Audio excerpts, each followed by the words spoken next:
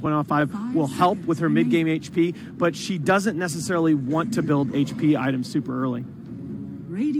We saw this yesterday, the XSS Enigma. Yeah. He was really pressured into hitting some key black holes, and I think this game is more or less the same situation.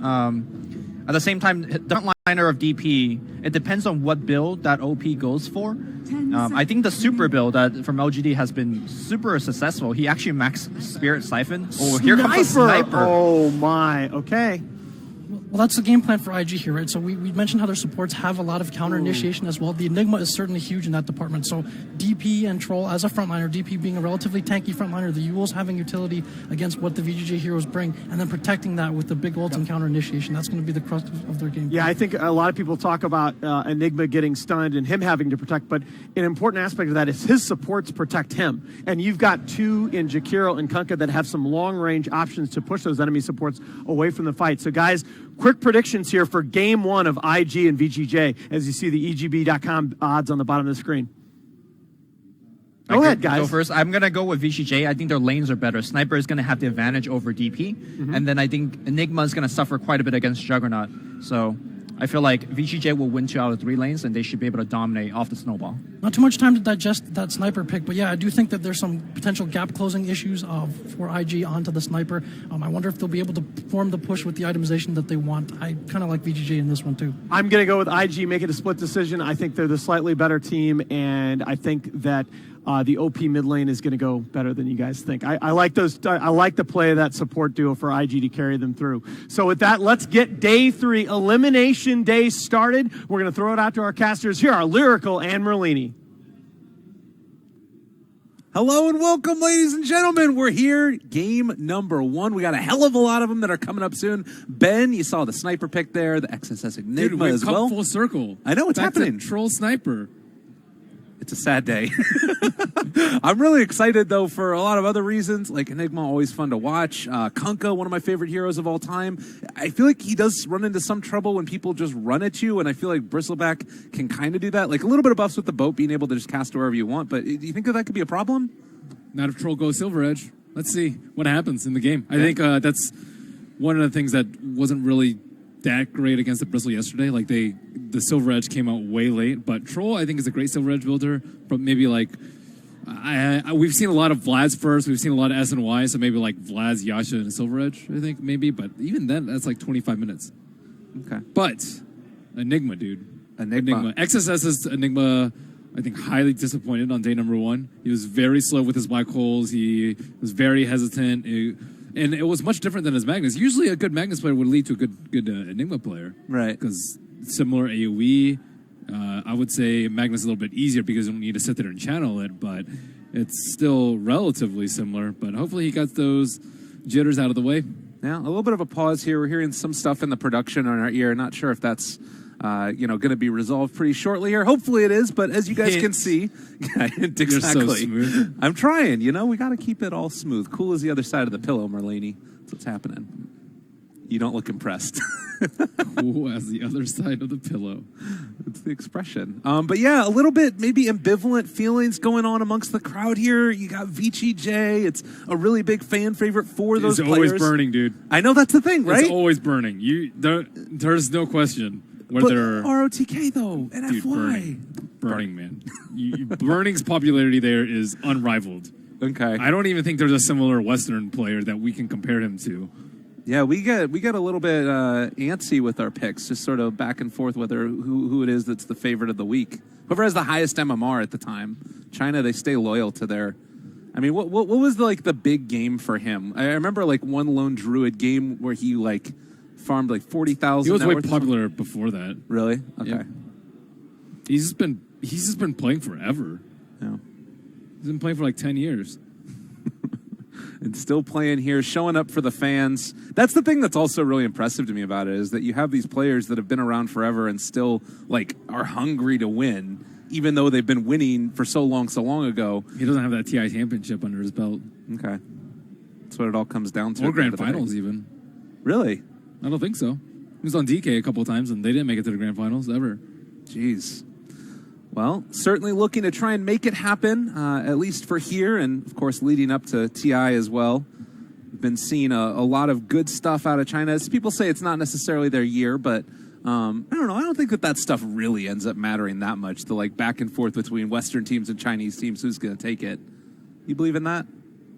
Not necessarily. Not really. I think a big blow is Wings not playing and scrimming them, because I think like the Chinese teams scrim a lot against each other because China's a big region, and a lot of the NA teams will go over to Europe and boot camp over there, so you'll have like some inter-region mingling. But I think the Chinese region is a lot different because I think like SEA teams scrim mostly SEA teams, and then the Chinese teams mostly scrim Chinese teams because of the server issues. Like it's very difficult to play on Perfect World from SEA or Korea.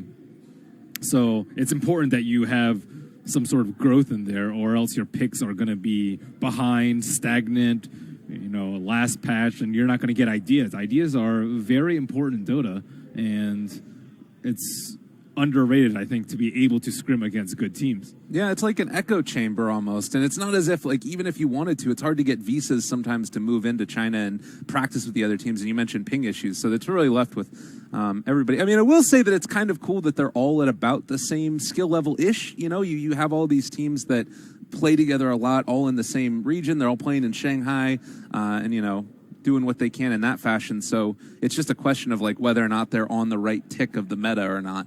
But, we also heard the other day that ROTK is one of those players that likes to watch Western teams and, get ideas from the games as well.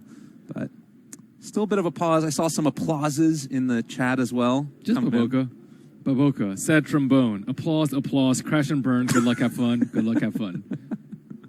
What a guy. He's been a character. I think that it's cool to see. Okay, it looks like we're getting word that there's some microphone problems with one of the players, so hopefully that does get resolved shortly. If it's just a mic, just go get a different headset. I believe in you guys. But yeah, it looks like we are getting the call right now to go, so we should be back into this game now. Game number 1 of a very long day of Dota 2. Hope you guys have gotten your popcorn ready.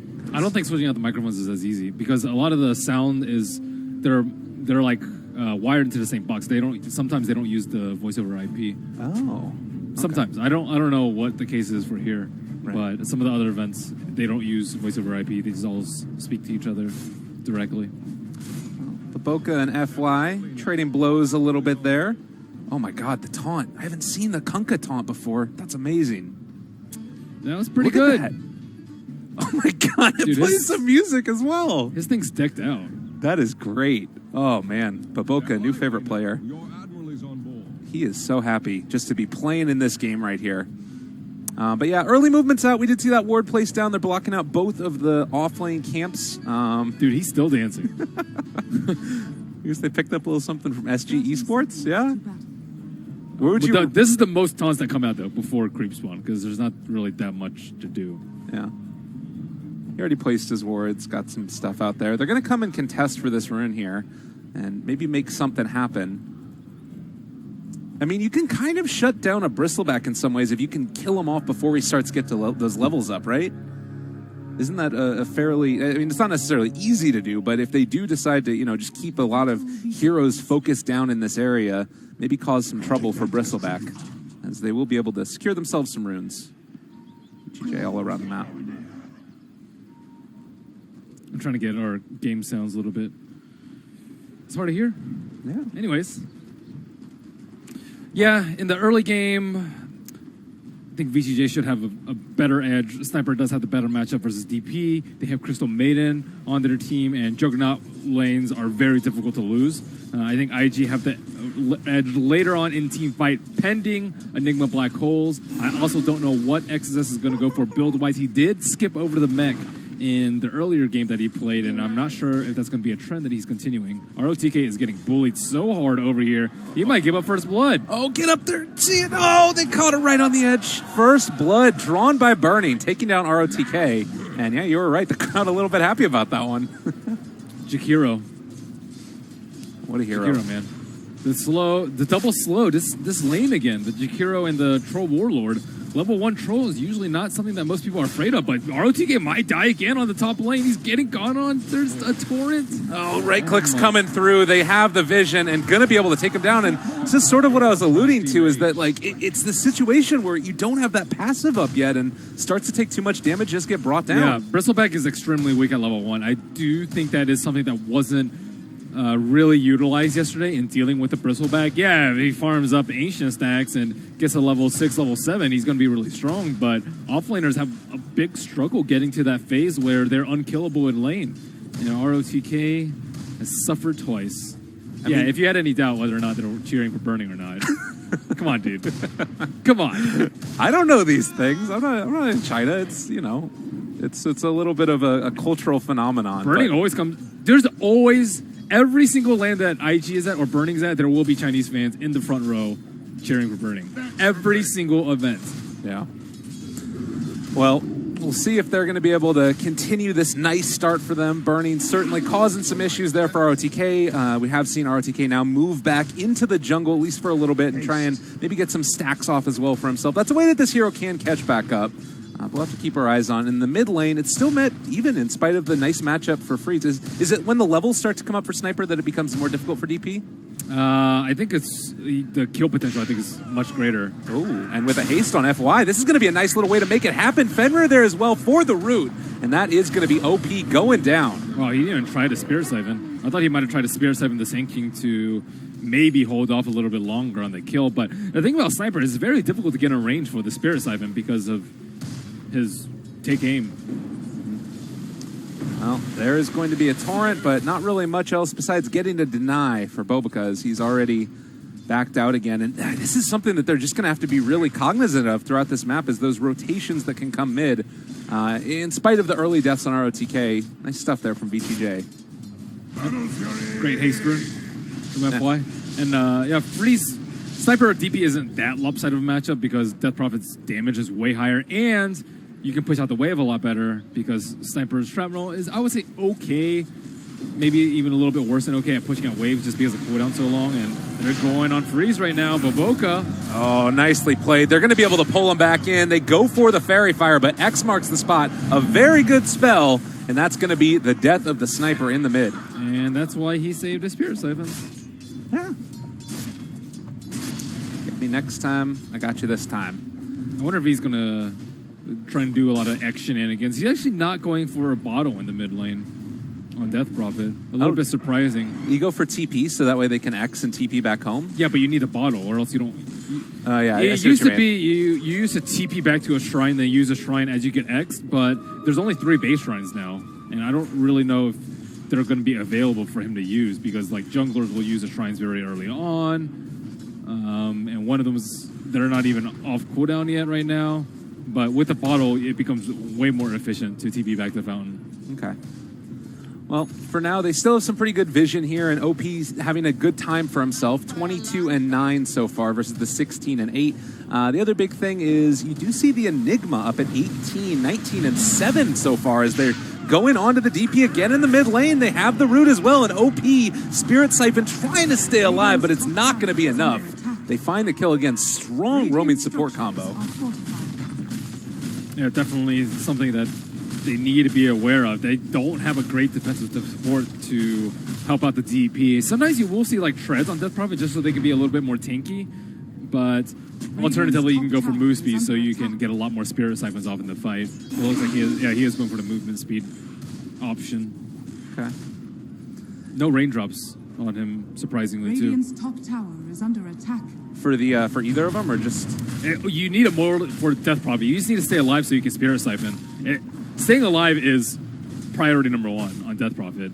Like it's not one of those heroes that you got your spells off in the fight, you're good. You have to stay alive throughout the entire fight. You want your exorcism to continue through the tower push. You want to be able to get that heal from the exorcism too. Right. And without having raindrops, you might die again here. Baiting it out. FY is going to be able to get that initiation, the torrent to try and break it up, but it was never going to be enough. They decide to get a little bit aggressive on freeze, and again, you see all this movement in towards mid, and it's not really coming at the cost of the rest of them. Their observer ward is on the north side, but all the ganks have been coming from the south side, at least from FY. FY also getting a ton of stacks off, so ROTK can catch back up later in the game, and I think they do need some plays from the Enigma possibly quite soon. He did go for Arcane Boost into Midas, so no sign of mech yet. Interesting. That's an early tower. Yeah, that's real early. And they're not going to be able to get one in return, I think, against Enigma. Because, I mean, he can even just lay down Midnight Pulse if they really try. But she's level 6 already on XXS. Yeah, this might be a pretty good timing. Do you see him trying to make a kill happen with the Black Hole? Or is it more something where somebody rotates to his lane and they kill off the Jug? Last time we saw him play, it was more he just wanted to farm up. They weren't that eager to use Black Hole, I would say. I think they can push quite easily, but the problem is they don't have any items to do so. Like, if you want to group up, you're just going to have to rely on, like, Exorcism plus Liquid Fire, which is not that bad per se, but it's still much safer to do so when you have the mech under your belt. But without the mech, I would say it's just better to sit back and farm. Don't have the onus on you to have to cast Black Hole. There are a lot of stacks coming out from VGJ, though, so I think the farming game is going to go VGJ's favor. Yeah, we see that there's that Ancient stack that got done on the Radiant side again. I'm not sure what quite that is up to at this point. That might be worth exorcisming if they have vision of it. They don't with that Observer Ward on top of the trees block it, but that's a lot of gold. It is a 3-stack right. I don't even know if Exorcism will kill it. It's a lot of Ancients. Oh, they're going over there. Oh, they were right on top of that ward, though. So this should be scouted. They don't actually know where they're going, though, because Sniper is the obvious target, but they don't see Sniper on the minimap right now. He's huddled behind the T1. And now they will at least get wind at the stack. Yeah. And hopefully they were trying to catch ROTK maybe doing a stack right there, but I wonder what their game plan is going to be now that they see the stacks. FY, catching up on Boca. This is a nice little spot here. They're able to get a Burrow Strike onto both of them. This could be really big, but they pop the Exorcism for OP. I don't know if this is going to end up being super effective. Fenrir trying to run away. The Root keeping him alive for the moment as they weren't able to chase, and now OP may be in some trouble. The Burrow Strike and the Assassinate doesn't even need to come out. They take him down. That Observer Ward, though, next to the Shrine, that's something that was not very expected, especially because the two supports were coming from the south side a lot. IGV are probably wondering how they were able to place that Observer Ward there, or how they knew that gank was coming. Yeah. God, and XSS walking in with the Invis Rune. Imagine if that was just like a couple of seconds earlier. Granted, there wasn't a Sentry Ward placed down in the mid lane, so they also spotted the Enigma heading over, but yeah, value Observer Ward. Buy him, everybody, if you're playing support. It's worth it. Definitely in this particular spot, too. 2-1. But IG has not been very good about playing around the Enigma. It's just they haven't used Hole, and I don't foresee them grouping up anytime soon, even though they probably should given their lineup. You see Death Prop, you see Liquid Fire, you see Enigma. That is a very good lineup to group up and take towers down with, but that is not going to be their game plan, especially against VGJ's formidable AoE and better early game, I would say, with Death Prophet having 4 deaths. Oh, God. Well, maybe this is the play right here. They move in, and it doesn't look like they're actually going to be able to catch aggressive. Maybe this is just towards the tier 1 push, and you don't quite have level 6 on Bobica, so not having that run buff could be a little bit scary. Yeah. But I don't see any of VGJ's members coming over. They do have a TP on a Sniper that they want to drop from Shrapnels, but it's not like Juggernaut can really deal with this push that easily himself. If he tries to spin in, he'll just get Black Hole. Yeah. All right, fair enough. Aggressive. FY is still here. He's almost level 6, so maybe by the time... Yeah, it looks like they are going to be bringing heroes down with that smoke rotation. They're not going to have Epicenter up yet, although level or 10-minute mark means Tome of Knowledge. They could try and bring it into them. Scary stuff. They know something's up, though. No one's mid. No one's showing mid, and they have an Observer Ward, and no one's pinging out on the Observer Ward. So tires you scan, they're expecting a smoking, not exactly sure which side it is, but they will play it safe because Burning is the only one that's far away from the towers right now. What's this all chat? What the hell is happening? That's interesting. Xingma is can we, but or is it allowed? But I don't know what the other one says.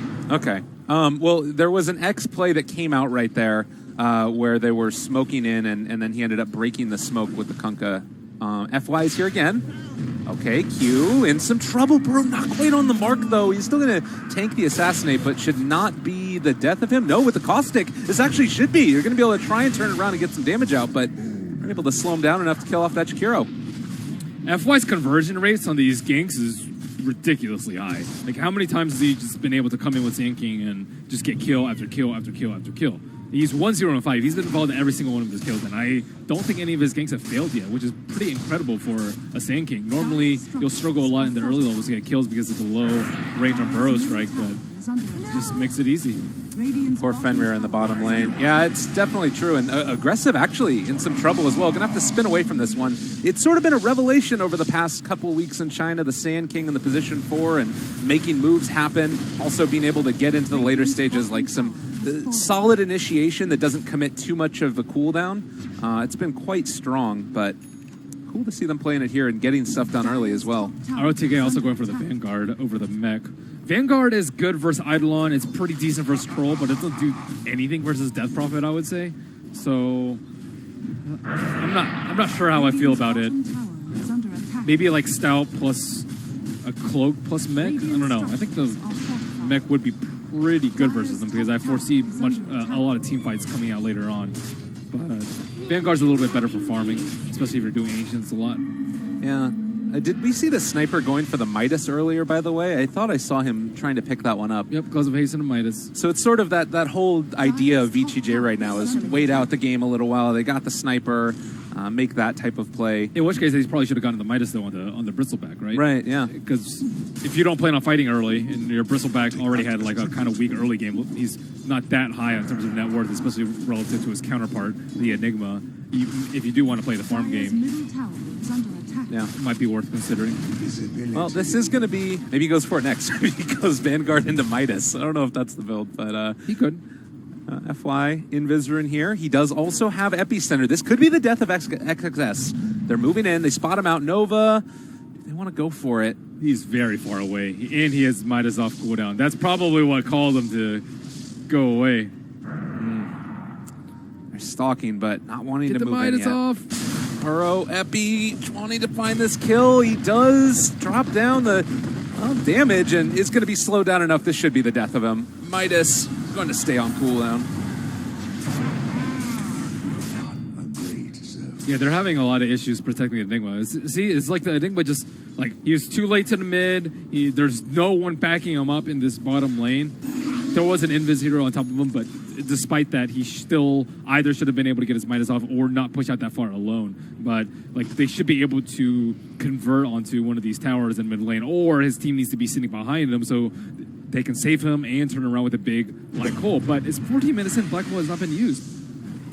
Yeah, it is definitely feeling a little bit rough here, and maybe now you can start to make some type of those movements. Or I guess the other thing too is you're talking about it, like waiting for that mechanism to eventually come out might be the better option at this point. Although if you wait, then you're also giving more time for those hand of Midases, which is done now in the sniper, to get more value and into their next tier of items. But they will shrine up now. 3 heroes grouped. Yeah, I don't necessarily think you want to play the stacking and farming game versus VGJ. Their lineup, I think, is just way better at taking out stacks. Sand King and Bristle from the non-sniper and Juggernaut hero. Pretty much all their heroes can take out stacks very easily. You can even use Freezing Field because of the slow pace of the game right now. And, like, they can farm all the camps, too. Like, normally you'll have some trouble farming Ancients. Like, Dire Side can't farm Ancient stacks that well. Oh, maybe making something happen here. Bobica has a DD as well. They're going to pop Exorcism to defend their towers, but this isn't going to get any kills. Like, they have Healing Ward down. They'll get the deny. It doesn't feel like IG are under pressure to make things happen here. No, they're just waiting for Enigma to get more items, it looks like, and maybe just waiting for the GPM talent to kick in, but that's a little 15. That's still going to be 5 minutes or so for them to get that gold running. But yeah, they do have the Vlads up on Troll, so they could force a Roach with their superior team fight. Actually, I don't even know if it's that much superior, because Sand King, his gold count is at 2250. So that's a Blink Dagger coming out right here. Well, there is going to be a Torrent. Bobica searching for this and might end up getting punished. In fact, he throws out the boat to try and create that separation, but still Omni Slash down, killed off, and now looking for more. Aggressive. much living up to his namesake. Dire's top tower I mean, is IG under just attack. really haven't done anything Dire's in the past structures are fortified. 10 minutes, I would say. Did not protect DP, haven't played around Black Hole, so what's the next play? Play around your Troll, maybe? So to secure Roach, maybe stack some Mations for him so they can come out ahead in the economic game. The net worth lead is not so bad Yeah. for either side, but I think just like the pace of the game is that VGJ are just getting a lot more around the map, and they've invested in like the Midas on Sniper, which I would say is quite greedy in this situation. He's not your normal Midas hero. That's not really going to be punished super heavily, at least, or if at all. And the other thing, too, is it's sort of like split push maybe could be one of the answers, but it's difficult to do that now that Sand King has his Blink Dagger up. Potential for finding pickoffs around the map could be quite high. So next couple of minutes, do you expect to see VGJ try and make moves with that Blink Dagger for Sand King, or try and force down like maybe this bottom tier 1 tower? That's a long way to go. It's very difficult for them to push. They're tower hitters. It's pretty much just a sniper at this point. But he doesn't have any items. He just has like phase Midas in terms of damage. Okay.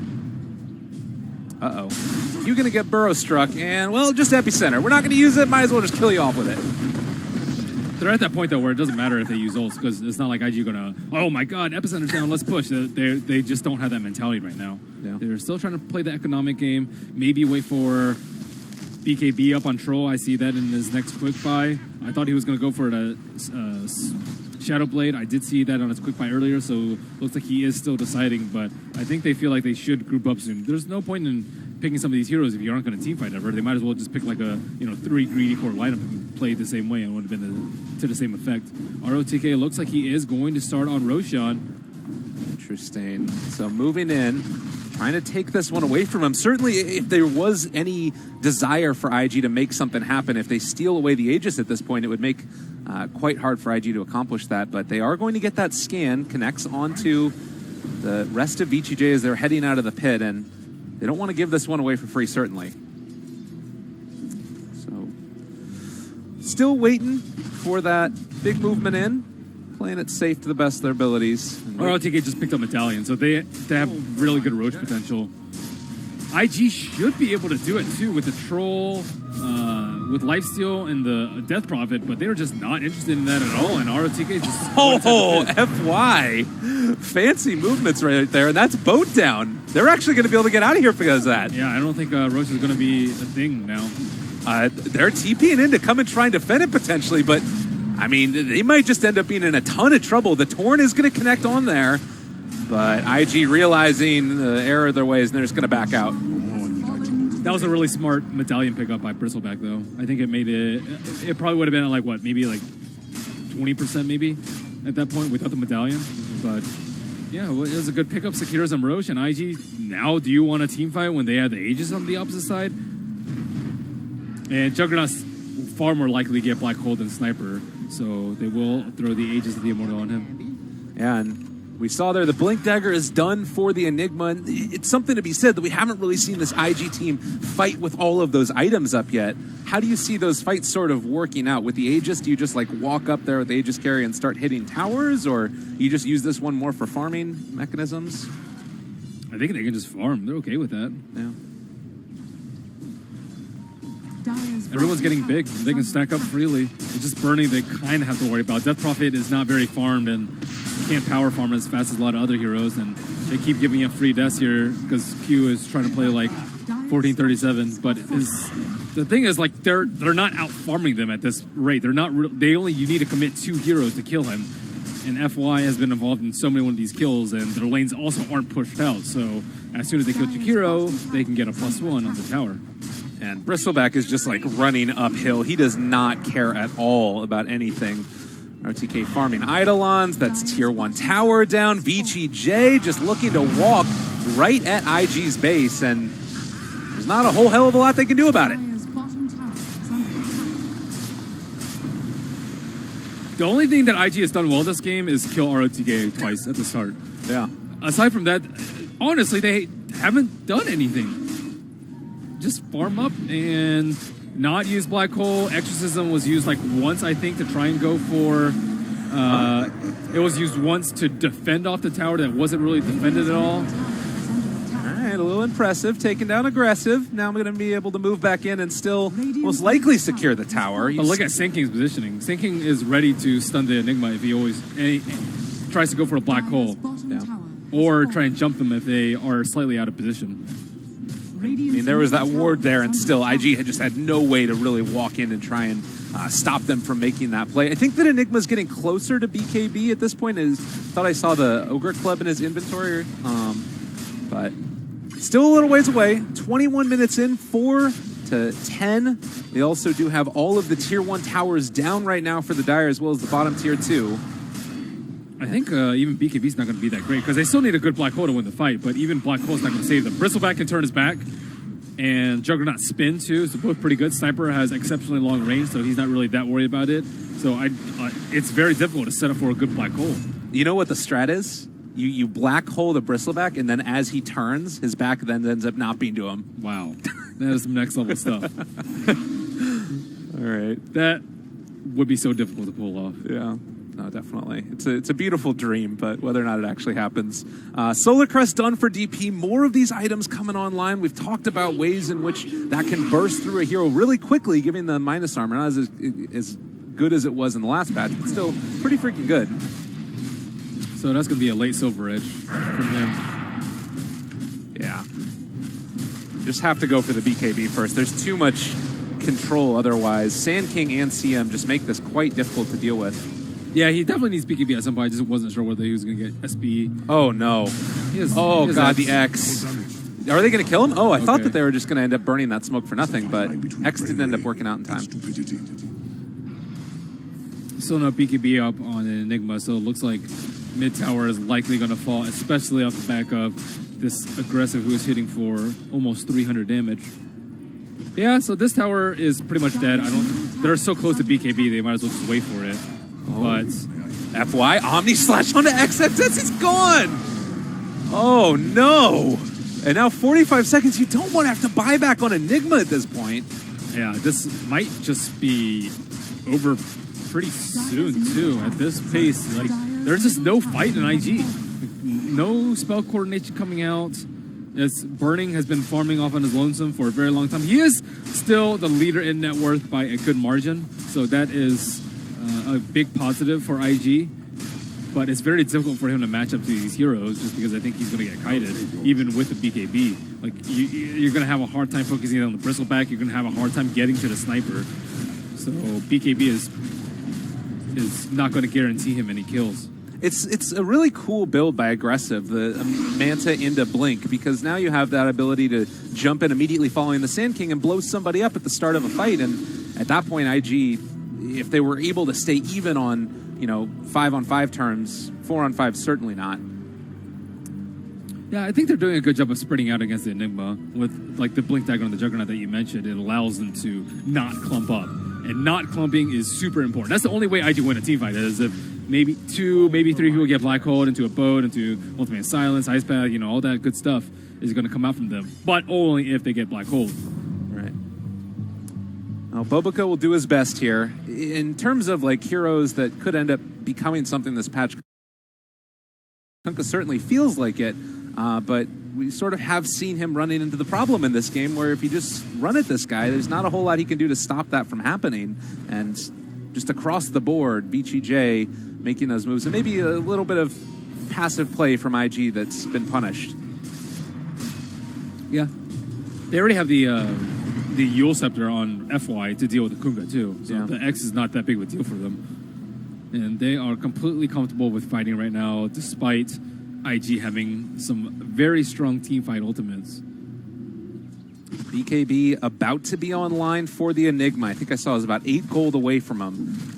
So it's something, again, like these items that you've been building towards, this big team fight that you eventually want to take. It feels like it's coming close, but they might not even get an opportunity to if Burning got picked off there. Oh, that would have been tragic. That would be really difficult. They'd have to channel Epicenter from the smoke and assassinate him during the Bro Strike for them to get the kill. That's very hard to pull off. The BKB, right? So yeah, well, yeah, you can get all that on him before the BKB pops, though. Okay. But it's not easy. It's too risky. Heard a Shadow Blade. They're moving in. Fenrir, maybe the one who's going to tank this gank as Burning spots him out and a quick and easy kill. No chance for the CM. FY, does he get out as well? It looks like he should be able to make the escape. So the TP away is going to be there. So is this IG's time? Have they finally gotten the items up that allows them to take the fights that they want to take? It looks like it with the BKB off of the Enigma, but it's still a little risky.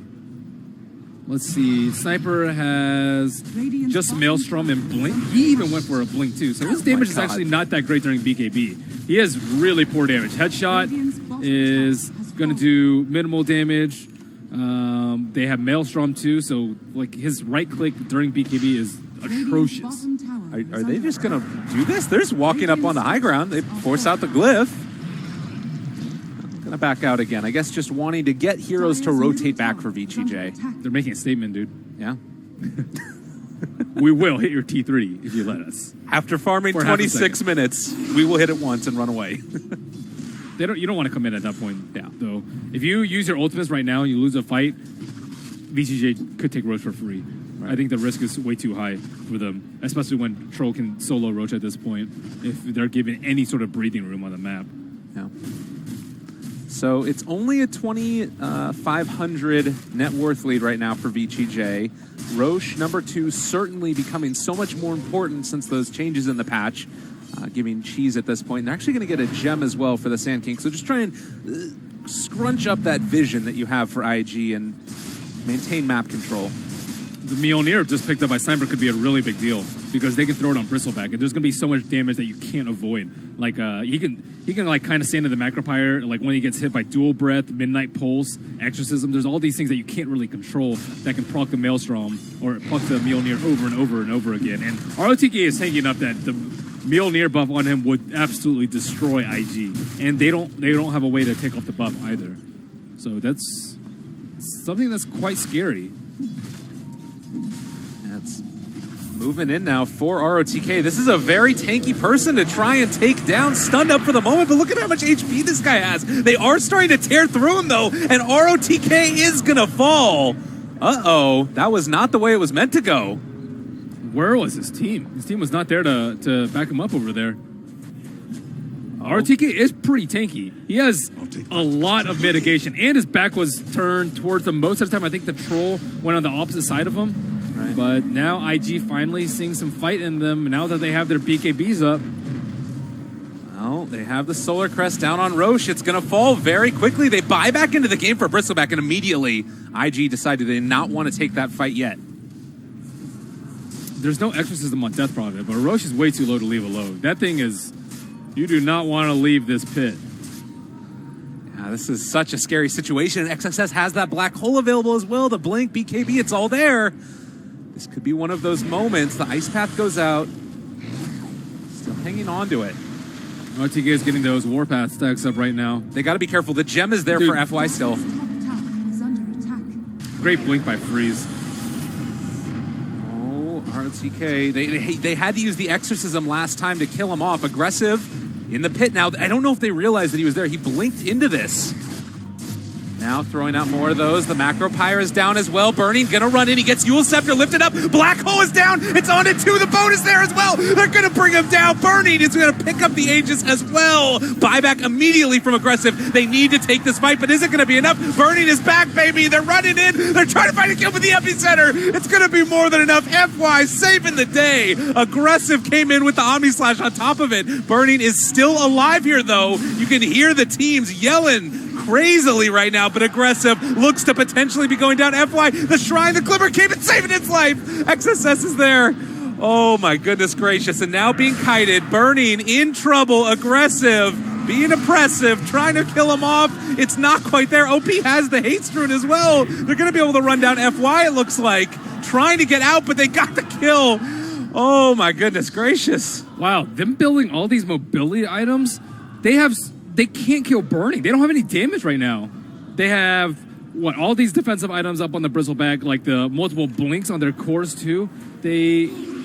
Burning's damage was just incredible that entire fight, and XSS delivered on a huge black hole inside the pit. Yeah. But, I mean, the other thing too is they didn't even end up burning through the Aegis. Nope. Like, They would have loved to. And OP stayed alive for most of that fight. Actually, I think the entire fight. And he is straight going for heart. so how much does that change the complexion of this game now? There were 2 buybacks used. They have the Aegis there for IG. They took the fight that they wanted to take. It felt like it was into their favor, certainly. IG? Yeah, Definitely. Because Burning is now huge relative to the other cores. And he just slaughters people. Uh-oh.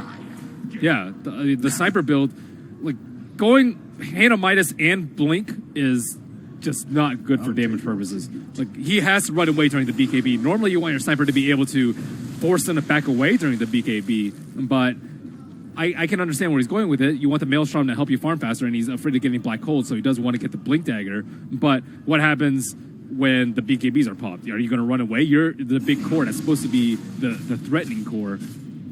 Yeah. Juggernaut also can't do any damage versus BKB because he has the Fusel Blade, Manta. Oh, Fenrir maybe in some trouble being pulled back in, and OP is there. He'll be able to deal enough damage. The Ice Path as well. Spirit Siphon down, dead. Yes, indeed. Fenrir is gone. Oh, this is looking quite scary for VGJ. Burning is just massive. So big at this point. But the I mean, they've got the Exorcism there. They're taking this down. Aegis still in hand. ROTK maybe in some trouble in a little bit here as well. They have burned through the Aegis.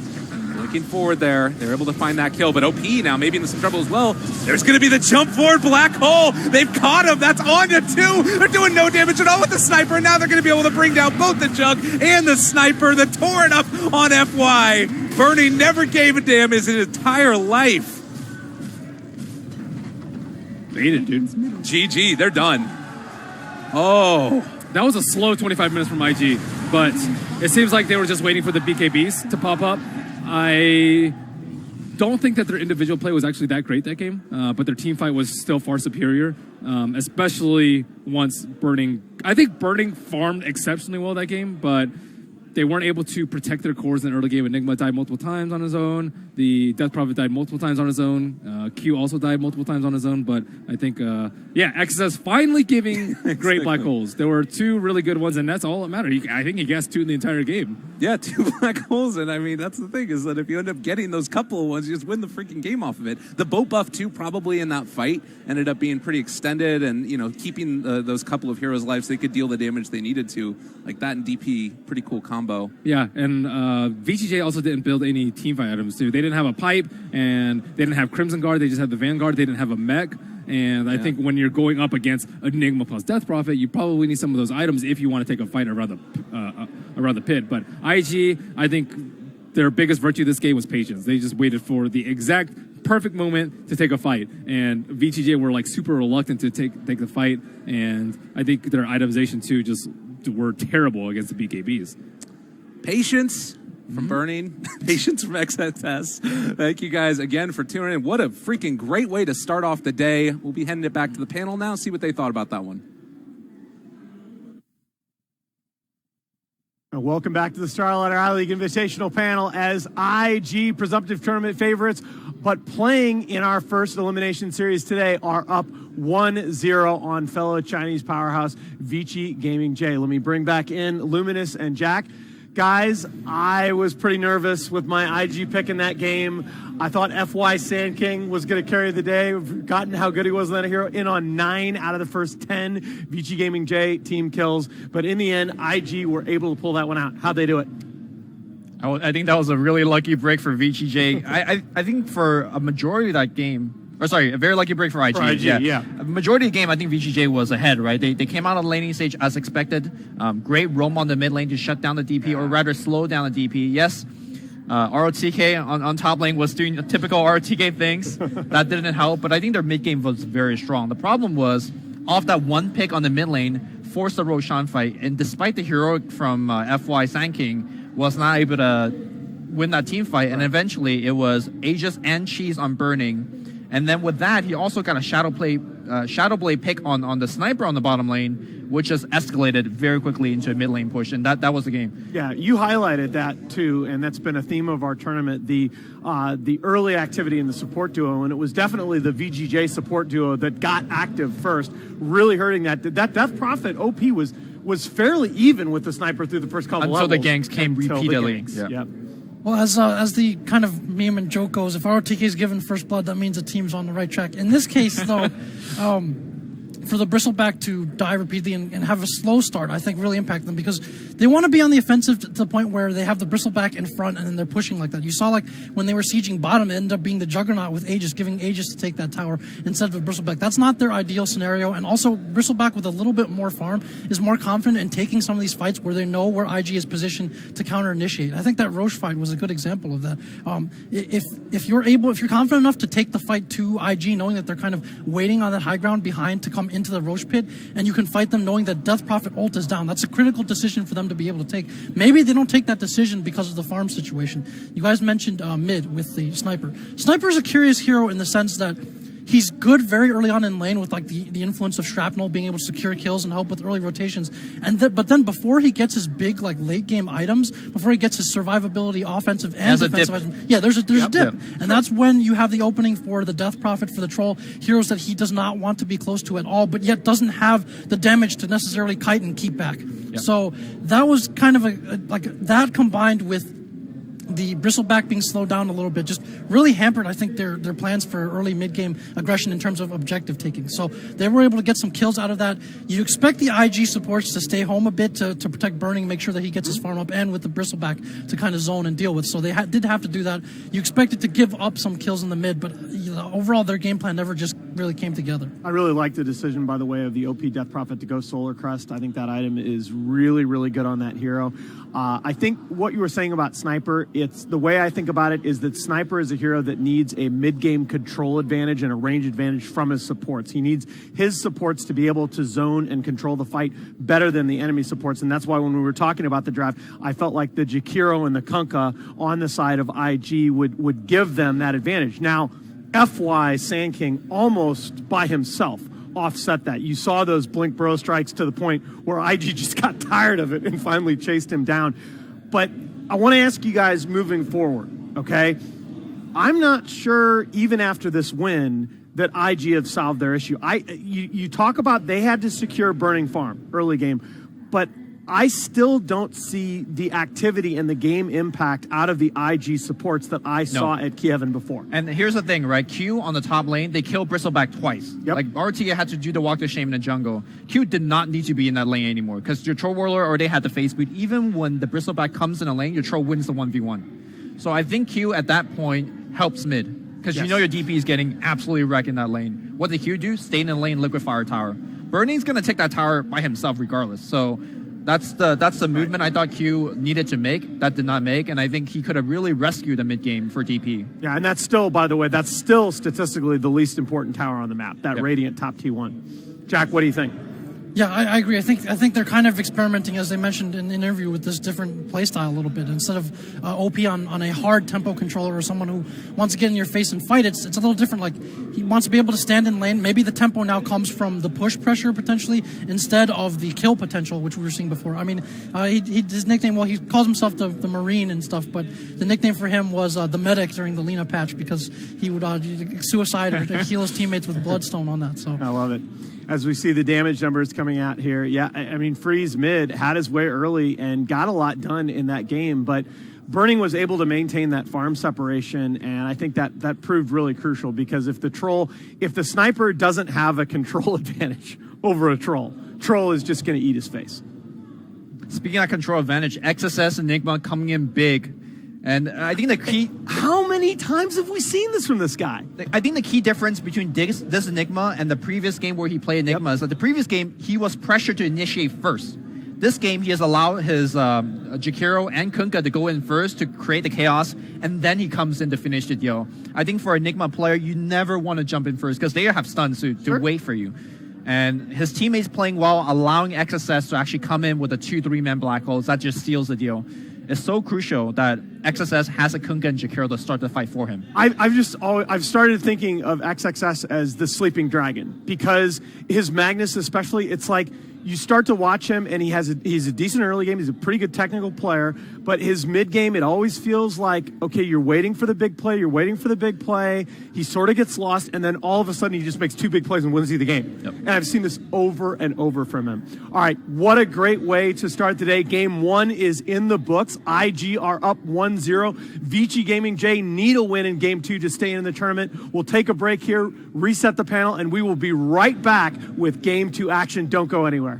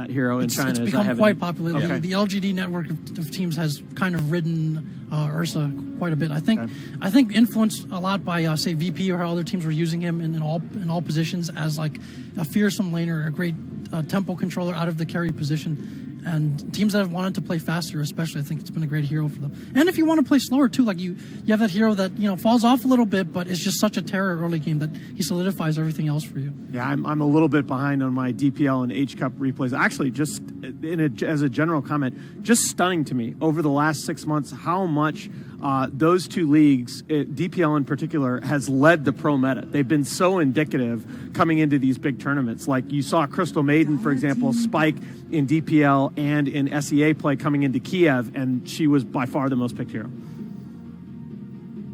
Did you take out the Juggernaut instead?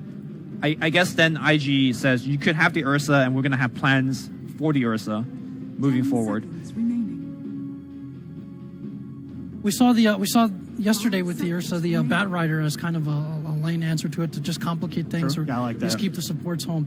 And also Ursa emerged in that meta where you saw that kind of off laner, the Omnia Baden type that kind of wants to be static and stay in lane, and Ursa offers like a scary solution to that. So Yeah, against melee sustain heroes, Ursa just eats them alive in lane.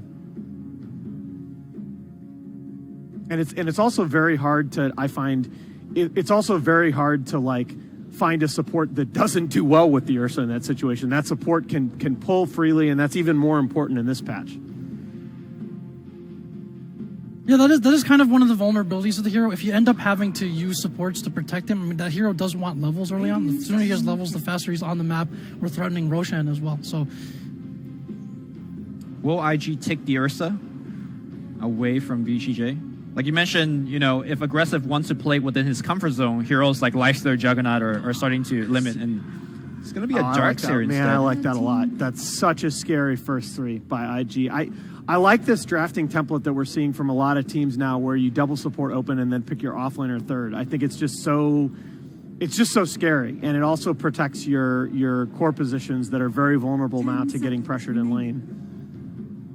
Something that was said yesterday about IG is a lot of the games they win is from the 2-3-4 position. Yep. Or, I mean, Earthseer plus Vacuum, we're going to see it at least once or twice this game. These guys have been playing together for years now, and that combo has been pristine every time I've casted their game. So I'm looking forward to some good Vacuum kick combination. Yeah, and I follow up think with X5, Micropyre, all that jazz. Yeah, sorry to interrupt. No. I think it opens up a lot of great potential for comboing with the mid position, as you mentioned, when you look at the OP Lina. Okay. That's... Wow. That could be a really good pick or absolutely awful, depending on if they can protect it in lane. Now, that actually makes the Warlock pick make a little bit more sense, because Lycan is a hero potentially very, very good with the tempos that we're seeing in this patch. Also, depending on the laning matchups, he can need a lot of protection, and that makes the Warlock pick a little bit more value. I think the Lycan adds a lot to this lineup. When you're taking a fight during nighttime, yesterday Howl was a spell compared to Mech almost in terms of HP restoration. Oh my god! The it's crazy. The stats on the total HP restored by Howl were insane. It's like better than Hand of God. I think that was the actual comparison used.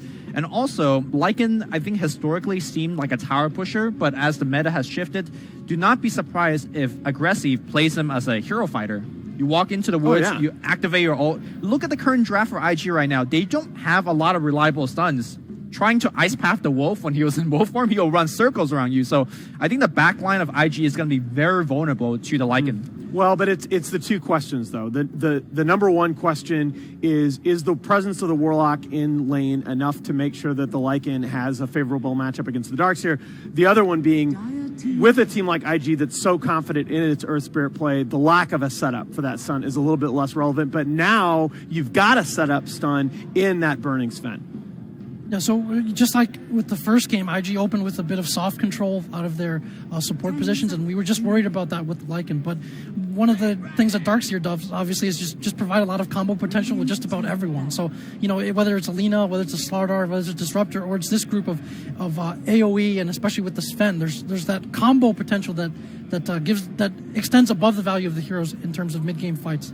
So I kind of like this draft philosophy from IG. That seems to be the direction they want to go here. Yeah, they're also, IG, one of the few teams, probably the only pro team that I can think of that never fully went away from the Sven. Yep. They've been running Sven steadily loves throughout this hero. Oh, yeah. absolutely. And you look at his pub win rate. He is the now #1 pub win rate hero. He's up almost 10% since the patch released. I just think it's a great pick for them. Interesting to me that IG are themselves going to take out the Lina with the 5th pick. I thought Lina would have made perfect sense for OP as a mid lane pick, 5th. I think we saw in this tournament, Lycan has been doing very well against Lina, particularly in the fights. Oh, that's true. It's very hard to actually control him, and once he gets to your face, Lina is one of the lower armor mid that just gets chomped through. So I wonder if that was like they didn't really want the hero for themselves. All right, so what are we going to see here as a 5th pick coming out from VGJ and IG? Both teams need their mid heroes. 10 seconds remaining. Is there any good mid that comes out to mind if you know your opponent is playing for a combo game? For IG, I actually like I like Medusa quite a bit here. Particularly if they don't see it coming. Oh, that's not bad. It's super vulnerable to the early roam, but I don't know. So I kind of brought this hero up a little bit, seeing a bit more, just in pubs initially at the start of the patch. But if they want to hit this kind of fast push timing with the Lycan, the Silencer is a hero that's very fearsome to go up against in the mid lane, creates a lot of matchup problems. And like those early silences are that much more crucial, especially if you're talking about disrupting a combo-based team. Say when the first or second spell comes out and being able to hit that silence to disrupt things or to protect the damage output of the Lycan. So I think they're going to go for a much faster kind of pace of this game. Doesn't this Silencer just dump all over the Ember Spirit lane? I was if not it's true expecting 1v1, yes. Yeah, but I think he's gonna guess, or the Ember is gonna get some help. Guys, I was really leaning toward IG here, but that 5th pick makes me nervous. What do you guys think? I think this game is truly going to be decided by initiation. We saw IG's Wombo combo potential, and then the Dire side, they have Blasto plus Global. They have Burrow Strike, Epicenter into Global. Yeah. Whoever gets the better jump will win this game, and they both have good jumps. So look for the rotations this game. I think if VGJ doesn't have kind of a stranglehold in this game within the first 20 minutes or so, it's going to be very tough for the game from going forward. All right, guys, let's put it on the line as you see the EGB.com odds at the bottom of the screen favoring IG. Who do you guys think takes it home? IG, Vacuum, Kick, Ice Path, Macro Pyre. They're going to have the better jump. I'm going with VGJ for this one. Okay. All right. I am going to trust IG. I think this is going to be a tight one. Great game here. VGJ need a win here to stay alive in the Starladder I-League Invitational. Let's throw it out to our casters. Here are Lyrical and Merlini. Thank you very much, Alan, and the panel. My goodness gracious. We got Wombo Combo Abound. We both Guess got Fenrir's battle level. 1,000. No, higher. Oh my God. Really? Yes. Are you kidding me? How much? 2,000. Higher. Is it higher than his MMR? That's the real question. No. Okay, it's not that high. What is it?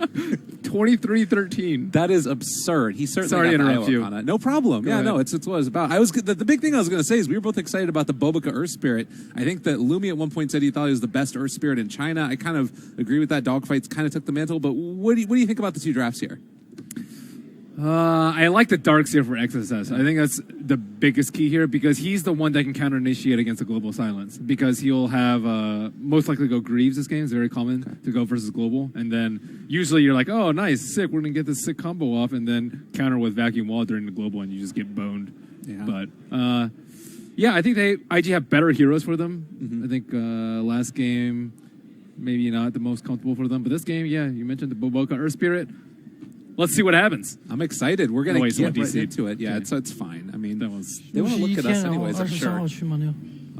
But we are now into this. I heard for a second Jack's voice in my ear. Not sure if that was supposed to be going on, but You hear what you want to hear. that's true. Yeah, it was only me is what you're saying. Is No, that I I've heard just, it too. Okay. Well, players wanting to get ready to get started. Other things to sort of mention as the game goes into it, you said that you felt like Silencer Pick might struggle a little bit against the rotations coming in from Earth Spirit. The hero's just really hard to play. Like, Earth. Okay, imagine this: Ember remnants at you with an ion shell, and then chains during the remnant. Yeah. And then what do? You just like the hero. It's really hard to play in a core position, I think. But a lot of teams have run it with some success. MP runs it mid, VP runs it mid, VGJ. I don't think I've seen it on Freeze yet, but I don't actually know what the build is. Maybe you go double bracer into Atos. Maybe you go drums. Maybe you go four staff. Maybe you go Shadow team Blade? fight items. I don't know. That was the old build, You can't go right? Shadowblade Rush. I don't Okay. think you can get it first. Atos kind of was one that was interesting to me. With the changes, it feels like it's more value on that hero than it would have been before. Double bracer, maybe a little bit of an easier build-up. Maybe versus Ember too might be good. Get that extra root. They're getting a little bit jittery up in the booth. Uh-oh. Maybe this is just a pregame ritual, man. He's jamming out. He looks spastic. He's got some music on maybe or something. I'm not sure. Paying DDR, man. OP. It's the guy. He wants to do it. On a side note, the Chinese crowd is very good at drawing. Yeah. Those things were intense. I wasn't quite sure who it was at first, but then suddenly ROTK sprung to mind. They had the little heart thing over the top of them. It was cute. It was great.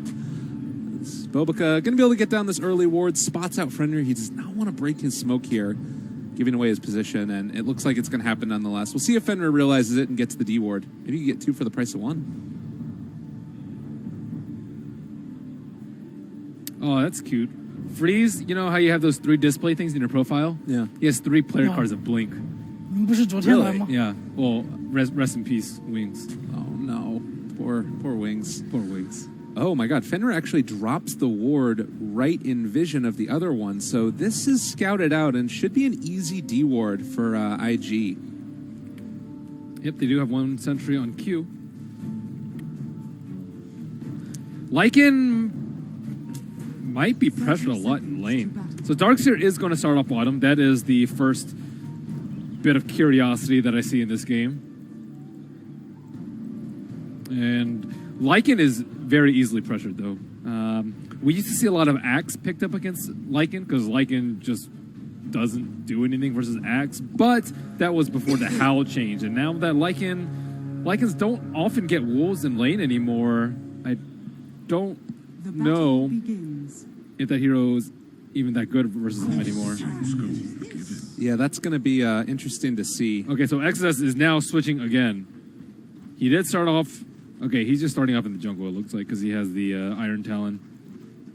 Oh, wait, no? What's going on IG? I can't even see him, so I'm not really sure what they're up to. Exodus has started off at the bottom bounty rune, got the bottom bounty rune, and then walked top. I guess they really wanted him to get that extra gold, but why? Oh, so he can pick up the stout. Okay, that's pretty cool. So they knew like that they were that. going to come in and try and mess with them, so they make sure that they get it. And I guess it wouldn't have mattered anyway for first creep wave. So Ember can't get the bottom rune because if you get the bottom rune, you miss the mid block. Right. So they want to give him his stout shield and Iron Talon without messing up the mid block, and that's kind of the only way you can do it. Okay, cool stuff. Yeah, that's kind of cool. I mean, is that really worth it? Because then you miss your block on top. And you also don't get a full creep wave of experience almost as well. But Time it will is tell. cool. I like cool stuff like that. You know, we've seen some like people get the bounty rune and then they like TP into mid to get the block off. You know, there's a lot of cool stuff like that in the early game. A lot of people think that early games, you know, there's only so much you can do with your items and stuff, but yeah, there's always more cool stuff in Dota. Well, a chain comes out and dealing a good bit of damage to Freeze there. See how these early laning stage ends up working out. And you saw, of course, the little bit of a missed roll as FY was able to dodge away from it from the Burrow Strike. Don't know if that was intentional or not, but He's so smooth. the X dodge as well that came out from FY with the Torrent earlier on the last game. That was pretty cool as well. But ROTK playing on the Batrider here. He's getting the help as well from a couple of these heroes. They're going to be able to dodge it again. And Bobica, a rare miss for this guy. It's not as easy as it used to be. Swarming up, dude. He hasn't been given Earth Spirit in months. Not months. A long Days. time. Days, okay. Hours. Minutes. I'm not sure how many pubs they've been playing, but I'm curious if they, you know, there weren't a ton of changes to Earth Spirit in the last patch. He still feels to me like he can be a okay strength if you're playing one of these top guys who's really used to it. We saw Tim's go completely ham on it the other day, and he's just going to chase around FY some more. Drops the boulder menacingly in his direction. That is like a taunt, pretty much. Yeah. Just dropping a boulder on top of someone, not doing anything with it. Just dropping the boulder. Well, Iron Talon there for the Darkseer. Oh, as he's you out of mentioned. mana. Yeah, this is might not have- the best. He might have a TB back home, I think. I don't know. What do you do without mana as Darkseer? Without the Shrine and with no Mingos? I mean, the plus side for him is that it is just the Lycan that's there, so he can... Oh my god, is he really... It's a lot of damage coming in. The movement speed is there, so they can't even really sit in lane to try and soak it up. Walk of shame time. It's not really shameful. It's not like he got owned. He's just out of mana. OP, in the meantime, out of regen for himself and taking some of that harassment from the Silencer. I bet they would love the top Shrine right now. Yeah. God, that would have been incredibly value. But still, this tri-lane versus tri-lane hasn't really produced a whole lot of action yet. Only just like zoning back and forth, but... It is cool that they are helping on ROTK. Typically, Vici just leave him alone. Oh, they actually ended up Dude, blocking that dude's tanky. Did he even take any damage? It didn't really look like it. And, well, Fenrir now taking a little bit of a beating of his own. Bobica trying to run him down. ROTK is still walking in. The Firefly might expire soon. It looks like they are going to back out now, but FY is still stuck behind enemy lines. We'll be able to make Casually walk out. They're rolling in another dodge. Man, ain't no hocus pocus, just focus. Getting out of there. ROTK has no mana, though. This is a great time to go on him. That is a lot of damage. He has a Mango to pop as well for Sven. If they want a second one, the stun comes out, and that's first blood. Drawn by and Q. the wasted Mango. Oh, no. Oh, that hurts. Damn. And he didn't buy before he died. It looks like. Well, certainly not what they wanted on Vici J. So early CS, it's looking like Silencer a little bit ahead of Ember, not terrible. Lycan very much the winner in this entire set of affairs as he is leading the CS heavily compared to the Sven. Yeah, certainly is. I guess you got to match him up against the Darkseer, though, in terms of CS, but he's still whomping the Darkseer in terms of experience and everything. What have we here? Yeah, true enough. It's a little bit tough though, because I feel like now, is it just that you need to sort of keep this laning stage static? Do you think that it's enough that they sort of find that initial kill? How do you see this working for IG so far? Are they pretty happy with the laning phase at all, or is it I think they rough? can utilize stacks like nobody's business with their lineup. Ember is great at taking out stacks, especially with Ion Shell. You have Jakiro, you can blow a Macropyre on it, and Sven is the god of stacks. But first they need to make sure they get some more farm off of Burning. Burning needs a lot of items this game. He's going to need BKB for sure. He's going to need Blink Dagger. And then whatever normal items you get. Mask of Madness usually. But this Observer Ward is in a great spot. ROTK gets caught again. Firefly, the stun comes through. They drop Global for that one even. And ROTK... That was awkward. What? I guess were they just too afraid of them going in? You can't go on Batrider once he's like right next to a cliff. So looks like Fenrir is going to eat it. Maboka does not really have that much mana. And ROTK, I mean, they can go for the sticky napalm, but he's just dead. Freeze actually goes for the rotation in. Arcane curses down. Bobica taking a lot of damage. He is going to drop the triple Remnant forward. He didn't end up killing off FY, but they might be able to find the kill and a freeze nonetheless. Silencer only gets 2 in out of that and ends up dying. Now net worth in between the two mids pretty much equal, and that's kind of the lead that you want for Burning. You sacrifice your supports to buff up your cores in this situation, especially when he hasn't been farming well at all. And now on the top lane we have XSS able to go into the neutrals, as we can see on the minimap, so that's great for them. Yeah, a great turn of events, and you know the rotation, initial one, global used, all of these things showing the strength of this IG lineup. And I guess you're going to be able to get into a pretty quick mechanism, I would imagine, for the Darkseer. If he wants to go for that. Yeah. We've seen a lot more Midases out of XSS. Looks like he will just start off for an Arcane, but yeah, I would say mech into Greaves is the play at least at some point. Sometimes you get blink early too. You can just kill the silencer, and then you don't have to worry about global if you have the blink dagger first. So FY dropping some obs on the bottom to make sure that IAG are not stacking, and they are not. They don't really have time to do so because of this offensive tri-lane from BGJ. Yeah, it's a nice answer. It has sort of broken down a little bit. Warlock moving around the map now, and maybe they can even take a couple of stacks of their own if they wanted to get the Sand King into a decent timed blink dagger.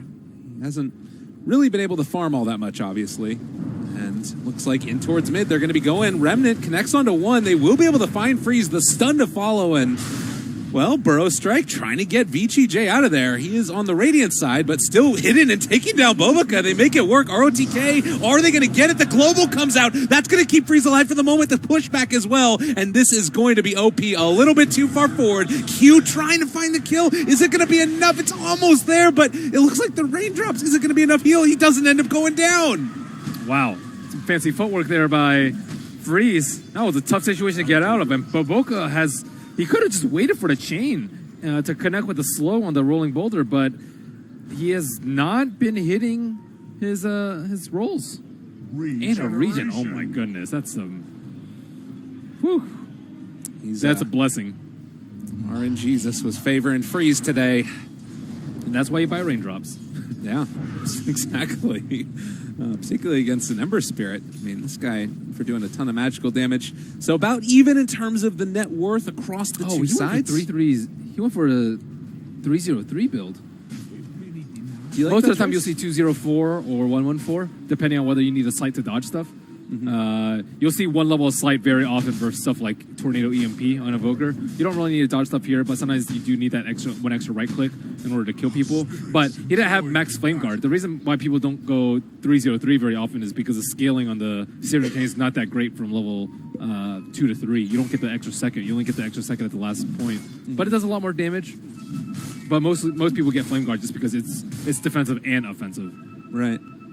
Yeah, it is an interesting decision to go for that build there, and makes you wonder if it would have ended up making a difference in that last potential kill onto the silencer. So, or if like XSS TP'd and gave him an Ion Shell, they would destroy. They don't have good diffusal blade carriers, so you definitely want a diffusal blade carrier versus the Flame Guard and the Ion Shell, but as Lycan, you don't get one until super late, and generally only when they get Ghost Scepters. But all in all, farm net worth leader is now XSS because he has been able to get to those neutrals. Oh yeah, let's start those ancient farming, burning.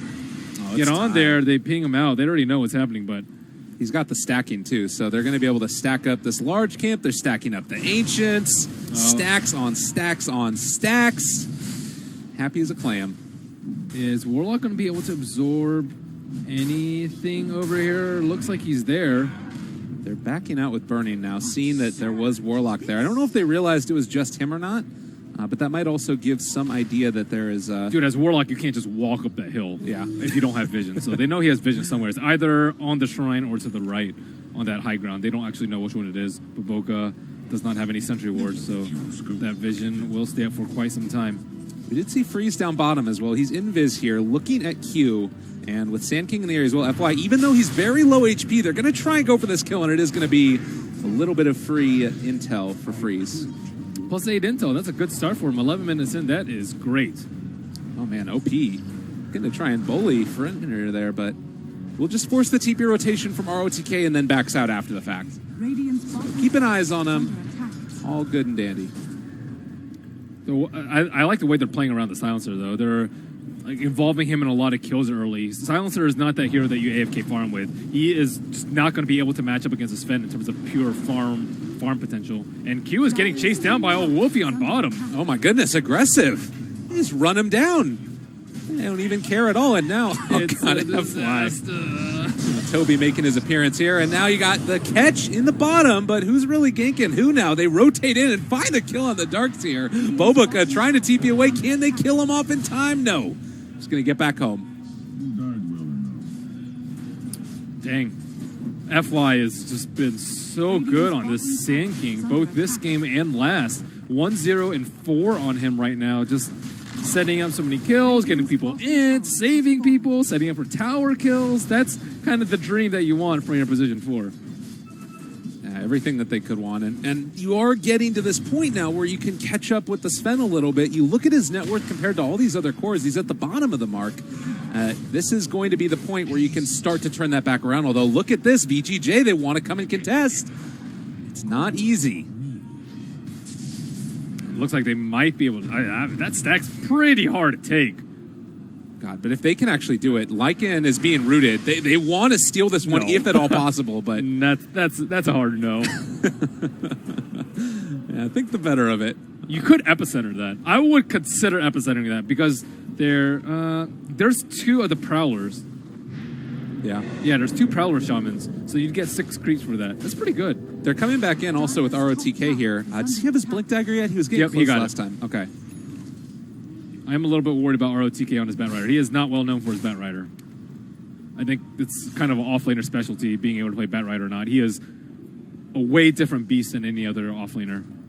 And you need a very particular set of skills to be able to utilize him to his full potential. But they will smoke on the bottom, going towards their observer wards, but no one is in sight. Instead, simultaneous smoke in the mid lane. Freeze is the one they've got their eyes on. Bobica going for the initiation, finds the silence. Stun is there as well, just barely, and aggressive wants to go in. They're actually going to decide to go for this one, and the Burrow Strike epicenter, it's there, on to 3, so much damage, on to IG, and that's going to be 3 gone, triple for aggressive. Okay, FY pulled off a sick epicenter Burrow Strike combo without even having a blink dagger. Yeah, that's okay. that's a player. He's pretty good at Dota. 1-0-7. It also just took way too long to kill the silencer. Ideally, you would have been able to kill him right next to the tower, but notice where the fight took place. It was about maybe 1,200, 1,300 range away from where he was initially, and that is just bought them way too much time. And that's one of the benefits of having a Lycan. The Howl is just incredibly good for these fights. Having a burst down that extra little bit of HP just buys time for things like Epicenter to come out. And particularly during nighttime. And now they do decide to go up onto Burning, trying to kill him off, trying to bring him down. They've got that DOT, but there is going to be the surge away. Will he be able to escape? It looks like it. Now the rollback in. The silence comes out as well to try and break the combo. ROTK running away, magnetizes there. They reapply and are going to be able to bring him down. Bobica being killed off here as well. No, the mechanism comes in for the save, and now they drop the golem, trying to turn this one back around. Fenrir is, but OP is chasing. FY is here as well. Can they find a kill onto OP? They've already lost that Warlock as well. Sandstorm turning. Is it going to be enough? FY silenced and going to be killed off. That's 4 dead for VGJ. That's where the early mech comes in. We talked about it a lot in the series yesterday when Liquid played, and in this game, when you're fighting this often, mech is probably not as good as Howl, but it's still pretty good. And aggressive is making good use of the space around the map. And trading a T2 for a T1, that's a win. And he is going Diffusal next. Diffusal third item. I thought he would have prioritized it a little bit later, but looking at the lineup, he wants to decide the spin, wants to get rid of the Surge, which is incredibly important to get rid of, and of course the Ion Shell and the Flame Guard. So there's a lot of things to purge this game. Yeah. Well, and you know, you talked about them pushing out this bottom creep wave and getting the tier 2 tower. There's you know, always a cost to taking those types of fights against a Lake, and as OP has gone on yet again, the silence is going to come out, but not quite in time. He manages to escape.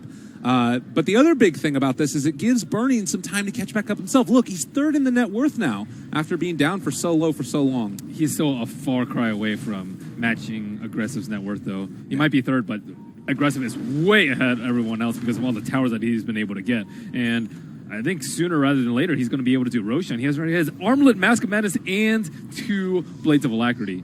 FY, that's going to take a long time. But if he can get it, if he can get there, I mean, even if he steals away a couple of Prowlers, it's pretty good. Those will take less time than the others, at least. Yeah, there's not too much opportunity cost for him right now. But you realize, yeah, the Sandstorm got buffed, but not level 4. Well, Golem, 50 seconds away. They don't quite connect onto Burning. That was the ulti pop for that. But they will not find the kill. Now they don't have Shapeshift, and the tier 1 tower is going down the mid lane. They do look like they want to come and contest this, though. Scary. It's not a wolf form anymore, though. Still could be a pretty good time to fight. They don't have the Diffusal yet, so there still could get a ton of damage from that Ion Shell and the Flame Guard. Man, Greaves' first item rush from Darkseer, very good versus the Global Silence. And I think that IG are still pretty happy to fight right now. They need to make sure the Ember Spirit doesn't die in the fight, though. He is on the precipice of being useless, net worth-wise. Because he could potentially die. Like, if he gets lassoed, Global Silence is very good at dealing with him. And ROTK, he doesn't actually have that much mana, not enough to Flame Break and Firefly. Ooh, look at this play. They know that there's vision here, and they're smoking up to try and find the kill afterwards. Freeze. Maybe the one that gets found. There's the root, but the turnaround, they've got him immediately. Ember Spirit caught. Freeze. Global already down. The epicenter is there as well as the Warlock ulti. Do they have enough damage? Exus is in a little bit of trouble. Trying to surge forward, see if he can get himself away now. They need to try and reset this fight. They've lost the Ember Spirit. And IG, without a hell of a lot of things to do at this point, I think. They just need to back out. Burrow Strike is there for Jakiro. Just might end up going down now. Sandstorm aggressively vacuum onto one. The wall is there as well as the stun. Ice Path to follow. It's only onto that Sand King, and he will just saunter away, taking the liquid fire damage. Not enough to find the kill. And Aggressive is looking around to try and clean up. The stun onto two, though, with Bobica and the Magnetize as well. VGJ weren't expecting that Earth Spirit. They will end up losing the Sand King, but it is a full wipe for IG. My God. FY is just playing out of his mind right now. Freeze had the global, and then he set up and initiated on the Darkseer. That's the only hero that can do something during the global silence. And Ember Spirit was also just way far ahead of everyone else. Keep in mind that Sven was still taking out that stack during the meantime. And Sven does not have a Blink Dagger. So when they went for that fight, it was almost a 1-on-5 to start off with, and then Darkseer was trickling in with his Surge. But the rest of the team, the brunt of the damage with the Sven was nowhere to be found. Maybe they can take a fight right now without the Warlock Rock, without the Epicenter, without the Global Silence, but their timing is going to be very limited. Maybe they can stick this T1 as a prize. Yeah. I mean, Q will be able to make that play, but nice deny. Very well done. And RTK just going to get out of there again as well. So the Diffusal Blade is done for Lycan. He's level 16 already. That's really bad for Ember. I think Ember can just die in global every single time in these fights if he's out in the open. But they kind of need him to be on that front line. Maybe, yeah, it's going to be really tough for them. I'm not sure if they're going to be able to do it. The thing about the Diffusal Blade too is also really good versus the Warcry. So I don't think that the Sven countering the Lycan is going to work out as well as IG had hoped for. Yeah, this is feeling more and more difficult for them, and I guess, you know, there's still things that you can fall back upon. Vacuum into Ice Path is like a pretty easy setup, I would say, with Earth Spirit being there. There's always like one or two things that can combo together, and if they find that combination, they just win the fight instantly. They don't have enough damage to follow up. No. Vacuum doesn't do that much damage. Wall doesn't do that much damage. Like, a Lycan Wolf hitting himself is not going to be that great. And, my God. Wow. Look how squishy he is without Warcry up. That is terrifying. That would not inspire a lot of confidence in me right now if I'm IG. Yeah, I think he is going to try... Is he going to get Halberd with his Sage first? He might need to deal with his Lycan. An item that's been buffed time and again. It feels a lot better, and you know, giving that evasion as well. Every little bit could count towards keeping him alive. Lycan doesn't worry too much about kiting. He is super fast. He has mega haste, so Sven's still forced to chase him throughout. You can limit his damage, but you still need to worry about doing damage yourself as a Sven. And I mean, we're also talking as if they're like on even net worth potential. Even there's almost 4,000 gold ahead of him at this point. Yeah. Could get worse too. It looks like they are going to try and nail Roche right now. This is a very risky play versus Bat Rider, versus the Lycan Wolves, versus Epicenter. This could be a big disaster. I could see them easily getting wiped with Epicenter and the Rock Fatal Bonds. Well, they're going to take it rather quickly as we do get the close-up view right there. Aggressive is low on mana, so this has been a nice nowhere to be found. They're going to send in Wolves, but it's too late. This is a nice play from IG. Sneaking it in. VTJ are expecting a smoke. They don't exactly know where. Yeah. And not enough mana, that, like we were saying there. So they did a quick and easy Roshan. Big plays right there for IG. Is still there. Hello? Go get it, guys. So he's going for a Yule's next on Ember Spirit to deal with the Global Silence. But they still have a Diffusal, so it might not be what he's looking for in terms of survivability. He ended up going for the Veil build as well, trying to get into whatever armor he can. He knows that that's going to be an issue for him throughout this game. Sitting on 15 currently. Yeah, he probably needs to take the armor talent at level 20, I would say. This is likely this is going to chew him up. But armor doesn't help against a lot of things. It doesn't help for Silencer that much. He has a lot of pure damage, and then Bat Rider plus Sand King do a lot of magic damage, so in which case it would make a better case for a Flame Guard absorption. I mean, and even if he does get it, like Lycan is doing 300 damage with Armlet turned on, and he still has so much room to grow. Yep. It's terrifying. And the critical strikes. Yeah. So Sanj done. Blink Dagger there as well for Sven. He wants to get in these fights and make sure that he can follow up to be there for the damage. And in the last game, we did see IG just holding out for that one perfect fight, which they have sort of a similar idea here in this one. What does that fight look like? Is it with this Aegis now and trying to push stuff, or do they... Uh-oh. It's always the same. Vacuum wall. Oh. Well... Global use, they jump in, they've caught him. This is Ember Spirit under duress. XSS looking for the jump through. They end up backing out. VGJ respecting that team fight potential, but still, nonetheless, OP is going to get caught. Aegis is now down. The pipe ended up being popped. Can they find anything else? The stun is down there, but Lycan's just going to either turn and eat him up or run away if he has to. The stun comes out as well. Vacuum wall onto 3. It's not bad. Ice Path only caught onto 1. Epicenter there as well. Burning still standing strong, but can they kill off this Lycan? They've got the damage if they can only stay onto him. Magnetize. It's just going to last forever. Bobica saving the day in every possible way as 3 drop for VGJ. That stone was so close to stopping the epicenter. That boulder smash was godly from him. It didn't actually catch the Sand King, but the would have,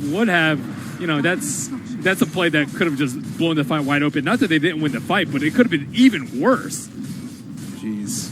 And now looking towards taking these towers. This is a lineup that can do it quite quickly. Jakiro, it does a ton of damage to him, and Burning also is there.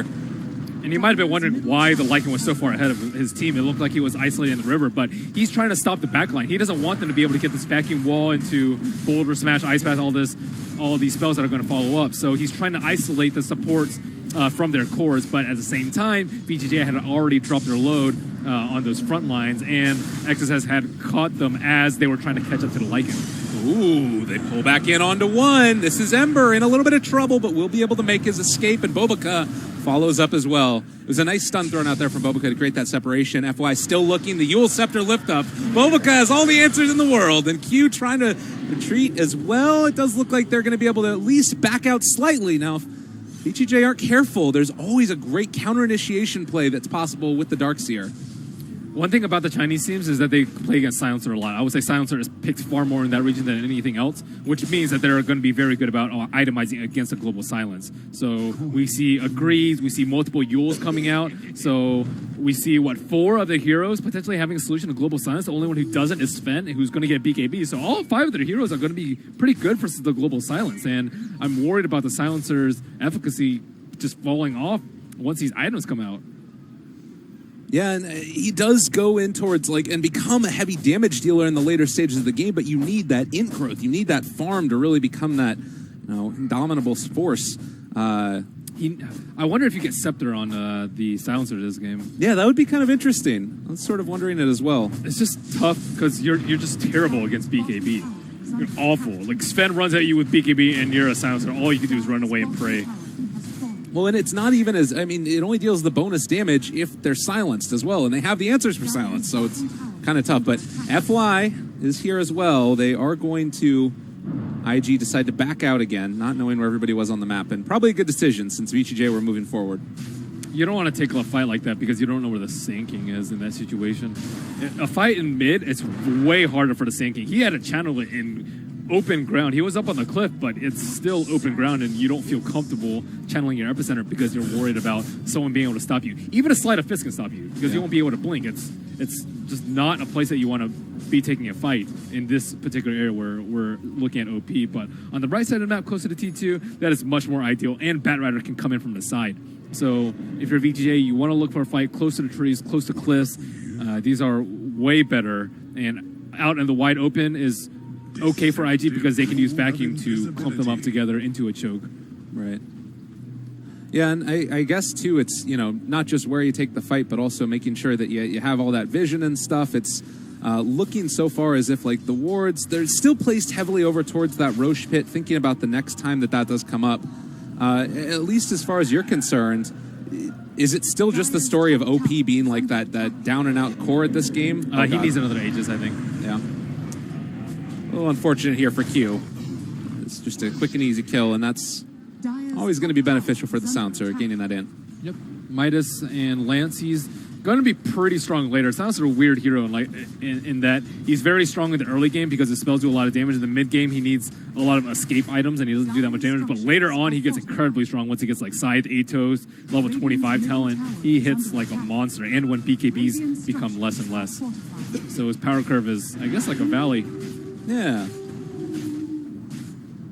So, movement in, VGJ trying to secure a tower. In the meantime, OP was able to pressure and take down the tier 2 tower in the top. So still, things are going back and forth as far as trading objectives. Everybody just, again, getting ready for that Roche respawn, which is still a little ways away. I feel like VGJ definitely has the stronger individual pick-off lineup. And it's kind of up to IG to try and split push around a little bit at this point. They seem to make sure their important heroes don't die. Yeah. Jakiro is okay. Even if you feed in, I would say it's okay. Just because if they have to blow Lazar or something like that, then your Ember and your Sven feel great. And they have their items that they need now. Sven already has his BKB, so he's not really worried. So now if you're a VGJ, you have to worry about how are you going to tackle these BKBs. You need more physical damage. You need or more upfront bursts so you can straight up kill them before they pop their BKBs. Is that going to be possible for them? Right. And it's also, you need to be able to find that one target and get them and make sure that you don't get caught out by a big counter initiation play via the Darkseer or something else. We did actually see that Sven was queuing up the Halberd, so that's going to be another big one picked up there. No ability to spell it anymore. One of the great ways to deal with Lycan, although he still brings so much to the fight just by virtue of that Howl and it's extra also HP. very good for Silencer. Oh, yeah. The int heroes who have the orb, they don't do well versus evasion at all because you don't want to build MKB at all. What happened? Like OD doesn't like Bloodthorn's not great, and MKB is also not great, and Solar Crest as a true strike mechanic is also not great. Did your Dota just crash? I don't know what happened. Hopefully their Dota didn't just crash out as well. A little bit of an awkward moment there, but sure, we'll get this started and underway again in just a few minutes. So we get a quick look at, maybe just want a breather, take some time to collect themselves. They only have to play one game today. That's the nice part about that for the teams. Each of these elimination matches. You only have to play one game? Well, it's not like oh wait, what am I talking about? Yeah, they don't have to play one game. If they win, then they're going to end up having to play two. I was like, if they lose, they only have to play one game. And then he said that's great. I was like, I'm not sure I follow here, Gabe. Yeah, it's a little bit of a mix-up there. Yeah, they don't have to play one game. They're going to have to play two. It looks like they're all in the game still. Nobody has dropped out, but maybe just a little bit of lag or something else. But next couple of minutes here, we have Roche that's soon to respawn. Oh, I lost my Roche timer. Oh, no. GG. GG. I think it's up. I think I saw it about like a minute or so away. And considering that's the case, last time around, we had a snuck one by IG. It feels like there's a lot of team fight potential on IG as well to steal the next one. And now they're almost about par as far as net worth is concerned. Do you feel like they're going to be able to get it? VGJ, can they move in and contest? If they get good vision. That's where the Wolves come in. Aggressive has been using his Wolves a lot to farm. So ROTK sits on the mid for them. I thought it would be one of the supports. More so FY than ROTK. Because especially in the early game, it's very clear that FY is the one running around and killing people. But in the mid game, it looks like they prefer the leadership of ROTK to guide them through. I mean, does that even matter sitting in the middle? They're wearing headsets, right? Sometimes you actually I think especially in the LAN environment, you can turn to see what's on your what's going on with other people. Obviously, yeah, if you're communicating by voice, it's not really that important. But being able to look at them and see what they're these Dota players have played long enough that if you get a glimpse of someone's screen, you actually know what they're thinking. Like, okay. So I think being able to look at their screen is a very underrated part of sitting at LAN. I was going to say, if you're saying that they need to look and figure out what's going on with them, that might not inspire confidence. If you're having to be like, what's this guy doing over here? He's going crazy? Well, you want to see what the next plan is sometimes. Well, rolling Boulder down and through, not quite catching ROTK, though, as he is still fire flying away. They don't even get the vacuum. Oh, they wanted that kill bad. Yeah, they're pretty far away from anything, but not having the lasso would be the green light for Ember Spirit. So that is a Yul Scepter, and now Lycan's actually not going to be doing that great in the diffusal charge territory. He's down a 4, and there's a lot of things that he needs to purge. You know, there's that nice move that we've seen where you can buy the second upgrade for the diffusal blade and then lock it. Yeah, might be I do like that. It's about. It's not even like the hardest micro to unlock it in the midst of a fight either. If you lock it, does it unlock it? Does it reset the cooldown? That would be cool. No. Well, yeah, I mean, if you unlock it and it upgrades to level 2, then it does. But that would be OP if it did it the other way. It's only 4 seconds. Yeah. So it's not huge. Right. Oh. All right. They just end up getting that DD rune there as well. And everybody gearing up to move around that Roche pit. It has respawned at this point. Oh, what a great observer ward by VGJ. That could be the ward at the vision that wins in the fight. They're sending the wolves ahead to scout. They also have vision up here, though. And they're going to smoke right under an observer ward. Oh, no. Oh, can they actually take advantage of this? It's still hard to take the fight, even if you know exactly where they're going. They ping out where they're going to come to on the shrine. Oh, my God. This is going to be a disaster, it looks like. They're right in position. The smoke breaks immediately onto the Jakiro, but the jump forward stunned immediately. Vacuum wall onto 3. Bernie just beating them all to death, but they pop the shrine, still staying alive. Can they actually control and kill off this big bad Sven? They're trying to kite it away. Freeze gets that Hurricane Peg off, able to back away FY. It's a good, actually, it's not a good epicenter. It's on to basically nobody. They burrow strike onto 3 of them. Burning still there, trying to do his bestest, but there's only the Warlock dead. Meanwhile, the Ember is already gone. The stun comes out from Bobica, connects onto 1 as well. Aggressive is being controlled and kill off another burrow strike from FY. He is going to get the Yule Scepter lift up. Burning, barely staying alive, trying to deal the damage, but he is finally going to be brought down. Freeze controlled again. ROTK trying to keep his mid player alive, but it was never going to be enough. And Bobica has found ROTK as well. He's up on that high ground and going to be able to run away, but VGJ losing a big way. Dude, IG have so much more confidence after last game. I don't think last game they would have made that sort of play. They knew they were on the shrine, and they still took the fight. That was a great initiation by the Darkseer and the Earth Spirit combo that we saw. They were able to burst heroes down, and the shrine actually did not come to that great of effect there. Fenrir also died twice. He fought back, and TV then just died again. That's a sad life. But the 2 big cores on the side of IG did end up dying, but that's a big statement to make. We slaughtered you at your shrine active, and they were waiting there. Yeah. And I felt like there was that moment where Burning was, staying away, and they were getting multiple burrow strikes out from FY, but at the end of the day, it just ended up being enough. And now in a position to, they're not even actually going back for Roshan. They just want to try and take down some of these towers. If they're not careful, could get caught and pulled back.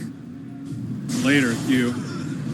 Great chains. Okay, chains keeping him caught there. The vacuum pulls him back in again. Fatal Bonds is out, but it's not doing anything. And now they caught out FY as well. There's the stun onto 2. Aggressive pop shapeshift wants to fight, but Burning, he's killing them off over by their shrine as well. Can they actually bring him down? It looks like XS being chased, but OP ends up bringing down ROTK. Observing, trying to run away. Freeze. Can he actually make the escape? He does not end up having enough movement, and FY Epicenter chained up. Do they have enough damage to actually bring him down, though? The right click's coming from Freeze. Hurricane Pike as well, trying to run down OP as well. They drop the Global Silence, but they blow him up as well. Burning takes down Freeze yet again, and OP. Can they actually kill him off as well? Oh, FY, poor FY, gets brought down, dodging away from that burrow strike with the Remnant. Now that aggressive. Was sick. Also in trouble.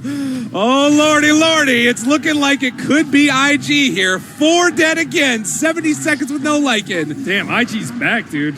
That halberd onto the silencer to stop the kill from the Ember Spirit. That remnant dodge on during the burrow strike. Oh my God, that was amazing. they're players when they need to be. And Fenrir, unfortunately, they want this. They're going to pull the Ember into the fountain. Is it going to be enough damage? Can they kill him off? He just remnants away.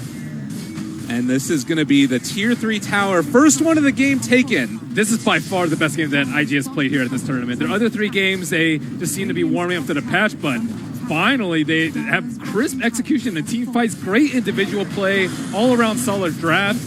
This is really, really good from them. Well, and Sven was the hero that's making it all possible. 21 is his level right now, and you don't want to fight 3v5 here. VTJ. Oh, God. They get the Yule Scepter lift up. The Ice Path is there as well. Freeze is going to force stab him out. Can they actually do anything, though? It's so hard to fight into this lineup. ROTK is just desperately trying to create something here. Warlock TPing in, but that's going to be even more of a delay for the Lycan to get to the fight. Oh, the call comes out. They want to try and take this, but is it actually going to be enough? The vacuum wall onto 2. Warlock trying to break this up, though, and, well, a push out. That's the Hurricane Pike doing their best and trying to kill off this Ember Spirit, but he's going to TP away. The Magnetize is out. Bobica smells blood, continues to reapply it, and just going to roll and TP away. See you later, nerds. See you later, nerds. Yep. That's what OP said, too.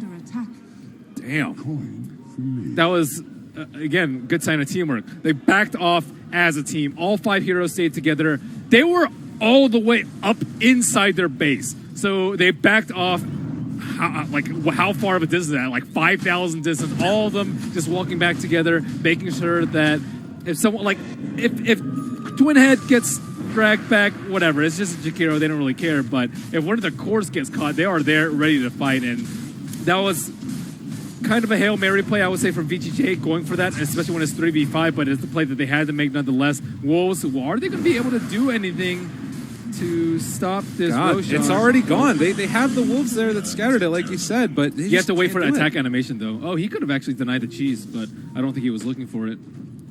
And now look at these net worths, just how much ahead they are.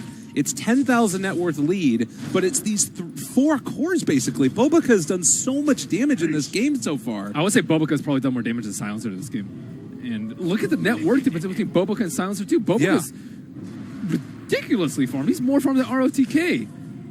And just finishing off that Lotus Orb as well. Oh, my God, he has Lotus, too? So, yeah, goodbye, Global Silence. This is the thing about Silencer. It's very easy to itemize against a Global Silence. And without that, the hero just becomes extremely weak. And when BKBs come out, especially on a big hero like Sven, who you can't touch because of Warcry and Halberd and Cheese, he just does no damage. Like, he tried to plink away at the Ember Spirit in the last fight, but as you can see, he's just not that strong. Yeah, I mean, despite having a lot of intel. If they have the Halberd on him, it's like, what? He throws Arcane Curse and Last Word, and that's literally all he can do. He just struggles so much versus evasion. It's just tough. Well, a hard game indeed at this point for VGJ. They need to catch and kill off one of these people. They get the Firefly out onto him. Upheaval is doing good. This is also going to mean that OP can't Remnant very effectively. Doesn't matter. He has Aegis. All right, Burrow Strike. Glimmer Cape immediately, though, and the Ice Path onto 2. Oh, XSS, he is hungry for a big vacuum in here. This Shrine down, too.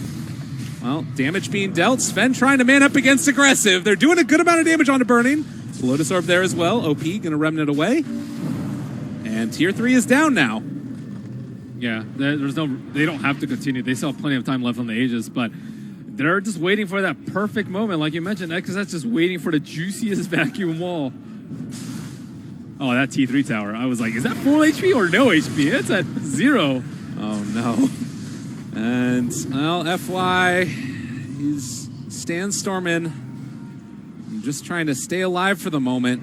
It's just such a hard game at this point. I'm going to find any type of agency at all. Last word there. Get the root onto Batrider. It just feels as if they don't have any ability to contest this at all. The Aegis is there, and VGJ trying to wait it out to the best of their ability. Pull back, onto one. Maybe the beginning of something beautiful. The global silence comes out as well. They're trying to bring down and kill off that Shakiro. Burrow Strike is there as well. But can they actually do this? That's the Warlock ulti down as well. They kill off one. Can they find any more? Aggressive, right-clicking, burning all the way to death. The remnants away were not actually that far. And, well, turn just BKBs, back wall as well. Can they actually stay on top of these heroes with the damage? They're backing away. Burrow Strike, epicenter onto 3. Silencer is just hitting away onto these heroes and trying to bring them low, but they are all so tanky and burning. Catches again, right clicks there, double for him. Remnants forward, they want some more. IG very much in control of this game and taking them down. Buybacks abound, but can they actually do anything? A triple kill for Burning. They just keep on running at these guys. Oh, Freeze. It wasn't meant to be. There's another Hurricane Pike. They have a Lotus Orb, though, to take it all off. He's still disarmed, stunned up now as well. Can Burning find the kill? The right clicks are there. Wicked 6th Street for XXS, and GG is finally called as IG 2-0 VGJ. I really like their itemization this game. I think clearly their individual play was much better than game number 1, but their itemization was also just really, really great. Crowd loving it.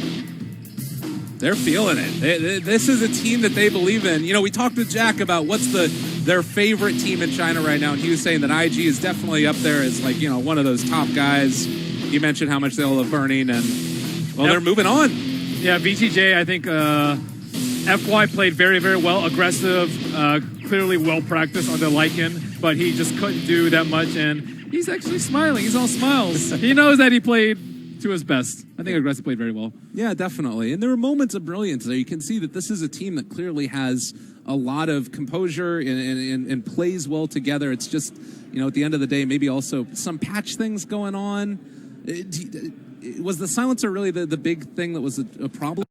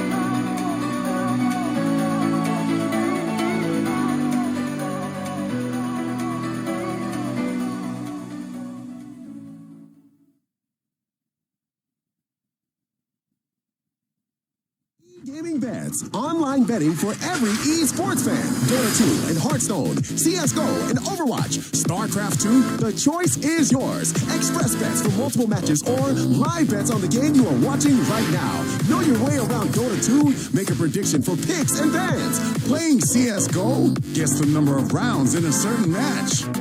Daily quests for all participants and all the best choice of payment systems. More than 600,000 users have already made their bets on the spectacular matches since 2011. EGB.com. You know for sure who's gonna win.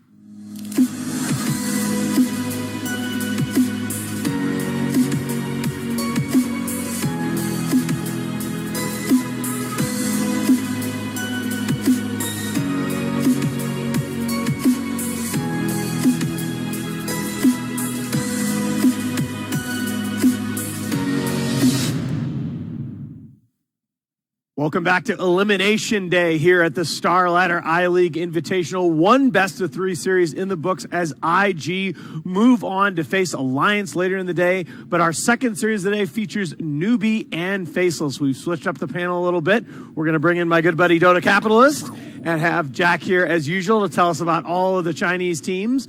Let's start with Newbie, in fact, on that spirit.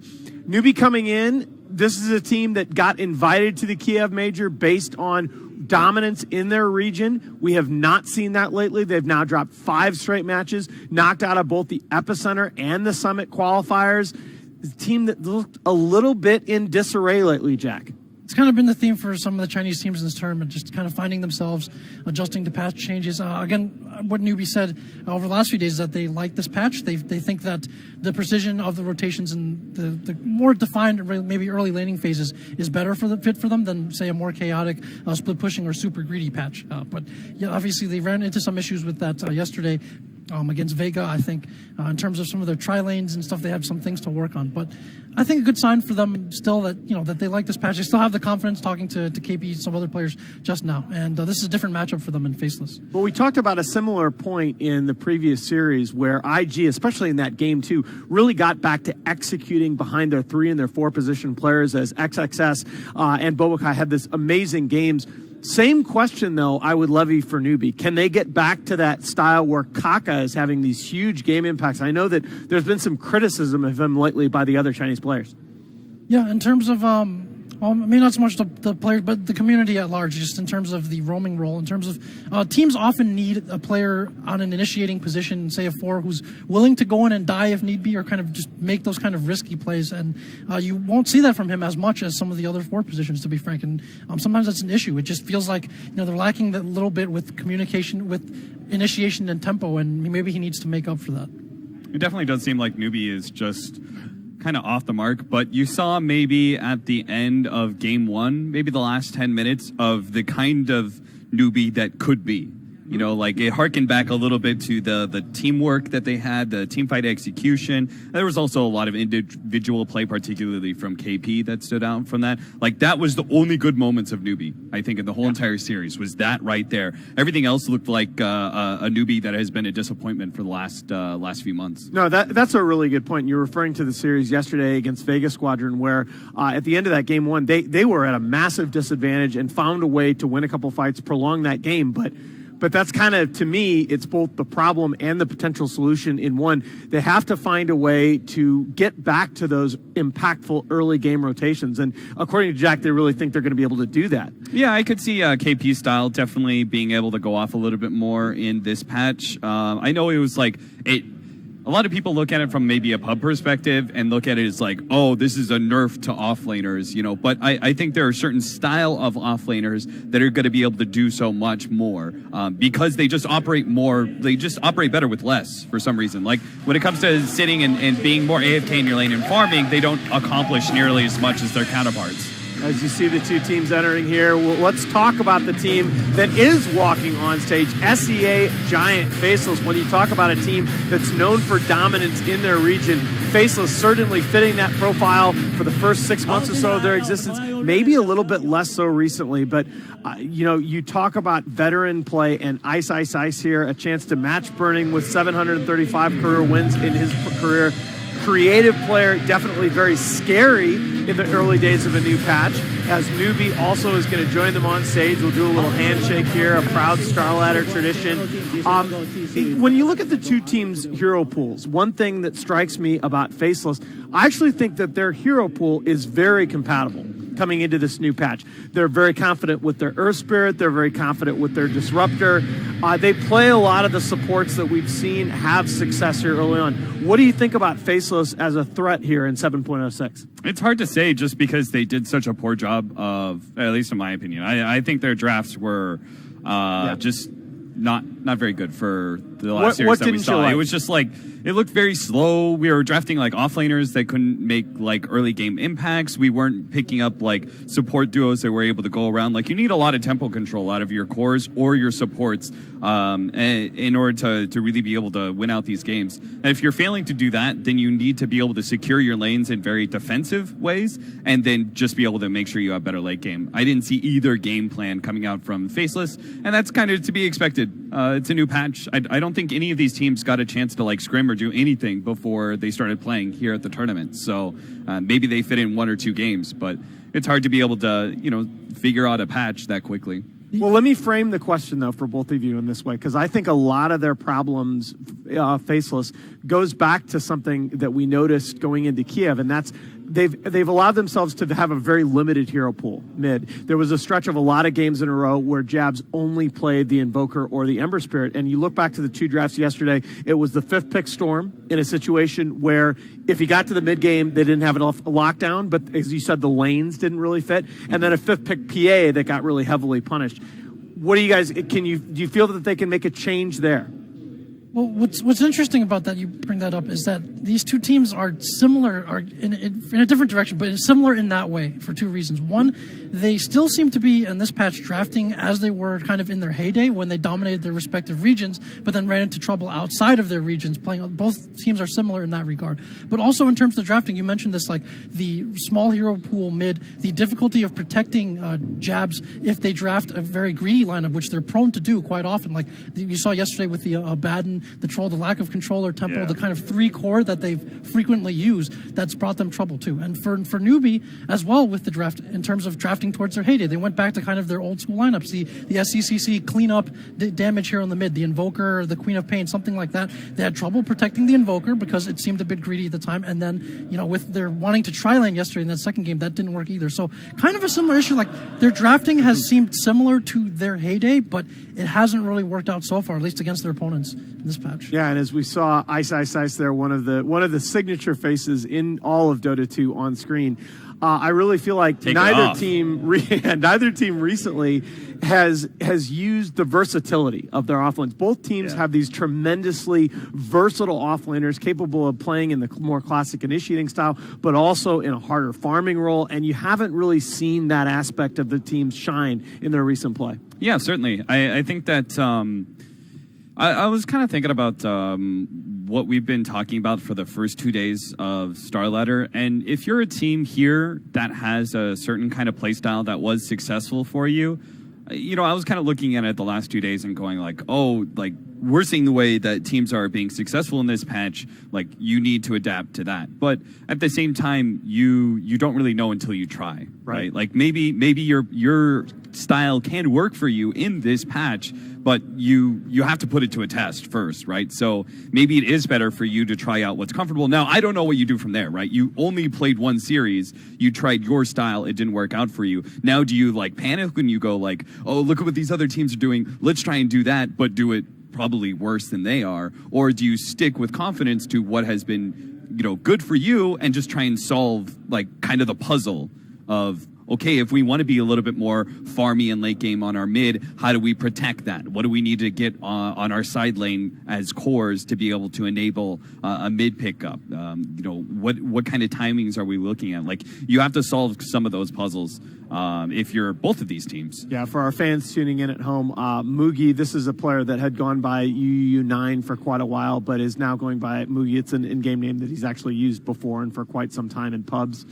I think that was very well said. One of the discussions, Cap, that we had in the last panel segment, Lumi and I had a discussion about do you take it one series at a time, or do you try and look ahead and play the brand of Dota that you're going to need to play to beat a Liquid or a TNC? I think it's pretty important that either of these teams place an emphasis on that early game and playing according to tempo. But you guys are right. Maybe you do draft a little greedier against an opponent that is also going to go for that kind of gameplay. Honestly, it's a lose-lose scenario that Valve, it is. If that Valve put you in. They're like, Valve's like, oh, hey, you need to win this tournament in order to get an invite to TI. Oh, here's a patch, by the way. Yeah, by the way. Go figure it out. And you're just like, well, we're kind of like screwed if we do one thing, we're screwed if we do the other. It's funny. It's a philosophical discussion that you get into there, and there's no right answer. But I don't mind this nearly as much as I did. This used to so trigger me a couple years ago when they'd release a big patch ahead of a very impactful tournament. But honestly, when you look at the last couple TIs and just how important it's been, the ability of a team to figure out the meta and gain a strategic advantage, I actually think that this is not necessarily a bad thing in terms of a litmus test for how much potential you have on that TI stage. No, I completely agree. I think that Dota is a very unique esport in the fact that we are constantly changing, and it is a very complex esport as well, that there are a lot of different ideas. Like you talk to the top 8 teams in the world at any given time during a patch, they all have 8 different ideas of how to play the patch, right? So I think that your ability to adapt is very key to having a long, successful run in Dota 2, and having patches like this right before big tournaments certainly puts you under the gun. As you can see, we are into our draft here in Game 1 of our second series of the day. This is win or go home, Newbie against Faceless. Bans pretty typical, although a couple of very high-impact heroes left in the pool. The Darkseer remains on the table. The Treant Protector remains on the table. Sand King, who's the most picked hero so far, we won't be seeing. He's only 2-7, surprisingly, at this tournament. What do you expect in the early phases of the draft from these two teams? Yakiro? There we go. Yeah, that's definitely a very solid opener, because I feel like he's able to roam pretty well. He is hugely impactful in the laning phase, starting from the get-go, right? Many of the other laning phase supports we talk about, they're actually not that impactful at level 1. Yeah. Sometimes it's like level 2 Clockwork, Spirit Breaker, those kind of heroes. Jakiro is extremely strong at level 1. Dual Breath does an amazing amount of damage. So I think he's just a nice, solid opener that doesn't give away anything. Maybe the hero of the tournament so far. And easily. Thinking about the tree being left on the table and where they value this in terms of, say, as an answer to living armor in some sense, or having again the versatility that Cap mentioned, like can lane, can roam, can hit buildings out of the support position, can counter initiate, can be a combo as well. Just a very versatile first pick to build around in the same way that we've seen Sand King, for instance. As well. Oh wow! I saw Clock and I was like, unreal. Clock SF. I mean, Newbie going back to a combo that Alliance has been using so often of late, and it does give Shadow Fiend off to that very fast start at level 1. You get the souls from denying the cog, so he gets a laning advantage. I don't know about that though. Shadow Fiend, a hero that is vulnerable to these early mid rotations. Jack, you used a phrase that I like a lot in hero of the tournament, but when a lot of people use that phrase, they mean an individual hero that's won a lot. Troll. Oh yeah, hey Cap, you were calling for that? Yeah, I had the T, man. I think Troll's great. I think Troll, you probably wanted to secure one of the big important cores that you think are very relevant to this meta before the 3-4 bans. Because oftentimes I'll look at the 3-4 bans more so in this tournament than most others, and I see like a lot of bans that are actually like really on point. Sometimes you see 3-4 bans and it doesn't really matter because a team doesn't know exactly what the other enemy team is really thinking. But I think we've definitely pinpointed some very key heroes for this patch so far, and Troll is certainly one of them. He's definitely one of the better heroes to go up against SF because he's a fighting hero that is able to secure you late game advantage over an SF. But so one of my favorite things about seeing the meta develop in the early days of a patch is early heroes like Troll often get their early positions in the draft because they punish other heroes that are really good very badly. And Troll can man fight Ursa, he can man fight Juggernaut, as we saw in the previous series. The question I'm going to ask you guys is, what punishes Troll? Reserve time. Nothing. We're back to 6.84 now, is what you're saying. Troll sniper every day. I mean, Troll doesn't have too many weaknesses. I think being able to have, I think you need a good amount of magic damage to punish him because he doesn't like to go for an immediate BKB. But as we saw, like if you go for an overly large amount of magic damage, he gets to level 25 and he gets that 20% magic resistance, which covers a lot of bases for him. You need a lot of kiting mechanisms, so mobile heroes, supports that are able to have strong disables or escape mechanisms for allies are good. It's kind of similar to an Ursa, right? Troll operates so similarly to Ursa. He's a Roshan hero. He's a hero that you need to be able to kite around. He's very single target focused, locks onto one hero and doesn't let go, sort of idea. So you just kind of treat him like that. And it's a hero that you maybe want to throw a couple wrenches at in lane as well. You puts pressure on you in terms of you could lose Roche at any time, and so if you can keep him off of that. Also, I think maybe the popularity of some heroes like Legion Commander in the last patch could have had something to do with it. Being able to hold him in place with the usual build-up, being able to use his own damage against him, so he's not just kind of running around doing as he pleases or just man fighting or killing your other crucial heroes. I had expected Shadow Fiend also to be a bit of a benefactor of this patch in terms of obviously the extra creep mid, the being able to nuke waves out, the being able to head to the jungle, take advantage of all of those as well, and in terms of a hero that scales pretty consistently throughout and actually ends up transitioning a little bit from like a heavy magic burst core to being able to supply that physical burst as well. So I expected to see more of him. Also interesting is the first two offlane bans coming out from Faceless, and so they maybe you would have expected like a bat or something early on for newbie to secure their offlane position. They used to tend to pick KP's hero very early on in drafts, and maybe after playing against the Clockwork Rubik yesterday, and if their plan is to try lane, which is pretty frequent from newbie, then something like a Clock can get a better matchup one-on-one against another hero that the other team is using. So I think newbie are taking quite a bit away from that second game that they played against in the Vega series yesterday. Yeah, Jack, you just made two superb points there in that, and number one being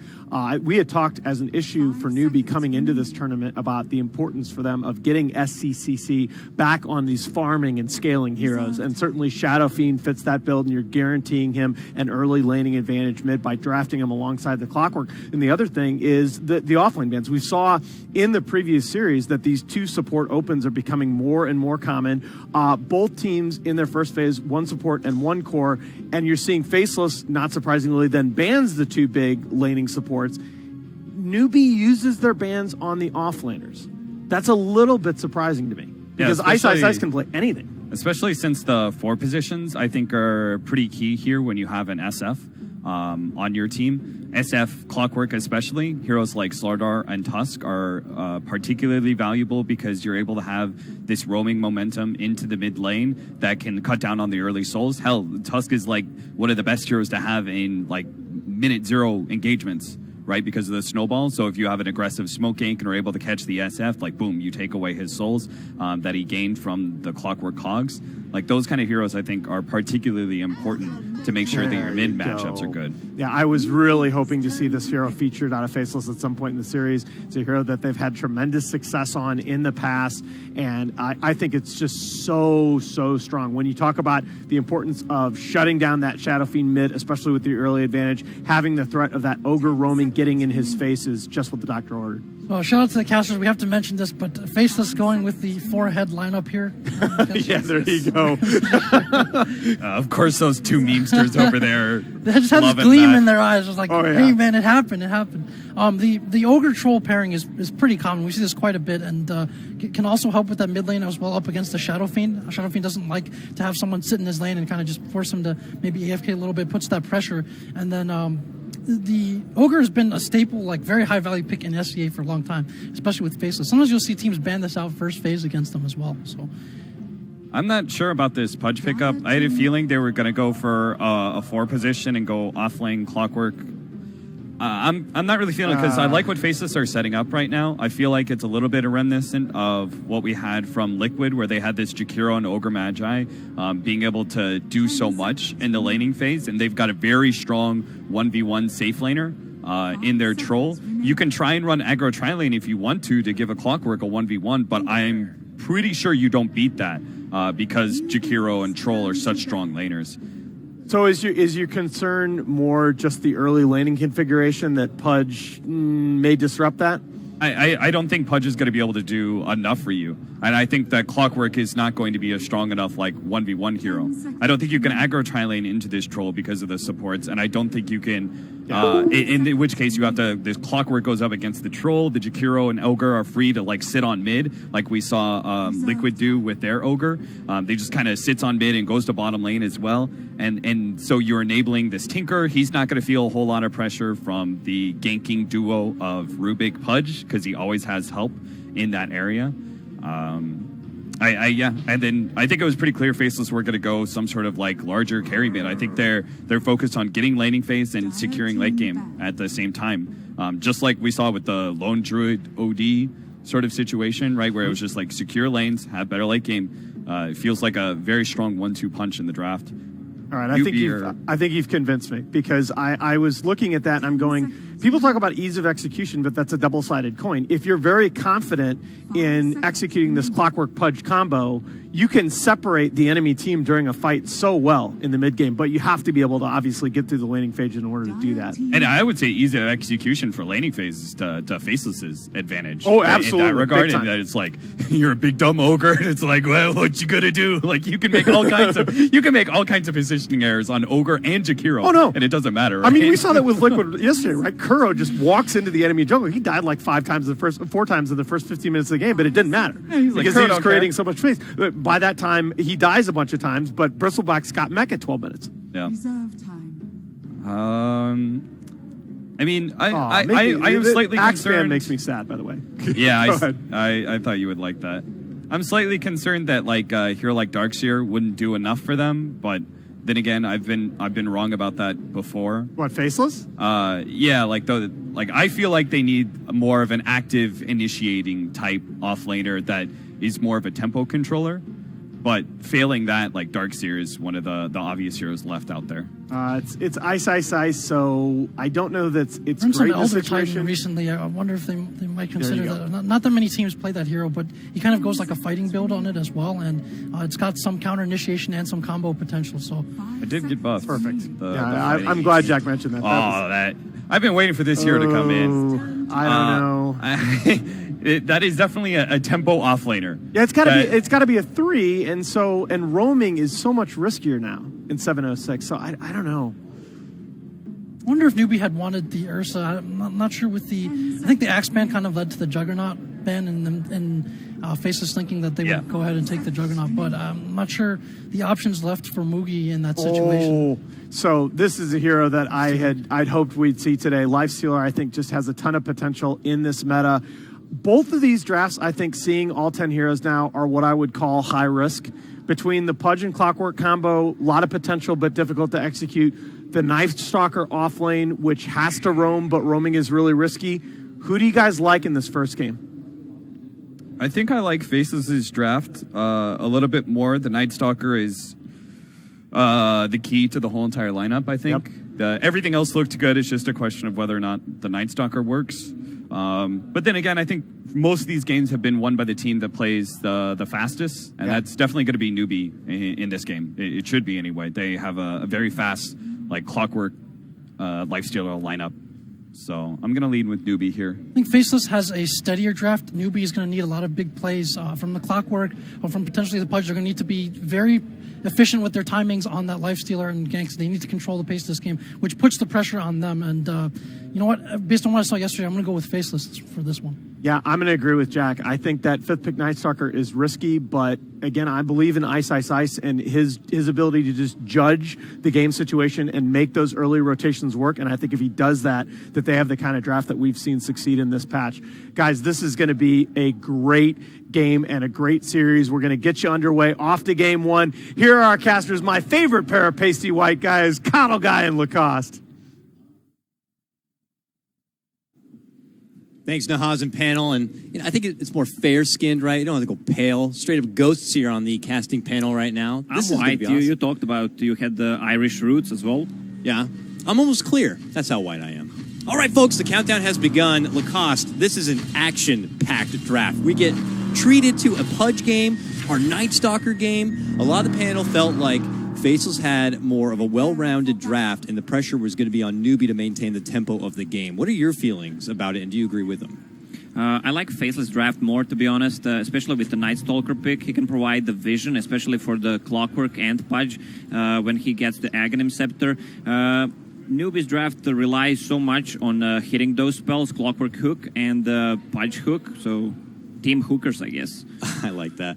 Out on the corner or not, they are looking to get the execution done here onto Faceless's side, while Faceless have more of just that burly, broad kind of support team between the two-headed friends here, the four-head I love to call it. Ogre and Jakiro are just the bullies of the situation and kind of do as they please because they have so much durability behind them. It's really hard to punish them, and typically when you do punish them, you're investing so much into it that it almost does you more trouble than good. 7 heads are smarter than 5 heads. I can hear Newbie over here saying, give me head, so it would be 6 on 6. Yeah, I hope that's not what you heard. It's going to get awkward on the stage maybe my Chinese is not the best, but they managed to take down the ward already. Nuts got it. Yeah, an early takedown, and the top vision game for Newbie is going to be a bit in the dark at this moment. We're looking at the lane spread right now, and it's looking like a possible 2-1-2, but we'll have to see where the Ogre is going to be making that early game impression. And on the side of Newbie here, we have both Pudge and the Rubik for now just kind of flirting around that mid lane as well. I don't know if they're trying to get some sort of early head start or what the real initiative is here. Kaka's here, though. Where did he level up? Yeah. Is he going with the early hook? No, he went right to Rot, so he's here to just zone back. Yeah, he needs to help out Shadowfin, who is vulnerable to those early ganks. Has 13 souls from Cogs, from Clockwork, but Pudge, not that much of a harasser on mid. He'll just be there, like, try to... Yeah, he doesn't have the blessing of the Ogre where you get that 8 armor or whatever it is. Ogre's happy to swing in the level 1 game against anybody out there. Yeah, I mean, Ogre is stronger than Pudge with a stout shield and has a better harassment, so maybe forcing Rubik to be there on mid would be a better choice. So they're going to continue to have their 2-on-2. Nuts letting the team know, I'm going to go ahead and take care of the pull camp here and try to get the creep equilibrium better for Black and under that tower. The one-on-one matchup between the Clock and Trolls, one we haven't seen. I mean, we haven't even been seeing a whole lot of off-lane Clock. This is almost a flip of the script here for Newbie. But what do you think about that matchup, Clock versus Troll? Well, Clock does good, especially when he burns his mana. Also, he manages to pull the lane back, and with Ogre being on mid, he can get some easy levels on top. Same goes for Night Stalker on bottom. Lifestealer and the Rubik can't really kill him at the early levels. They're level 2 right now. Rubik has a TP scroll ready if they decide to dive either top or bottom, or mid or top, sorry. It did look like the pull camp actually wasn't there and available for that top lane, so Nuts didn't have much to work with. So now the pressure of the lane is really moving forward, and this is a lot to the benefit of KP. He's going to have to work with under the tower and being able to get some free boosted last hits and perhaps some XP, allowing him to get to that 6 faster. First hook of the game, at least that we're going to be able to catch witness of, is a miss. Kaka trying to get an early snatch right there, but he'll have to take his business elsewhere and towards that bounty rune. And we'll continue to try to stay off the radar and make a unique approach to Faceless in the laning game, if possible here. Same goes for XY. He gets his own bounty rune and will take his business probably back towards the mid lane or where attention is needed. Yeah. Just feeling more emphasis on having a secured laning phase in this patch, really, than any other patch, I feel. Yeah, Ogre seems like a strong pickup in this patch, especially for the roaming purposes, and you have that mid-game Bloodlust as well. You just need to harass the mid early. How is the importance now? Night Stalker, okay. The first nighttime, I remember back in the day, used to be extremely critical for a Night Stalker to kind of meet that quota of getting a gank in, getting a kill, and making the most out of that first Nightfall. Is that still relevant at all? Like, what do you think Ice is going to want to do to be able to get a lot achieved that first night? We may actually have to put this on hold. We're having a current rotation coming out from Faceless here. A smoke set up between Nuts and XY, and they're looking to make the move on to SCCC, and they're going to be able to get it with the help of Jabs coming out with the laser and the rockets. They will get it done. Rotations do come out as Faith shows up on his Rubik, but they are not going to be able to counterfire at all.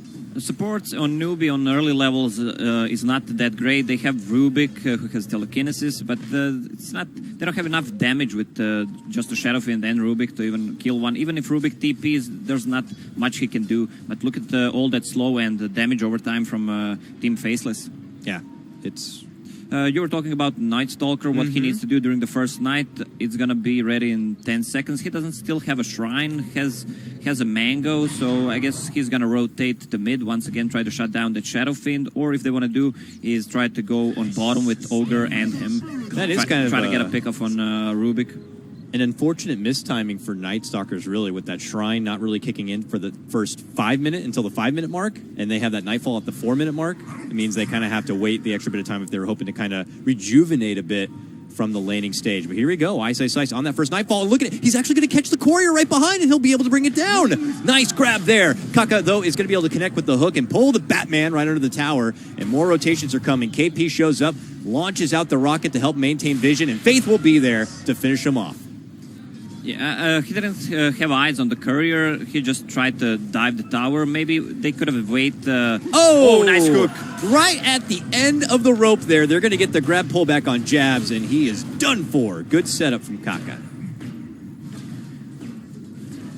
Already, the Pudge mid-game paying off a bit here. He gets 2 back-to-back convenient setups. So in the heat of that moment right there, do you think it was worth it to kind of just get the Courier taken down? You get money a little bit to everyone on the team, and of course, Shadow Fiend is not going to have access to it. Yeah, he could have run top instead because Clockwork doesn't threaten Fate's him. done for. Yeah.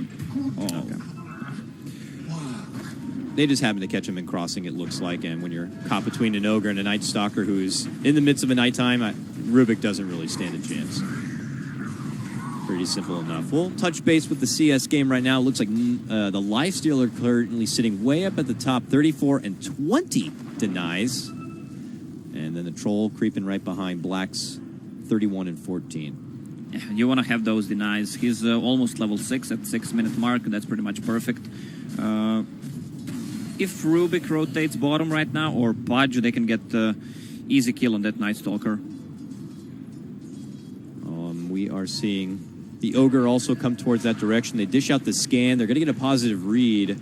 Kaka is around. He is camping down onto that rune, saving it out for SCCC if possible, and they can't really do anything about it on the side of Faceless, so they'll have to let this one slip. And Faceless will have to look for other new opportunities here. There's still some time on this night for Ice to get something out of it, but knows he has to continue to bring in the levels, though, to make the most out of it. Looks like he's going to be tagging that shrine and going out for a new adventure, possibly through into that mid lane. But top lane, we got the Kaka pullback onto Nuts, and he is stuck in the enemy side and going to be taken advantage of by 3 newbie members. Nice takedown once again for newbie, and they will pull ahead 3-2. This Pudge is all over the place. Top, mid, mid lane. Yeah, good rotation in. We already discussed Ice, making that long rotation over, and it's going to prove to be successful. A takedown of their Shadow Fiend is a much worthier trade for Faceless over the drop of their little nuts Jakiro. Oh, that's nuts. Probably newbie will smoke right now with 2 of their supports. Clockwork is still not level 6. He needs a few more creeps. Yeah, getting that hook shot will be very beneficial. This hook, not going to get the catch here. Black's Troll just a little too slippery right now. We already know how fast that Troll can be, and able to juke and jive within those hooks is going to be very beneficial through the remainder of this game.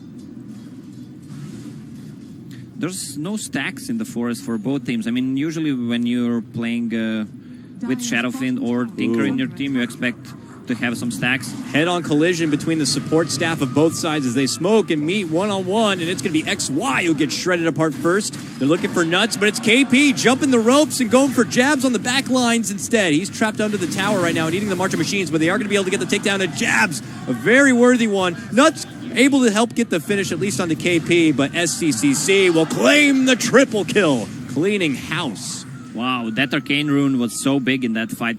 Actually managed him to have the lower cooldown on his raises and managed to take down the Tinker. Also, Clockwork didn't want to go for Jakiro. Instead, he decides to go for a Tinker, which is more valuable kill.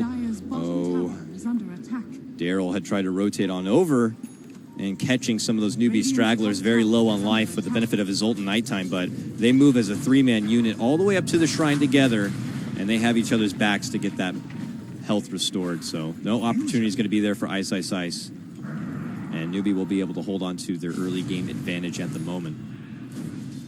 They do still have some respectable farm on Black's Troll up into the top lane, but we'll have to see what the fight back potential is going to be for Faceless, because I can continue to see this pattern happening for Newbie. They are feeling very good about the rotation power. Kaka is making a serious impact across the game, and they're not letting up one bit. It looks like they're already back on the move once more. Yeah, Hookshot is ready again. They don't have that super vehicle for Nikes. They can use the Clockwork, but that's pretty much it. Deep ward placed. And they've spotted Jabs. He's simply stepped away from the mid lane. He is going to be able to tag their shrine, but they might have too much bursting power for him. Or do they? They finally will be able to bring him down. The Pudge manages to get the deny off. Black tries to move into action, but he ends up losing his own life. SCCC puts him under. And Newbie continued to do work. A 1-for-2 trade. Very favorable for them. And now Newbie are going to be able to move in and get some damage on this tier 1. That big old black girthy tower, which has been bloodlusted, is going to unfortunately be taking some softening.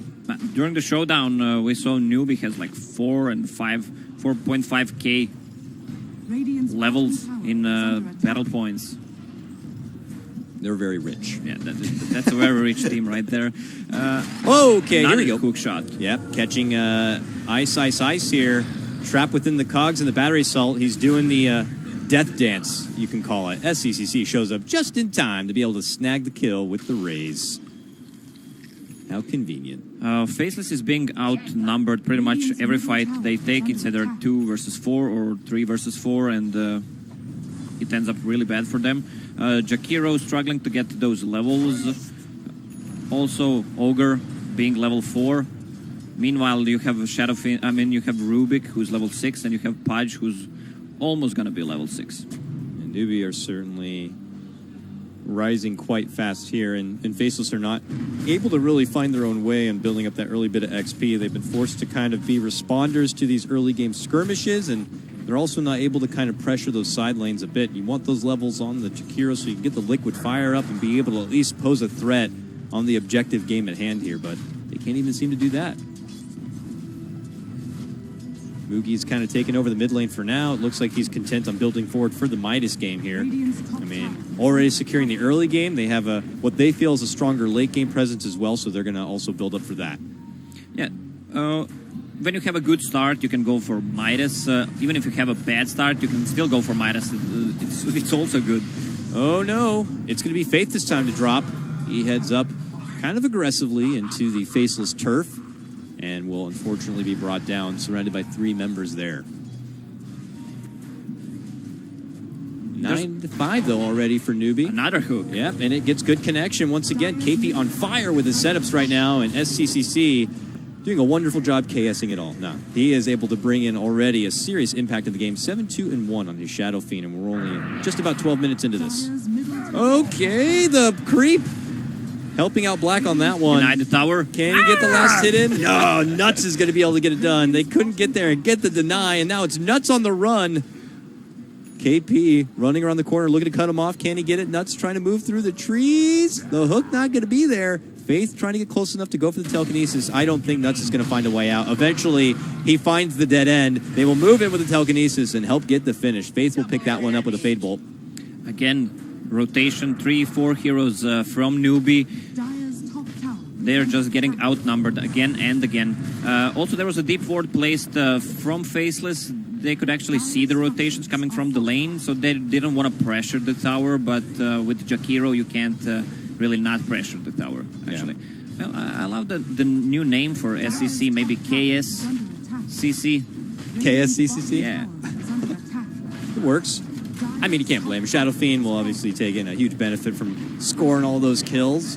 Just great team communication and great team response play from Newbie already being demonstrated. Definitely have ate their Wheaties this morning from what the Newbie we saw yesterday. Definitely looking a bit more sharp. Well, a lot of people would agree. Okay, there's a go on the Clockwork on mid. The big bad Night Stalker with Bloodlust moving in. That guy looks vicious. Clawing his way onto the little Clockwork. Whoa. I mean, look at that man fly. It's so scary. Up and above, they are going to be able to get KP down.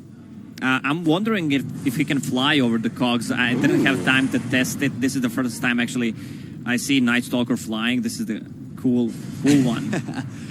Yeah, it's exciting. I don't know, to be honest. He is able to kind of utilize the flight to try to get up and over the cogs, but I don't know if he can directly fly through them or not. An interaction we haven't seen too often here. Smokes from both sides here. We have a bit of a do-si-do as Faceless round the corner, and they're going to take the shift all the way down to the bomb. They see Moogie here. Can they bring him down? They got him with the silence. He's going to try to linger around and maybe go for an invest to save himself. Jabs also steps into play. He has those boots of travel. Moogie tries to shrug it off with the back end of a rage, but now finally it's going to be Faceless who outnumber Newbie, but suddenly the Newbie gang show up and they're going to get a quick snag and takedown of the Troll. And now it's going to be swinging for the fences. SDCC dishes out the Requiem and is going to be able to take down the Ogre. Now moving through the skies, it's going to be Daryl. Blasts and finishes off the SDCC. He's going to be securing the double kill for himself. Kaka also very low and on the run, but Daryl is a man chasing. Moving in, sees KP, begins to take him down. Faith trying his best to body block him. Don't do this to my friend. And he's doing it. Moving on in, KP He's going to die. Oh! Ends up getting dropped the hook. Not quite there from Kaka to bail him out. And now it's going to be Ice Ice Ice moving in. This is technically an ultra kill. 2 double kills for Ice Ice Ice in that fight. Wow, I'm getting chills from this Night Stalker. 3k gold on him. He can go for pretty much whatever he wants. Seems like it's Solar Crest. He's going to go for that tower. Is he that strong? I don't know. It looks like he'll fall. Not immortal, my friend. Finally able to back away. This 12-minute nighttime, very valuable already for Daryl. He has that toolkit kind of built up between the phase and the urn. But what do you suppose you build after that for your Night Stalker? Aghanim Scepter definitely just to provide some vision into Gem. Pretty classic build. I mean, he can still go for Midas if he wants right now. It's a 15-minute Midas. That's really good timing. Black back into action here. He unfortunately suffered a little bit of a loss in that previous trade, but he is back on the warpath here. They're just hoping to kind of now do a little bit of what we saw. Faceless, I suppose, can move as like a 4-man team now that they have the boot to travel back onto Jabs and just try to get a lot of action for Newbie and create the space for Black to be a problem in the later game. KP was creating so much space, especially for the Shadow Fiend, giving him all those kills. But once Shadow Fiend dies, he also gives a lot of gold to enemy team. One thing Newbie can't underestimate is the damage over time, especially Jakiro, Ogre Ignite, plus Urn of Shadows on Night Stalker. Yeah. You need to be careful for that. Should Newbie be considering options like a hood, pipe, something like that to help fend off a lot of the magical power being dished out by Faceless? They should make one on Pudge. Okay, Pudge already has a Ring of Health. That should be a pipe. Pretty much. Or the new Force Staff. You gotta remember that's also there. But, yeah. But I would agree that getting the extra magic resistance is going to be pretty damn essential to the Newbie lineup. They are going to be able to score the takedown of Eroge. It's a trade as Faceless will take the tier 2 bottom. Common trade we see, but it is Newbie who will secure the extra life. Now going to be moving in Kaka, Dismember onto Ice Ice Ice, but he calls out the nighttime and simply walks away. Radiant's bottom tower is under attack. Yeah, that's a full crest finished on a Night Stalker. 17 minutes in. That's going to be a big problem for heroes like Night Stalker, for heroes like Nyx, because 10 armor. He's going to remove all of his armor. Even Shadow Fiend not going to be too happy about that crest coming out. Yeah, Shadow Fiend also sitting on 10 armor right now. And Daryl seems to be going for the strength talent too, so really kind of bringing in the gains and making the most of that muscle power here. Still working through the back end of his ulti here. Nightfall is about to be unleashed again. Jabs has been able to secure that early get-up of your Tinker. He's got the boot to travel. He's got the blink. You figure this is going to be like the Aether Lens Agnem's kind of a game. Dagon, Sheep. How do you go about your Tinker in this one when you're going against like the Lifestealer, the Shadow Fiend, and plus a lot of people able to dish out some heavy initiation? He might consider this game actually getting Force Staff. The big players on Tinker actually get it when they're playing against Clockwork, especially once Clockwork has a blade mail, he shuts you down. Jakiro is right now far away from that 4-staff, so he might actually get one on Tinker as well, just to kite around. Looked like Ice was actually building into a BKB next, so Agnum's not really on the agenda at the moment. He's just building up to be a ridiculous fighter or something. He's hit a serious stride from that previous nighttime, and I guess he's looking to take full advantage of the momentum. Here is Newbie coming, though. They want to get a hold of this Tier 1. Already Faceless have some members at attendance, but are going to be short some of the members on their team, so they lay down the macro pyre and simply walk away. Risk, worried about the potential hookshot coming in from the dark, plus the pudge. It's a bit too scary at the moment, so this is looking like a free Newbie siege on Tier 1. That's a big-ass tower right there, bloodlusted. It's helping out a bit, but eventually Newbie should be able to cut it down. Well, Tinker should get Aghanims at one point. I mean, it's a melee carry hero plus Clockwork plus Pudge. They're all gonna stick around, just share. They'll get the laser damage bounce. Back towards the mid lane, Newbie's rotating in after they hit the Tier 1 bottom. They see opportunities to maybe get the jump onto Black. He can't quite sidestep the hook shot. It's going to be there for KP, so they trap him within. He pops out the Blade Mail, and instantly Black is going to be taken care of. Whoa. That was a nice quick reaction from Newbie, and they get a wonderful catch all set up for KP there. BKB is finished on Shadowfiend. What he wants to do right now with Aegis on, they should just take objectives. Try to go for Tier 2 towers. It's kind of hard against Tinker when Hookshot is on cooldown, so they can't get hands on him, so it will go pretty slowly. Faceless trying their best to slow the roll of Newbie when they can, dishing out the march and preventing Newbie from trying to advance the pacing of this game. Look who's hiding and waiting from behind here. And Invis Ice. He's stalking the courier, and he should be able to get it. Oh, they dish out the burst of speed and juke it within the trees. He sees it there now and moves in and gets it anyways. But can he make it out with his life? He has no TP. 8 Run, seconds man. cooldown for Hunter in the Night. Fly away. Fly. He's so fast. He is able to round the corner and make his escape. 2 courier takedowns for him now this game. Newbie just kind of a bit in a scramble here towards the mid lane, but it looks like they'll finally decide to take their separate ways. Kaka will farm his way through the jungle, but still continues to remain a bit in the dark, so he could be a bit of a concern for Faceless at all times. And he's got his hood complete. Yeah, they need that pipe on Pudge to fight. Everything is magical damage besides laser and Troll Warlord.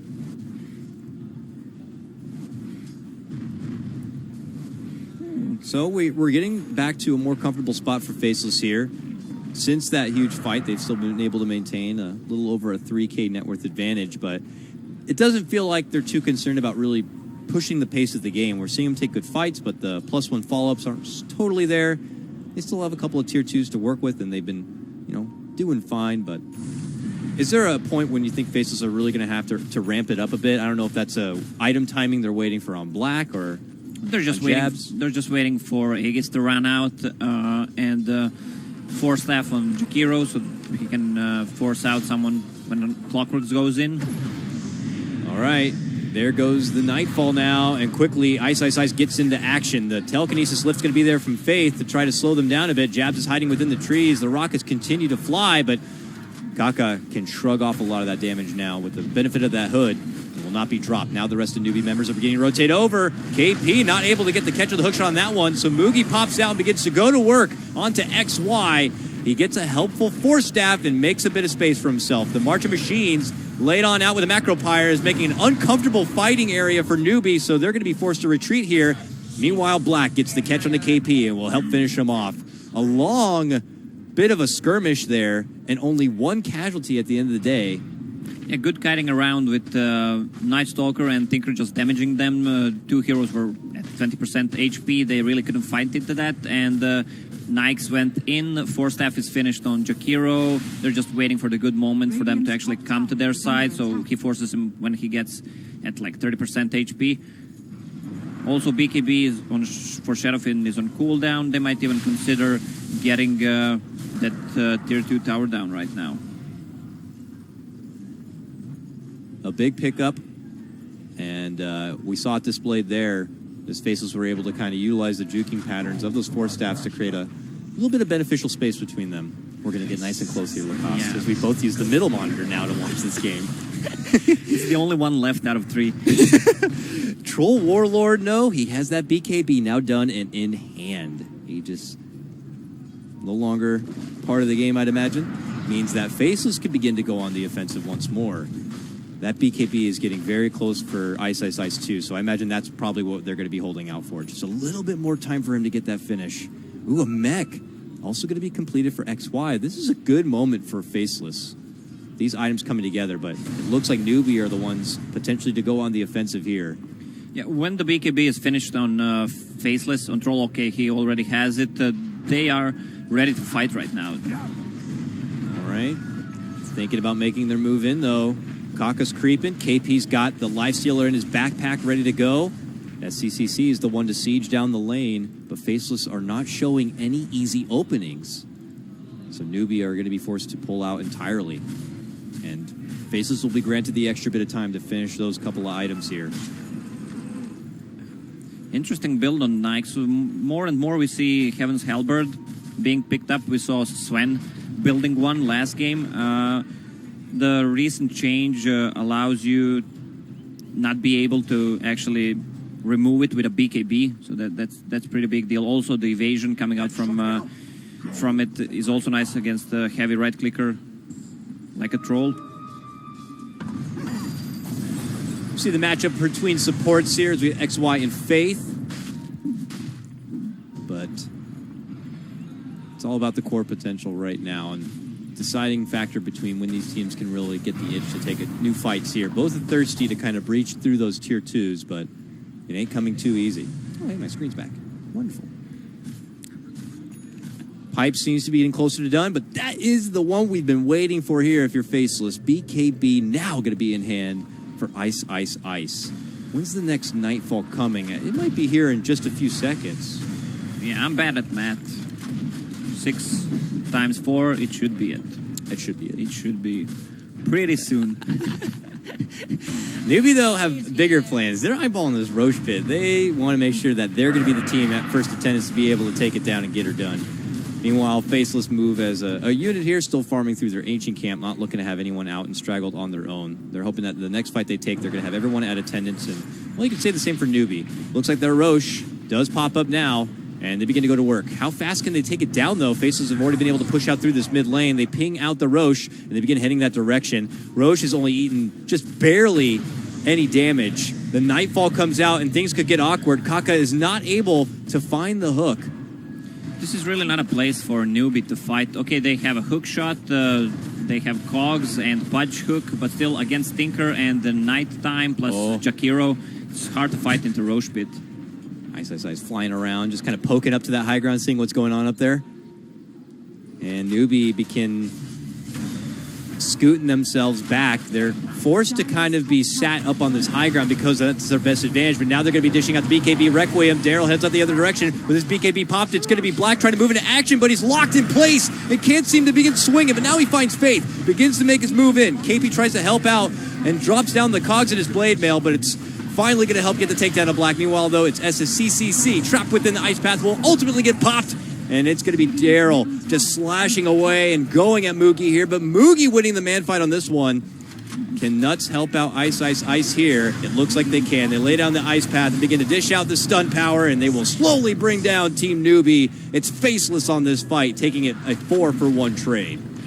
Yeah, they managed to take down Tinker, but with the Bloodstone charges, he was out pretty soon. Also, Night Stalker can tank so much and buy so much time for his team. They managed to take down the Troll with a Clockwork Hook, and Nikes. Also, Nikes can tank a lot, though. So they need like a heavy burst damage from Tinker to take him down. Just Faceless feels so freaking durable. Now with the BKBs, they have the mech, 4 staffs, and they're already fat heroes as they are. It's just so much work for Newbie to be able to kind of get takedowns in this game. Kaka, though, running himself on forward, will get the hook pull back onto XY, but can't even get that finish there. Now it's going to be Ice Ice Ice moving into gear. Scratches at him a bit, then they step off. Understanding their spacing, Faceless not looking to overcommit and hand over any freebies to Newbie on this one. Now they totally pull off. Faceless now have been able to kind of establish themselves. They put themselves into a higher position, now sporting about a 7K net worth advantage at this moment. That Roche is still there, and Newbie still want to get it, but Faceless at attendance. Both BKBs already on Team Faceless. They can't really go into Roche Pit against Clockwork, scouting with rockets, hooks. They need to take a fight before they want to take it. That's what you think. Black runs right in and says, I'm going to take it right now. But they get the hook from the high ground on the other side, but Ice just gobbles up the Pudge like he's no problem at all. Almost welcomes the idea of being pulled into a fight.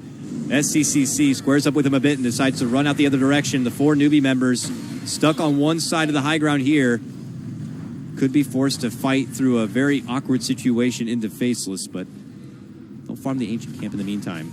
Faceless get back into work, going into the Roche here, and just the supports are able to zone back Newbie and prevent them from making it inside. KP could be trying to line up a hook to throw himself in there and disrupt this as much as possible. Okay, but he decides to make the jump. It's going to be on the jabs. He gets a laser off to Faith, but can't quite get the finish. The Macro Pyre now going to be dropped as both Mugi and SCC try to get themselves into the fight to get the right clicks out. It's going to be Ice and Black on one side. Black manages to get the takedown to Roche and grab at the Aegis. Turns around and begins to take it to Mugi. Mugi eating a lot of damage on the back end will finally be brought down. And they're not done yet. They're going to be moving on forward. Can they get a grab of SCCC? Beautiful ice path going to be there to trap him in place, and Black will get the finish. Pudge comes back into the fight, but goes down just as fast. This fight continues to belong to Faceless. It all started with Faceless trying to do Roche and Black Ice being hooked out, and then they just killed Pudge over there real quickly, and after that they can just use Tinker's March and Ice Path just to control them so they can't really get into the Roche Pit. The zoning potential of Faceless during that Roche fight was just so nice. It just made it so uncomfortable for Newbie to be able to creep in and get any sort of head start. And now look where we are. Suddenly the tier 3's down, and they're about to lose a Rax. This SCCC Shadow Fiend is still going to be on the sidelines for nearly 10 seconds, and mid-Rax are gone. Just like that. We are into a 17K net worth advantage for Faceless. Time to kill a shrine. Aegis is on troll. This is the second Roche, so Aegis and Cheese. Cheese is being picked up by Night Stalker. That Night Stalker is just a beast right now. We could be seeing this pick come out just a bit more often. Well, the thing is, you can't ban out Ice. That's the thing. Don't even bother. It's really the lesson we seem to be learning here. And I'm also noticing quite a bit of trend here through 7.06. We're seeing a lot of fights happen like this. You take a huge significant fight and suddenly you lose your mid-racks. The way they're able to capitalize on that kind of momentum and just take it to the other side is quite ridiculous.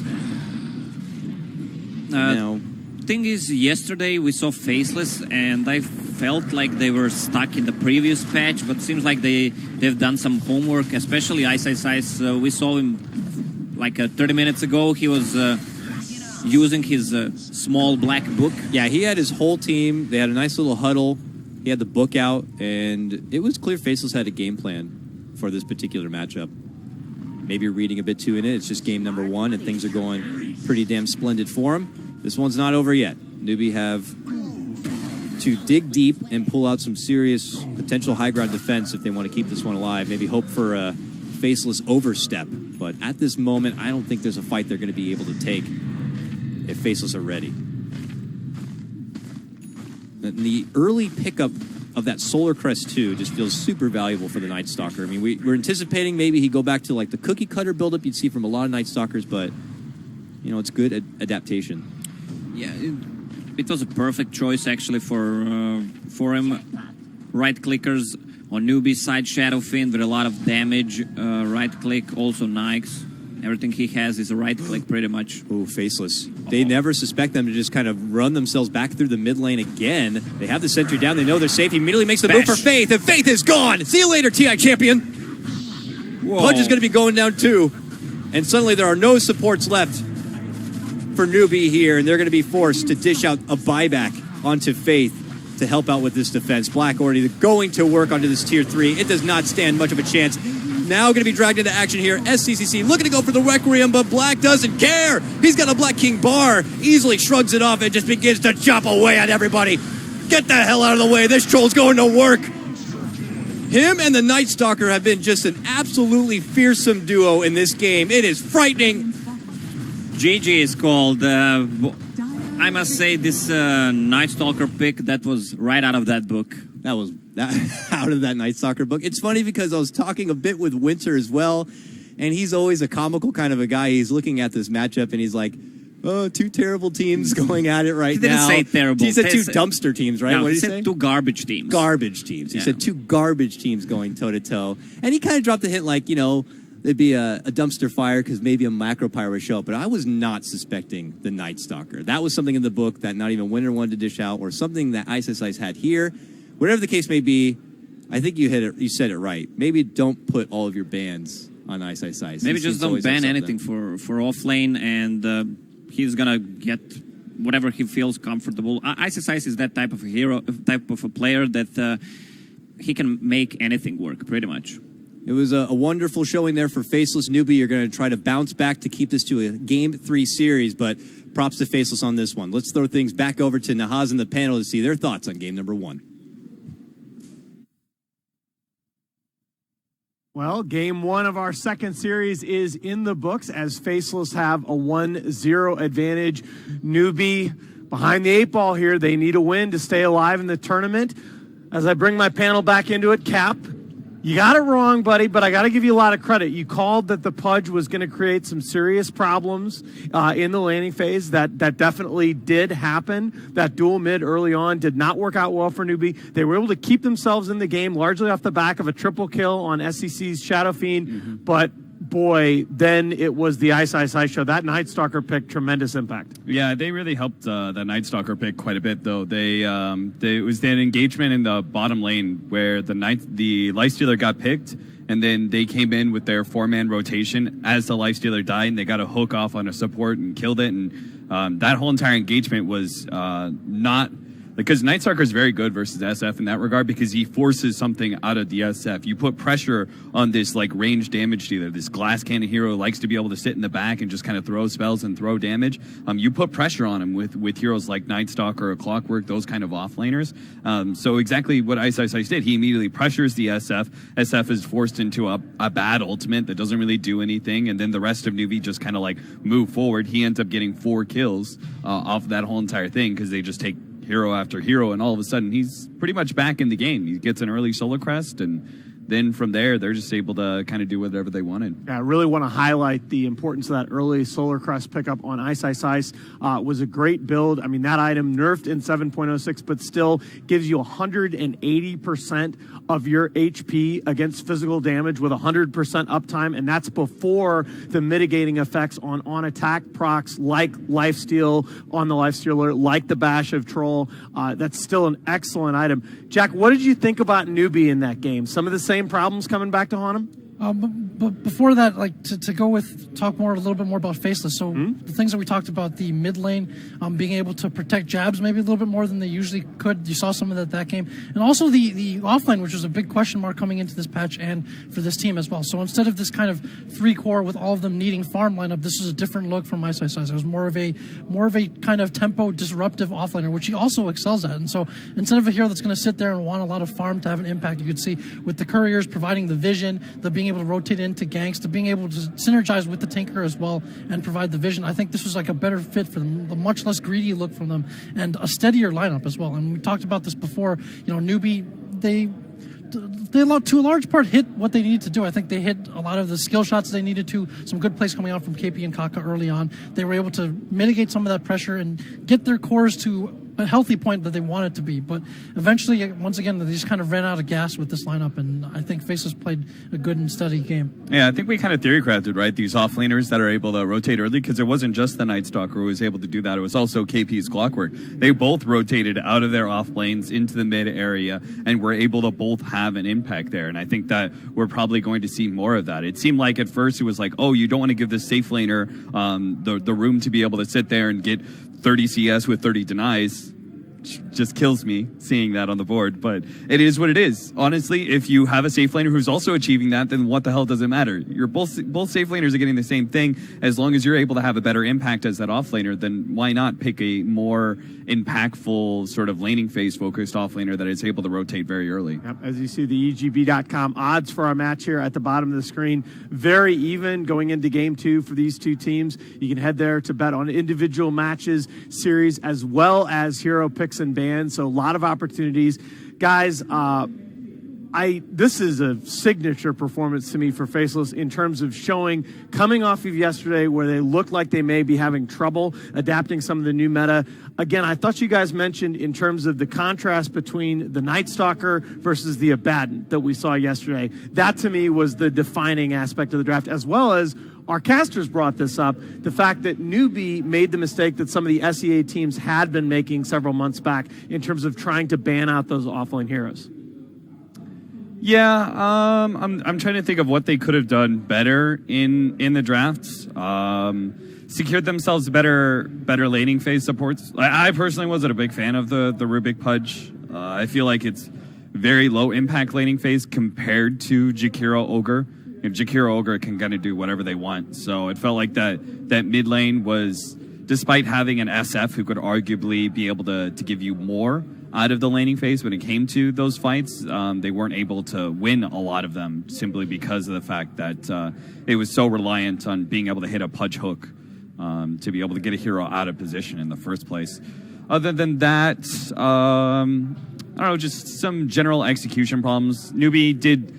They were pretty smart to move to group up, but I think they needed to put a little bit more pressure on the Tinker when he started split pushing. They needed to disguise their movements a bit more, and that's something that you're not going to see very often in this patch. I think the need to be able to punish split pushers. I think it's really only like Tinker, and I'm trying to think of what other like big split pushers that you need to punish in this patch. That's really going to be prevalent. I think Tinker's like the biggest one, because the advantage that Tinker gives you is that he's a pretty strong laner, but he's also able to secure your side lane outer towers really well. Yes, yeah, more than any mid hero could do for you. Yeah, to me, this patch is going to be, as pro teams start to adapt to the tempo that we've seen so far at this tournament. I think having deep push solutions in the mid game is going to be incredibly important, because you now have to worry about protecting those tier 2 towers. Before, you could afford to give away all those outer towers and know that your high ground was going to be relatively safe. Now, as we've seen both here and in DreamLeague play, teams placing a lot more importance in defending those outer towers, particularly in the very vulnerable side lanes, as you mentioned. Yeah. All right. Double hook against Forehead. Forehead taking this one. For Newbie, I'm starting to see a smaller trend over the last few games. The last 2 games that they've played, they've put a lot of pressure on themselves to, like, there's not much margin for error, and it feels like they have to close these games out early and have a very smooth laning stage. So we saw with the being unable to run the tri-lane that they wanted with the Tide Hunter and the Weaver against the Ursa, like that game quickly spiraled out of control. In this case, again, they needed to be very precise with the rotations. The Pudge needed to be able to cover the Shadow Fiend mid against the Ogre, and then they had to hit their skill shots. And then at some point, the damage coming out from those heroes really falls off, in like once the mid game and the itemization comes out. And then they need to execute very clean fights to stop the Tinker or Troll from getting off multiple rounds of damage, and it just became a really tall task for them. It's like playing against Vega really set them back quite a bit, because they had at least one game where they were like, okay, we've got room to, like, it was Vega who had to play the perfect game, right? Vega, like, they had to be very active and very clean in their playstyle. Thing was, Vega was clean in their playstyle. They were able to just close out the game really easily before the Storm had a chance to come online. So now it looks like Newbie is like, oh, well, now we have to do that. But the thing is, Newbie is not Vega, and nor is Faceless Vega, honestly. Neither one of these teams is playing, like, clean enough to be able to close out these games early. So I would say Newbie might have to give themselves a draft that can take some punishment in mistakes, you know? Yeah, no, we talked about that during the draft, the ease of execution factor for Newbie, and that was definitely present. But at the same time, in our first series of the day, we saw IG come out with an okay, just good enough performance in Game 1 and really solidify things in Game 2. So I think improvement's going to be a big story in this series as well. All right, let's take a little bit of a break. We will be back. Faceless looking to close out the series. Newbie playing for their tournament lives in Game 2. Stay tuned.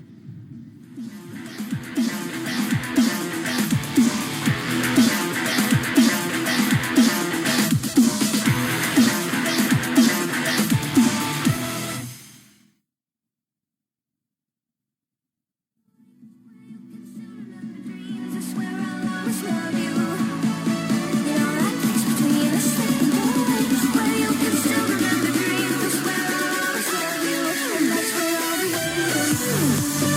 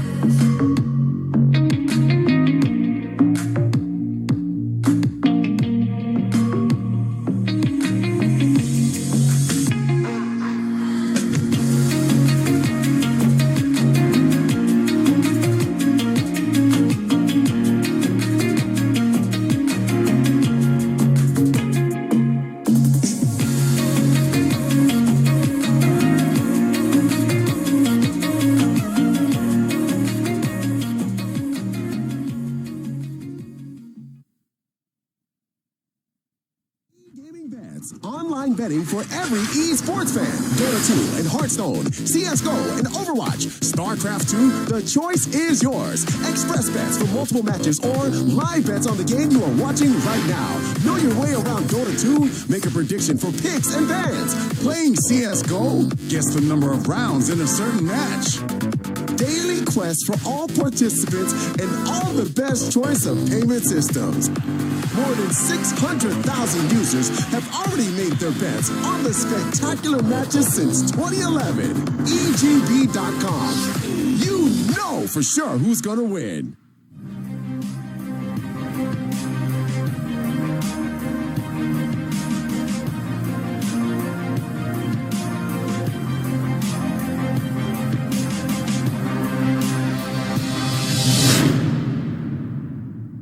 Welcome back to our Starladder I-League panel as Faceless lead 1-0 in our second best-of-3 elimination series for the day. As I bring back in my co-panelists here, Capitalist and Jack, wanted to highlight KP actually had a pretty good game on Clockwork. Yep. 17k damage, was actually third in the game behind only the Shadow Fiend and the Tinker. But yeah, Newbie has some work to do. 6 out of our 7 series played here so far at this event have been 2-0s. What do they need to do to stay alive? Are you setting me up, Alan? I am. Is this the... Come on, this is Listen, my alley. KP's the only one playing good on the team. All right? KP is KP's playing really well.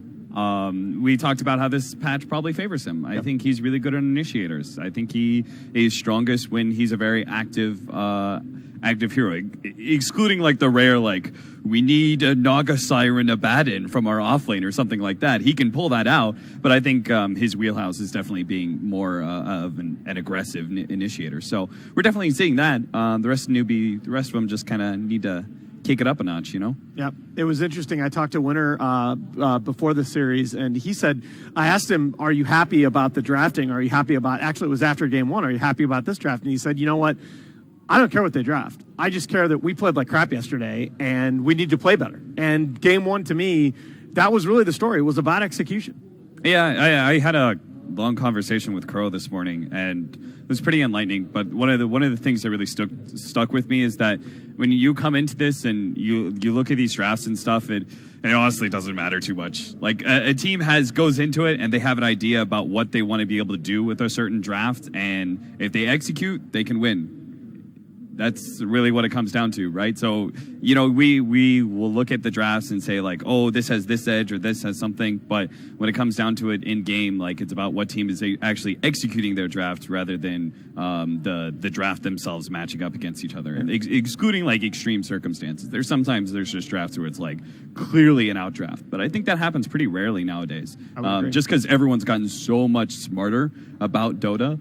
I think that's the one thing is like everybody's Dota IQ from the last like year and a half, 2 years, I think has risen dramatically. You will never, I think, see another Alliance TI3. You'll never see another one of those where a team is completely dominant in a meta and is able to run that dominance pre-TI and through TI. I don't think you'll ever see that ever again. Yeah, it's easy to draw like sweeping conclusions about a draft and say someone was outdrafted or not, but you know every draft is going to have imbalances, and you're going to have to play to those. It's not going to be totally one-sided in terms of the edges that you have, and so can you check those boxes and can you turn that into a win? And I think Newbie did check some of the boxes that they wanted last game. Newbie dropped their pen halfway through the game. Yeah, they checked one box. They were like laning. Oh God! And then the rest of the boxes just left unchecked. They don't have a good start for SC. They wanted KP because KP sometimes they have to invest a lot in getting him a good lane before he's able to start creating tempo. In this case, they didn't really have to do that. They were able to use those resources to help SCCC mid, and some of those boxes were checked, but it just they weren't able to finish this game or really lock down Faceless. So. Yeah, we talked about that during the draft, about the ease of execution argument being a two-sided coin. I think that's related to what you said, that you can have these drafts that if a team executes them perfectly, they look phenomenal. But if there are minor errors, all of a sudden it looks horrible. But Jack, you probably better than anybody right now, you know this team, you know these players. Who on Newbie do you think most needs to step up as we go into this pivotal game 2? It's hard to say. I mean, for yesterday, I would say that I would put some of it on Mugi, on the Weaver. I think that some of the decisions that he made, the fights that were very risky or like causing deaths, I think those were an issue yesterday. For today, I mean, I'm not sure if I'd put it on any one player at this point. I just think that the game plan has holes and allows very little margin for error. And I think that, again, part of this is the draft, but part of this is like, how do they expect to win this game? Like, if they expect overriding dominance during the lane phase and they expect that to become a win, I think that may be unrealistic at this point against some of the teams they're playing against. And this is something that you've heard as kind of a sub-theme for Chinese teams or in the scene, which is that, a kind of underestimation of these other teams. They look at how they play and they look at the replays and they say, well, we play against good teams day in and day out in DPL and all these other leagues, but we see some of these teams maybe not the strongest field at this tournament, they think, and it's like, maybe you're underestimating them a little bit. You expect to run them over. You expect to be able to exploit these weaknesses, and you expect everything to work out perfectly on paper, but it never ends up being that way. And then suddenly you get yourself into a murkier mid-game, late-game situation where you no longer have the advantage. You need that pinpoint execution all the time to be able to win. And you can see that, in terms of teamwork, in terms of getting numbers to some of these fights very quickly, outnumbering their opponents, they do have certain edges in that, but it's not necessarily enough. Faceless going to open with the Jakiro, a hero that certainly needs no introduction in this tournament, is just absolutely burst onto the scene, starting with TNC's 4 in Game 1. Here is a hero that we have not seen in this tournament. Now, Mouse Sports, a team that's featured Bane here recently. Not too many other pro teams running this hero, but again, reflective of the importance of the supports in the first phase. Newbies spend their first overall pick on the Bane. Not too many heroes outmatch Bane when it comes to laning phase, right? Like, that's a hero that no one can really 1v1 because of the value that Brainsap gives, particularly since the several patches ago, the buff where the mana cost is not nearly as severe, so you have a lot more Brainsaps to throw around in the laning phase. He's pretty good at being able to set up some of the safe lane cores that you see as well. Ursa's particular, any of those heroes that needs to be able to just close the gap and they can finish a hero off pretty easily. Bane's Nightmare is excellent at being able to set up. So again, you're going to need an offlaner that is able to operate without much of a laning phase, most likely. Yeah, also worth noting that Bane did get a small buff in 7.06. His Ags now puts Brain Sap on a 1.5 second cooldown with spell immunity piercing. So we Oracle now, fam. But Faceless is gonna complete the first phase of our draft here with the 4th pick. We're gonna see the clockwork again, presumably by KP out of the newbie side. The Bane and Jakiro, it's interesting. They're similar in the sense that they're both supports with good lane presence and like good bodies, as they take a lot of punishment. Obviously, what you just said about the Bane being able to trade. This is a hero that you would see other than Mouse Sports. The only other hero that I have. The only other team that I have a deep impression picking this hero more than anybody else was actually EG. Not so much recently, but it was kind of a... Yeah, the Zai off lane or like really greedy Bane. Right, or even in the PPD days, it was kind of like a win lane type of support. Yeah. So that's in keeping with what Newbie has tried to do over the last few drafts, over the last few games. So, but then in terms of scaling potential, in terms of the AOE, the other setup that the Jakiro provides on not just a single target level, I feel like Newbie may be going with the same philosophy in this draft that they have been in the last few games. There was the Ogre. I really like that as an open. I think double support opens are very strong, and that's a hero that they just get tremendous value out of. You saw the Ogre just bullying the SF mid, and the mid Pudge just was not able to affect that lane. With Bane, by the way, there's a little bit of a meme in the last patch that was so amusing to me as a numbers guy, that Bane's the only hero in the game that has equal stat growth on all three. Mm-hmm. And so when they gave everybody a 0.3 strength growth, they actually buffed Bane's int and added growth to keep them the same. Oh, Valve. I know. Ice Frog, Puck, 420 GPM. Yep. Night Stalker, well, how many other offlaners do you think Ice has there in the tank that's willing to operate without much of a laning phase? I just think it's a trap that Tusk? you fall into.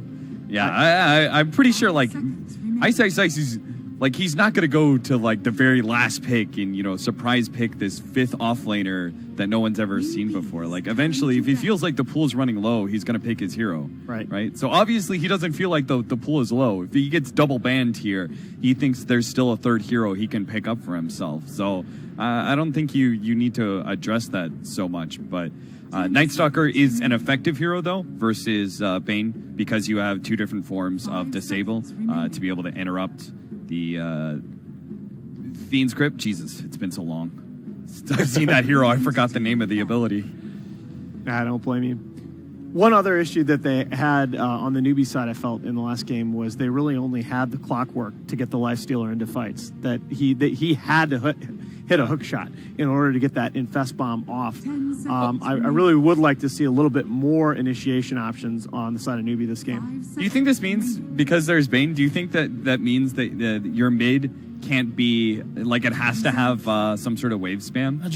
Magical burst? Yeah, because if you're just a right-clicking mid, which, you know, not many mids are going to be that, but if you are just a right-clicking mid and you're dealing with Enfeeble and you're not getting any of these last hits and the enemy mid's getting all the denies...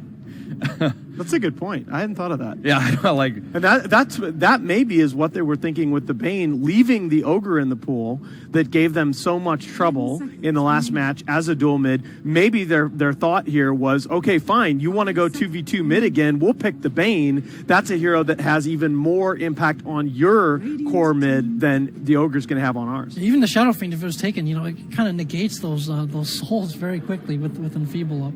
So yeah. The newbie going to go to a hero that's worked well for Faceless in the last match and honestly worked very well throughout the tournament. Just seems very well suited to this patch, and the Troll can be run safe lane or mid, maybe preference for safe lane. But with the tempo that we're seeing these games played, those 20-minute pushes, Troll's so valuable. And Roche.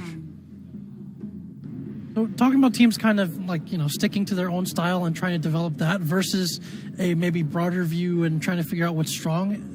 Like, newbie did receive some criticism on that front as well. I think a lot of these heroes that were popular or slower to embrace. Troll was one of those as well. This team didn't play it as much. It's become much more popular in China recently. Other teams, like even IG and other teams, have been running it much more frequently. And newbie were a bit slow to embrace that compared to some of the other squads in the region. Trying to think if they, because the best thing about this is when people lock themselves into Ice's heroes is that Jabs has a lot of freedom for his mid pickups. Last game in the 3-4, he had both OD and Tinker that were available to him that were both very well suited, I think, to the game. And he's got the same situation here. Yeah, this is just flat out nasty. Faceless going to come back with an absolute classic in the Ice Tidehunter. Deals well with Troll. Yeah, and it is telling. I think that point that you were just making is a really good one, in that Faceless, which is a team that's had problems with the limitations of their hero pool mid, actually feels good enough to then ban 2 mid heroes themselves in the second phase. Yeah, like you've got Jakiro and Ogre. OD is great with those 2 heroes because you have Imprison that sets up Ice Path, and then you also have a damage amplifier in the Ogre's Bloodlust for OD, which is fantastic as well. And then they're both supports that secure your lane, which is good for OD as well. I don't know. I'm feeling like newbie are kind of letting Faceless get a very similar draft, and they just think that they're going to be able to make the corrections to be able to deal with it. No, I mean, honestly, apart from the Pudge 4th pick in the previous draft, I don't know that that's too terribly wrong. There are situations where, you know, we had plenty of this the brief period I coached last year, where you just go back and you say, look, our draft wasn't that bad. We screwed up.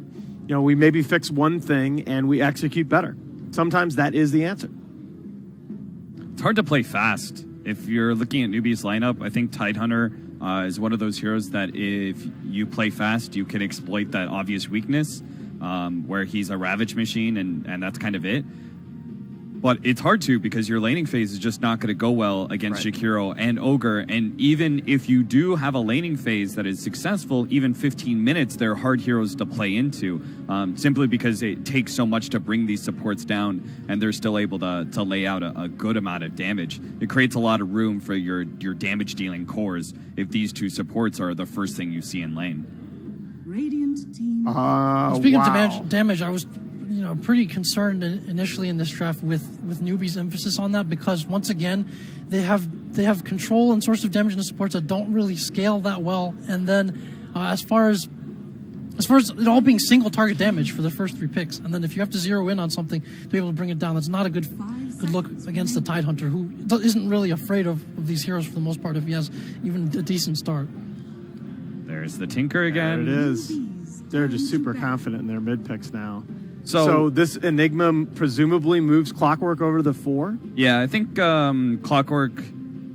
I thought they were going to rotate the Clockwork into a 4 position last time because they needed a very strong laning phase focused support. I think Clockwork does that for you as soon as he gets level 2. Yep. Has some problems level 1, but that's okay. Bane is good setup for the Clockwork as well. You're able to close the distance for your cogs combination. And then on top of that, we now have Newbie with some leeway in their draft. Like, they can afford bad execution in their strategy because of the fact that they have potentially better late game, or at least they have a lot more cushion for late game, because they're going to have, like we were talking about, it was like, what was it, Enigma, Darkseer, like those kind of very self-sufficient offlaners or very active offlaners. It seems like those are the 2 flavors of offlane right now.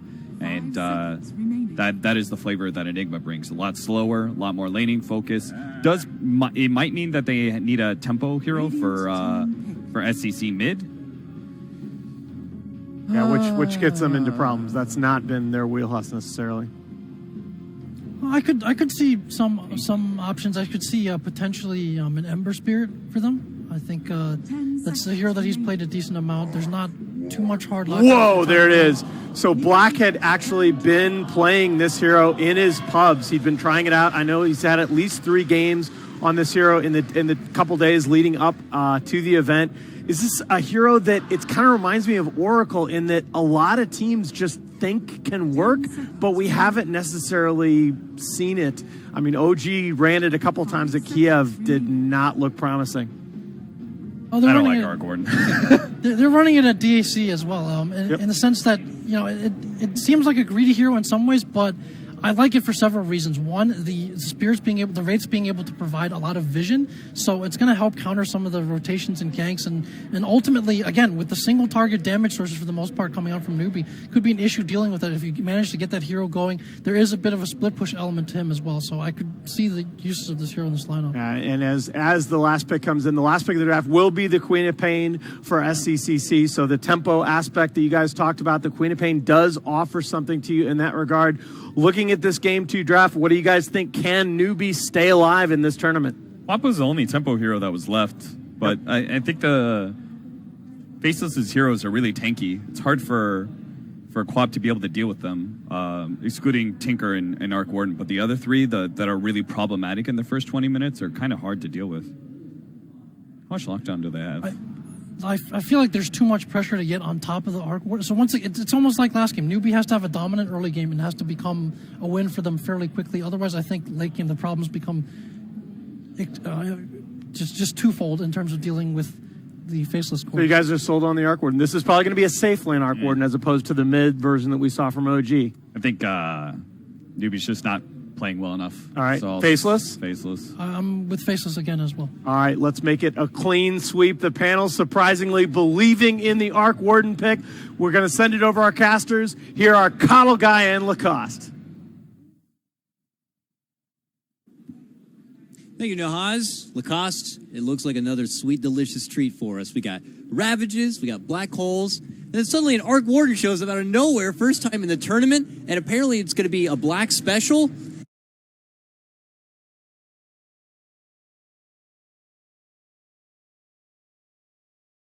Pretty much they have the same 3 heroes again, 4-head strat with damage over time. Tidehunter instead of Night Stalker being that frontliner for them. I'm afraid a bit for the no real disable for Queen of Pain and nothing during the mid game once Enigma gets his BKB up. Yeah, I'm definitely going to be trying to keep a watchful eye on KP Enigma. It's not something I feel like I see very often. Normally I see KP on those action-packed kind of heroes, the Sand Kings who are able to kind of set up a lot for the team and get back out. Not one of these kind of heroes where it's like, I have the black hole factor, and it's like one and done. I better make this black hole kind of count. I'm really excited about it. He's a polished kind of a player, and we'll see what he's going to be able to pull out here. But most of the panel feeling like this game, to belong with Faceless, maybe even more concerned about Newbie's recent performances and how they've been trending. We're going to see if Faceless can pull out what would have been considered pretty big upset leading into the tournament. Yeah, didn't see much of KP's Enigma, but what makes him a good player and that he can initiate good in and out, what he's been doing really well, even though Newbie doesn't seem that strong, is his positioning in team fight. So I expect a really good Enigma this game.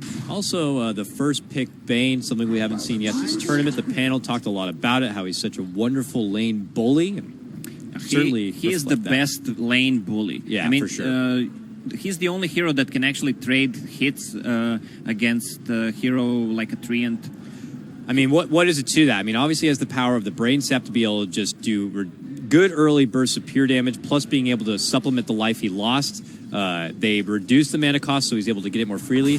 Plus, if things really get out of whack, he can always just put out the sleep, too. So he has just a really great tool belt here, and already XY feeling it a bit. Yeah, the last game started with 2 versus 2 on mid. Now they decided to go for the greatest hero 1v1, even 2-on-2, just the best harassment they can get. Low cooldown on that spell, low mana cost, pure damage. He also has a good right click, 65 damage. Not bad. Yeah, it's pretty good. It's up there for supports. Man, the Frog has been giving a lot of love into the support right click, that's for sure. It'd be a scary day when these supposed support heroes start turning into core heroes and we see back to the Shao Shaman mid lane days or even Bane mid lane days. But for now, Faith continues to round the corner and just kind of be a bit of an impact there. We had witnessed briefly earlier Ice in that Tidehunter top lane matchup. He came into the lane with 8 tangos. He was anticipating he was going to be eating a lot of harassment here and is just hoping to be a big durable beast who can just soak in the early XP. Yeah, offlaners right now need to adapt. Most of them were buying PMS plus 1 set of tangos. Of course, Tidehunter is not a natural PMS carrier because of his second spell, so he can skip it and buy some more regen. Even the other ones can just go for a Stout Shield, a pack of tangos, and 1 flask. The offlane game has certainly changed quite a bit in this recent patch. And now they're seeing a new itemization as they take a new approach to the lane and maybe just dishing out a bit more money and getting the extra sustain consumables, if you will. Looks like our Invis Rune's going to be through at the bottom lane. And they're going to make the shift down there. It's a fight for it as Bane is going to get the first grab on it. And we'll take that back through the mid lane right now. Faceless kind of doing a lot of what we saw in the previous game with their 4-headed duo here. Just kind of continue to dance them throughout the mid lane and back, allowing the Arc Ward to be able to do his thing, and same goes for Ice here. The second they step in and get some hard hits onto jabs is when the Ogre steps in and trades the same onto SCCC. So feeling like a little bit of a mirror match at the moment. Yeah, it's been 3 minutes duo lanes mid. I think this might be the new thing. Yeah, there's no more patch. solo mids. Yeah, it's a duo mid and then solo on the side and a little bit of everything in between. At least that's how it feels for now. I'm sure mid laners are not happy about that. But so strong laning supports are definitely in the meta once again. So expect to see lots more of the Ogres, maybe more pickups of the Bane. The Jakiro's already been incredibly powerful. Already. Casual stun out. It's going to force Faith back a bit, and that contender sights onto SCCC. He'll have to chew through a extra bit of health, and will finally be forced to step on off. But would you agree with the panel in that Newbie need to be the team to get a lot more in the laning phase if they really want to see success in this game through the later portion of it? Is it pressure on them to get more done? They don't have that super early dominant heroes. Okay, they have Bane, but their heroes need levels and items to actually be effective. Ooh, Faith is able to get off that sleep, and suddenly he's going to be fine. Any other hero would have been in trouble right there, but he's got that sleep power. He's going to be short on mana, so he may have to take the long journey all the way back to heal on up. Ice Tidehunter. We probably will be seeing a lot more of those backpedals come out. He is no shame in dishing out the taunt play here if it means a little bit of extra mind games. And Nuts even. Bit invasive here. Looking to move in. Snags up the bounty rune. Takes it away from Newbie. And TP's back home. Mischievous Faceless off to a hot start now. Yeah. Tinker had to go base TP, giving Ogre some XP and gold on that mid lane. Bane's back now, and rotations are coming over. It's Kaka on that clockwork. He's got a couple levels. The pings are already going to be there. If he can get close enough for the cogs, it'd be trouble, but they're going to put their sights onto the Ogre. It's set up with the sleep from Faith. They move in, and they're going to get it done. First blood goes to Newbie. Nice little setup with the sleep. Yeah, their duo mid lane don't have much synergy with sleep. Then you use a Shadow Strike. It makes no sense with a rotation from Clockwork. They set up a pretty good gank. And then the rotation party is going to head all the way up north right after it. On the back of a smoke, they want to get the jump onto Ice here.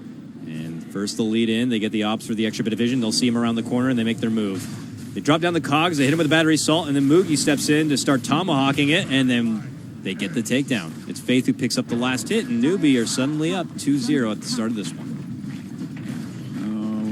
Arc Warden, what's he building into? Probably Hand of Midas, classic build, double Midas. Yeah, whether Midas Gaming is still going to be relevant or not in this patch, Arc Warden is certainly going to be a hero who I imagine will continue to pick it up. I personally never played Arc Warden. He's too new school for me. Are you kind of the same? I played Arc Warden once. It was, I random something, didn't like, re-random, got him, and I actually won the game. All right. 2 Necro Books. It's not a popular build anymore, but... That was the old super filthy build. I remember seeing a certain Lil of VP play a ridiculous amount of Arc Warden back in the day, and he would do kind of that Necro build up. We even saw people get rapiers and such. The heroes felt very abusive back in the day. Since then, obviously, the Frog had fine-tuned him quite a bit, and since then has found himself in some occasional competitive matches. People were talking about it before. OG had some off-and-on success with it at Kiev, but here we see in the Hands of Black something he'd been sporting in pubs recently, the safe lane Arc Warden, but now we have action breaking out, a rotation going to be coming in. Kaka TPs towards the shrine, and they're going to be looking to open up on the XY here, and it will prove to be successful. But, we've been seeing these in a lot of these Ogre games. That's just kind of what they do. They move in there, they're able to kind of cause a bit of trouble, create a bit of space. They end up losing their life, but the impact they're able to make tends to pan out worth it.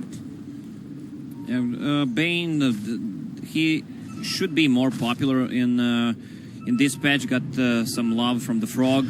Okay. Yep. Sleep. Immediate TP's coming out, though. The Ogre looking to show up, but they've already dropped down the cogs. SCCC's got the Sonic Wave and is able to take down the Freak. This is exactly what they needed, what they lacked in the game number 1. Just those rotations from Kaka and Fate. They already used 2 smokes, and Bane is just a perfect hero to set it up. KP has recently reached his level 6, so the black hole is now something to think about here if you're faceless. But they are still pretty diligent on the 2 opposite sides of the map. That Ice continues to truck on forward on his build-up, and Black does the same. Yeah, interesting build on Troll. He decides to go for Max the Fervor and Orb of Venom, because that way he deals the most of the damage to a hero like a Tide Hunter who has a Kraken Shell. So if he goes for Whirling Axis, it's a bad build actually, and he doesn't deal that much of a damage. With the right click, especially with Phase Boots on, that's the most damage output for him. It's good recognition right there for Newbie to be able to try to make the most out of the laning matchup they were given and making the appropriate adjustment. It's already earned them the 1 takedown of Ice earlier. Now we see Jab's able to kind of sidestep, grabs up the Bounty Rune. He's going to take some time to probably march his way through a jungle and leave XY with the mid lane to try to get some levels on his Ogre as we get closer to that 10-minute mark. The supports are going to need that extra bit of lovin', but here on the bottom, Black also gets his level 6, so we're going to see the Tempest double start coming out now. And he can dish in that Tempest double very, very aggressively. We saw it diving past that tier 1 already. Trying to be a bully back to KP, but I'm curious to see how long it's going to take before we see this Arc Warden hit his stride and what Black has up his sleeve with it. But top lane is we're going to see things get a bit frisky here. Rotation's going to be forced out. Jabs, or Nuts rather, does have to hit the cog here, but it looks like they are making their move in for Kaka. SCCC is waiting in Viz. Doesn't have a Sonic Wave quite yet, though. We'll try to dish out some minor damage, but it's going to be forced to blink away. Nice takedown, and Faceless will finally get a kill on the board, and it's a 3-times kill streak that actually Kaka was sported. Yeah, meanwhile, Jabs on mid just continues to farm the lane, pushes the lane, and goes back into the forest, continue to farm on that Tinker.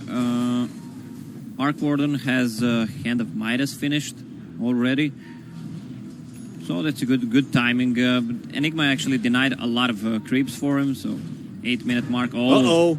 Here comes Kaka. Just after being taken down, he's looking to go back into action, and the black hole of the game is going to be coming out right now. It grabs not just one, but 2 Arc Wardens, and they're going to get the black takedown. His Tempest double will go down right after that. And it's Newbie now pulling ahead 5-1.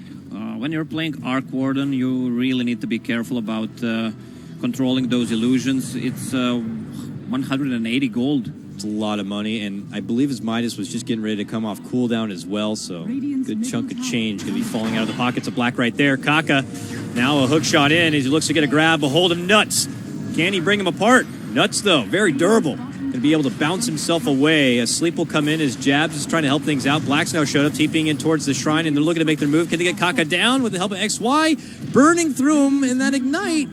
They can't quite get it. Eventually, the cogs will be dropped, and the clockwork will be fine. He pops out a salve, and all is well. Yeah, also, one thing Newbie needs to be careful about is once Tinker gets his items up, like during the mid-game, and Arc Warden just providing vision with Spark Rate, those rocket combos could be really deadly. There is good synergy, and we could almost see that. I think it was in Liquid's first series matchup where it felt like they were losing the other part of the game, but once the items started coming together, once the levels started coming together, then the real potential began to shine, and it almost felt like they were outmatched. I don't know. Do you think there's that kind of chance here in this game? Is there going to be a point where even if they're down towers, and let's say they even get down to like 7K net worth, just Faceless over time and their draft will just suddenly hit its stride? Faceless draft needs more time to kick in. They need some more items on Tidehunter, probably a mech, just to tank up. They need a Tinker BOTs first and more items. There's certainly no denying that there's just a lot of nourishment that's going to be needed on Faceless's side.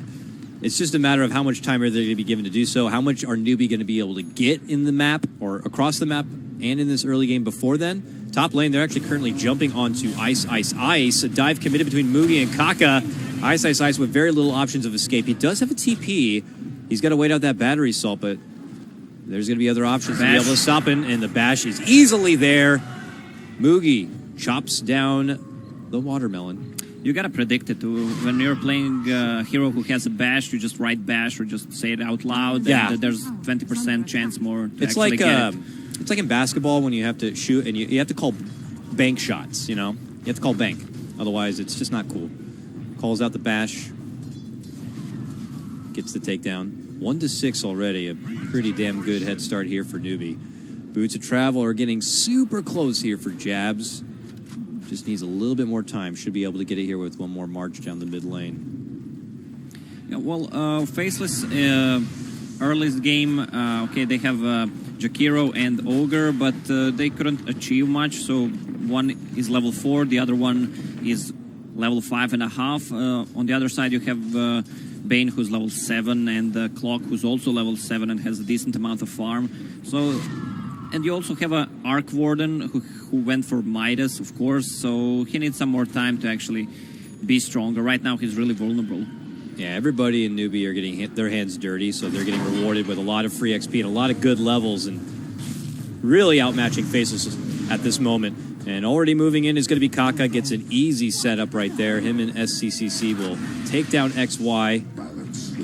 Jabs waiting behind that tier 1 tower. He's got to get out of there quick. They'll spot him. Are they going to cancel it? Yes! They get him with the mouth fist, and he's not going to be going anywhere. Sonic Wave, an emphatic finish on top of it. Rotating in is going to be Ice, Ice, Ice. He helps get at least a little bit of return fire with a takedown of Kaka, but good heads-up play from KP. He just uses the Midnight Pulse to just demolish all the trees and spot where that pesky Tinker is. Yeah, good play there by Enigma, but they managed to take down Bane. Tinker got off two sets of marches. Also, good rotation from Newbie. Mugi is getting that Roche with... Well, Troll can easily kill Roche with just Vlads, and he went for a different build, maxed out his first and the third spell, so it's easy to take him down. They've spotted Ogre again. He's going to get hit with the brain sap. He walks out and away under the cover. Can he make it to safety? He is. He's finding a safe home on the side of the newbie map. He doesn't have a TP quite yet. He'll have to wait out the 30 seconds. But it looks like he's safe for now. I just don't know where he's going to consider going in the meantime. It looks like he'll eventually be able to creep his way back down south because an approach is coming from Newbie's side. Mugi, who recently acquired that Aegis, him and his posse are looking to come down here and claim a tier 1. Who's waiting behind the tower, though, is the other question. Nuts will veer his 2 heads out from the trees and quickly get killed. Ice is like, I'm good. I'll TP home. He needs to get out there. With Yasha and Aegis on that troll, they might even continue going for tier 2 tower on bottom. We still have to see more of Arc Warden, and there was still not a single Ravage. So what Faceless should do is just try to play defensively until the items and the levels kick in. Uh-oh, another sleep setup potentially. Faith chasing down Jabs a bit. SCCC is not going to quite catch the nuke damage there. It looks like Jabs will be able to make it away to safety. But that's when Nuts steps in, gets some poking damage onto Faith. And when they clicked on Black there, it looks like his buildup is going to be into a Maelstrom next. So they'll have lots of ways to at least spam out these waves. If Newbie gets to the point where they're pushing down tier 2s and even considering an approach to the high ground, they have ways to kind of, you know, split, farm a bit, and force Newbie to kind of be stalled. Yeah. With Maelstrom, maybe Mjolnir later on, if the game drags past, let's say, 30 minutes, if you cast like a Mjolnir, one on Ogre, one on Tidehunter, that's going to be so much damage. Poor Nuts. He really had nowhere safe to run. He tried to find a clever path up and through the Newbie territory, but they immediately pulled 2 towards the shrine, and Jakiro goes down. It is feeling like such a tough game for the support staff of Faceless. I don't know how many times, but this Ogre and Jakiro have been killed many, many times. Both Ogre and Jakiro under-leveled at this point of the game, and they don't have any defensive item, especially against a hero like a Clockwork, who can take them down easily, solo, just one-on-one. They need to be careful moving around the map. Also, we didn't mention, KP finds Ogre. Yes, he does. He's got that new Blink Dagger. Spots out XY, hits with a Midnight Pulse, and there's a buttload of Eidolons just happy to bring him down. KP will be able to get the last hit and the kill. And Newbie are on the up and up. More impressive showing we've been seeing than all tournament, 11-3, and a nearly 5.5k net worth advantage. Mugi in the mid lane still has that Aegis. They're going to dish out a couple of spells, but they can't really pursue. KP is super farmed this game. He has 0 deaths, Blink Dagger, and Hand of Midas, plus 1k gold on top of that. This Enigma's getting quite gross. Nice jump from the balcony. Comes out from Kaka. The follow-up Black Hole is also going to be there. Put a Sonic Wave on top, and you have a delicious ass-kicking Sunday. They move forward. They're going to get the takedown of Ice. They're hoping to get more here. The turnaround, though, an attempt to move in for Kaka. As that happens, they do end up losing Nuts. XY will also drop, and it's a significant fight once again for Newbie as they trade it 3-1, and we'll follow it up with a +1 and an objective takedown of that Tier 1 tower. That Black Hole on solo Tidehunter, that's exactly what they needed.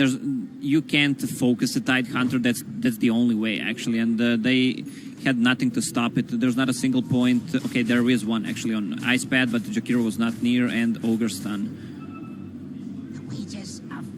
Newbie just find a wonderful opening and are able to capitalize, and it earns them a 3 kill and a Tier 1 tower. Now they can double back and play the cooldown game where possible. The Aegis is obviously going to be expiring very soon, I'd imagine.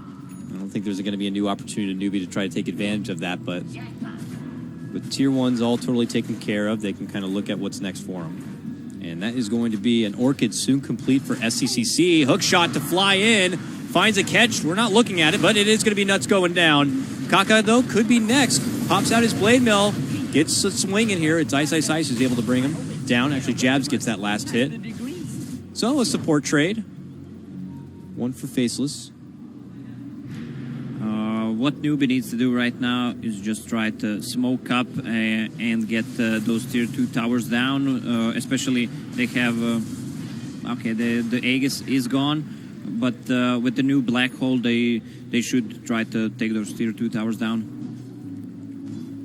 BKB is going to be next up for KP, and at that point, there's not going to be much to stop him from getting those black holes off. No ice path, no ignite, no nothing like that. Jabs will try to supplement as best as possible. Is there something to say? I mean, I was lightly mentioning it earlier, but there is really a lot of split push potential in Faceless's lineup. You have the Tinker and this Arc Warden with Maelstrom. So, I mean, is there a way they could stall this out? Is there a way they can rat this out? Yeah, definitely. Their heroes have a good split push. But thing is, look at the slow on Team Faceless. Imagine, okay, let's talk about if the game drags, Troll Warlords, BKB drops to 5 seconds, they get some Force Staffs. It's so easy to kite around with all that kind of a slow Liquid Fire, Dual Breath, what else is there? Flux, Gush, Ignite. Wow. Yeah. When you really list them out there, it seems quite ridiculous on the side of Faceless. The problem is that they're going to be able to get to that point in the game. They're really going to be shooting for the later innings. And at 20 minutes in, this one still feels pretty heavy-handed for Newbie at the moment. They're going to be hitting that stride. And Faceless are just going to be biding time as best as possible. If Newbie are going to slow their roll, then it's only going to be for the better of the Radiant. But there's a lot of big items also coming together for Newbie. I already mentioned the Orchid complete for SCCC. And on top of that, he actually does have an Invis bottled up. So he has easy kill potential on any sort of support. They're picking out the mid lane. Ice is there. He's probably not the best one to go for, but there is kill potential for sure here for Newbie. Yeah, they might find... All right, Tidehunter is gone. Never mind. He's not brought down easily. Kraken Shell. Yeah. Nothing you can do about it except that black hole. All right, here, Faceless coming together. The most we've seen them come together, it feels like, in this game. A 4-man move through the bottom lane to take down the tier 1. And Jabs is looking to come help him out. Faith is here now. A quick blink back, though. Faith is not going to be able to get the snatch. He was hoping to go for a Fiend's Grip. It's not going to be available to him. Now gets hit with the multicast and the Flux, and he should be going down and will.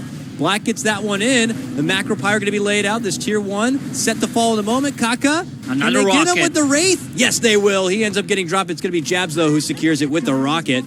And Faceless take their, what feels like, first promising fight of this game. 2-0 trade. Yeah, there's the combo I was talking about. Just giving the vision with the Spark Rate plus rockets tied in the first line. That's cool. I mean, you can't focus the Tide. He has a mech, so he's just buying time for his team. And the slow siege coming out from Faceless right now. This could earn him the 2 kills and 2 towers. That's a nice bring back right there for Faceless at the moment. Ooh, Jabs. Careful. Whew. Now, you gotta remember that. Queen of Pain has an Orchid and a Sonic Wave. Bottom lane, they will get the finish onto that tier 2. It's Faceless who take the first tier 2 of the game. And Newbie are, I don't want to say frantic, but they're diligently trying to scrap together those items so they can kind of continue the push forward this game as best as possible. That's KP here trying to finish out that BKB, and imagine the same goes for the Troll. They're already making their move, trying to get a hold of Ice. Can they do it? Malphus and Black Hole with the Troll chopping away, should easily get it done. Jab steps into action, dishes out a combo onto SCCC, but on the other front it's going to be KP blasted down. Jabs has the Dagon now complete. Not sure that was worth it for Newbie. I mean, using a Black Hole there, okay, you get a hands on Tidehunter, but your Enigma is super farm, so you're giving away more gold, and that gold went to Black, actually. Was KP able to complete the BKB, or would this stall him from getting it now? Oh, he got the BKB He already. did get it, okay. Yeah.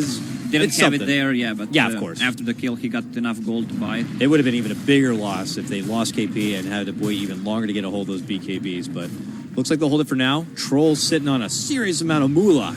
Uh-oh. Oh, God. I think Faith needs to find a friend and stick close to him. Anytime he shows himself in the lane alone like that, they could just quickly dive on in with this Arc Warden and Tinker combo. It's simply ruthless. And the Arc Warden now, he's got Shadow Blade, Boots of Travel. He's going to get out of hand real fast here. Kaka's able to make the move in, gets a good catch onto that Arc Warden, hits him with the Dust. Sonic Wave's going to be there. They got him with the Orchid. Ice steps in, hits him with the Ravage, and tells him to just get the hell off their back. forces Newbie out and away, and they're not going to be able to get the finish onto Black, and he will go right back home with jabs. Newbie just losing that gold advantage they had. They tried to focus down Arc Warden, but good reactions from Tidehunter. Mac nicely placed Ravage. Also, one little thing, Ogre used Earn to save that Arc Warden. There was one more Malefice stun which would have killed him, but he saved him there. Attempted Q play from Jabs. I think he tried to plant a tree and juke around it, but he ends up going down, and they'll get a +1 on top of it, a nearby Nuts. Gonna get chopped right up. Oh, that sounds painful. All right, it is Roche time, they say. It is. And Mugi begins to go to work. That little Aegis icon by his name, I think I read somewhere that one of those just sold for like $1,200. Isn't that crazy? Which one? That little Aegis icon he has next to the life bar there. You know? Yeah. I guess you get that when you have like a really, really high compendium level. And then you can sell it for lots of money.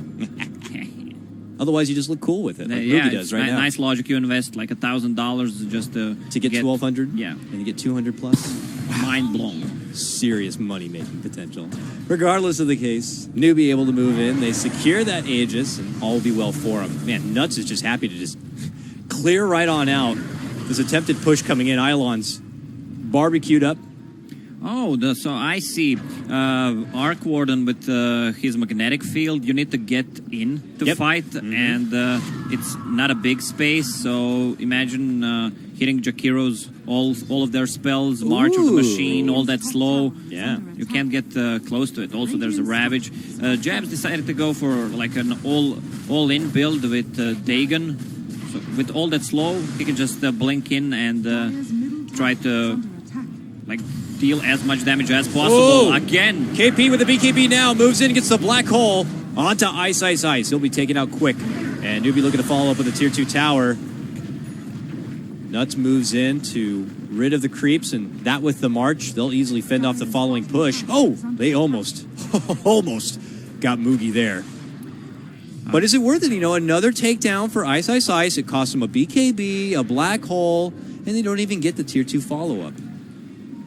Yeah, but it's only a kill on Ice's Ice. Yeah. As you mentioned, the top lane. Yeah, they move in. A hook from Kaka onto the creep wave will allow them to get closer to the Jakiro, and they'll take Nuts down. The thing is, I mentioned during the pick phase, Faceless doesn't have a hero that can stop Enigma Black Hole. That's the biggest problem.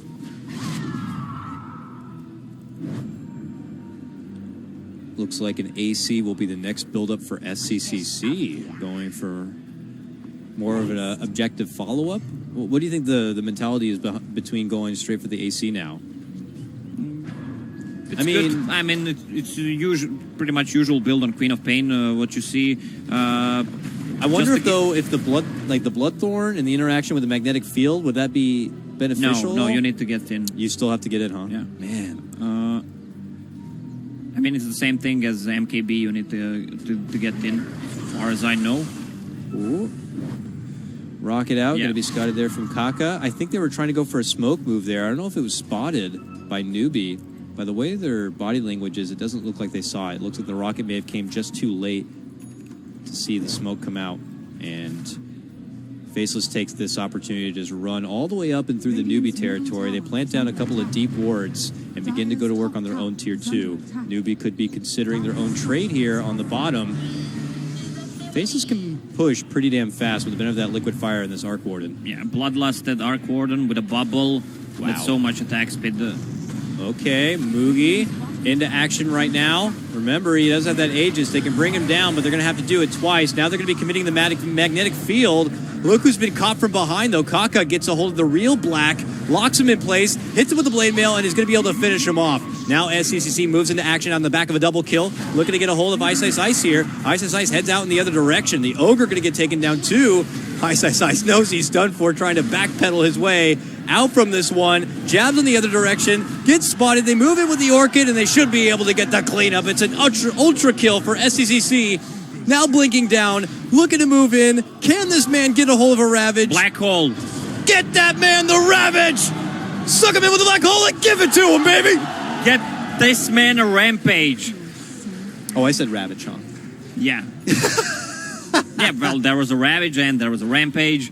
Yeah, that's a hard fight to take. There was, 1, 2, 3 BKBs on side of Newbie, and they have nothing. Pretty much everything they have is magical damage besides some of right-click damage from Arc Warden. And my screen died. Come over here, my friend, and watch some Dota. Black trying to fend off a bit of the pressure here. The Troll happy to go in to the open arms of Black, but he's eating quite a bit of damage himself and heads out the other direction on the back end of his BKB. They were able to get the takedown of that Tier 2 tower, though. And huge fight for Newbie to pull him back into this one. They were starting to lose a bit of that net worth advantage, but now they pull it back ahead here to about 11.5K. Can't see if they took down Aegis. Okay, Queen of Pain also used Cheese in that fight. Their heroes are getting so big, and they got nothing to respond to those BKBs. All right, Faceless trying to get back what they had been taken away. Momentum here. Smoke and a rush down through the mid lane. Looks like they will send the scan nearby. It will not catch. And they'll begin to head all the way up and on over here. It's a difficult approach, but it looks like they may stumble upon Kaka and be able to get at least the Clockwork takedown. Jabs needs to be careful. That Clockwork Blade Mail does so much work. Did a lot of work in the previous fight to the Arc Warden. There almost got Jabs. It looks like they will be able to get an exchange. SCCC gets the tick on that one beyond godlike for him as they push up into a 12K net worth advantage now. Faceless still not looking to back down, pressuring through this mid lane. What Faceless needs and what they were lacking during all these fights was 2 4-staffs on side of... Uh-oh. Whoops. What? Used a Fiend's Grip, unfortunately, on a Ogre Illusion. So that Bane ulti will be down. But not the worst thing in the world for Newbie. Yeah. The thing I was saying, they still lack some gold to finish those 2 4-staffs, which will help them a lot against heroes like Clockwork, Troll, even if he scores a bash, just to get him out of the focus. I like the gem pickup now from Newbie. Want to be able to maintain control on the map here, maybe spot out any of the split pressure. Jump in from SCCC, but immediate Ravage, turn around, and they blast down SCCC. That is a 10 times kill streak, easily going to get picked up. Now Kaka able to lock down onto Jabs. Jabs able to get his way forced out from the trouble, but he runs right into Moogie, and Moogie's going to be able to easily handle him. Moogie moves in to get the Tempest double. We'll get the finish there and the extra bit of money. XY will be next. It's a 2-for-2 trade. Wow, the damage on Moogie right now is just ridiculous, especially with Whirling Axes. Again, Arc Warden can't really hit him with right clicks, so no Mjolnir procs, no damage. When you factor in the bounty trade, though, feels pretty nice. Who ended up getting that last hit onto SCCC? Was it Jabs who ended up getting the big streak right there? It was XY to the Ogre. Yeah, well, at least his 4-staff is finished. Also 1.4K gold on him as well. Seems like not only ROTK watches European Dota. KP, this is the classic S4 build. Maybe S4 build against the 4-head that lineup. Works out pretty well. It all just falls into place, I guess, when you put it like that. Now, we saw S4 at the DAC? No. DAC? DAC or DAC Kiev? was the first time we got to see him play a lot DAC. of that Enigma, Octarine Core, Midas, Black King Bar, and it just felt like he had a black hole for every freaking fight. Yeah, right now with 15 cooldown reduction talent, Octarine Core, it's 100 seconds cooldown. Black hole, that's... For a black hole, pretty sweet. Also factor in, of course, all the cooldown reduction that's going to be applied to that BKB and such. Midas, too. It's quite heavy value for your Enigma. But Faceless continue to match up. If the game tends to plateau a bit and it's not really advancing for one side or the other, it does still feel like Faceless farm a bit better across the map. Maybe that's the Arc Warden factor and probably, of course, the Tinker, too. The fact that they can just be everywhere. But The problem is they don't have a response to the BKBs. Okay, 2 force staffs are finished right now, almost.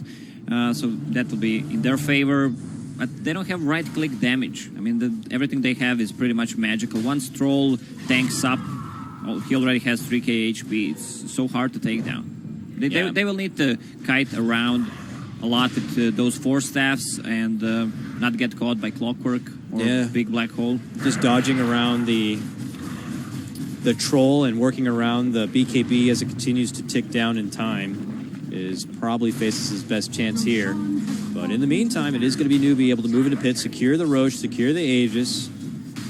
Faceless trying their best to stall this one out. They have Ice getting a nice little bit of high ground teasing there. And in the top lane, that Tempest double. Wow. I mean, even though they're going to be able to bring it down, look how much damage it's actually able to do.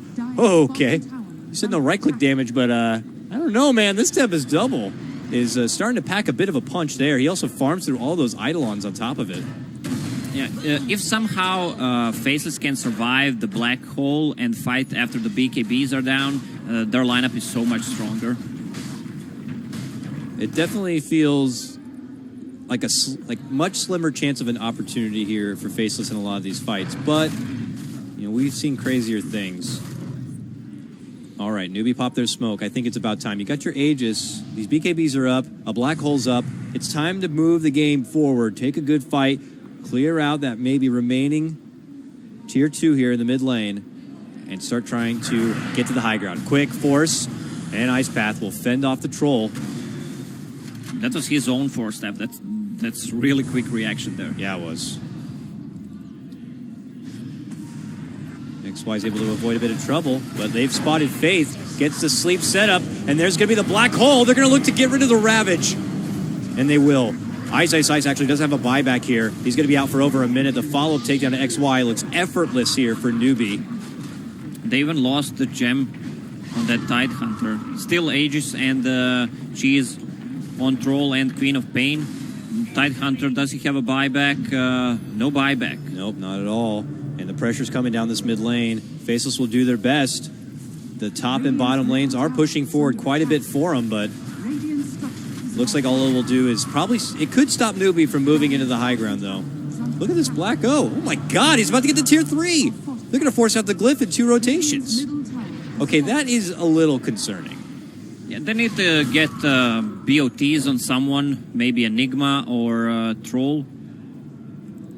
Okay, Enigma has BOTs, but he needs to be at the lane. And even with Malefice, I mean, it's 4 instances right now because of the talent tree.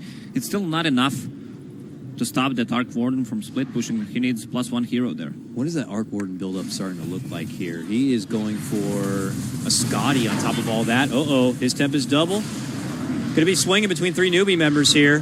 The Blade Mail is doing most of the impact and damage. It might have to be Kaka who keeps these split pushes in check from the Arc Warden. Enigma committed BKB there.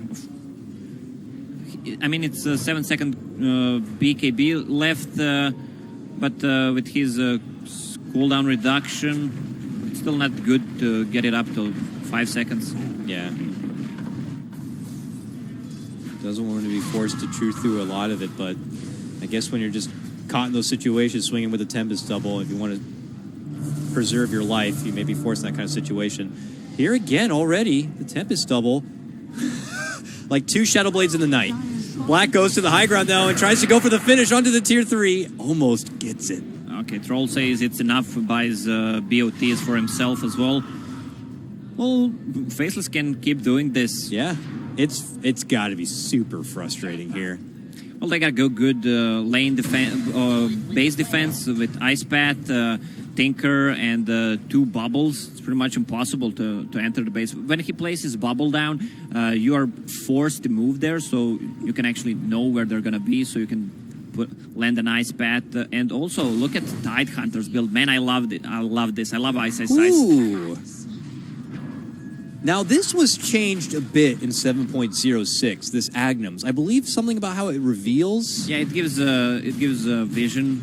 That's pretty interesting. I mean, there's only Shadowblade on Troll. Silver Edge on Troll, Yeah, that's pretty much it. But they're forced to go into bubble, so it will be AoE gush. And the minus armor that comes with it, just constant more spamming out of the waves.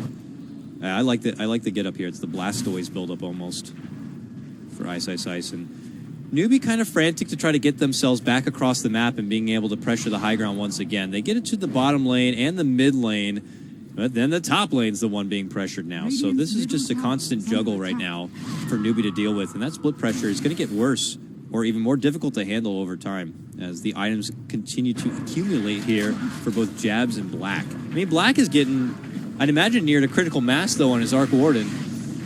You know, part of the game when you're playing, the Alchemist, Meepo, Arc Wardens, is that they farm so damn fast, they also hit their peak so fast. It looks like he still has an Aquila he can replace, but what do you suppose he changes it out with? MKB or something like that?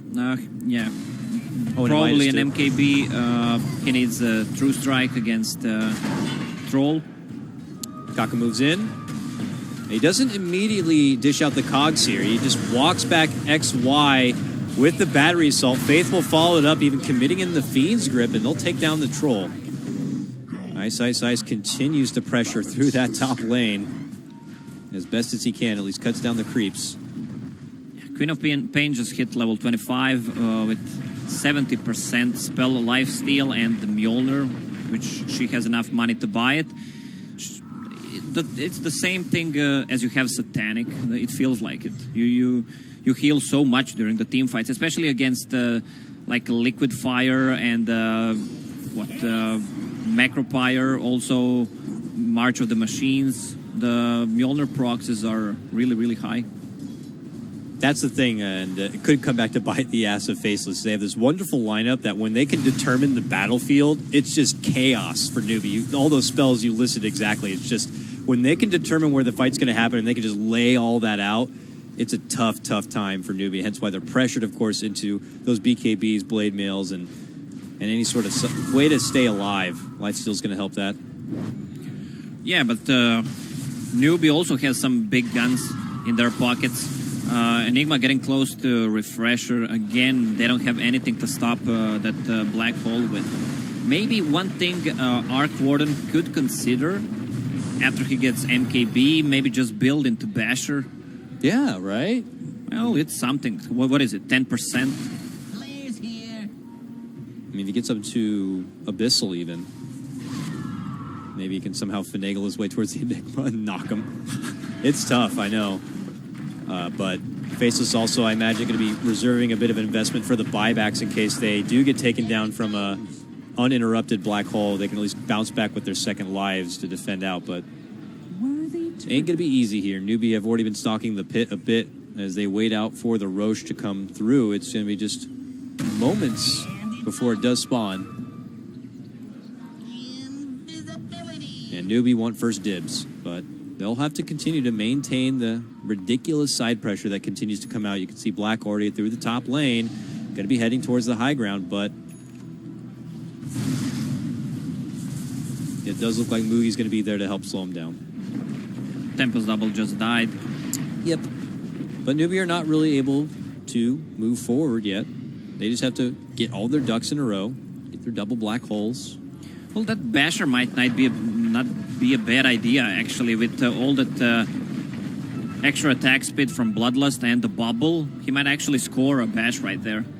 We have a Sheep Stick about to come out here for Jabs as well on this Tinker. Lots of extra lockdown will be very, very beneficial. Oh, they've spotted Kaka. They have the ward to the high ground. They hit him up with the Gush. They hit him with the Dagon. They hit him with the Ice Path. They hit him with everything. Oh, follow-up. Ravage going to be there, but KP already had the BKB popped. He's looking for a good lineup for possibly getting the Black Hole down, but Moogie is already going to be able to move in and finish off Jabs. He's looking to go for the next target.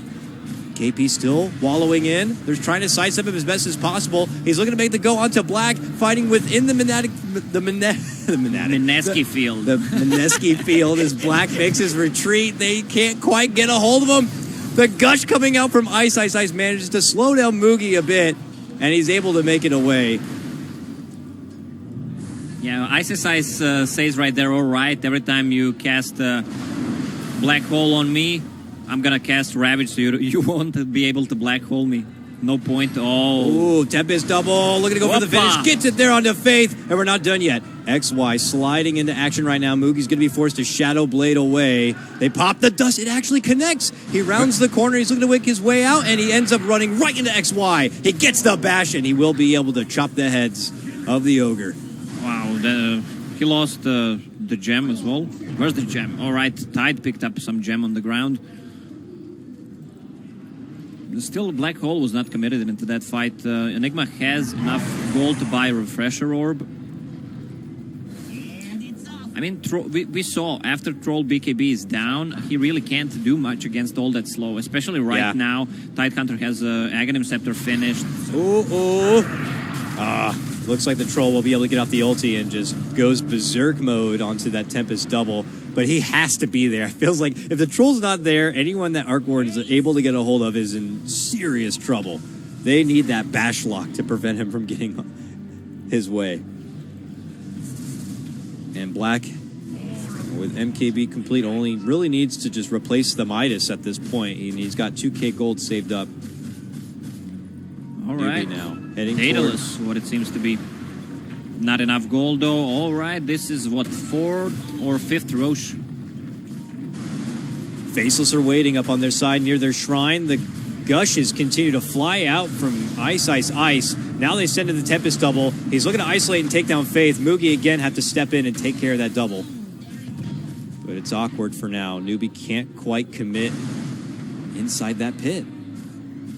They're going to be keeping KP way behind here. Just when the action does strike, he can blink in with a good Black Hole setup. Macro Pyre going to be laid right inside the pit. That's going to force Newbie to step off. Look at this. There's a sentry there. Oh, there's Arcane Rune. Whoa. Picked up from the Queen. That's value. Oh, Moogie. Rushing forward here a bit. Faceless still have their high ground positioning, though, on the other side. Black with a new double, moving in, spots out the weakest link in Faith, and again, Moogie has to step into his system, and they'll be able to bring it down. This is incredibly annoying for Newbie. They're not really advancing anything forward, and the spam of Faceless is just ridiculous. Yeah, but Newbie's creeps managed to take down half HP on that mid tower, 2/3 actually. But, oh, Newbie, they want to wrap around with a smoke. Currently is nuts in the top lane, but that is not... Oh, no, Black. Oh, it's a double. Goes into Shadow Blade. They pop the dust, and they'll take care of it. But, hey, that's a Tempest double that spots out a smoke rotation from Newbie. That could have been nearly game-ending. I think that's worth. Well, Black does have a buyback. Tidehunter will have one soon. The problem is Tinker still doesn't have a buyback. Age is now going to be picked up and put in the pocket of Moogie. Do Newbie need to wait that little bit of extra time before they can consider advancing this forward now with the benefit of the Aegis here? I know they have that headache to deal with on each of the side lanes. They're trying their best to maintain the order, but I don't know if you want to just continue to let the clock tick in this game against Faceless. Yeah, their heroes are pretty much super full. All right, there's a hook shot. All right, again, and Tempest double. Enigma decided to go for Shadow Blade so he can maneuver through the fights and try to get a better Black Hole off. Do they have any detection? No gem on side of Faceless, though. Okay, there is one, sorry. Tidehunter has it. All right, for those of you just tuning in, we're 48 minutes into this one, the second game of this best of 3. It's do or die for both of these teams. Faceless versus Newbie. Newbie trying to get this to a game 3 stretch. Faceless would love to be able to creep past this and get into the next round. They get the sleep onto Black's Tempest double, who's simply trying to move in and go for the finish on that tier 3. Can't quite get it. If he gets that tier 3, he can start sending Tempest double to kill the shrines as well. Yep. Yeah, that's free money available to him, and removing that access point from Newbie's side near the Roche pit would actually be huge.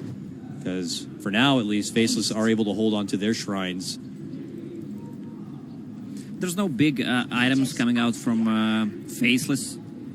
Jakiro and Ogre, pretty poor. Tidehunter getting so close.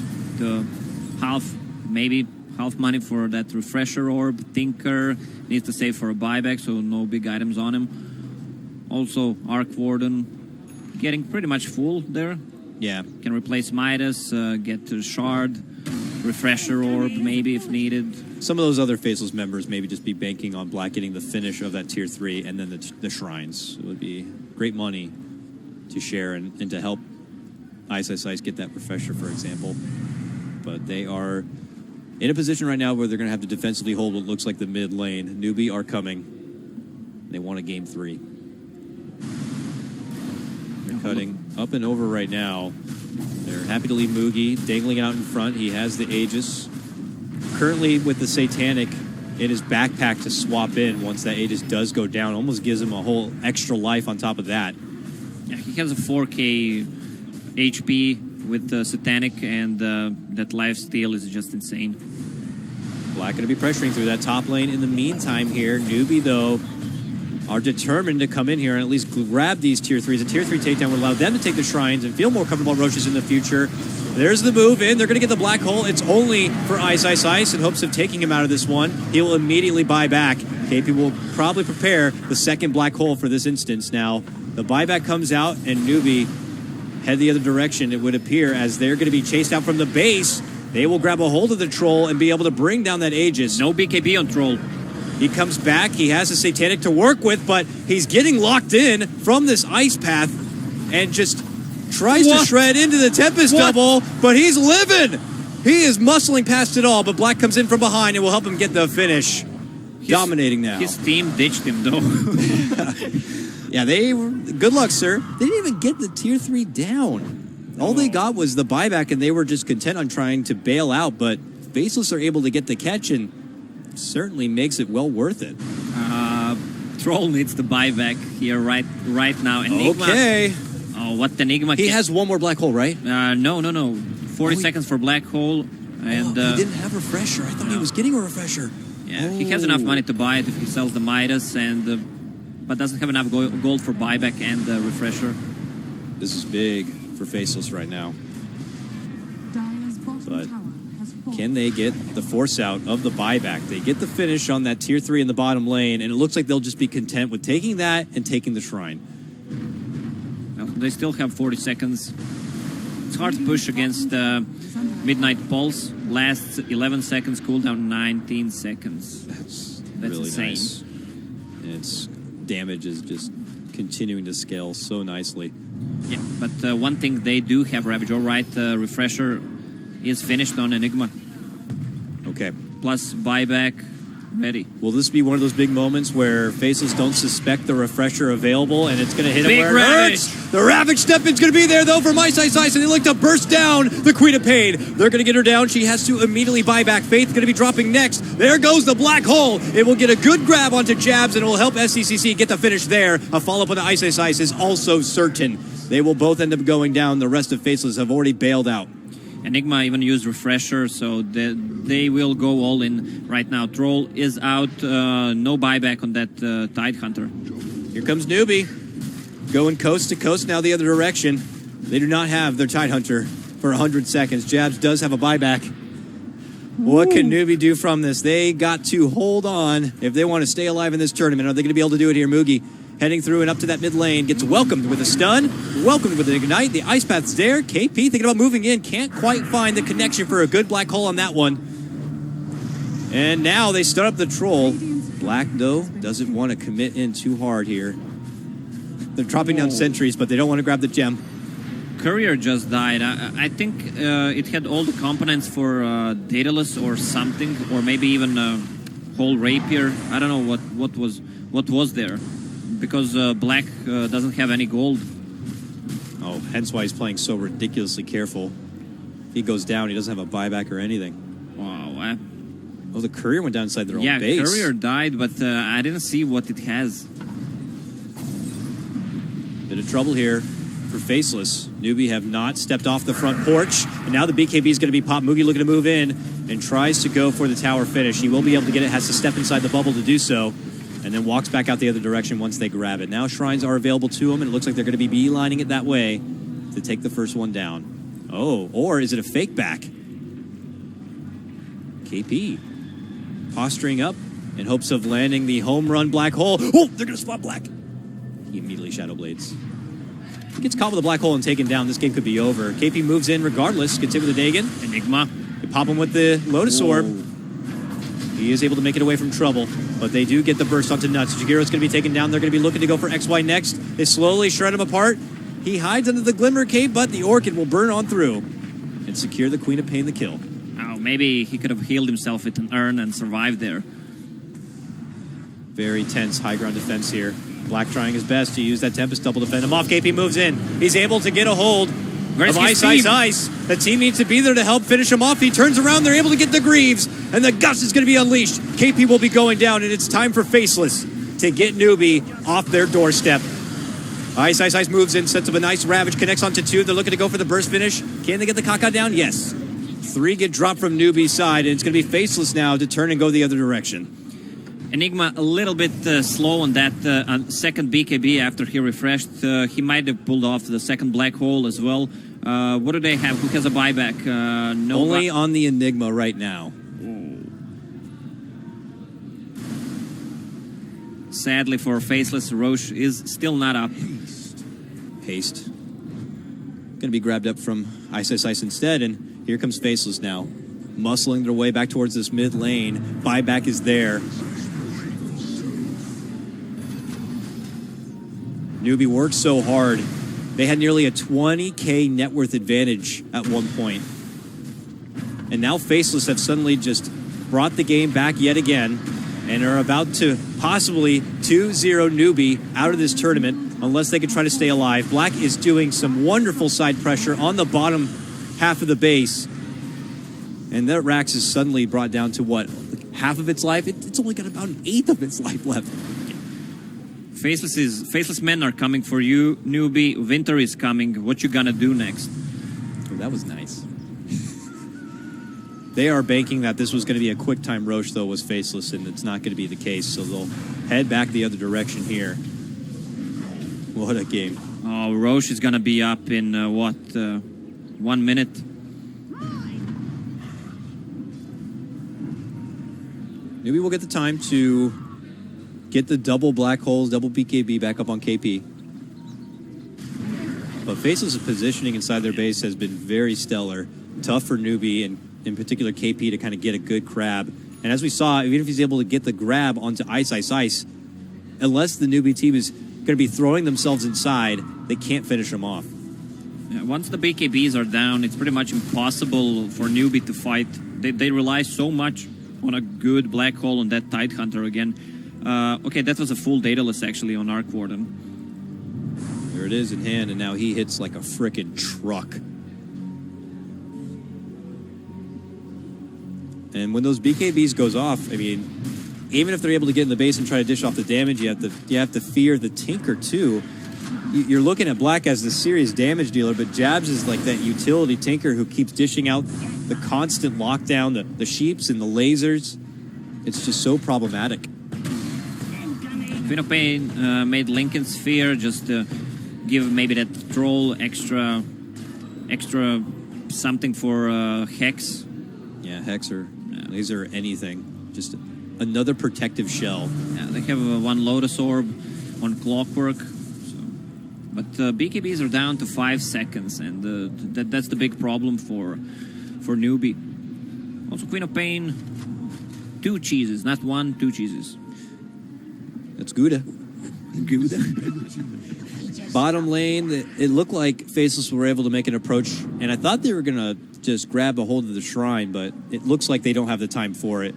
Banking on the idea that the Roche is probably going to be back up soon, they head coast to coast the other direction, up through the river, to see if they can get maybe a grab here, a lead-in Ravage. They're hoping to get the burst onto Mugi. Can they take him out? Yes, they can. He's going to be out.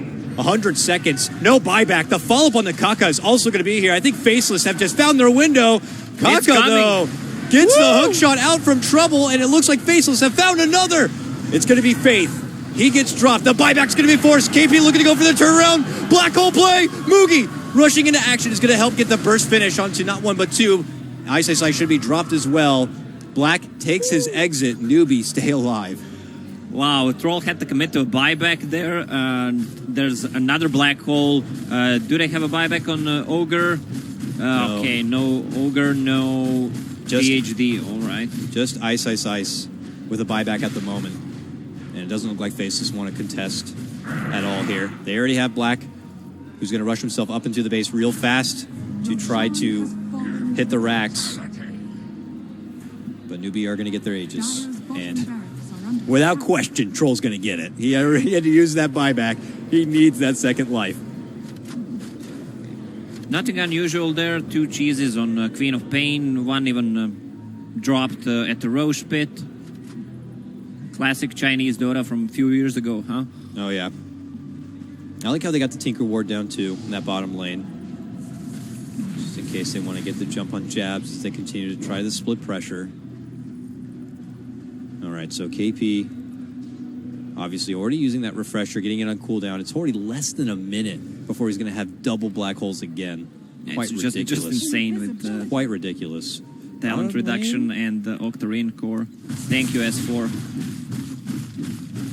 Moogie will take care of that Tempest double, and Newbie are slowly bringing the lane on the bottom back forward and making the full rotation all the way up into the mid for yet another approach to the high ground here. It looks like Faceless are not going to have to chew through any sort of buybacks. They're going to have everyone at the ready for this, and we'll have to see if Faceless can do it again. Faceless, surprisingly, 60-minute game. They still didn't lose a single rack. Their high ground defense has been quite ridiculous here. Newbie will be able to take down the second shrine. And Faceless are going to be forced to continue to wait indoors until they can kind of get a read on what Newbie's approach is. I don't actually remember seeing Aghanim Scepter on Tidehunter ever in a pro game. I've seen it. Might I be even my want to bad see that memory Ice has even picked it up in a past game. I will tell you, it has not been in recent time, that's for sure. But the item is doing its work. Yeah, it's doing a great job spamming out the waves. It's connecting onto everyone from Newbie, adding the additional slow on top of your liquid fire and your flux and everything else. The minus armor obviously going to be helping as well for the Arc Warden to be able to hit it home. It's great value already. Arc Warden is full, 6-slotted, Moonshard, Hand of Midas. I mean, Rapier is really the only other way you can go now. If Faceless feel like they need to. Moogie's in the lane. Drops down. They're going to get some good damage on this Troll. Holy snap, they almost got his Aegis. They almost got his Aegis with this Tempest double. Holy snap. They almost got Faith too. Oh, man. Yeah, Black is quite the beast. Well, maybe they will still not push with this Aegis. Or how Nahaz calls it, Aegis. Is that Latin? I'm not going down this road. I'm going to stick with my Aegis. We were having a discussion yesterday in the van. I can't remember what led in by that. Oh, Moogie. This time we'll get revenge on that double. All Take right. it down. Troll even has Refresher Orb to refresh that BKB and Satanic. Mostly BKB. He really can't fight when BKB is on cooldown. Ice is still sitting on a good chunk of change here. Obviously needs to preserve a bit of it for his buyback, but game goes on a bit. He may be able to squeeze in a refresher on top of it. And Newbie are still not able to kind of advance on forward. It's just a very difficult time for him to be able to get closure in this game. At one point, as you can see, a 30k XP advantage. I believe it was a 20k gold advantage. Still hold a good chunk of that, but we're at the point of the game where that stuff that really doesn't matter. Oh, look at that double. Gets SCCC down to half of its life. It's going to be forced to blink on back. It's a 500 crit damage with True Strike, Slow, and Mjolnir procs. Illusion. It's crazy. And it's something Newbie have to keep taking care of. Since both teams have a gem, there is only one ward on the map, and that's on Faceless side. So pretty much black map for Newbie. Back to the top lane for Black. and the pressure's already going to be there. Just as Newbie are like coming together in this bottom lane to maybe consider an advancement, they're again going to have to fall back and deal with the split pressure. This could be a long game. There is a double damage on Queen of Pain. Maybe it's time to try to chop some towers now. Or maybe not. Easier said than done. I mean, easier said than done. This is a struggle for Newbie right now. And I'm sure this is carpal tunnel syndrome for both Black and Jabs. Having to constantly jump around with these boots of travel and pressure the side lanes as much as possible. All right, what Arc Warden can do, he can maybe swap Silver Edge for one more damage item. Let's say Rapier, or he can buy a Refresher Orb, just try to split push more. He has a 10 seconds cooldown talent reduction, so with a Refresher Orb, this game might not end for the next, let's say, 20, 30 minutes even. Again, the hunt for the double. Got him. You know, it's a lot of little bits of money adding up every time they get that double down, but, you know, we're at the point of the game where does it really matter? I mean, Black is happy to pay the 180 gold or whatever it is to get Newbie off their back from pushing in the base. Certainly worth it. Oh, look at this, a draw. Game plan from Faceless. They actually adventure away from the base, and they're heading all the way down south, maybe anticipating the possible approach of Newbie, and they want to be able to punish him. Maybe get the jump on him. Newbie at the moment haven't rotated at all, but it's a possible. They placed one, let's say, deep ward. It's on the middle of the map, but it's a deep ward considering how game is going. Oh, right now Black trying to kill the last shrine. Looks like he'll get it. No one making the approach to Faceless on the bottom half of the map right now. You said before, Newbie are kind of stuck a bit in the dark, so they're also hanging very close together here. Not sure where Faceless could approach from if they're not going to be inside their base, but it looks like Faceless have waited around long enough through that bottom lane, and they're going to have to take their exit, and they'll just throw in the Black double again. Making his move. Can he burst down this clockwork? Not yet. He's getting really close to killing these guys with a double. I mean, they're so lucky that they have those other Newbie members around, because these would be easy picks for Black otherwise.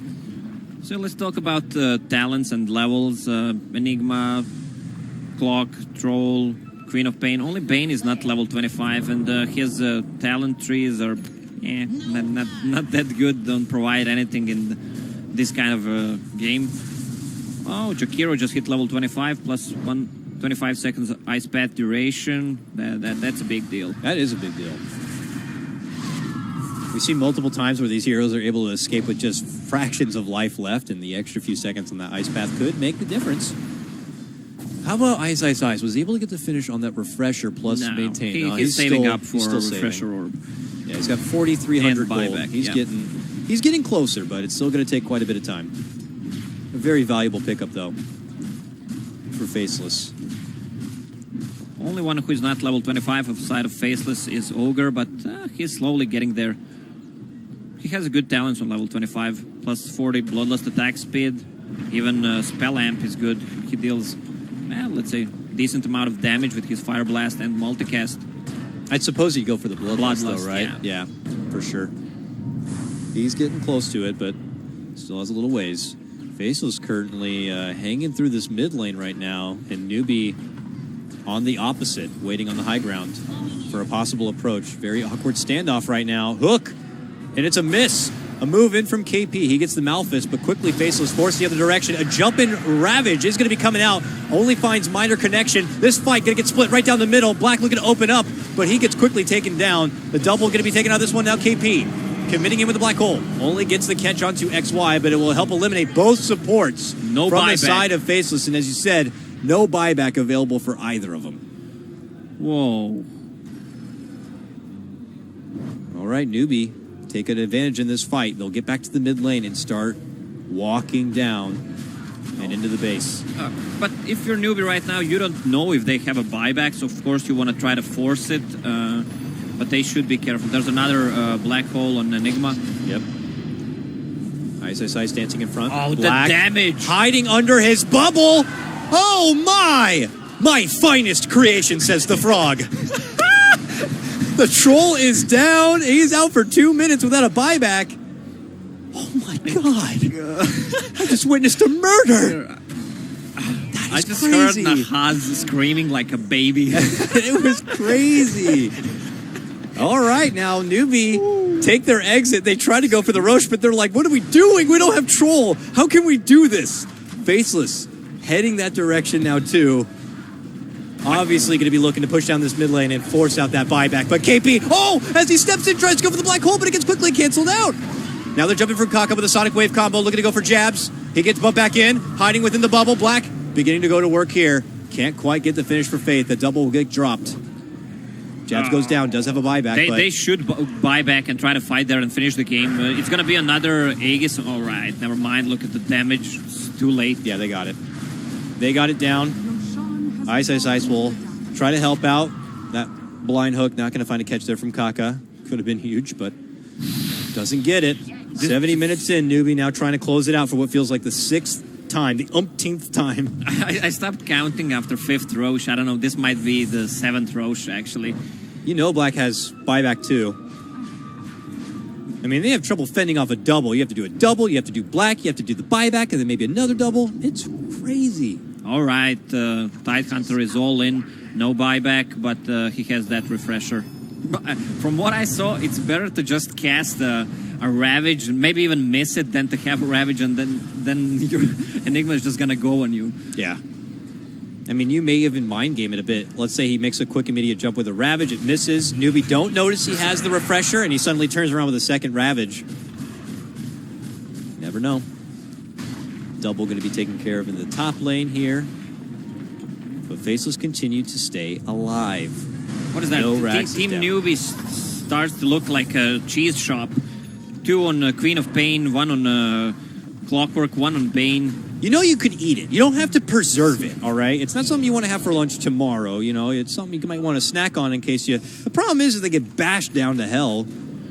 And unless you can force feed someone on your team a cheese, like just shove it down their gullet, it's tough. I mean, that would be pretty cool. Yeah, like, maybe... Ooh, something like using a mango on an ally. Like using a cheese for half of value. Taking notes here, the frog.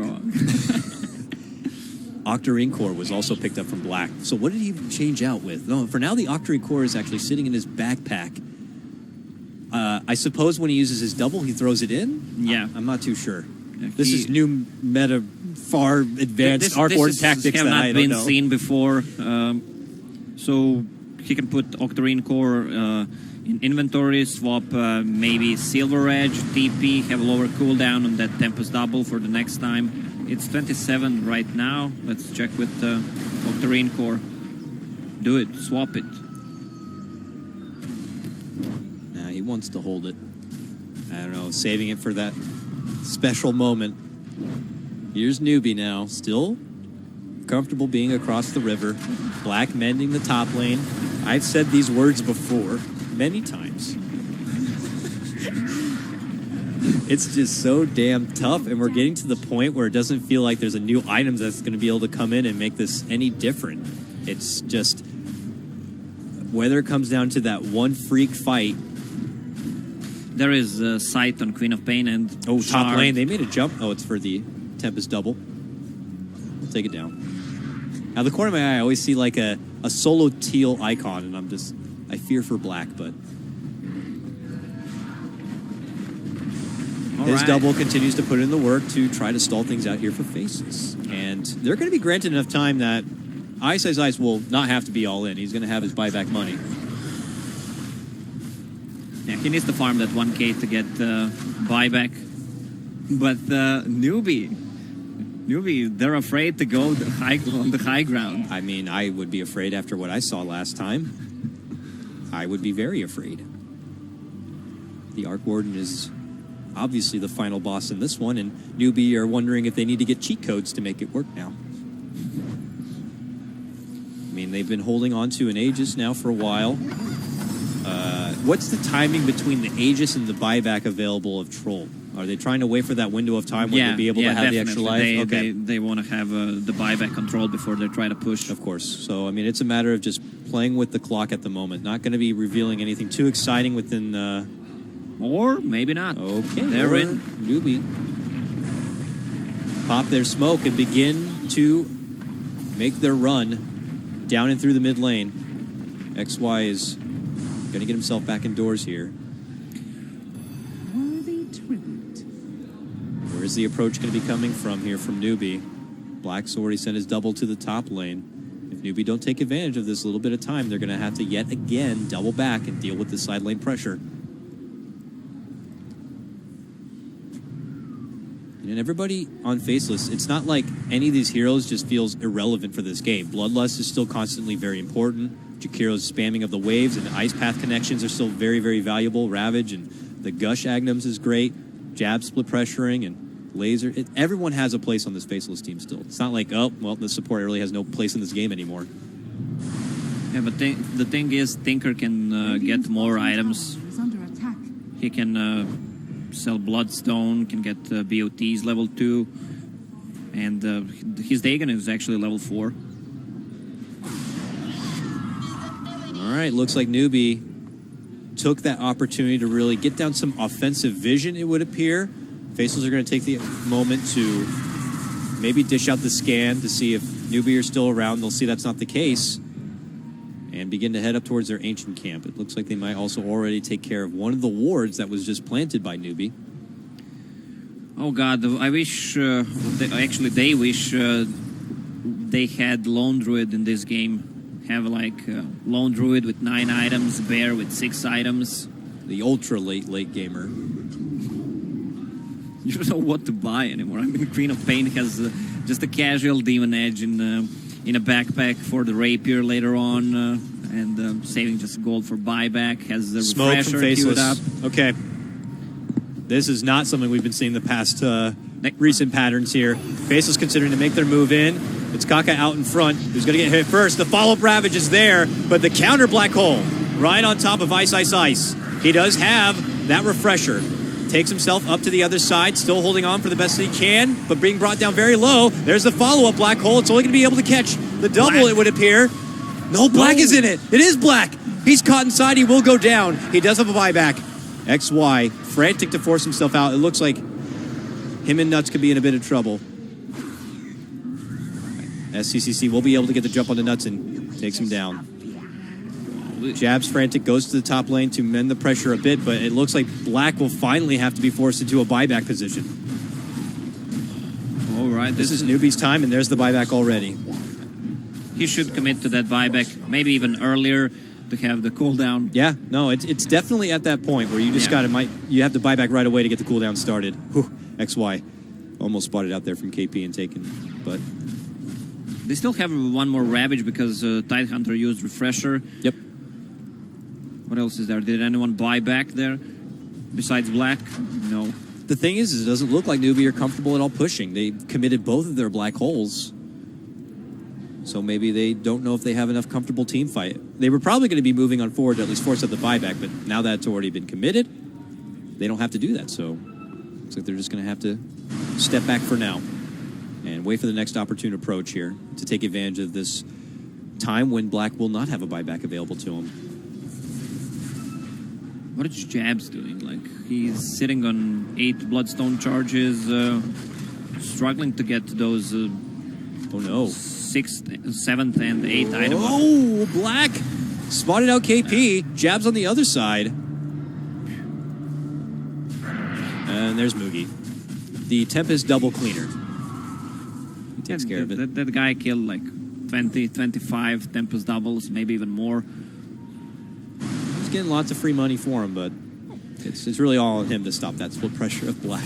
If you're Faceless right now, you don't want to do any kind of smokes. You just want to wait for that buyback on AW, actually. Can you give me some water? Thank you. Here you go, brother. A long, enduring one. We're going into the late for this one here. Newbie will spot out XY, make the hook shot in. They'll bump him on forward. They'll even commit the Fiend's Grip too. Nuts dishes out everything he has to offer to catch him at that choke point. The buyback going to get forced out from XY. Black's double begins to go to work, right-clicking down. SCCC. Whoa! Ice steps in. Gets off the Ravage, and like you said, the Queen of Pain will be able to narrowly blink away, but Moogie might not be so fortunate here. He's able to Shadow Blade and hide on out, but Black continues to go to work. Moogie now looking to isolate and get a hold of Jabs. There's going to go the black hole. It catches onto 2. It'll allow him to get the finish of Jabs. Jabs going to be forced to buy back immediately. KP goes for his own refresher, and Ice goes down. This might be the opportunity for Newbie now to get the game after so much long and hard work. It's Jabs, though, still tantalizing, teasing him a bit, forcing him back and away from the base. Same for Nuts, all the way on the other side. He'll finally be brought down. SCCC will get that one. But another buyback going to get forced. So both Jakiro and Ogre do not have a buyback. This is all on the trifecta of Jabs, Black, and Ice to hold this one out. After so much work, the move in, the Ravage is there. It finds wonderful connection onto 5. The finish is going to be there for Faith, it looks like. Does he want a buyback on Queen of Pain? I don't know. The move is there. Trying to rush away is going to be Kaka. Ice already looking for who's behind that. He's able to get the hook shot onto KP nearby. But look who's chasing in. The black hole to go for Ice and take him out of the game. And they've got it. He's out of this one for nearly 2 minutes. And now it's just Jabs and Black. Oh, Jabs has been caught behind the Rex. They will instantly sheep him and take him out. No the buyback. Opening that Newbie had been waiting for. This one is only on Black. And this man, I don't think, can do it alone. His double is going to be taken down immediately. And Newbie said, we have had enough. They're going to be going in for the tier 4 to finish it out. The glyph comes out for now, but no more buybacks are available. And it looks like Newbie, after 80 minutes time, have finally been able to put this one to bed. And they've earned their game 3. Wow. Listen to the crowd. What a ridiculous battle to have to go through. That one was exhausting, I'd imagine, for both teams. Quite ridiculous. Our first Arc Warden game of this tournament, and that's what we get. I actually expect Newbie to ban out Arc Warden in the 3rd game. What a game, man. I don't know if anyone wants to have to play a game like that again. A ridiculous game. We'll have to take a moment here. It's time for the panel to be able to break this one down. It's a lot to talk about. After 80 minutes, it's finally over. We're going to be in store for a game number 3. So let's hear what Nahaz and the gang have to say about it. Welcome back to the Starladder iLeague Invitational panel. And for only the second time in 8 series over 3 days, we have a Game 3. Bringing my 2-man panel back into the action here with Capitalist and Jack. Guys, all I got to say about that one is, please not in my pubs, please. Arc Warden and Tinker, I don't think I can hit the abandon button fast enough. Yeah, that was pretty dirty. I have a lot of different things I want to talk about for that one, but I think the first one would be how Tinker and Arc Warden cover each other pretty well. In that regard, it feels like they occupy the same space. You know, because they're both kind of similar in that they're non-committal, like kind of split pushers and that sort of thing. But at the same time, because of the way their cooldowns kind of work, Tinker inevitably runs out of mana, has to TP back, and Arc Warden has the double. Tempest double. So it's like the window's there. There's like a non-existent window for you to take Roshan without some bullshit in your face. You know, you either have a Tempest double while you're trying to Roshan, or you have March of the Machines. That's always there. Yeah, it just became such a pain to even conceive. It was kind of like the team fight, obviously, in which Newbie had the advantage versus even if you win a team fight, will you get a chance to take an objective? Will you be able to make progress on their pace? And for the last 30-40 minutes of the game, the answer looked like no. It seemed like Newbie would be whittled down. Some mistakes back and forth on both sides, like you commit wrong to a fight and you get blown up by the Tinker, or you end up having to play around buybacks and cooldowns, and it becomes very technical at some point as well. And Newbie managed to pull this one out. No, it was really back and forth. I mean, for a long time in that game, it seemed like Newbie's strategy was to use the black hole solo on ISS. I believe I counted 8 black holes that went only onto him to take the Tidehunter out of the fight. But they did that once and got a big fight in their favor, and then they did it twice more and just didn't seem to have the sustain to go on and take an objective after. And then for another portion of the game, it looked like Faceless had no way to deal with the BKBs coming out on the side of Newbie, but eventually, the game just stretches on and on and on because of the inability to control the split push. I think one of the things that's really cool that I liked about the draft of Faceless, like I don't like Arc Warden. I think Arc Warden's a pretty bad hero, but what I liked about it here, it's this cool concept that that trite saying that is so overused by all the analysts. It's not the black hole, it's the threat of the black hole. Ah, shoot me, But I do want to talk about that. The idea of what the black hole is an AOE BKB piercing disable. It's pretty much like the only one of its kind, and so it's this amazing teamfight aspect. And what Enigma is particularly good at is against heroes that are direct damage dealers that make some sort of commitment. So in that case, it's like the melee heroes, melee cores, very effective against them, right, to start off with. Then it goes like the second level. It's like the ranged cores that are still like direct damage, that still need to make some sort of commitment, but they're kind of on the back line. As an Enigma, you're on the back line. In order to jump onto the front line, it's super easy. Melee cores don't have an option, right? They have to be, it's we're out of position for a black hole. You're always in position to be hit by a black hole. You don't have a choice. Your team has to play around it. For ranged heroes, you can kind of play around with it, right? Because you're backline versus backline. It's hard you can't make that jump with just a blink dagger, right? So you need some sort of positioning advantage to be able to get there. But then what I really liked about this draft is you had not backline direct damage dealers, which like you normally like SF or Lina or something like that. You had backline indirect damage dealers. So you had heroes that did not need to actually focus on a hero, right? You had this Tinker who would just be able to sit like way out here and throw out like these heat-seeking missiles constantly and throw out March of the Machines. You had this Arc Warden who had his Tempest double that was always on the front lines. But the actual hero, the real hero that you wanted to be able to take away, that you wanted to be able to secure the kill on, wasn't actually anywhere in this area that you would normally look for in a black hole. So in that regard, it's like this black hole no longer becomes a thing that he can actually utilize in an AoE aspect. That's why 75% of his black holes were on one person. There was like one black hole that I counted that was on 3 people. One, that whole entire game. Maybe I missed another one, but it was like... I mean, it's a stark contrast, right? We saw a series earlier where XXS used 2 black holes. They were both huge. Mm-hmm. The black hole was being used so liberally there, but the overwhelming majority were only on ISS. I mean, the other aspect of the black hole that you didn't talk about is similar to how we talk about the static storm from Disruptor. It's a continuously applied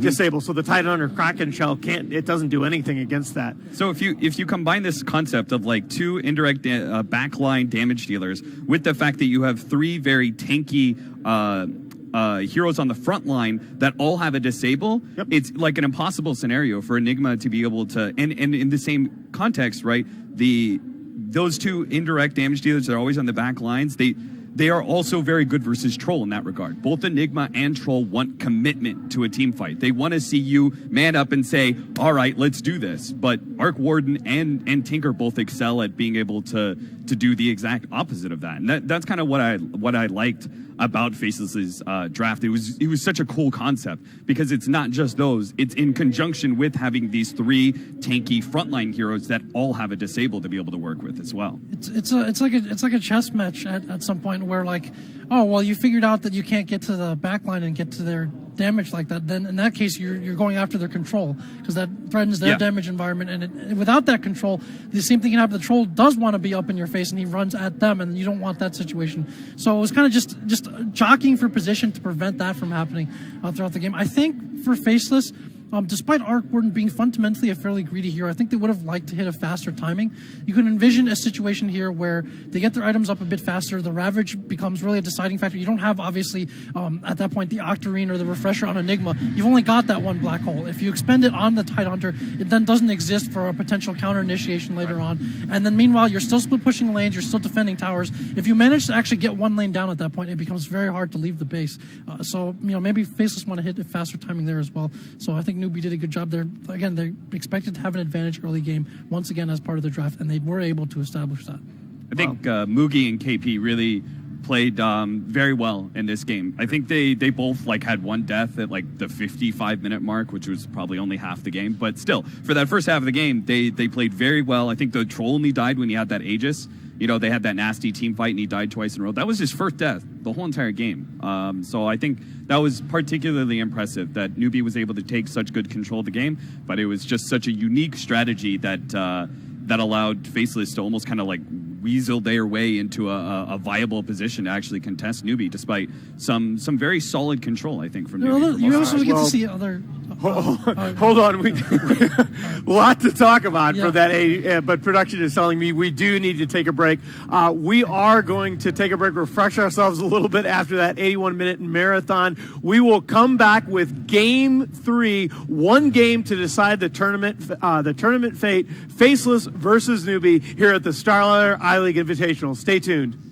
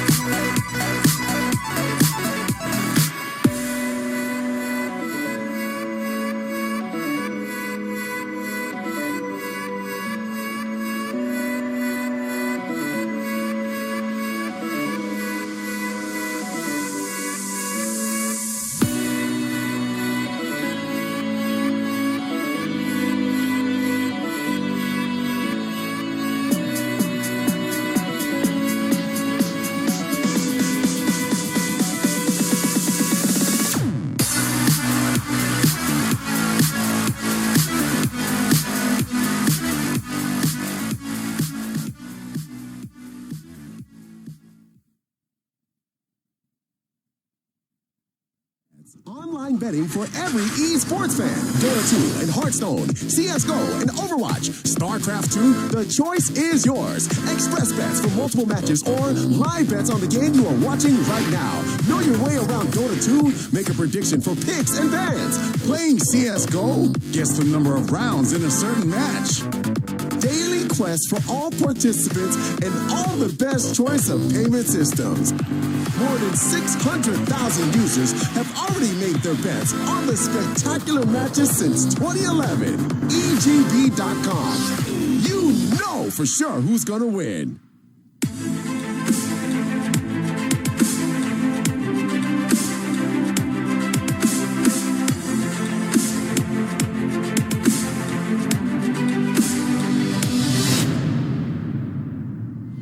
Welcome back to the Starladder iLeague Invitational panel as we are into our second series here on Super Saturday.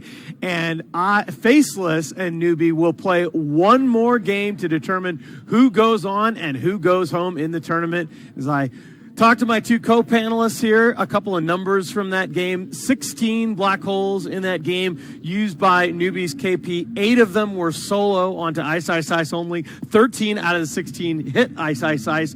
And out of the 250k damage that Newbie totaled in that match, 100k of it was onto black and his doubles. So 40% of their total damage onto black and his Tempest doubles. Just ridiculous. It probably would have been even more if they didn't have, like, sleep sometimes. So throw in a Tempest double and just kind of leave it there for a while.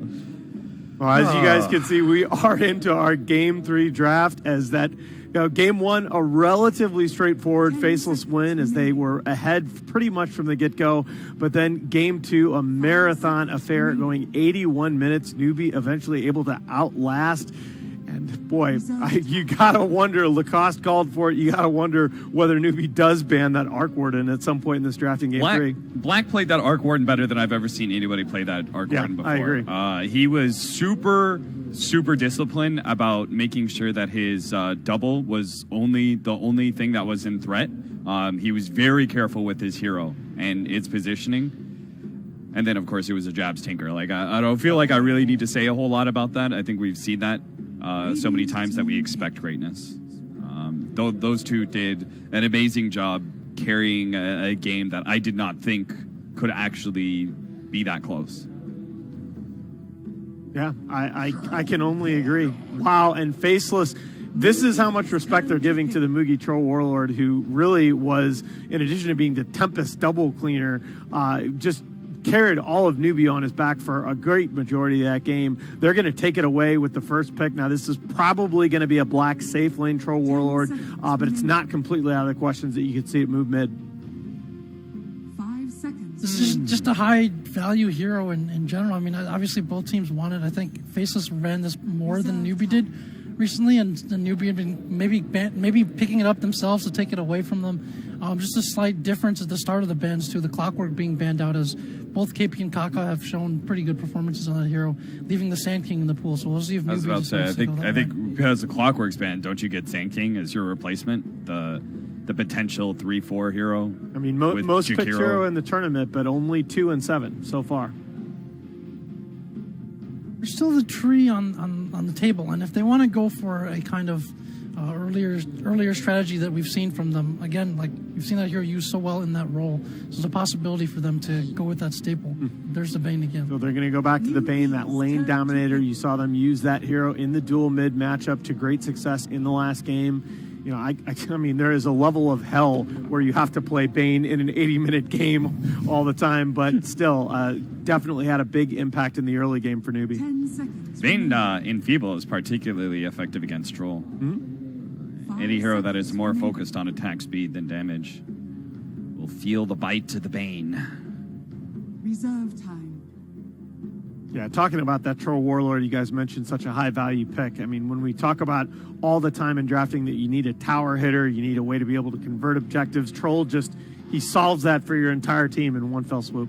There are very little weaknesses to the hero. One of which I feel like we haven't seen really employed is trying to abuse his laning phase because he doesn't have very, very good comeback mechanics. If you just take the laning phase away from him and then control early game so he can't take Roshan, you don't really have good ways to come back. There you go. You called for it. But the problem is like, he's such a strong laner. It's like, how do you contest him? This is one of the ways. I mean, obviously Bane being a strong laner, Sand King as well. Before he gets that BKB up, if you can delay that or you can disrupt his rounds of his damage in terms of Bane, in terms of Sand King, like those mini hard disables that just stop him from doing what he wants in a fight until he has that BKB up. One of the rare times I'm okay with Disruptor, just because I feel like it is very effective versus both those heroes. Because you've got Glimpse, which is a long-range disable to stop Fiend's Grip, and then the problem with Sand King is sometimes it's the damage, but most of the part it's his slipperiness as an offlaner to go in and out constantly and through team fights and always be able to provide this Burrow Strike stun, which is a relatively low cooldown. So having hard lockdown for him is very helpful, and Disruptor gives you that. Yeah, it's also a hero that Faceless is very confident with. I think it's in their top 5 most picked heroes, and certainly Nuts feels very, very comfortable on it. How many bananas you need?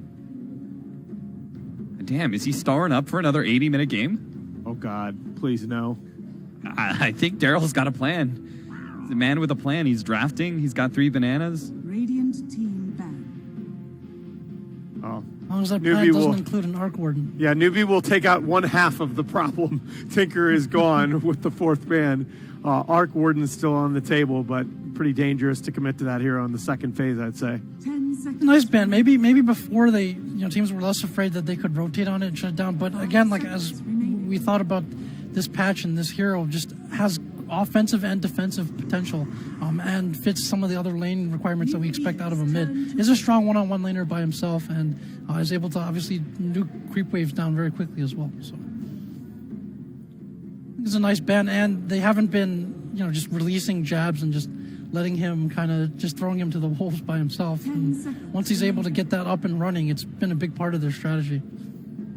Newbie coming up on the 3rd and 4th picks here. We're going to find out probably in one of these 2 picks whether or not the Sand King is your offlaner or your 4-position support.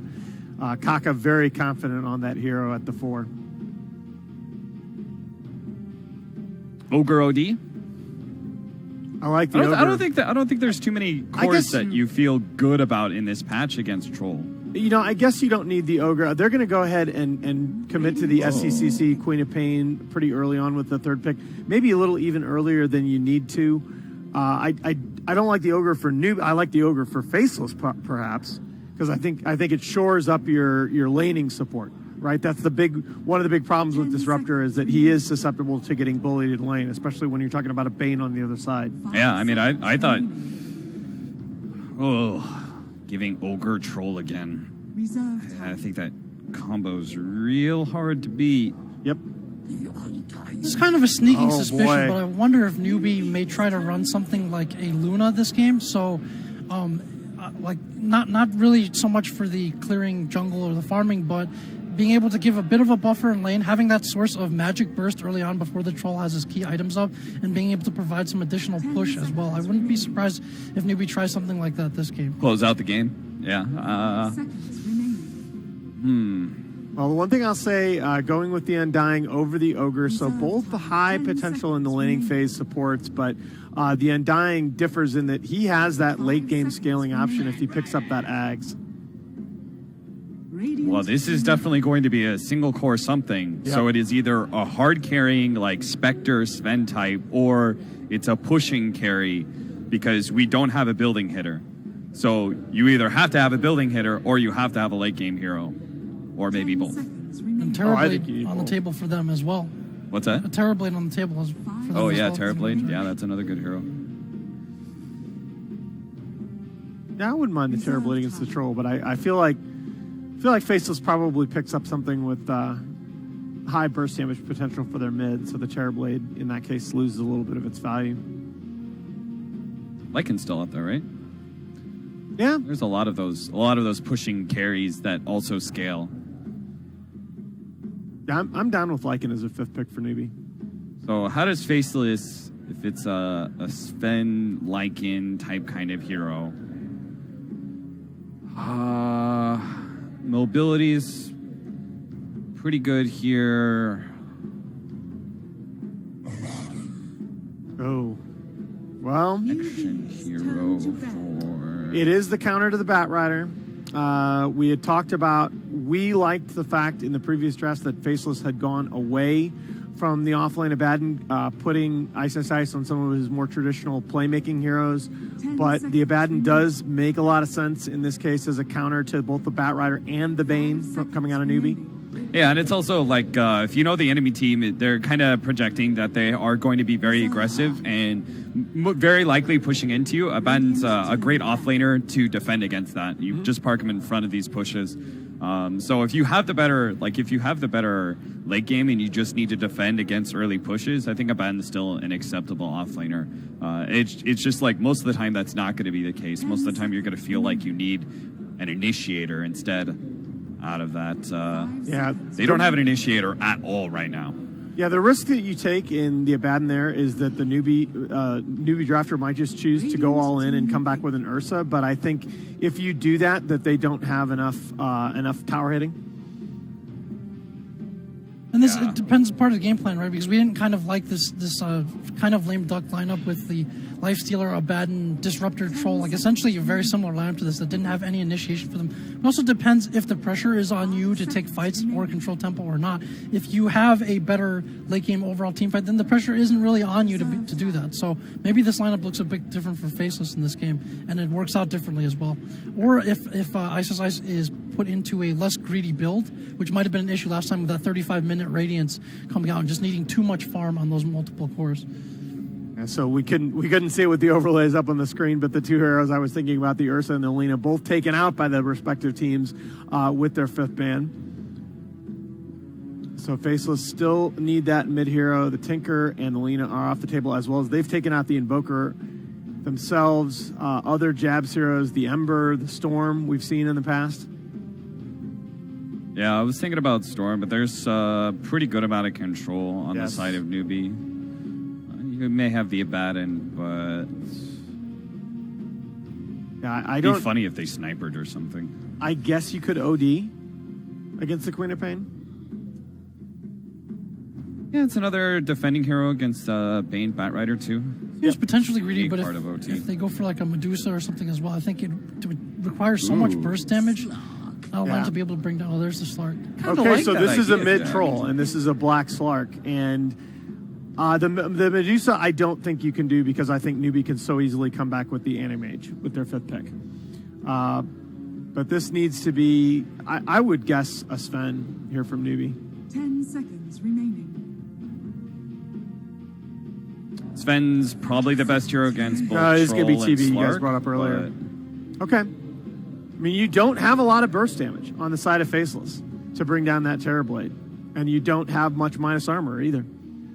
It's not a bad draft. So Newbie needing a very precise laning stage as usual. You secure an early advantage, need to be able to take objectives. I think Faceless has more than guaranteed themselves the mid to late game with this draft. Yeah. They kind of just have to survive and outlast, it feels like.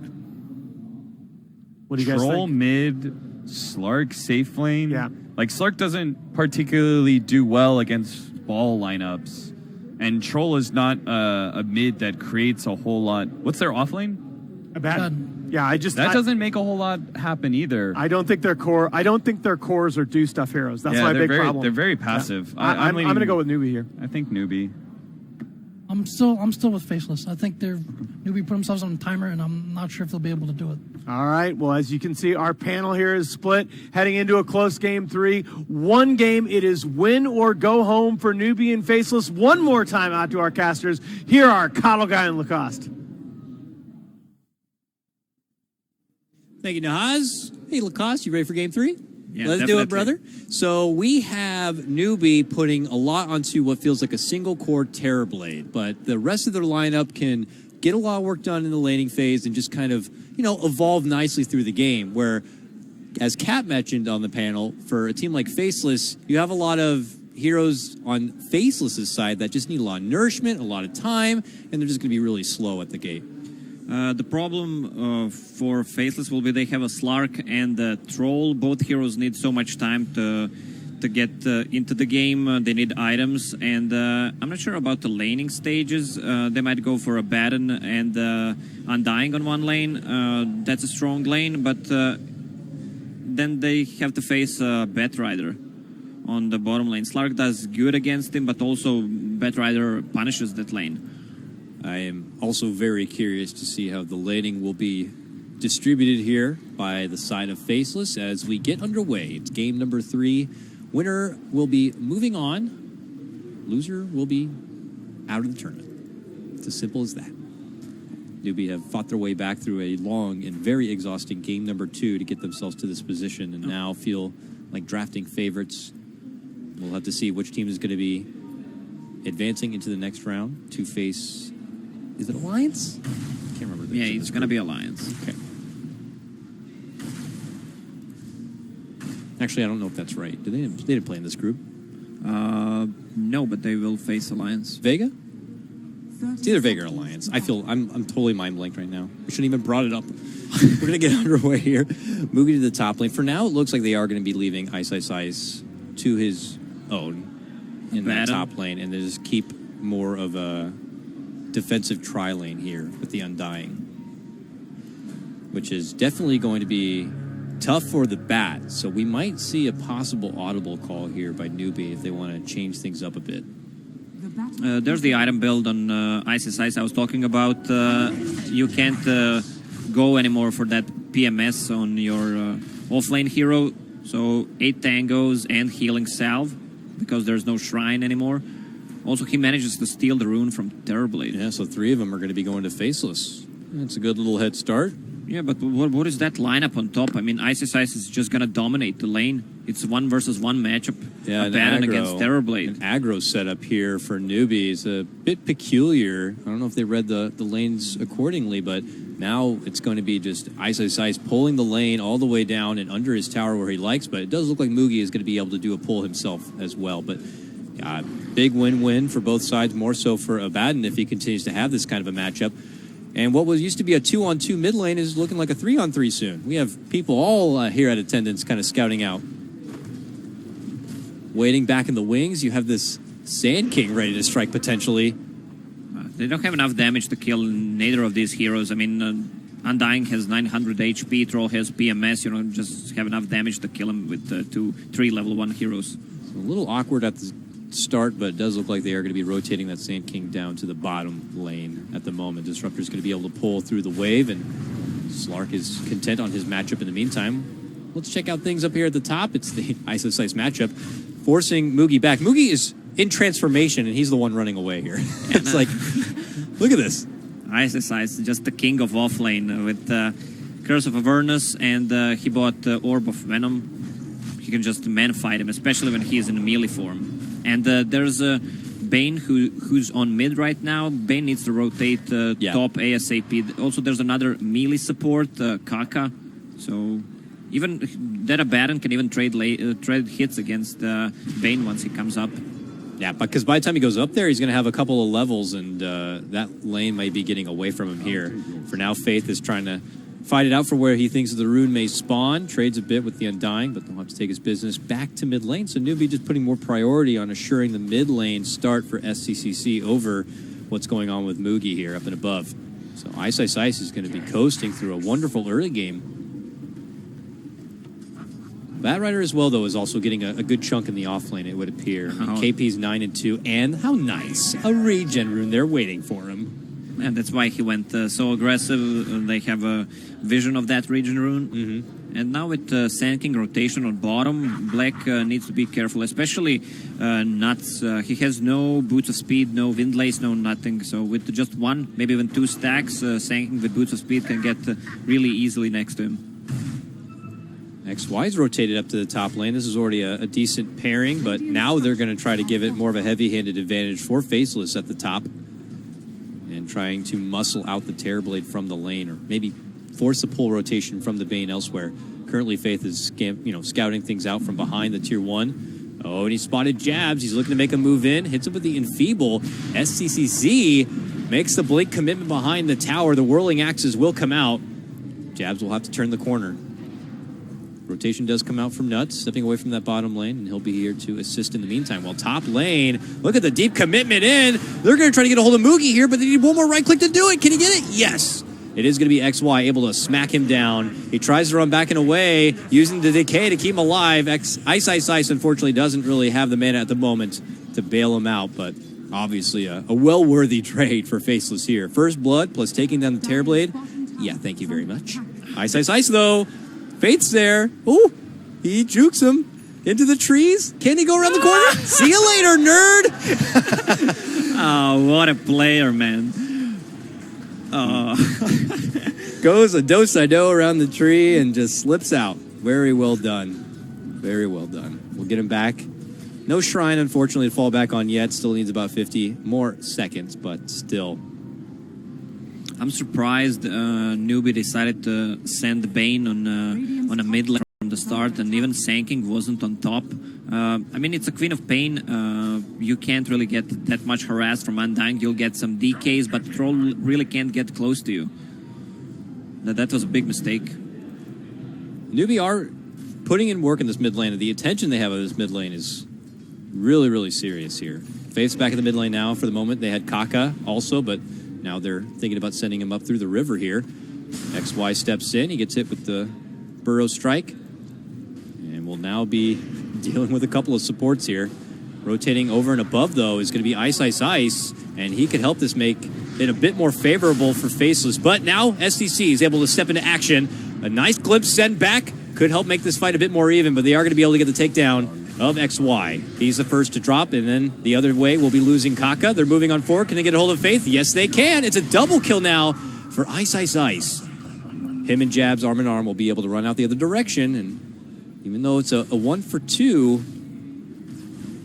it just feels so good for Faceless. Ice is getting a lot in this early game. Yeah, that's what Newbie made a mistake about. They let him have those levels. He's level 5.5, 5 minutes in.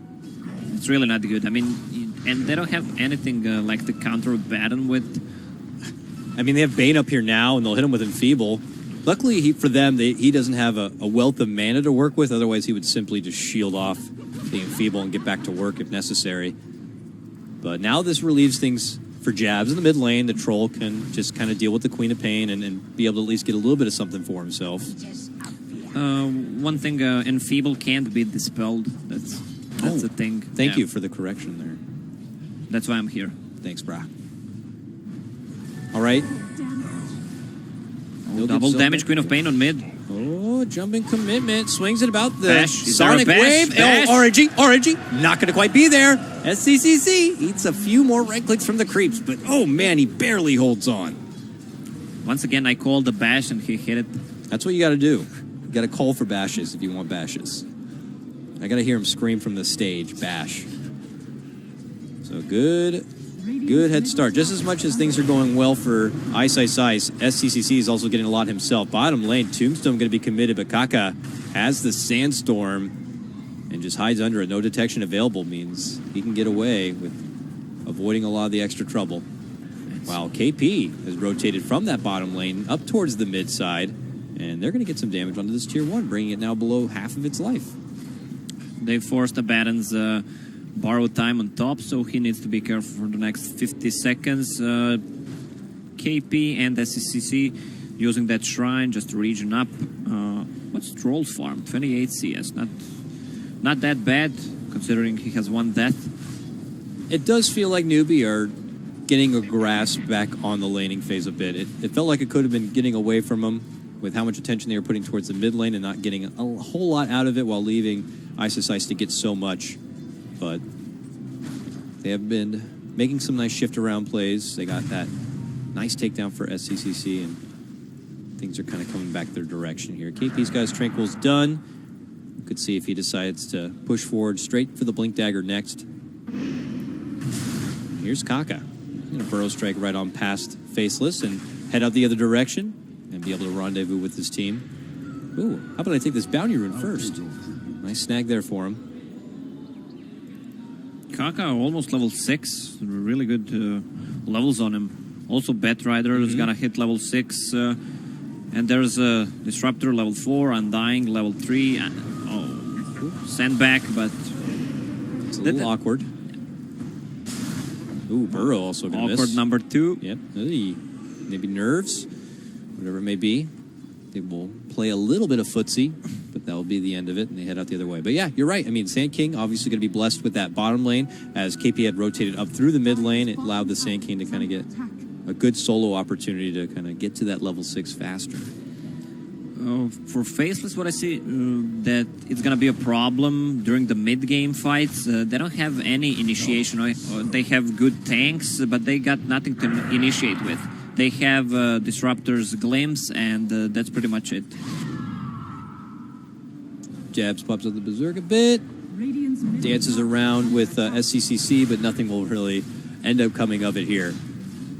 Darnell back at the top lane. It looks like he's going to be picking up the Vlads first before moving forward for anything like a Midas or Radiance or anything of that nature. I really want to see how he values Midas right now and in these kinds of a game. Maybe against Terror Blade, he might actually go for 1 just to get those extra levels, get to level 25 as fast as he can. When you say it's because of the Terror Blade, do you mean it's just because it's expected the game's going to go a bit longer, or what is it? Okay. Yeah. Okay. I mean, Faces don't have any tower hitters besides like Troll. Ooh. See you later, nuts. SCCC now on a killing spree as he just evaporates the little disruptor with the help of the Sonic Wave. SCC in all 3 games getting a lot of kills during that early and mid game with Queen of Pain and Shadowfiend in the first game. He does love to work well with these tempo kind of heroes and already finds a couple of good kills after reaching that level 6 and obtaining that Sonic Wave. XY is stalking things out through this top lane. They actually planted an Ops Ward to help him get a little bit of extra vision. Black now creeps into the lane. And it looks like Faceless are here to kind of quickly claim a tier 1 if possible. But they pulled Black entirely out of that bottom lane. In fact, the bottom lane is totally vacant and just easy for Newbie to just pop the Metamorphosis and claim the tier 1. But now they're thinking about making a move in. Daryl almost securing another courier kill, this time in game 3. The courier is able to make it up through the woods and out from trouble. We're close there, but... Oh, Troll might need to switch his item build. He has Vlad's queued up. Abaddon is building 1. Yeah, that is true. Two Vlads are not that good. No. 2 Midases are good. Probably go for what, like the Yasha, the more typical getup? Yeah, but the thing is you can't flash farm like you can with Vlad's. That extra mana region Get really Mask of big. Madness instead, you know. You could split it off later. We'll have to see what Black decides to do, because you're right. Or unless Daryl decides to change his mind. I'm not sure if he already made the commitment in for the Vlads or not, but it is something that they'll have to watch out for. Okay, Faith. Nice little advancement from his support play. I can appreciate a good deep ward from time to time. It's one of those kind of cases where you're throwing yourself into the deep and you may die for it, but if you're able to get that ward down, you're going to be providing your team some ridiculous deep is your ward? It's about 2 towers deep. So they have some good vision there, and they'll see any possible early rotations from Faceless or even smoke catches. In fact, it looks like they may have smoked. Yeah. And they're already heading up that way. I don't think that ward spotted it, though, so Newbie could be at risk of being caught out here. The Chinese teams love to go for that position. For Sanking might have to wait for that. Ooh, they see Batrider, and he just takes to the skies, up to the high ground. The Tombstone also going to be committed, but it should be easily taken apart. So Faceless might not be their best opportunity for a fight. SCCC jumps into action, then jumps to the other side. Kaka, though, leads it home with a huge epicenter. The Sonic Wave on top of it is just mwah! And this is a wonderful fight for Newbie as they quickly shred down 2, and it looks like they're about to get the grasp of the Abaddon as well. Triple kill. All these kills being KS'd up by Kaka, the man. That's what I was saying, lack of disable on Team Faceless. They used the Glimpse. They didn't even want to commit to Disruptor ulti, and Batrider just flew away. Also, big combo. Sanking just bought his Blink Dagger. I was talking about Chinese teams and how they like to play position 4. Sanking, you get pretty much the same timing on that Blink Dagger if you're playing it in the off lane as well. And big Queen of Pain ulti again. They're going for Undying. Yep, don't even need the lasso or anything. They just get the simple lockdown, the help of the flame break, and they torch him up. Now the Undying going down. This thing feeling a little bit like the last game where it got out of hand pretty early for Newbie.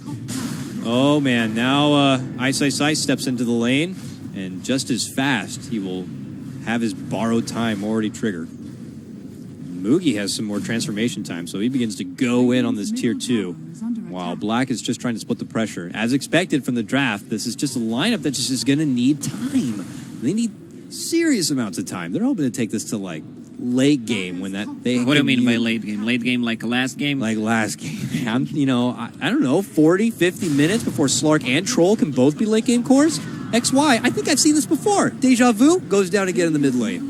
SCCC picks up that one and is now dominating on his Queen of Pain, while up and above, it looks like Nuts has found a chance to make the jump on the Bane. That's not a good goal. If they can't get the finish, it's certainly not. Well, they will finally get him down. It's a hard commitment to take down a little Bane, while on the other side, look what they've been able to grab. It's Jabs. They hog tie him up, pull him back into action. Jabs is like, I want the Troll. He wants to farm to the jungle camp. Nuts will rotate over from that earlier Is the gank. shrine ready? Yeah. Nice. They will be able to tag back, hit the showers, get some more reinforcements, and KP will take his leave. No mana on Queen of Pain there. Someone canceled the TP top, didn't see who. Maybe they decided to go for Troll instead of saving the private Bane. I love the build on Batrider though. He went for drums because Sand King picked up and had enough gold. That's probably what they're talking about. Okay, I'm gonna have Blink Dagger pretty soon. You might go for those drums, tank up, have that extra movement speed. Yeah, well, Faceless really have no strong initiation. You're about to see Newbie have 2 amazing initiators available to him, plus a Queen of Pain to be able to blink on the back of that. The jump game from Newbie is quite ridiculous here. It's a lot for Faceless to have to fend off here in the mid game. It's even more than the last game. Last game, they also had a lineup where they were hoping to kind of hit their stride once the Arc Warden became a serious problem, and Jabs had a lot going on his Tinker after the buildup of the Boots of Travel and the Blink. This one feels like it's going to need even more time to mature up. Some pickoffs here would help a lot.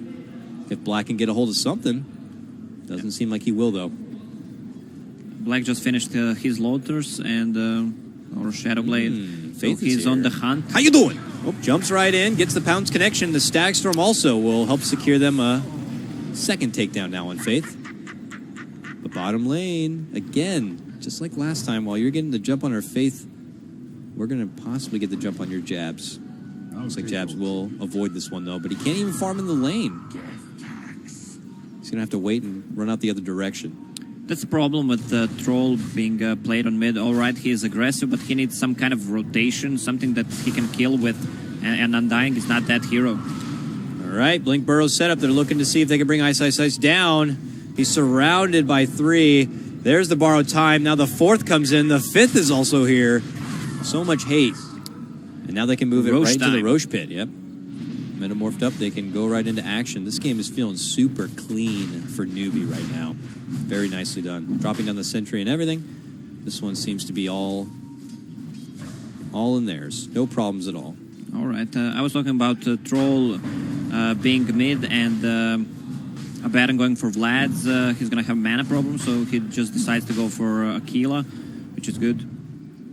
It is taking them a little bit of extra time, but look at this. KP's already taken to the skies to scout things out. They drop down the Veil, and Faceless are going to be sent back the other way. Okay, cute little glimpse back onto KP.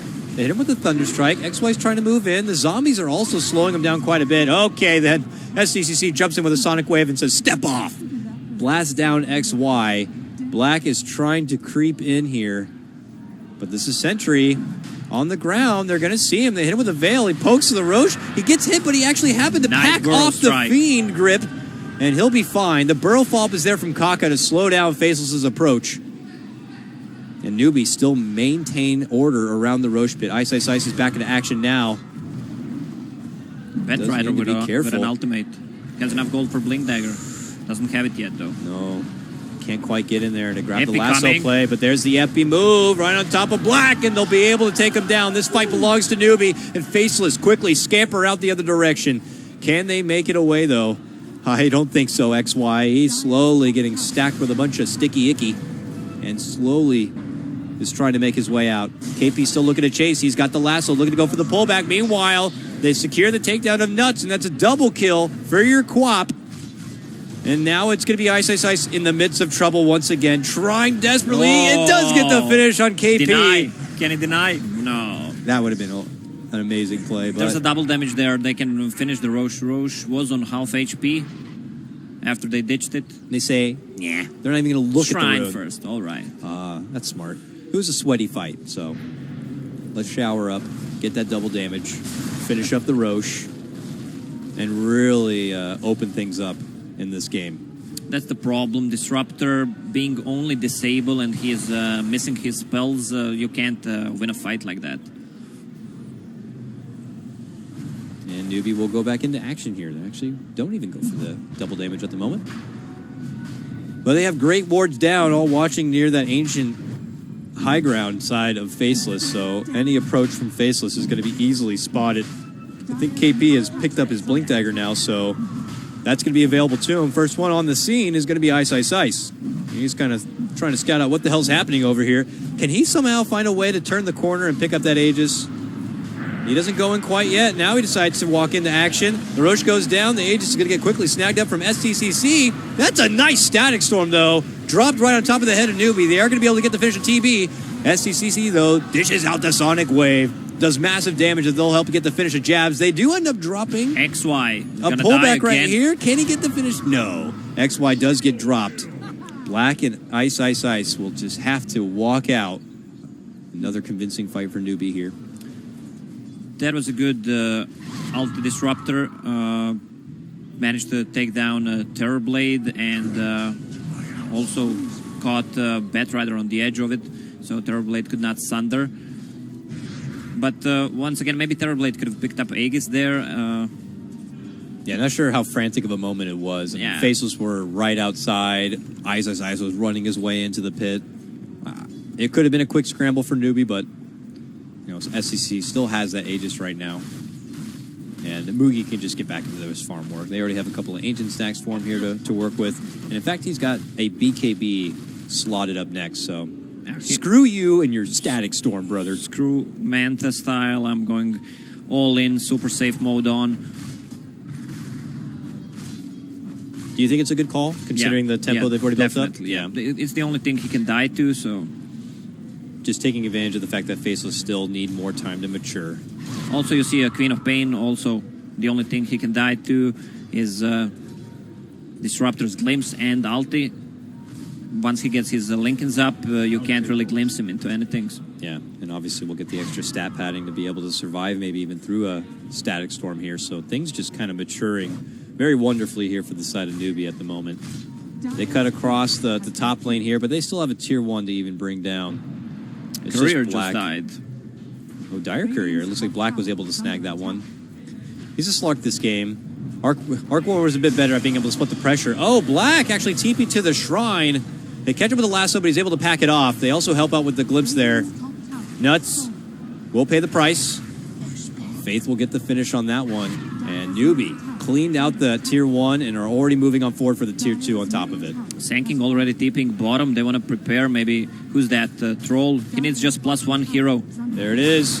Goes in, slides forward, gets the burrow. The follow-up is going to be there with the Fiend's Grip, and XY has no way to stop him. He can only give him one little soul rip and hopes that somehow he'd survive his way through it, but that is not the case. The Troll is going to be going down. They even get a free 200 gold for the Tombstone, and why don't we take down that freaking zombie as well?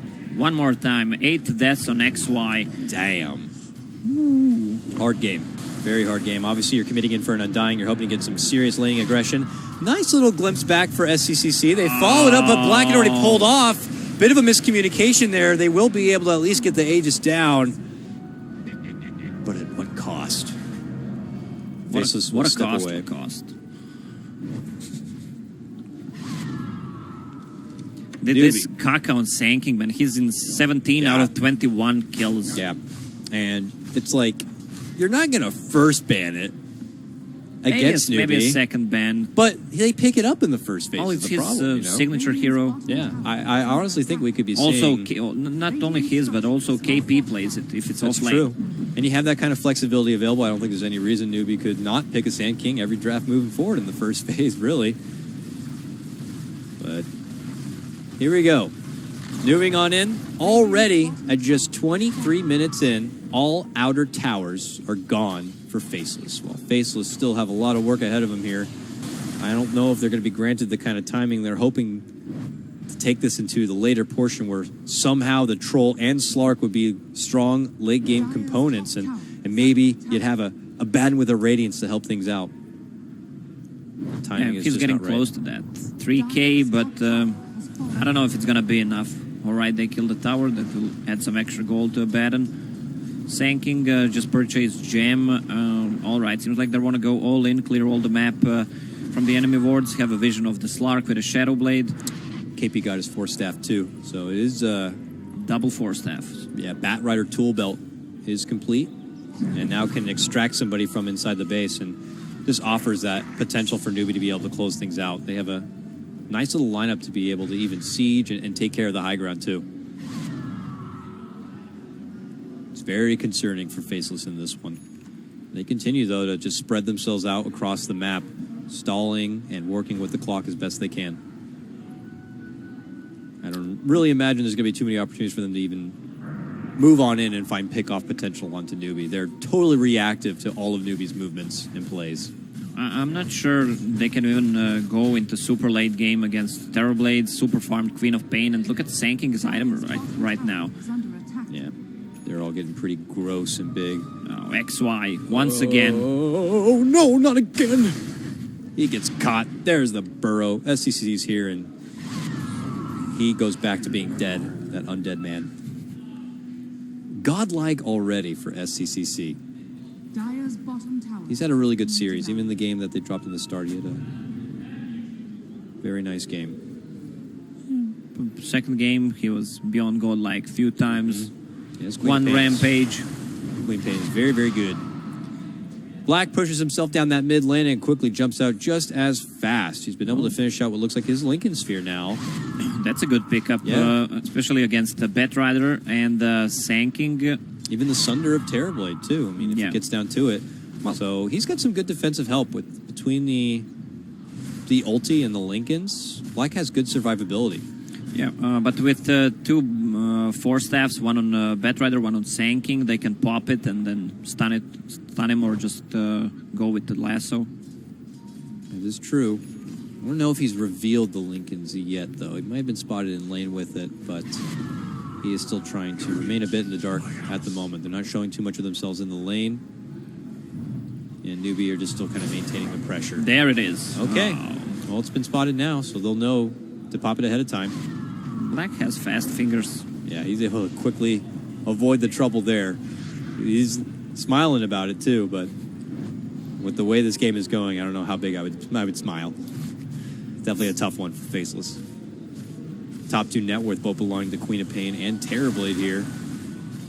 And Jabs is just kind of falling down that list with even Ice stepping in front of him. He has now completed his Radiance, and look what he has slotted up. He's looking to go for the Ags to try to really mitigate as much of the damage as possible. And if you're going against like Epicenter, Sonic Waves, and big AoE team fight, I'd imagine that's got to be very helpful. Item. Very helpful.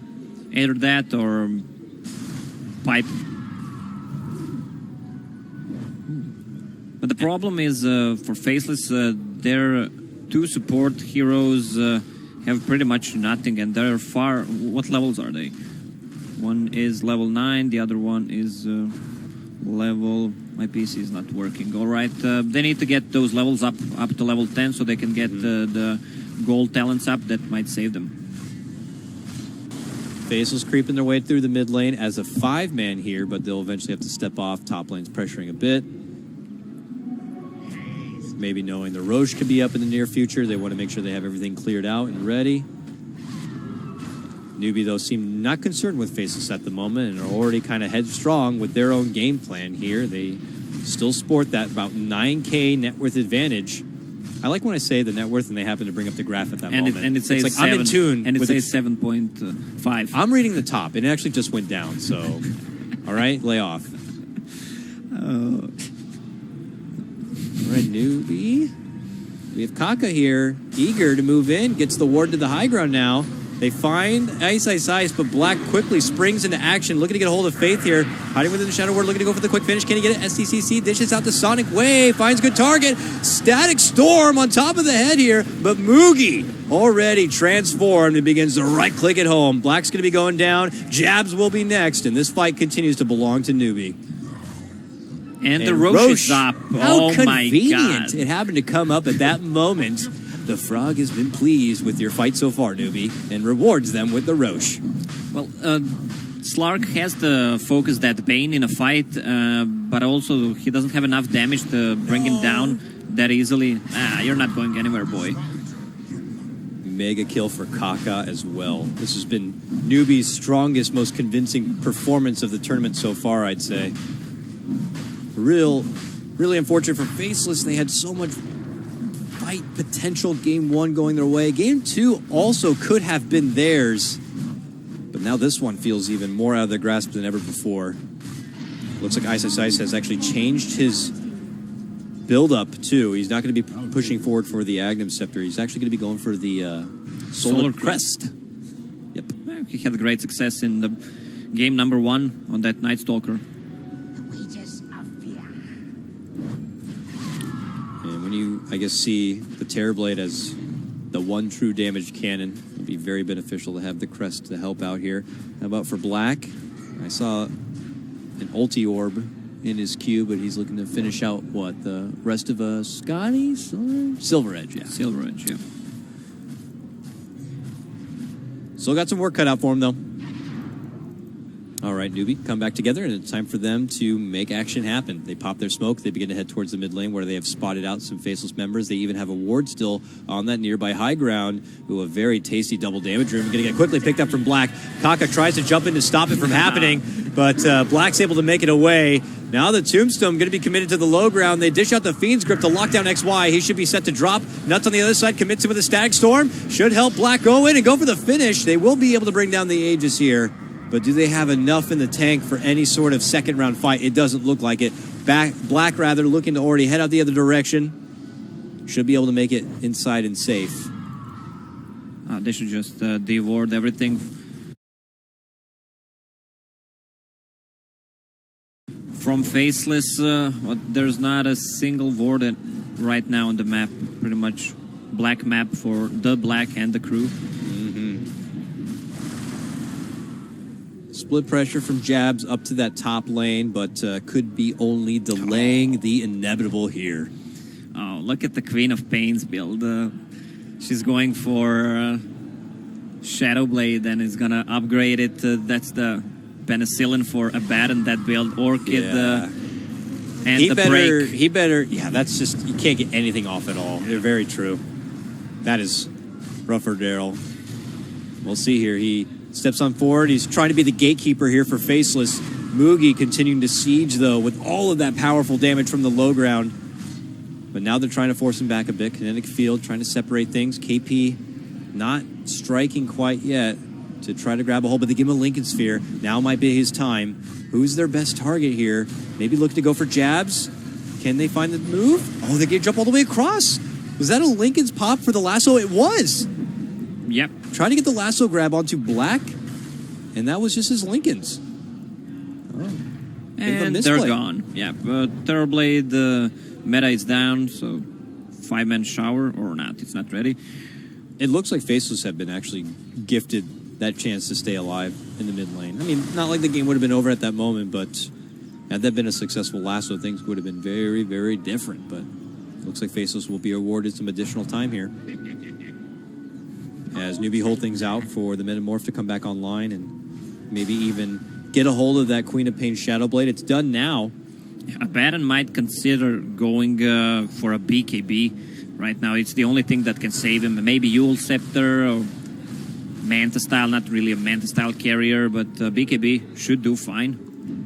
I don't know. He doesn't know yet that the Silver Edge is going to be coming out. So for now, he's only slotted up the Agnum Scepter. But you're right. If he is privy to it, he might have to adjust the build if he's hoping to stay alive in some of these fights. Faceless pressure out the bottom lane a bit, but it looks like Newbie are making their way over. looking to go for a grab here. KP leading out the charge, and they've spotted out Ice. He is going to be able to muscle his way past the lasso, but can he make the long journey home? It doesn't look like it. He's already said the fact that he's been surrounded here, and he will slowly be brought down. He's out of this one now for a minute without a buyback. Big epi on Kaka. I heard an epi, but I don't know if it hit anything. It looked like it did a lot of work on the XY here, and he will also go down without a buyback. Now Newbie move on in. They clear out the tombstone and get back to work now onto the tier 3. Terrorblade, Metamorph is available now if they want to commit for it. But the split pressure is coming. Faceless are pushing in the high ground themselves, and we're going to have a little bit of a race here. Faith is already going to be heading back to the base, but Mugi and SCCC go in for the tier 3.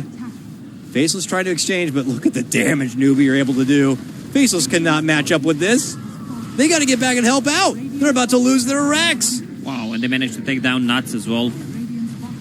Now it's going to be Jabs here in action. He has his BKB. He tags the shrine and begins to go back to work, but SCCC will easily jump to the low ground and make it away.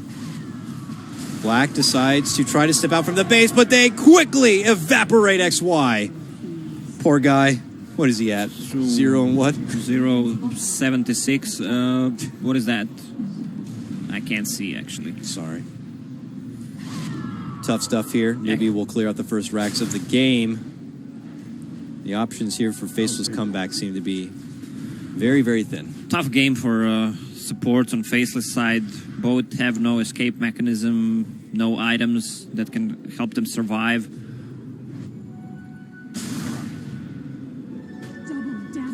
Faceless will frantically fight their way out, but as you alluded to, just the item buildup is not appropriate for what they need to get done.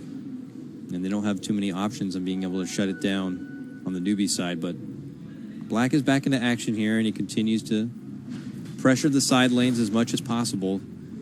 Faceless's hope is still somehow pushing this into an even later game, but as you can see, it just feels way too far ahead of them. Newbie do have a serious net worth advantage, and that is something that could swing the other direction if something was to go favorable for Faceless, but... Can you read the number for me? The net worth number? 16.7, 0.8, roughly around there. And it's rising, and it's dropping. Full Silver Edge finished on Queen of Pain, so right now she can insta-kill a Baron. There's no way. But a Silver Edge and Orchid. Oh, I like that. KP leapfrogs over. They're going to be able to pop the Lincolns and get the lasso secured, and Black will go down. Nice chase right there. Newbie will punish down the Slark and now could move things on forward if they would like, and it looks like they're thinking about doing that through the top lane, possibly. With a full Scotty finished on Terrorblade, they should just go for other tier 3s and other set of Raxes. Troll really can't move against that kind of a slow. Here's Newbie now, going to be hanging outside the front door of Faceless's base, and we got to question how good the high ground defense is for Faceless. They have some choke point fighting with the benefit of something like a Static Storm, but I don't think it's going to be enough here. They have to hope for maybe a bit of an overstep by Newbie's side. They tried to go for Ice, but that was only the illusion. Queen of Pain and the rest need to go back and try to push.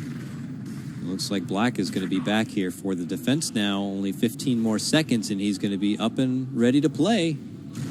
Newbie go back in one more time. It's going to be Ice out in front. He gets hit with the borrowed time, and Mugi steps away. He's now in Metamorph. They're looking to go back in. There goes the Troll ulti.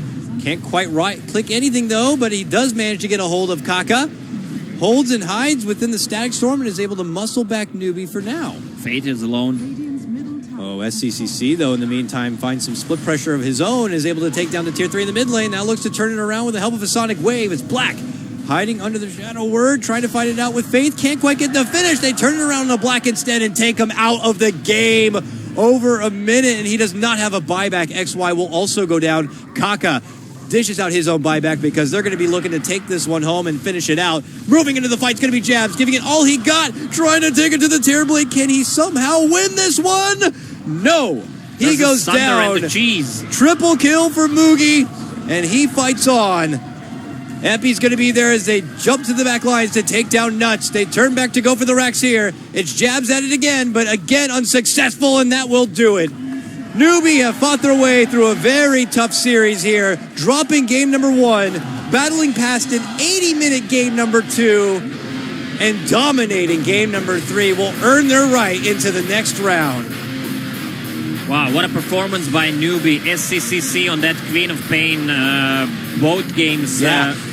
I mean, it's just amazing. Plus Kaka, we gotta give that guy some credit as well. 12-minute blink, 4 staff, 17 minutes, buys a gem, continues to dominate, 2, even 3-man burrow strikes. Congratulations again, Newbie. Props to Faceless. They make their attempted run, but they will now be out of Star Ladder.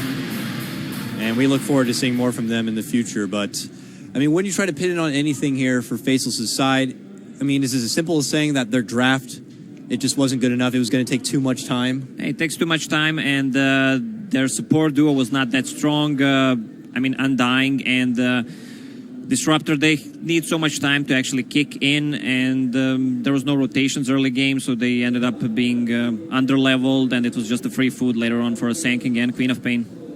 Well done by Newbie. They get the win here. So let's go ahead and throw things over to Nahaz in the panel to see how they evaluate game number 3.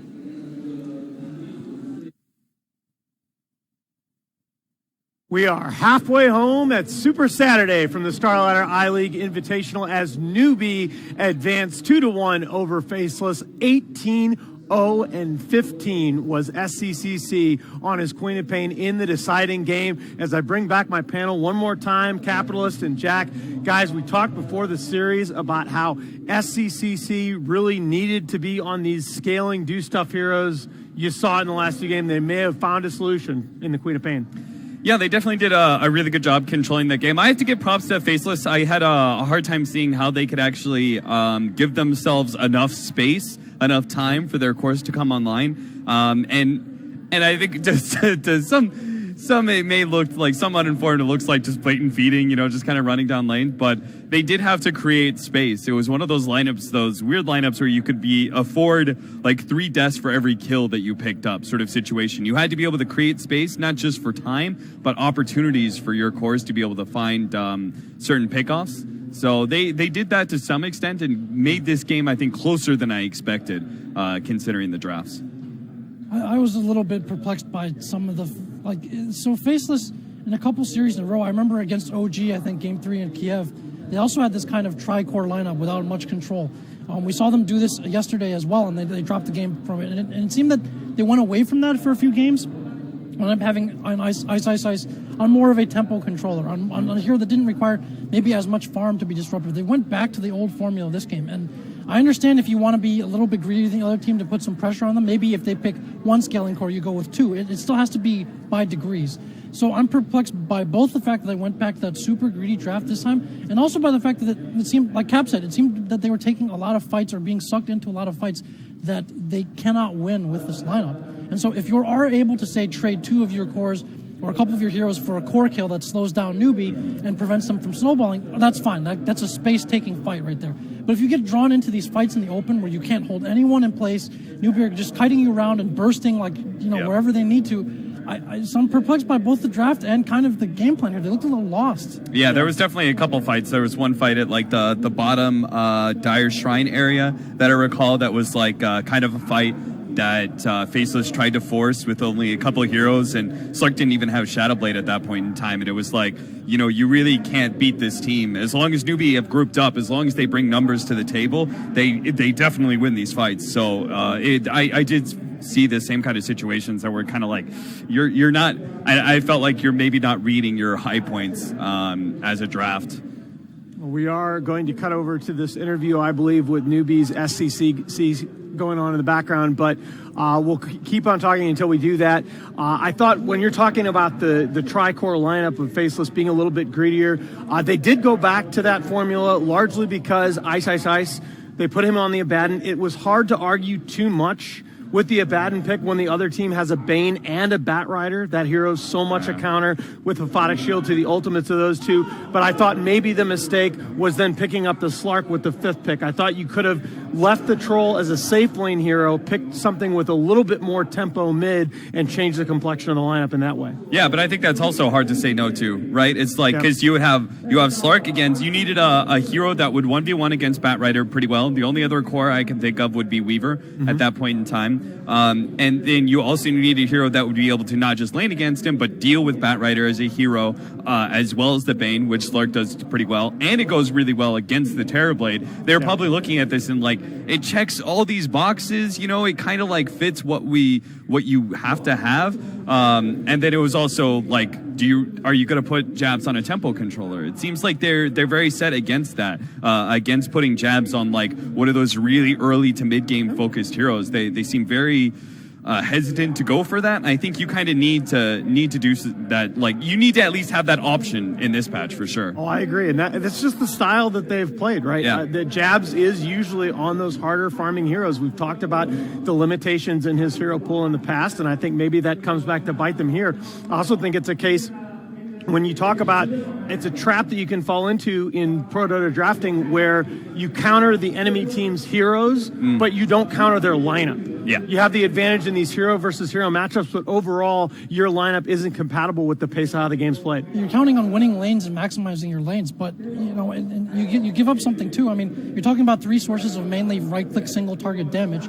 That actually gives the Bane like defensive potential as well, and being able to save someone or disrupt the tempo of your damage, especially when you have no control. Then you have Terrorblade with the illusions. You expect him to be ahead because of lineup. I feel like Newbie showed their cards very early, and that's been a weakness of theirs. I think recently, like they've clearly shown how they want to approach this patch. They want to have bullying laners. They're okay with running that single core, and they want something that scales but provides some tempo out of the mid. By picking that Queen of Pain early, they needed a pusher. It was pretty clear where they're going with this draft. And so Faceless had to decide how to approach it. There was no real surprises for them, and they chose this direction to go with, which is still like understandable and all right, but I think ultimately the execution, the decisions they made on which fights to take, I just really think that hurt them quite a bit. Yeah, I think that's something that a lot of teams are going to have to refine as we go forward. Again, I believe we are waiting on a post-game interview. I'm going to wait for confirmation on that. So we're going to talk for a little while longer about this series. Both series today, the play was a little bit uneven toward the beginning, and the team that won really, really turned it up at the end. I was saying that earlier about IG, that I felt that game 1 was a little shaky, but the way that they finished things in game 2, they looked ready to move on. They're going to face Alliance in our next series. I think you can say the same thing about Newbie. If they play like they played in game 3, I think they have a chance against Vega later today. I think Newbie has a better shot versus Vega than IG. Actually, I'm not sure. No, I'm going to take IG. I think it's kind of even between both of these matchups, because I can actually see IG beating Alliance or vice versa. I think Alliance is not in terribly bad shape right now. And IG definitely started ramping up, but it's another series. You never know what kind of performance. And right. And I think it, for me, is like, I think IG is the better team right now than Newbie. Newbie still look very shaky to me. That game 3 was like, it was well executed and everything, but I think Faceless gave you a lot of opportunities to look good. It was just kind of like one of those games where you take early control and you just kind of build from there. As long as you're patient and you execute, then I think most teams would be able to close out that game. You give any other team, I think, at this tournament, put them in the Newbie seats at 20 minutes, they'd be able to win that game, So I think it was just like IG look a little bit better to me. Fair enough. I agree with that. I think if you're Newbie, you're more relieved than anything at being able to take the series. I don't think you don't think you found some kind of eureka moment or some kind of great revelation. It's kind of like we went back to something that worked. This is how we want to play. Okay, so we are going to go ahead and cut over to an interview with Newbie's SCCC. Please say hi to all your fans. Hello everyone, I'm SCCC. The female fans in the stadium must be really happy. And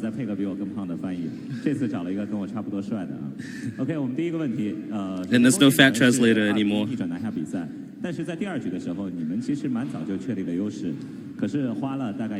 the first match, you guys started out pretty in a dominating fashion. What do you think happened during the mid-game? We discussed that the high ground was really hard to go on because there was a tinker there. And it's pretty hard to get the right initiation. And the awkward one was really annoying with the split pushing. So we discussed that we should probably find an opening, get a few picks before we go on the high ground.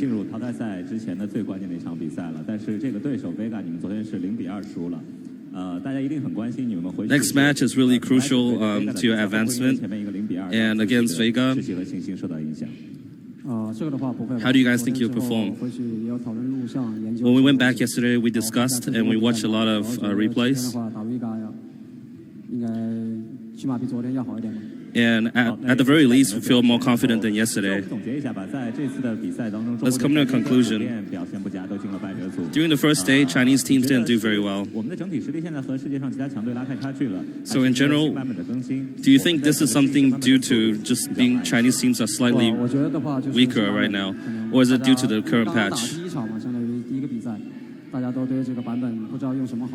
I feel that right now it has more to do with the patch because it's a new patch and we don't have a very good understanding of it. Thank you to all the fans. And now keep trying harder. 感谢深深接受我们的采访。那让我们稍休息，回来之后将会是 A 组的一场生死大战。Alliance 将会对阵 IG， 我们稍后见。 And that was Newbie's superstar mid player, SCCC. Apparently the Chinese ladies in the audience very happy that he will be moving on. Jack, I'm sorry I had to cut you off there going into that interview. Did you want to finish that point? I don't recall what point was. He finished it. He finished it. I remember. All right, strong. It was. If you guys don't remember, it was actually a mind-blowing piece of knowledge that we all forgot because it was so good. I'm old. That's my excuse. Yeah, that's true. All right. Well, we are going to go ahead after that marathon series. Newbie triumphs 2-1. We're going to go ahead and take a break. We will be back in just a few minutes with Invictus Gaming against Alliance in our third series of the day. Stay tuned.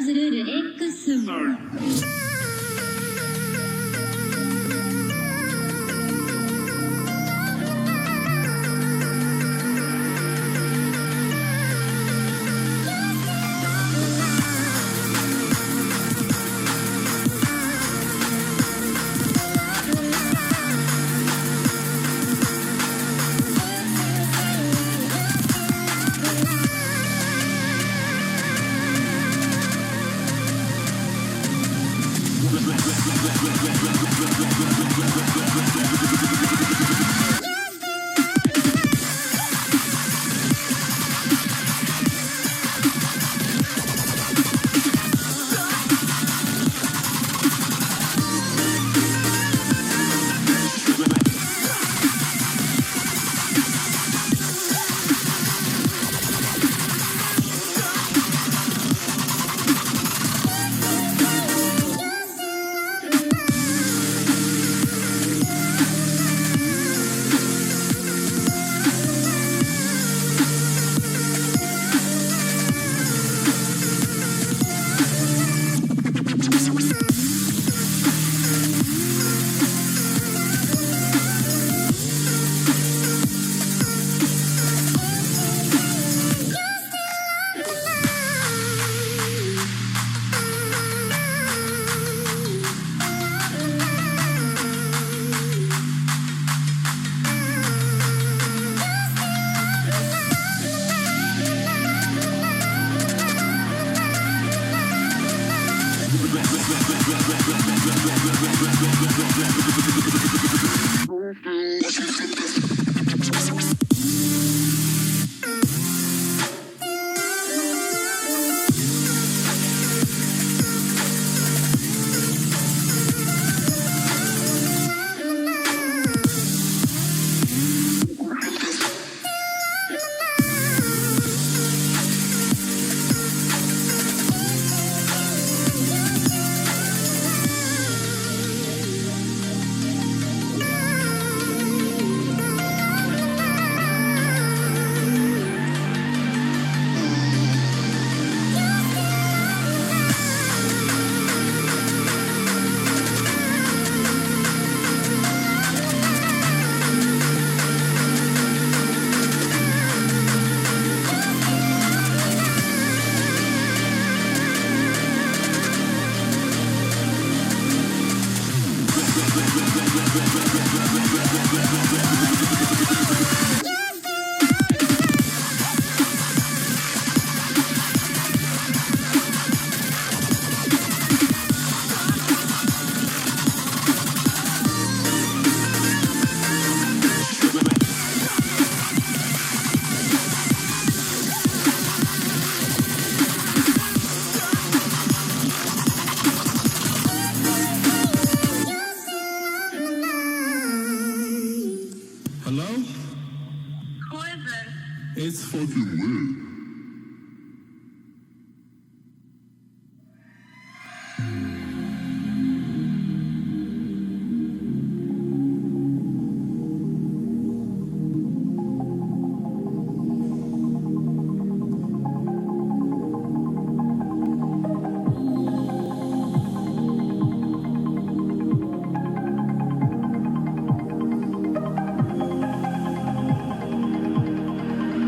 Let's go.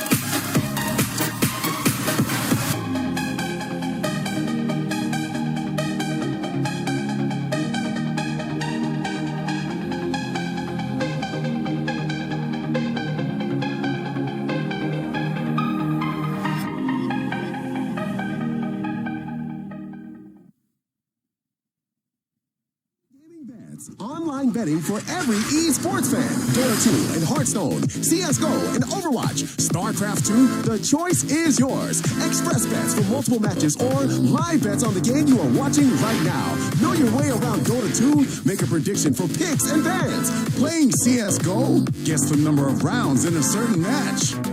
Daily quest for all participants and all the best choice of payment systems. More than 600,000 users have already made their bets on the spectacular matches since 2011. EGB.com. You know for sure who's gonna win.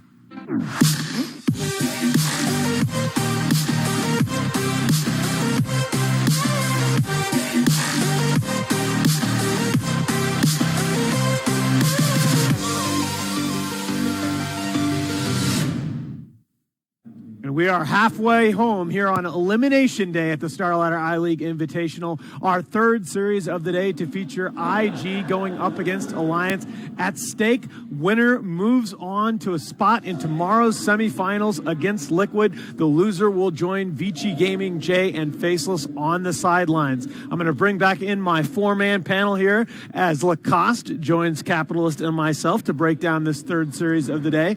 Guys, IG seemed a little bit lost in their first series of the tournament here, bowing out to Red Hot TNC. You guys, oh my goodness. How am I supposed to even do an intro with you guys? Not that short. I'm testing you, Alan. This is your pop quiz.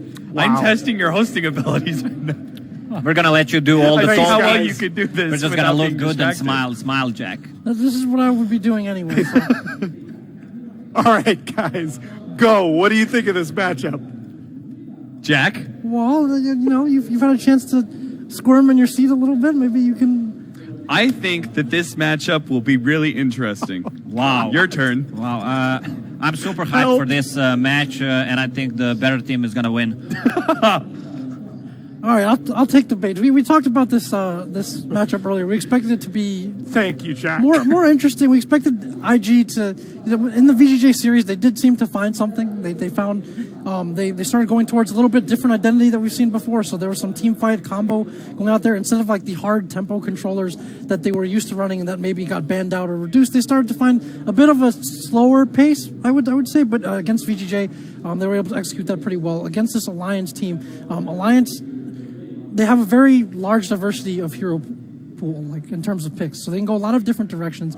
We've seen maybe some issues from them in terms of identity as well. They drafted some odd lineups on the first day that they didn't really play like the way that we expected them to. But with the Lions, there always seems to be at least one or two extremely interesting games that kind of like test the limit of like the heroes or the meta. There was that CK game that went super long. That was really interesting. So I think this series, I expected an exciting series here. I feel like that's an advantage, right? The fact that you've managed to like kind of test out the patch almost more than any other team here, just because of the fact that you've played a lot of games, you've played a lot of different heroes. So I feel like particularly what I think is going to be very strong about this is the blistering fast pace that Alliance can bring to at least one of their drafts here. I want them to test.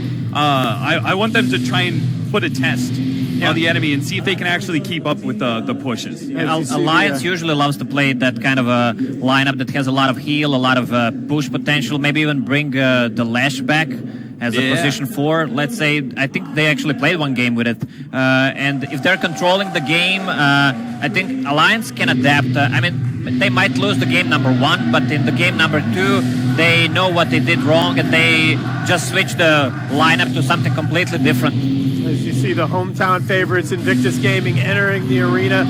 Pretty big cheers from the Chinese crowd as well for the 5-man squad of Alliance. This is a team that's been coming over and playing in China since before their TI3 victory. Very special relationship between them and the Chinese fans. As you see the handshakes here, both veteran competitors on both sides here. Loda and Burning, two of the signature carries in the history of the game. I expect to see the Lifestealer come out at least once in this series, perhaps also the Juggernaut, both of them in the top 5 win totals on those two heroes all time. You guys see that? IG just tried to kill Loda. Yeah. Tried to push him off the stage. You know, it's one way to win the series. Yeah. Saving their carry. Lacoste put him up to it. It wasn't me. I swear to God, it wasn't me. Badmouth me on Twitter. We'll see what Yeah, happens. I love the trash talk and troll, but that was not me. I would not hurt another person. IG seemed pretty loose and relaxed. So we talked about the teams coming into this tournament. If there was one team that maybe seemed as assured as you could possibly be that they would likely get a direct invite to TI, it would be IG based on the strength of the Kiev Major and DAC performances. And so I don't know if that's played a factor in this, where like they can truly go into it with a learning approach and be like, there maybe isn't as much pressure on us to perform super well at this tournament. They were joking kind of really loose this morning and kind of saying like, oh yeah, we're ready to, just get knocked out. We're ready to go back to our team house and like practice and really learn this patch and stuff. But they're still here and kicking in this tournament. Yeah, and this team has played very well. They do have a team house in Shanghai, so you can't fault them too much. But I think we've seen this with a number of teams over the last year or two. It's hard if you start playing badly for whatever reason to just flip that switch and get that magic back. Doesn't this mean that Alliance wants it like 20 times more than IG at this point in time? Because, I think Alliance really wants to be able to, if they win here, secure that TI invite, and then they don't have to go through the European qualifier, which is always kind of nasty for any team. No, let's be clear. This is their only shot. Yeah. Right? Alliance has not qualified for any of these other lands. They really struggled in the other. They played on WESG. That was their last LAN. They didn't qualify for anything. Yeah. And believe me, that is it's a major source of friction within the Alliance organization. This team has not necessarily lived up to the potential that a lot of people thought that they have. Now, they played pretty well here, winning their first series, and it was a 2-0 against TNC, but they actually looked a lot more competitive against TNC, I felt, than did IG on the first day. So this series on paper should be very even. I can't help but thinking that if we see the IG that we've seen at Kiev and before, they have to have the advantage. Yeah, definitely. I have a question for you, Alan. Sure. If Liquid's looking really strong, and if they win this, do you think they will get the direct invite to TI? I didn't even finish with the question. No, I've been asked that. Do you think they'll be invited to Willy Wonka's factory? They got the golden ticket, man. No, I've been asked that question in the last couple of days, talking about some teams here. But I do feel Liquid is kind of that fifth team. I think the top four from Kiev are all but assured of TI invites at this point. I think Liquid is kind of that fifth team that you're looking for an excuse to invite them. There you see the IG lineup, and we're going to see the players on stage. Pair of B-Gods starting with the legendary carry Burning here. I'm a little bit sleepy. Yeah, well, it's hard work carrying a team. 29 years old, that's an old man in Chinese Dota. That's an old man in Dota anywhere. In Dota, period. I'm old, man. I'm 29. Hey, we mentioned before. we mentioned before that the older veterans who've stuck around. There's still that one mountain to climb, and it is TI, and it's got to be a big part of what keeps a player like that going. Do you actually think some of these players, RTK, Burning, you think if they won a TI, would they be done after that? They'd be all right. Probably, and then come back one. Or is it in retirement? I mean, you got to dodge ace somehow, in Chinese, it's known as switching the power treads when you go into retirement mode and then you come back and play. I've never heard that before. So, I mean, in one sense, is XXS really? He looks 17. Yeah, and his name, the nickname is XXS Xiaoxuezhen, is like grade schooler, elementary schooler. Wow, he's so young. He's been pretty impressive. He's quite the young talent. Yeah, he's really kind of amazing to me in that he's not like your classic flashy offlaner. You'll forget about him for long stretches of the game, and all of a sudden he'll just make a couple plays and just win, and you're done. Yeah. He's great at with these big old offlaners that he got in the Magnus and Enigma. He's great at finding exactly what ult he needs to hit to it's hard. It's almost uncanny. Someone will be consistent throughout the game, but he always seems to get off the crucial ult that he's not afraid to even ulti just one guy, because he knows if they kill that one guy, pretty much the team fight is over. They can push towards objectives, Roshan, or just tier 1, tier 2 towers. Yeah, that's what I like about it, right? Is that what we see from him. What we see from a lot of young talents is that they've got these mechanical abilities and they've got instinct about the Dota game and how to be able to play. But the way XXS plays for me is he says he understands a lot about the state of the game and what needs to be accomplished objective-wise, and isn't just, a mechanic star. When did he get all of that experience? Good question. Sorry. Go ahead. Jack? Where did he get it? Jack? Well, there's chronicler also, of all Chinese players all the time. There's also a bit of fearlessness there. It's the whole, like, he's too young, or he doesn't know enough to be afraid, right? If you are an established player, a veteran, you have a reputation to uphold, people expect certain things from you, maybe you're a bit more tentative. There's a lot of pressure on these players representing both country and team and all the fans, and also, like, culturally, just the sense of loss of face if people start saying bad things about you. That pressure can really get to some of these more established players, and maybe you end up not wanting to assume the blame or carry the pot, as the translation kind of goes in Chinese. You don't want to do that. You could look more tentative, or you end up blaming your teammates for stuff. For a young, fearless player, that's not really a concern. You saw that from other teams that have very young players, too. I keep coming back to this wing squad. There's a certain fearlessness that they played with there, too. A certain trust and fearlessness from the offlane position. It was Faith Beyond as well. Like, just being willing to go in and make plays on just about anything. Like, that's something to be said for, like, a young, relatively new player who hasn't really been influenced by that other stuff yet. As we get on to talking about Alliance here, I want to make sure that we preview both teams, kind of get back into the rhythm of the four-man panel here, guys. This is a team that came in, again, with some mixed results. They have made a little bit of a change. EGM is doing their drafting in this tournament. That's a change from some of their previous qualifier runs. They've looked a little better, I think, in their drafts. They've got great value out of a Shrek pick in particular, his hero. What do you guys think of what we've seen from Alliance so far here?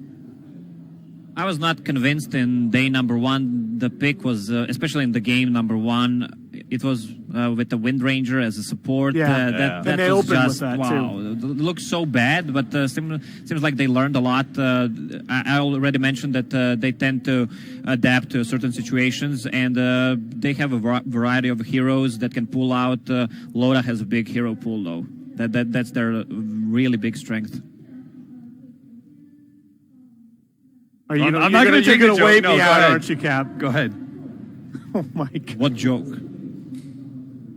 Nothing. The bans against this team are a little bit different. You have to worry about Wisp, maybe some other heroes that traditionally the Chinese teams don't worry as much about. I want to see them throw some real wrinkles at IG if they want to take this serious, which they desperately, as we mentioned, like very much need to perform well at this tournament. Yeah, they're an interesting team because if you look at them in the previous patch, since 7.0 was released, they're the second longest average match duration team behind only EG, which is a little bit skewed by some very long games at Kiev. But they are known as a pushing team. They are very comfortable playing pushing lineups. So I think that they can, on paper, transition to this new patch very well. As you see, we have our Game 1 draft is underway between Alliance and Invictus Gaming. Winner moving on, loser going home. The Wisp is getting taken off the board. That is now the most banned hero in this tournament. No surprise. Interesting, though, that's been one of the big dividing lines between the Western and Eastern teams at this tournament. The Chinese teams are not touching Wisp. I was thinking about there is a pretty big similarity between these two teams that I feel like both teams are really able to recognize certain timings and like pushing for objectives. Like Alliance are a pushing team. I feel like IG is also one of those teams that they hit a certain timing and then they're just down to go. Like it burning or Q or somebody says like this is our time to end the game and they just go do it. So we could see like the kind of like rapid closeout, honestly, from either side. Well, this is going to be, I believe, the third Q Jakiro of the day coming out from IG, and Alliance going back to an open that they've used a tremendous amount over the last patch or two. They were averaging like 2 denies at the 0-minute mark. That's how often they run clock in SF. Yeah, they know the Jakiro is going to be first pick very likely from IG. Clockwork's such a value hero, I think, to match up against the Jakiro. That's a good point. From a 4 position, so it's just like it checks both boxes. Like it deals with Jakiro and it gives you the denies. Are you thinking about that combo Boboka pulled out to Jakiro? Clock trapped his team. Trap your own team. No, that's not what we had in mind. Well, that's Boboka Clockwork, Most other Clockworks aren't going to be doing that. Also worth noting that Alliance, so far, when they pick the Clockwork, they do have a preference, slight preference to running Unisymphan on it, on the 3 position. He's very confident on that hero. He's had some dominating Clockwork performances. Yes, Just getting off, making sure you get off multiple rounds of spells, creating that terrain separation in fights, staying alive to keep contributing. He's been really great on that here. Like maybe one of the strong points I think of this team in terms of individual performance so far. In one game, he had the highest hero damage on Clockwork. Yes. I don't know if the team played bad or... There we go. Or... Oh, there it is. There is the trademark hero. I've been wondering where this hero has gone for them, but the Boboka Ricky, a slight nerf in 7.06, his base move speed reduced by 5, but when you're talking about games in Kiev, when Boboka is leading the map in kills as a support Ricky, boy oh boy, you gotta give a lot of respect to this hero. I don't think that 5 move speed nerf no, I don't think is gonna do a lot to Boboka, to be honest. I guess it's okay versus SF, but I really would have preferred like Sand King or Tusk or something like that as our second pick. But we'll see. Like we haven't seen, I think, a single one of those traditional independent 4-position roamers yet, have we? Like we haven't seen Bounty Hunter. We have yet to see Riki. I think we saw one. I think we saw one bounty from Boboka. We saw an Earth Spirit. Yeah. We did see a Bounty Hunter the other day. Did we? Oh. Yeah. The thing, Ricky, here, this makes me wonder if what Jack was talking about is true. If this is IG, this is a little bit of a test run for them. Obviously, $100,000 on the line. The players are going to take this seriously, but they need to know whether Ricky, which has been one of their signature heroes as they've amassed the leading win total in Pro Dota 2 this year, is going to work in this new meta. Well, if they lose this series against the Lions, they can just head home to the team house and just practice, I guess. Yeah, head home to the team house, you 10 minutes away. Like these other teams, they have to stick around and watch the tournament and stuff. And hang out with us. Yeah, I mean, honestly, both those things, you feel like a loser, right? Pretty much. I would like to see Darkseer banned by Alliance.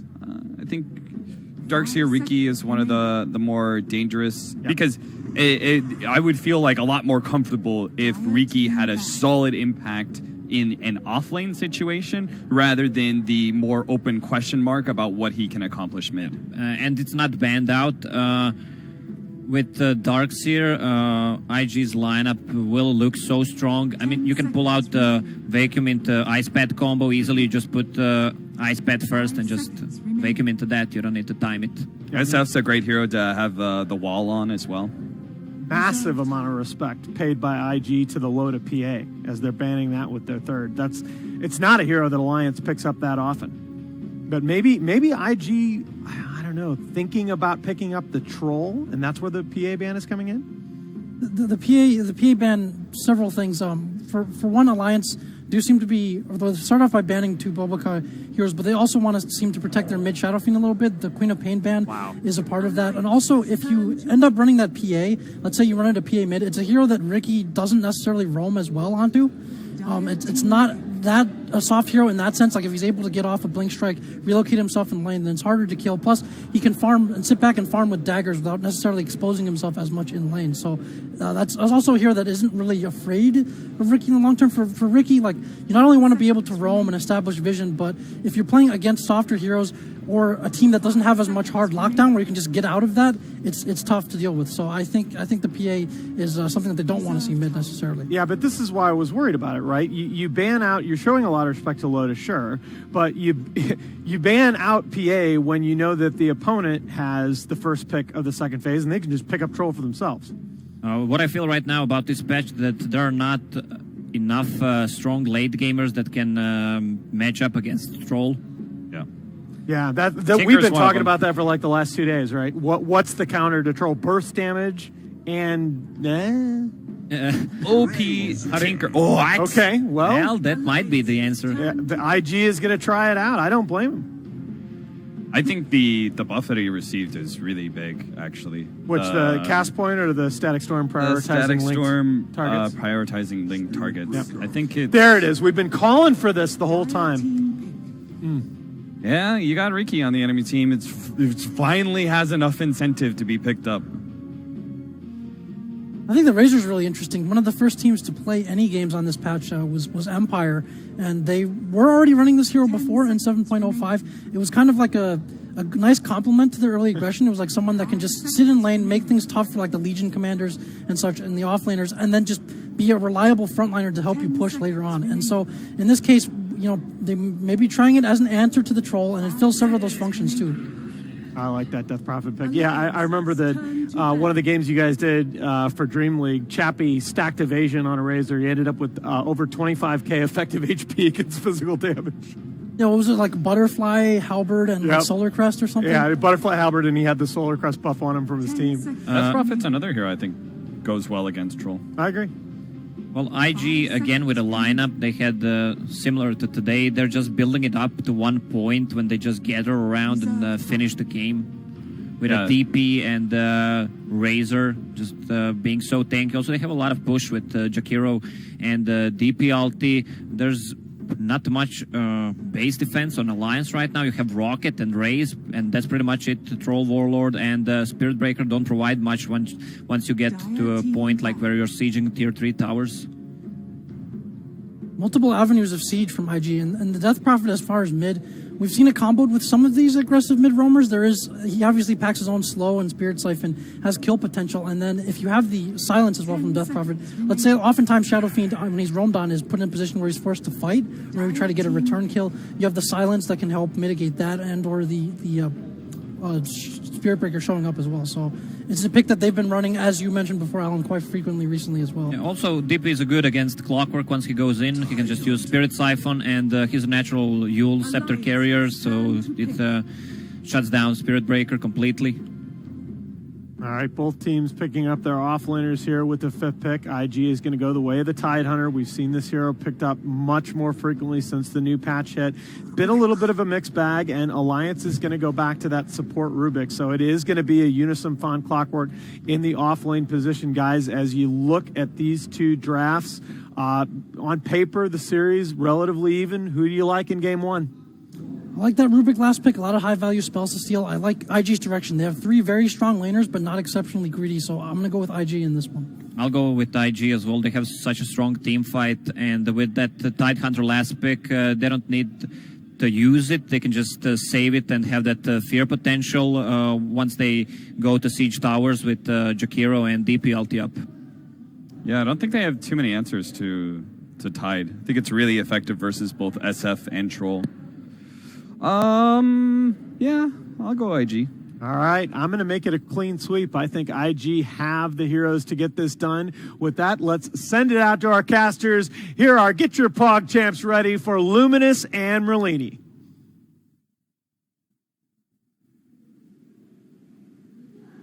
Thank you, Nahaz. Is my mic working? Can you hear me? I can't hear myself. My mic's working. All right, thank you, Nahaz. One more time. And yes, we're going to have IG versus Alliance. This is a continuation of our elimination matches. Whoever loses this best of 3 is going home. And of course, whoever is winning this best of 3 is moving on. I am Luminous, and Merlini is my faithful Asian brother. I was going to call you something rude, but, you're my Asian brother instead. Brothers from another mother. Yeah, sure. And yeah, we're going to have a very nice set ahead of ourselves. We got the draft on the way. It seems like all of our panel things, IG's got the better draft. Would you agree or disagree with that point? I think they're the better team, so regardless of the draft, I would probably still favor them. Okay. But the draft is even enough where I would give them the edge. You think IG's got the better draft then as well?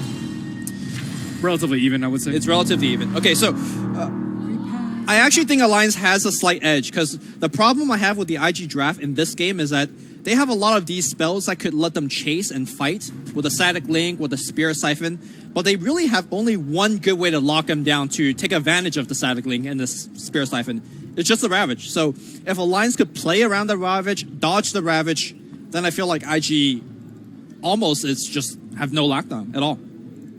Possibly. But keep in mind, Razor did get buffed. I have the Storm not having a cast point. It seems like, oh yeah, whatever, it was a low cast point to begin with, but no cast really point big. spells is really big. Yeah. Remember when Leshrac had no cast point on Edict and he was super broken? And then like the patch right after they put it back on cast point. Yeah. Yeah, no, especially on a hero that you cast Link to just keep chase, so any seconds of you could shave off is just more damage for your Razor to tag on. But, and Eye of the Storm also hits the Link target, which is also useful. Yeah. Actually, that's particularly useful because Eye of Storm also applies minus armor. So as you take away armor and damage, you could just punch them even harder. I don't think it's strictly a buff though, because sometimes you like link a target and then you just kill other people. Because a link target is obviously going to run away. Okay. Right? So that kind of forces you to keep chasing that target instead of punching other targets. Is that what you're? It's just, yeah. And it's also just it's hard to hit. Like, if you link a troll, let's say, and he runs away, the minus armor isn't going to be that useful. But at the same time, it is useful versus BKB rushdowns where you have the troll trying to kill the Razor, and you have to man up when he eyes the storm. I think Razor's actually a pretty good pick versus troll, because really high attack speed heroes like troll are going to get hugely impacted by the static link. Yep. Because they don't build plus damage. And if you can force the troll to run away, especially when he activates Battle Trance, I think you're happy with that. Yep. But what do you feel about Razor and DP against the like of a Clockwork? Because when you commit the Link or the Spear Siphon and you try to go in, a good call kind of makes you waste those abilities. It's hard because like the Clockwork doesn't necessarily want to go in, because then you have the Tidehunter to worry about. True. If you go in too far, the rest of your team is just going to get ravaged, or they're going to leave you out to die, both of which are not good options. Also, if you use your cog too early, you might be in the situation where your team's going to get trapped in the cog, like we saw with the Macropyre earlier. I think Clockwork versus Jakiro matchup is pretty interesting. We've seen it a few times already in this tournament. Yep. He's good at killing the Jakiro, but Jakiro can also take advantage of the limited mobility from the zoning spells of the clock. So Alliance, I hope they're in good shape. Looking at EGM and Hanskin, they look eager to get this game started. Yeah. Of course, the Chinese crowd definitely behind IG, as they are the sole remaining Chinese team in the tournament. They do have a... Wait. VGJ got... No, that's correct, right? VGJ got taken out by IG, and then Newbie just got eliminated by Faceless. Newbie won. Did they? Or did they win? Yeah. Wait. No, they did. They did. I'm confusing myself. You're confusing me, dude. Yeah. Dude, that long game 2 in that series, that was literally the most resonant sleeper, at least for me. The only thing it just felt like a lot of things kept happening again. Yeah. For them. You know what made it super... Dude, what is on this hat? Is that a Yankees hat? I think it says Yankees. Okay. I've never seen a pink Yankees hat. Is that a New York Yankees hat? I don't know. Baseball fan? That's more resident sleeper than game number 2. Baseball. You dissing baseball? Yes. As a spectator sport. If you're watching from home, it's super boring. Yeah. I agree. I just want to play the devil's advocate, but then I don't have much to play off of because it is really boring to watch. My grandfather used to watch baseball all the time, and he would just pass out right in front of the TV all the time. I mean, that's a way to fall asleep, right? I suppose so. Yeah. Some people put on commentaries of me to fall asleep, and then you have baseball. So, what is Loda thinking about right now? Why isn't this game going on? That's what he's thinking. What's up with all this facial hair everywhere? It's a sign of dominance. You come to a country where they can't grow facial hair, right? And then you just show this facial hair. ROTK was sporting it. Come on. Why do you think ROTK gets to still play pro Dota, despite his skills? Because he's got crazy facial hair. Yeah. Is Burning? No, Burning was cleanly shaven. Yeah. The other day. In fact, you commented. Yeah. There was a close zoom up on Burning. You're like, he shaved this morning. Someone was pointing out the nails on someone. Oh my god, that was disgusting. ROTK, his nails are so long. Yeah, so there's this quote-unquote Asian fashion where you keep long nails, like super long nails, like on one nail. Do you know what I'm talking about? Like on your pinky?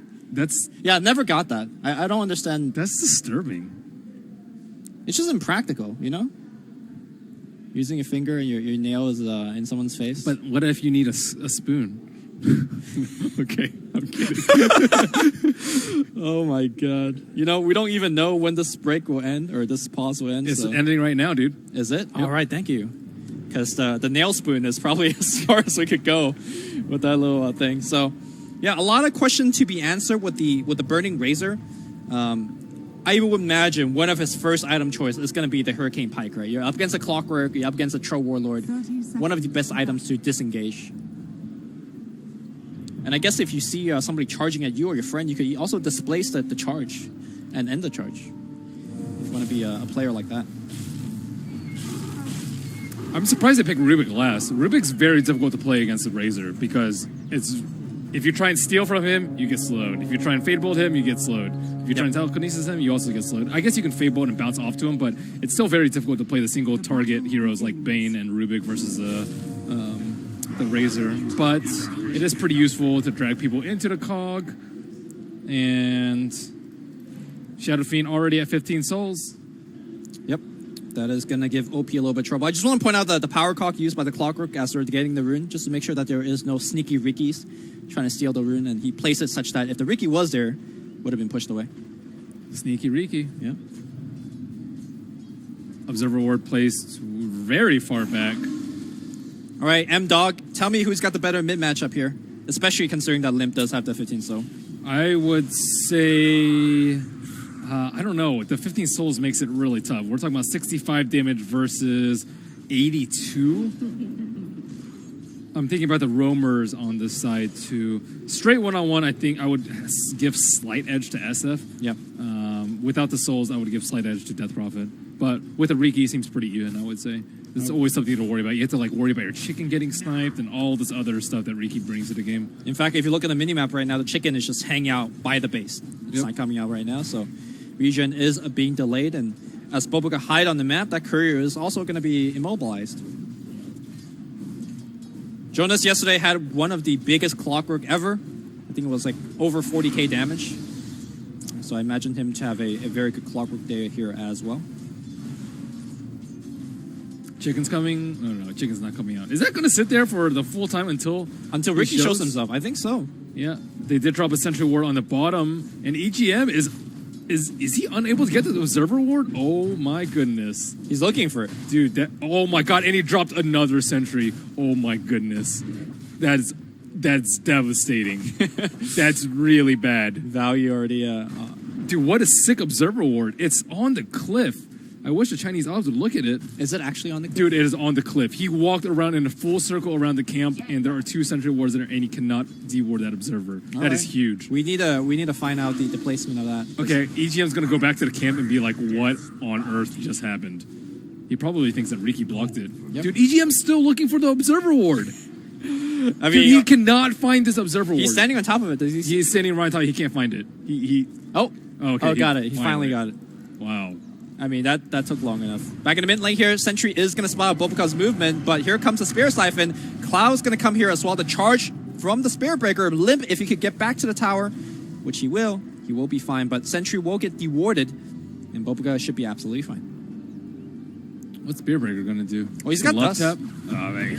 He has the Tango regen from the Sentry ward. Yeah. Don't let him get that gold. Boboka. It's fine. I mean, of course, going back to your comment about the Rubik, not very good against Razor, very good against the TIE Hunter, as we saw from Sioma yesterday. It's hard to steal that, though. The thing about Boboka is he plays Mag a lot, and Mag, I think, RP is a little bit easier to steal because of the way of Ravage.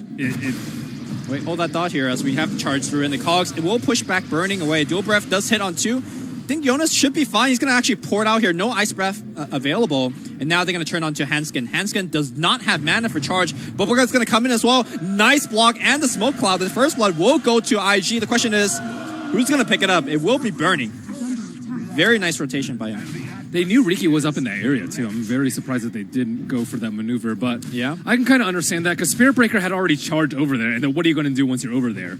If you want to pull on bottom, you're going to be so far away. You can't really harass the Death Prophet that well because you're not a ranged hero. So naturally, he tended towards the top, especially when it wasn't that close to the even minute spawn. And fell into the trap of dying. Yeah. Charge happening on the mid lane. I think this is more or less a charge out of the base kind of thing. Yeah, Hanskin. Efficiency play. Check the top rune. That is a double damage. So I think the next time he sees Riki on the map. Oh, wait. Is he? He's going to get jacked. Bruh. Easy. Wait. It was a bait. Sick play by Hanskin. That's how you set up a kill for Limp. That was pretty great. They should have called OP over maybe a little bit earlier to Blink Strike over. That would have potentially saved them, but I think that Boboka just got too excited seeing that DD. He's like, I'm going to steal that and make their lives miserable. Yep. I mean, even looked good to the observer, and then it wasn't good, as evident, quickly evident.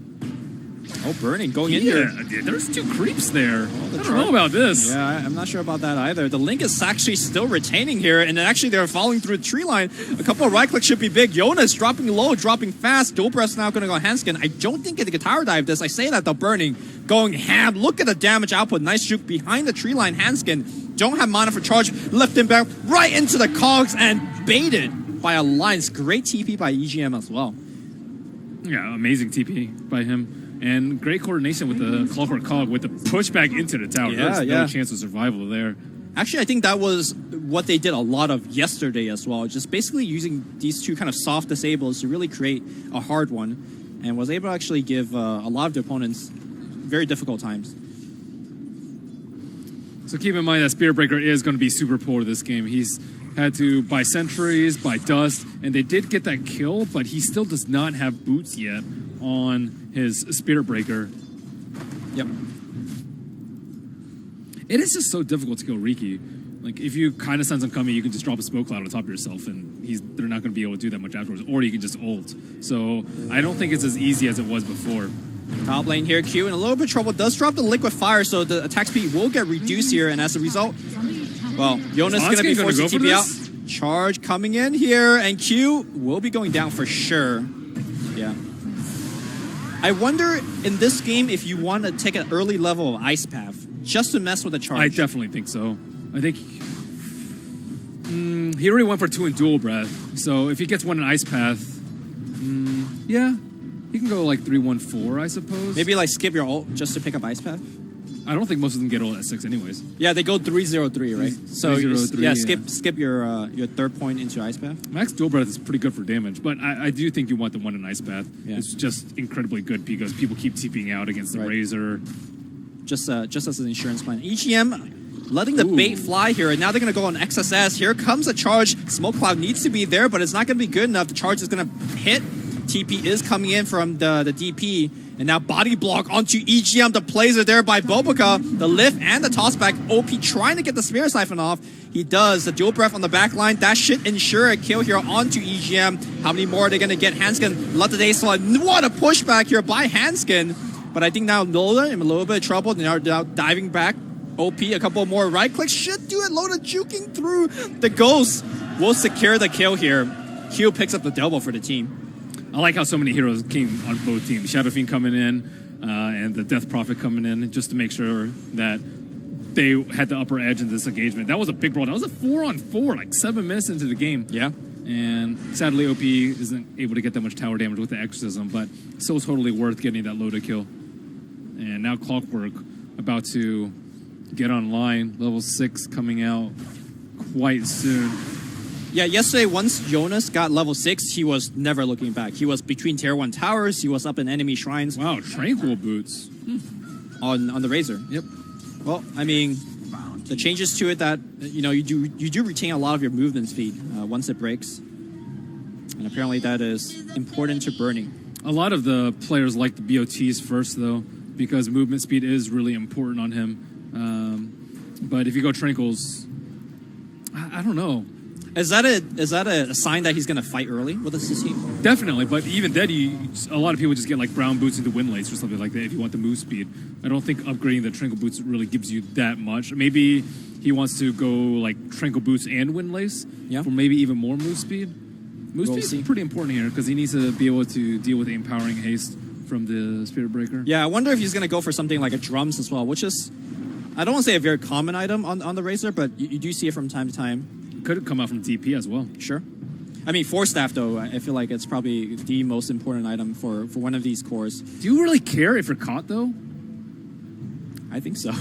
I don't think you want to be in the cogs, right? Because I don't think it's that bad, though, for him. Because then you get a free link on Clock. Okay. I mean, it's not just the Clockwork. Once you get cog, you get lifted into the cog pushback, and then there's charge. There's a lot of things like a follow-up from the cogs, which I think might be dangerous. I think if you go Force Staff, though, you have not... It's a lot of gold for just dealing with Clockwork cogs. I guess you can save your team, but I don't know if it's going to be a first item coming out from him. Yeah, we'll see what burning goes back to. Maybe just go small items like Raindrops, Windlace, and then figure it out from there. Because we're not really sure what IG's game plan is right now in the mid. mid-game? Do they want to fight a lot with the Tidehunter and push with the Exorcism? We saw last time that they had a similar draft from like an offlaner who was a team fighter and the Exorcism. They didn't actually fight that much with the Exorcism. So if they want to go for more of a farming game, you don't necessarily want to force that first. You want something that's going to be able to boost your farm up a lot. I think IG definitely do not want to fight a lot. In fact, it's going to be Alliance that wants to fight a lot. Force out these long cooldown on the But you're going to be forced to, right? If the opponents keep charging you right, need that's to my fight point. a lot. Alliance will force the fights, and I think IG needs to really reserve these ultimates, because once they don't have Exorcism or Ravage, they're going to get absolutely run over. Not if you have Arcane Rune. All right, calm down there. Not exactly. I mean, it's a sizable amount of cooldown that will get reduced. How many Aquilas is Baboko going to buy this game? Maybe one. One. Probably zero. Probably There's zero, already yeah. one on Razor. Yeah. And no Empower. So Eul's on Death Prophet, I would say much more important than Force Staff for him this game. Right. Middle tower is under attack. But the question of the matter is, Razor going to buy a Force Staff. It looks like his Quick Bite is going to be a Hand of Midas. Okay. So I think they are going to go back to the farming game plan, as was evident in their last series, and wait for better days. Yeah, I think traditionally against a team like Alliance, they play the game relatively slower compared to most other teams. They do finish the game, average game length, it's like, I think they're the second longest team in competitive Dota. So if you think the game's going to go long, why not get the Midas? Is there a good timing here for Alliance, like a punish the Hand of Midas, you think? I don't think so. I think anytime in between the ultimates. I think one thing that they can possibly do is sneak Roche with the Troll and the Shadow Fiend. Okay. They probably would need a Medallion, though, just because I think the timing is quite finicky. And if you're not careful, then Riki can scout you out, or you have to fight into Ravage plus Exorcism, which is something that you definitely don't want to do. So you want to be able to take that thing out as fast as possible. But I don't know who would actually pick up the Medallion, because maybe Spiritbreaker. Bottom tower is under attack. Oh, IG will be able to take down a tier 1 really without expending anything. So that's pretty big here for at least the Death Prophet. Hanskin standing over a double damage rune. If he has sight on any hero, that should be an easy kill. Oh, they're already TPing into setup for top. That's pretty cool. Okay, they are definitely prepared for this situation. Rocket, though, should secure, well, scout out the XSS TP coming in. Tower is going to get denied. The question is, will we have a charge? Hanskin cancel the charge, does not want to fight into the Ravage. Boca scouts out Loda with a DD, and looks like another tower is going to be potentially forced. Not if Q can do anything about it. Crazy thing to support, zoning out a double damage carry. Loda turns around. Clockwork Cook is going to be there. Looks like it's going to be a dead dragon. The Ravage will fly out. I'm not sure about that Ravage. In fact, it's not going to do too much of anything. And now it's going to be a retreat. Nice ultimate from Hanskin. Gets one more kill against IG. Everyone's backing up away from Exorcism, so they bait out Ravage.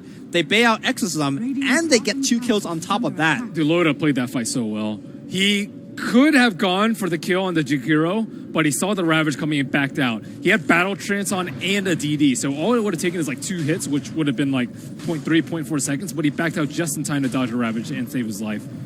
That was really well played. I mean, had the Troll Warlord got hit by the Ravage, maybe it would incentivize the rest of Alliance to come in and help out.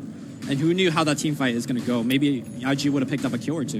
And it goes back to the earlier point that you mentioned, that they don't have any good stuns aside from Ravage. They can't keep people in place. Right. And the 1 level in Ice Path maybe would have been enough for them to convert on the kills, get some Spirit Siphons up on people. But right now, everything's going Alliance's way. Yeah. I mean, I think the Jakiro was cogged up, so even if he had Ice Path, he was getting battery assaulted, so... And you were mentioning who's going to pick up that medallion? Clockwork. Oh, Clockwork has medallion? Yeah, this is really good for them. Being able to sneak Roach like this, IG are going to be caught completely by surprise. Right. Even if they knew what was going on, there is no Exorcism. There is going to be no Ravage. And that is an easy Roach. I mean, you look over to Burning's Razor, he's buying Midas, right? Like, I asked you what's the punish. This is exactly the punish. That's why I was so surprised that, XSS was so eager to drop that Ravage, and now Bubblegum walks across the Sentry Ward, again's gonna get lifted, and, well, just charged and killed. This could be a fast game. Yeah. At this rate. I think Alliance have a far greedier lineup, but with the Midas up on Razor, I think the timeline to punish them is going to be way greater than IG had wanted. There's that 1 point ice path, but it's not going to be enough to actually keep him alive. Q, okay, maybe not here, as the Link's going to come through Limp. It's going to channel that ultimate. OP does not care, stands the ground. They want to trigger that Aegis. One more Crypt Storm, not on cooldown just yet. The Shrine will, however, be back up. Might be time to start considering like a first phase ban on the Clockwork. Like, it's just doing so much for them in the team fights. It's absurd. Bottom lane, they want XSS. They know that he doesn't have the Ravage available just yet. The Cog's going to be good. Jonas letting him feel the pain here. Okay, pushed back out on XSS. The Creep Wave is going to take some of that Cog damage. Ice Path will completely miss. Alliance will back it off. Joe Breast flying out. A couple more right clicks here. Very tanky Clockwork. Nice Cog, and he's looking at TP out. Ice Path, not on cooldown, so good clean TP. See how annoying he is? It's just very typical for them to kill him, and he also zoned them out from the last team fight that they actually wanted to go on. And looks like this T1's going to fall without much defense because they were all busy on bottom. Yeah, and that's another free tower for Alliance. I mean, I think the only silver lining for IG fans out there is that it's a 7-3 kill score. You know, Radiance took Roshan, but the net worth graph shows that it's only a 2,000 deficit for IG, which is not too bad. I think the more important things for IG from this point on to take smarter fights. Make sure that they get their cooldown used and get something out of it. Objective and a 2 kill, you know, something like that. They can't just willy-nilly throw out the Ravage and Exorcism. Because they have uncontested cores, though. Like, the deaths have been... There's only been 1 on Loda. Right. And 2 on the supports. But Shadow Fiend has been completely uncontested, I would say. Maybe a little bit of harass from the Riki early on, but it's looking pretty bad net worth wise. And keep in mind, Razor, like 2/3 of it or a third of his net worth is made up from the Midas, so he's still not really able to offer that much in the team fights. Well, Ravage is back up, and XSS does have the mech, so I think that's probably one of IG's power peak when it comes to, and that Creep is trolling a TIE Hunter here a little bit. Sometimes it's so hard to stack just because of random interactions like that. Yeah, what the hell is the mechanic behind it? I have no clue. It's inconsistent. Yeah, that's the mechanic. Inconsistency. Oh, man. Seems like Alliance is grouping up here for a smoke or some sort. Do they want to fight into the Aegis? IG look like they are somewhat grouped at the fight, but were they caught under an Observer Ward? I wasn't able to check it out in time. I think they smoked closer to the Shrine than the Observer Ward, though. I think at this point, even if you know they're coming, I'm not sure whether you could take the fight. Bubblegum will break the smoke from Jonas. And the Clockwork will retreat. First item, Medallion of Courage from Clockwork. I think it was super important that he got that, though. All they needed to do was secure a Roche. And Medallion is pretty cheap. It's a 4-staff, pretty much in terms of gold. So it's not like he's really sacrificing that much. A Staff of Wizardry in terms of gold. So it's not like a Staff of Wizardry is really going to help him win a team fight, whereas IG having to come within like a 10-second window is much bigger for them in the broader sense of the game. I mean, getting armor and evasion is nice, right? If you look at IG, they're physical damage, mostly from Exorcism and the Razor. I don't necessarily know if he wants to upgrade it into a Talisman. I guess if you're sieging, it's really, really good, but the evasion doesn't necessarily help. Actually, the evasion is pretty good here, too. Take that back. Solar Crest is really good. Yeah. So first item BKB here from Burning. I think that's actually a sign of respect of what he fears from Alliance, right? Like it's very threatening. It allows him to just run at the Troll and run at the Shadow Fiend without a care in the world. I guess he still has to respect the Greater Bash and the Nether Strike. Do you think this is a good game for Disarm if you're the Razor, like down the line here? Ooh. I mean, against Troll, Shadow Fiend? Yeah, I think you have to. I think, because sometimes you have a big problem if you're Razor, you don't live long enough to drain all the damage. Right. And the only way you survive is if you drain damage, but you can't survive. So I think that's okay. He's not going to have that much mobility around the fights, though. He has to deal with Cog. He has to deal with, like, the Bash. He has to deal with, like, these hard-hitting ranged heroes, too. So I don't think this is necessarily the best Razor game from them, but I do like how they are exploring other options to deal with the Troll. It's been a menace in Star Ladder. Okay, we're going to see a little bit of siege on the mid-tier 1. It won't go down without much of a fight here, and I feel like if IG could retain on their 2 big ultimates when it comes to cooldown and just like slowly chip away when it comes to these towers, they'll be okay to kind of scale into the mid and late game. Definitely so. I think they're doing a good job of keeping the network pretty even, though. Right. The Alliance were doing pretty well. Yeah, they were 2K up, and they had Roche. But aside from that, IG's actually been able to close the gap because of the ancient farming, the efficient play from XSS, and the Midas from burning that has, I would say, already kicked in. And I'm not even sure whether this Shadow Fiend could even use that Aegis, like, to take any objective. I would say not. So... Yeah, and he's going for a BKB, so he's prime static link target. The last thing you want to do when you have BKB is run away, and not do any damage. But versus static link, it's kind of imperative that you do, because you don't want to be sitting at negative damage. I mean, same thing for Loda, who's also working on a BKB after his Sanj. And that's the good thing about Razor, though. You win the BKB wars for the most part. Oh, is that a finished SNY here for Loda? He is superbly farmed, yeah. Okay. So, what is Alliance waiting for when it comes to like any objective taking? Are they just waiting for IG to mess up? Wait for them to waste their cooldown again, or what? I think they're just waiting for a good opportunity to push out the towers. Right now, they're struggling, I think, a lot to push out the lanes safely. They can also easily get picks with the Spirit Breaker once IGR split up. Look at Boboka just finds Clockwork here inside the tree line, and he is completely blocked in. That is going to be a dead Clockwork. Maybe he could drop a cog or two. He's completely getting chainstunned right now. Yep, silence again. Will go down. Tier 1 goes down. In fact, they might be able to transition to Tier 2.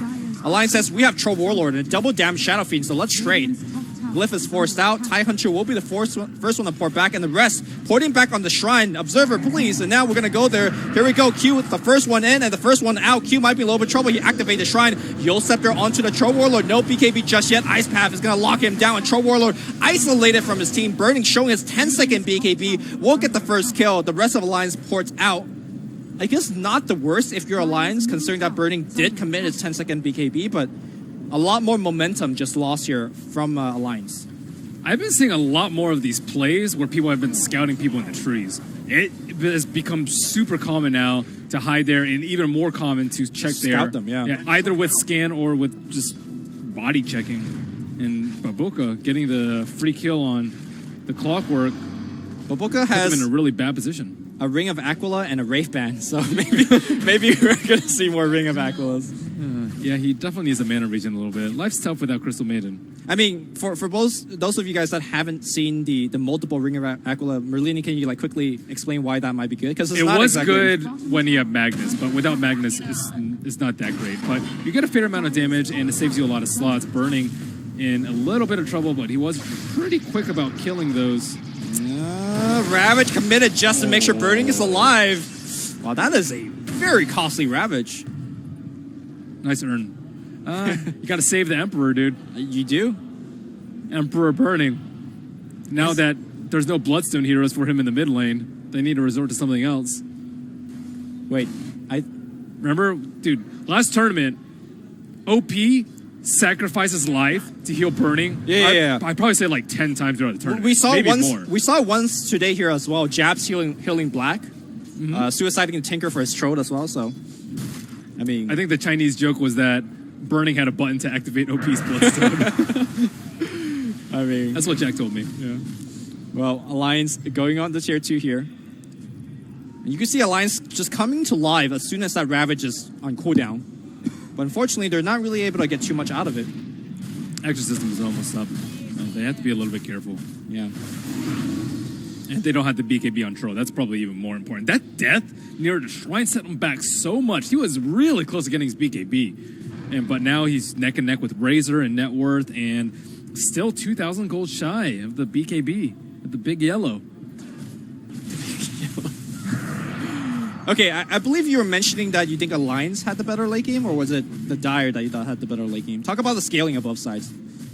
Razor scales pretty well, I would say, just because once he gets BKB, he's free to link whoever he wants, and he's usually way faster than any other core because of his passive.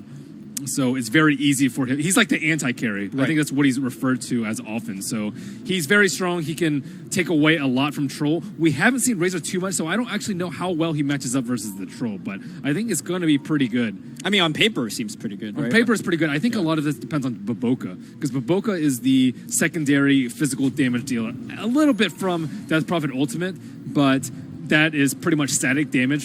As soon as he gets level 18, maybe he can get some talents and some plus Exorcism Spirits at level 25, but for the most part, Baboka, I would think, is actually going to do a lot of right-click with the Cloak and Dagger and the Backstab from its agility. But the problem is his net worth is very low. Not as low as Alliance's supports, though. Well, Roshan is going to be the tested here. Pretty dangerous to go into the Roshan, if you ask me. There's Rocket, there's Clockwork Hook. Dude, they are completely okay with this. You fight this, you are fighting into Ravage and Exorcism. The Exorcism has already been popped. All right, Rocket is scouting and out. BKB on Bernie. They are in such a good position right now. You cannot break this. Okay. You can try and go for a big play for a Yonism fan, but Baboka's already there to block the hook shot. Great play here by Baboka. He knows it's coming from this angle, and Ice Path to overlay on the Roshan, make sure they do get it. And now Aegis on Emperor. This is looking better and better here for IG as the minute passes. And now, for the first time in I want to say, like 15 to 20 minutes, IG has overtaken Alliance when it comes to the net worth. And Clockwork, yeah, he has a Solar Crest right now, but the thing about the Solar Crest right now, they haven't been able to take a team fight. You would have much rather use that 1450 gold to get an item that's going to help you farm faster, like a Hand of Midas that we've seen very commonly from Clockworks. So I don't think they were able to anticipate this phase in the game where they actually cannot fight IG. And I still think a lot of it is because of the no BKB on the Troll. Maybe if they have BKB on the Troll, they can run in. He'd probably get static link, but maybe they can win the fight that way. But without BKB, you just get Ravaged and die, and there is no damage that you're going to be able to do there. So Troll War is still trying to farm up his BKB. He needs about one more minute left of farming. And now the Death Prophet has caught up to the Troll in terms of net worth. Right. I mean, now even if you have the BKB on your Troll Warlord, do you want to fight into an Aegis? I feel like IG is just stacking this advantage slowly by a bit by bit, and now like every minute that this game goes on, I feel like IG just has a bigger and bigger advantage moving forward. I think so. The thing about these two teams, though, is they're not like huge risk takers, right? They're not going to see like some small opportunity and just jump on it. Yep. They're going to wait for like big smoke ganks when you hit your peak power with BKBs and stuff like that. Yeah, Ben was not impressed in the backstage. You were just saying, go, go, go, kill them. It's more organized, right? There's, I think, two very different flavors of teams. The teams that are like very chaotic and look for very small opportunities as signs to take large-scale team fights, and the other side of the coin, and other side of the spectrum, which are the teams that wait for very organized 5-on-5s, that wait for the smart smoke wraparound and things like that. And obviously, there's advantages and disadvantages to both, right? Like, for example, in Alliance case here, if they're going to keep waiting for that perfect engagement, the net worth advantage is going to be bigger and bigger till they find that engagement. So yeah, I think they want to maybe find the opportunity where they can kill the Death Prophet before she pops Exorcism with their BKBs. That's ideally what you want to happen in a fight. But are you really going to be given the opportunity? Maybe, but at the same time, I think you need to look for opportunities yourself. How are you going to edge them out in the team fight? How are you going to take down objectives and not lose anything in return? And Dota's always a game of push and pull a little bit, and you always need to try and push a little bit more than you can pull. And I feel like both teams are just waiting for the moment that they're playing quite defensively, which is understandable, I would say, given IG's lineup. And I feel like at this stage of the game, this is where having a Clockwork and perhaps the Spear Breaker is really starting to lose their utility. I mean, they're still decent in the fight in terms of the lockdown they provide, but when there aren't any kills happening, when both sides just looking to farm, those are not really the hero that will, take advantage of the massive farm. In fact, it's going to be IG that is sieging into the tier 2. They will not commit Exorcism. They will just liquid fire this tower, and they say, hey, Alliance, you want to come defend? If not, we'll just take this for free and move on with our lives. That is a lot of items up on Tidehunter. Blink, Force, Mech. My goodness, he's farmed. I wasn't really checking his net worth, but he is number 5, very close to every single other core, minus the Clockwork. Clockwork is going for Blade Mail. I don't think Blade Mail is particularly effective versus their lineup. Yeah, Exorcism isn't really controllable damage, but every single Death Prophet builds Yule Scepter, and if you're taking a lot of damage from Blade Mail, you can just Yule Scepter yourself while having Spirit Siphon out, and you're not going to be able to kill people with it. So I think the Blade Mail is like really good against heroes that can't control their damage and can't heal up from it, but Death Prophet can heal up quite easily. I mean, Death Prophet, Razor as well. Razor can just not attack. Well, I mean, his ultimate is going off, Yeah, especially if that's not bursty though. That's true, and he will never link the clockwork. I don't think you can. If he's in first, you take free damage when you get free damage. Sure. And also, Blade Mail, I gotta say, it's okay at least against the Macro Pyre. So I think it's an item that's very good on paper at least in this game.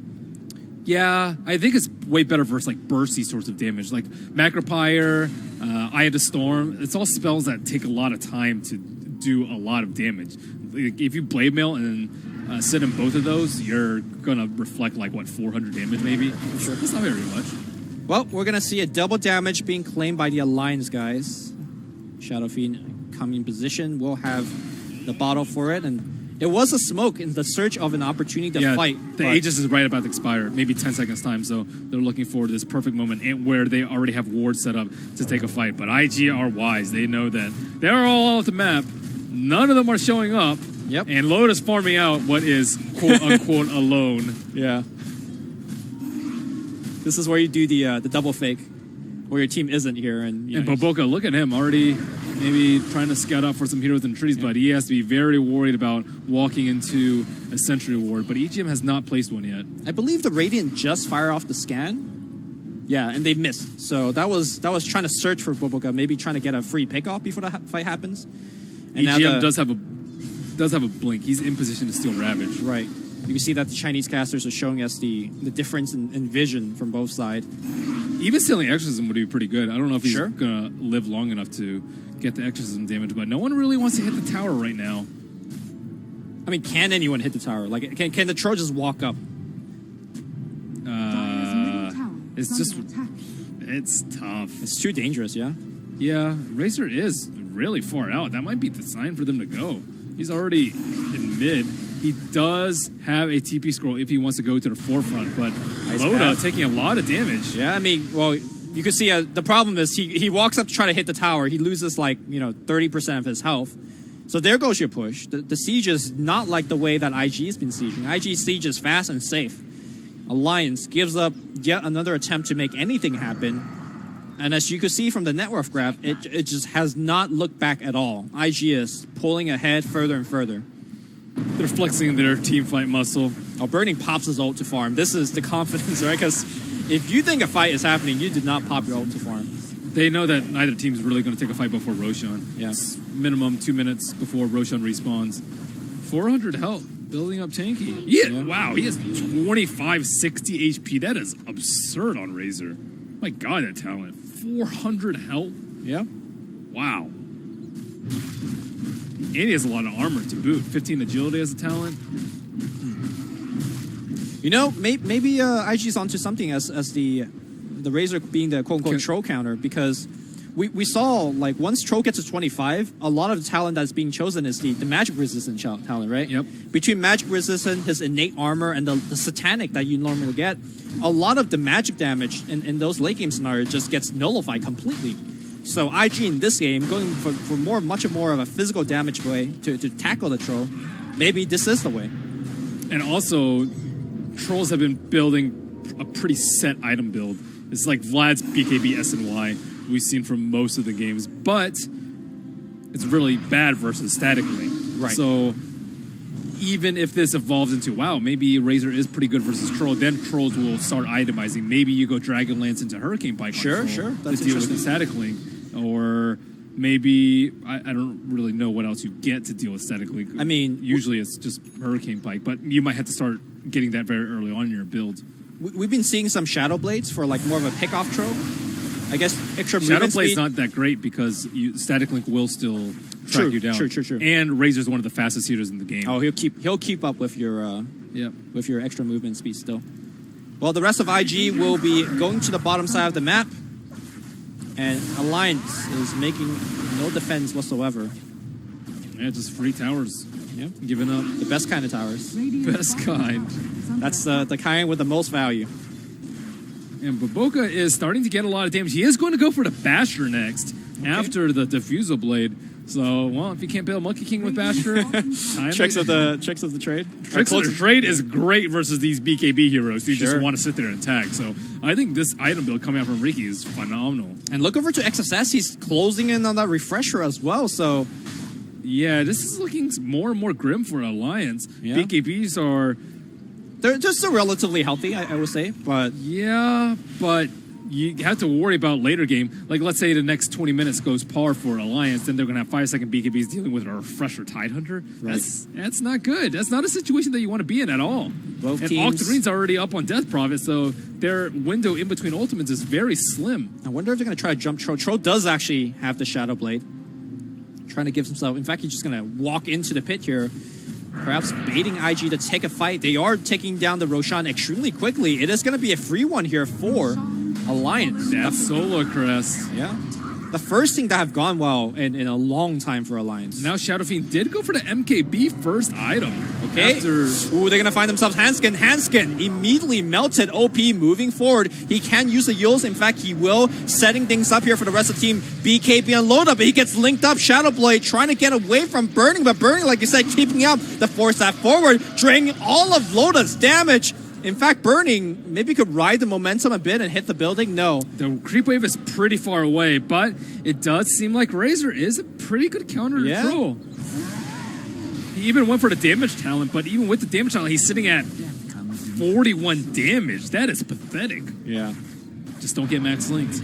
I think they need more force outs on Alliance's side just to deal with this. They only have one right now, I believe. You know, I really like your suggestion of the Hurricane Pike on even Loda. Like, yeah, I think he might need it. It also helps with his tower siege. It's not a terrible item on Troll. Sure. But I think it's, even against Death Prophet too, breaking the Spirit Siphon is pretty important in the fights. Getting out of Smoke Cloud is also very important. So, thing is, people aren't used to playing against Razor nowadays. Razor has just been forgotten for quite a few patches now. Yeah. I don't even know when's the last time I've seen Razor. But right now, Burning is making it work. It is 7-6 here, one of the most action-packed game I've seen in a while. And both teams going hard on the creeps. That 1-minute respawn timer on all the neutral camps, pretty good stuff. Gotta practice your farming, dude. What a time to be alive right now. Not for neutrals. Oh, man. Not for neutrals. All right, here comes a tier 2 siege up top here, and I don't think IG is interested to fight this one, considering that Aegis is still available on Limp. MKB here for Limp. I guess he is mostly looking to tackle Solar Cresses from the other side, or am I missing something? Yeah, deal with Solar Crest, Smoke Cloud. Yeah, Smoke Cloud. Potential Butterfly from Razor. It's a pretty common build from him, but it looks like he is going to go for Armor, which I think is way wiser than a Butterfly this game. So Razor does continue to scale pretty well, even past 25. You mentioned like the scaling versus scaling, but I think he's even more of an anti-carry right now because of his level 25 talent. Plus 14 static damage. Like, what is the other option? Plus 175 attack range. I think you definitely take the drain here because your main goal is to limit the He's picked output. To be a counter carry, right? So yes, yeah, he's not looking and to. He should be played like one, I think, in this game. Right. You're not going to be right clicking that much. You're just here to make the troll useless while doing some damage in the meantime. Right. Well, when you do right click, you're just finishing the fight in your advantage. That's kind of the goal. Or if someone just is standing too close to you. Right. So Silver Edge on Troll. Silver Edge, pretty decent to break the tide, I would say. Maybe you can stun lock him. Maybe you could break the Razor passive. Are you ever interested about that? That is not terribly great. Not the one you want to break. I think it's way more important to break the Tidehunter. Okay, and so try to kill him. Ravage, yeah. But it's hard because he has Blink. Yeah, right? He's just going to Blink and Ravage. But even without it, you still do a lot more damage. Like, even breaking the Kraken Shell for the minus damage part is pretty good. Minus 48 damage block, we're doing 48 more damage per hit. It's like a relic. There's a gem on the clockwork.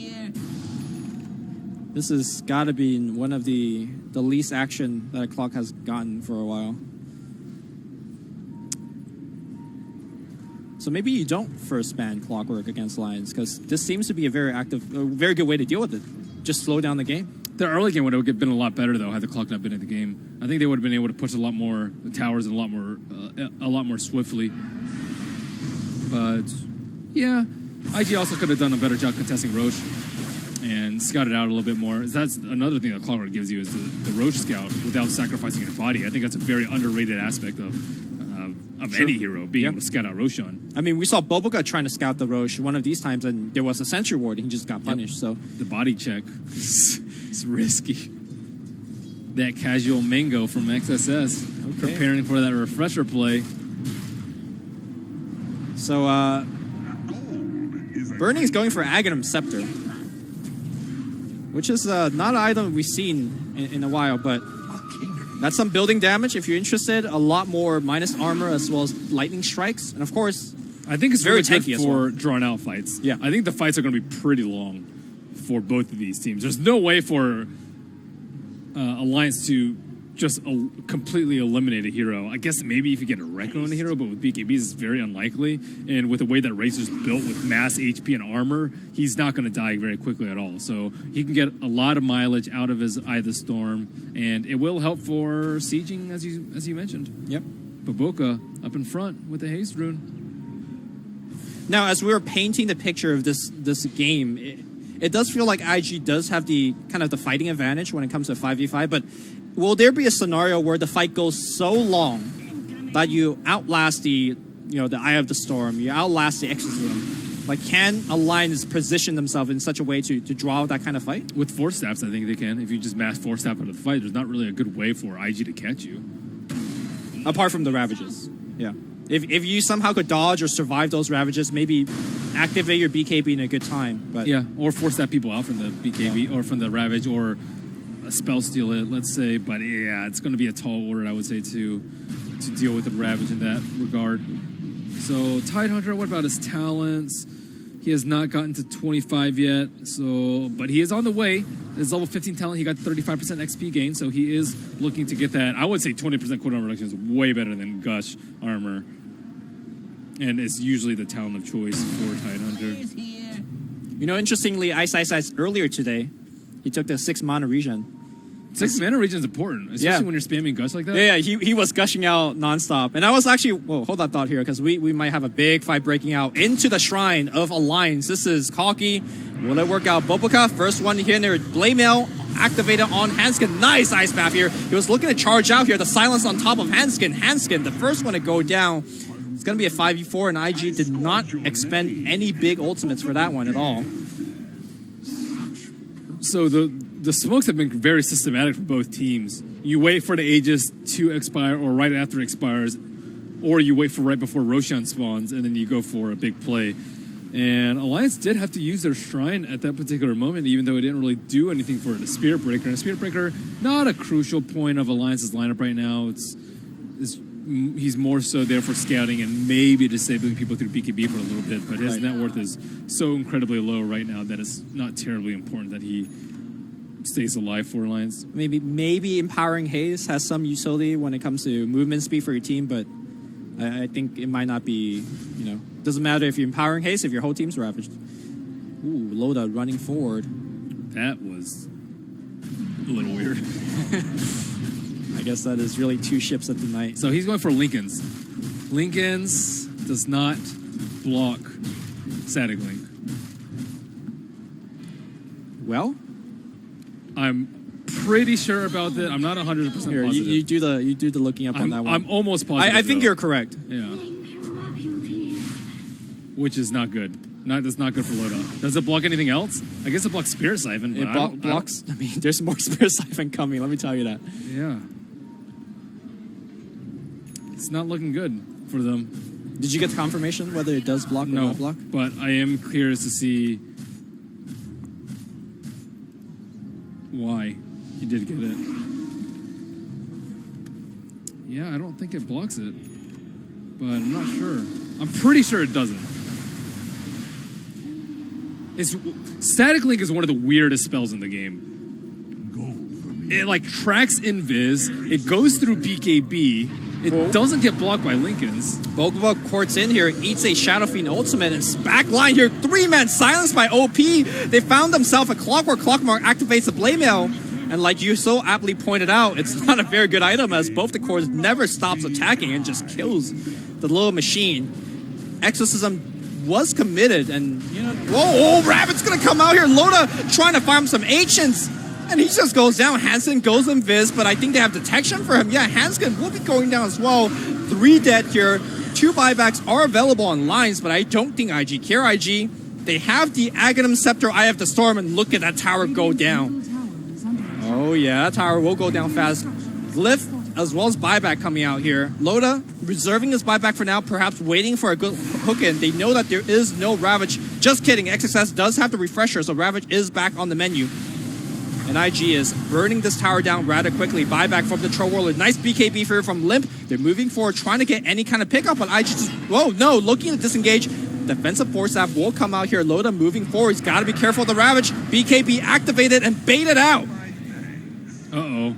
That's completely wasted BKB for him. I mean, you got a Ravage. You could go back to Roche. They have no BKBs left. Yep, Roche looks to be pretty free for them. There's a cheese on Death Prophet. She's also very tanky. She has Solar Crest and Shiva, so 29 armor.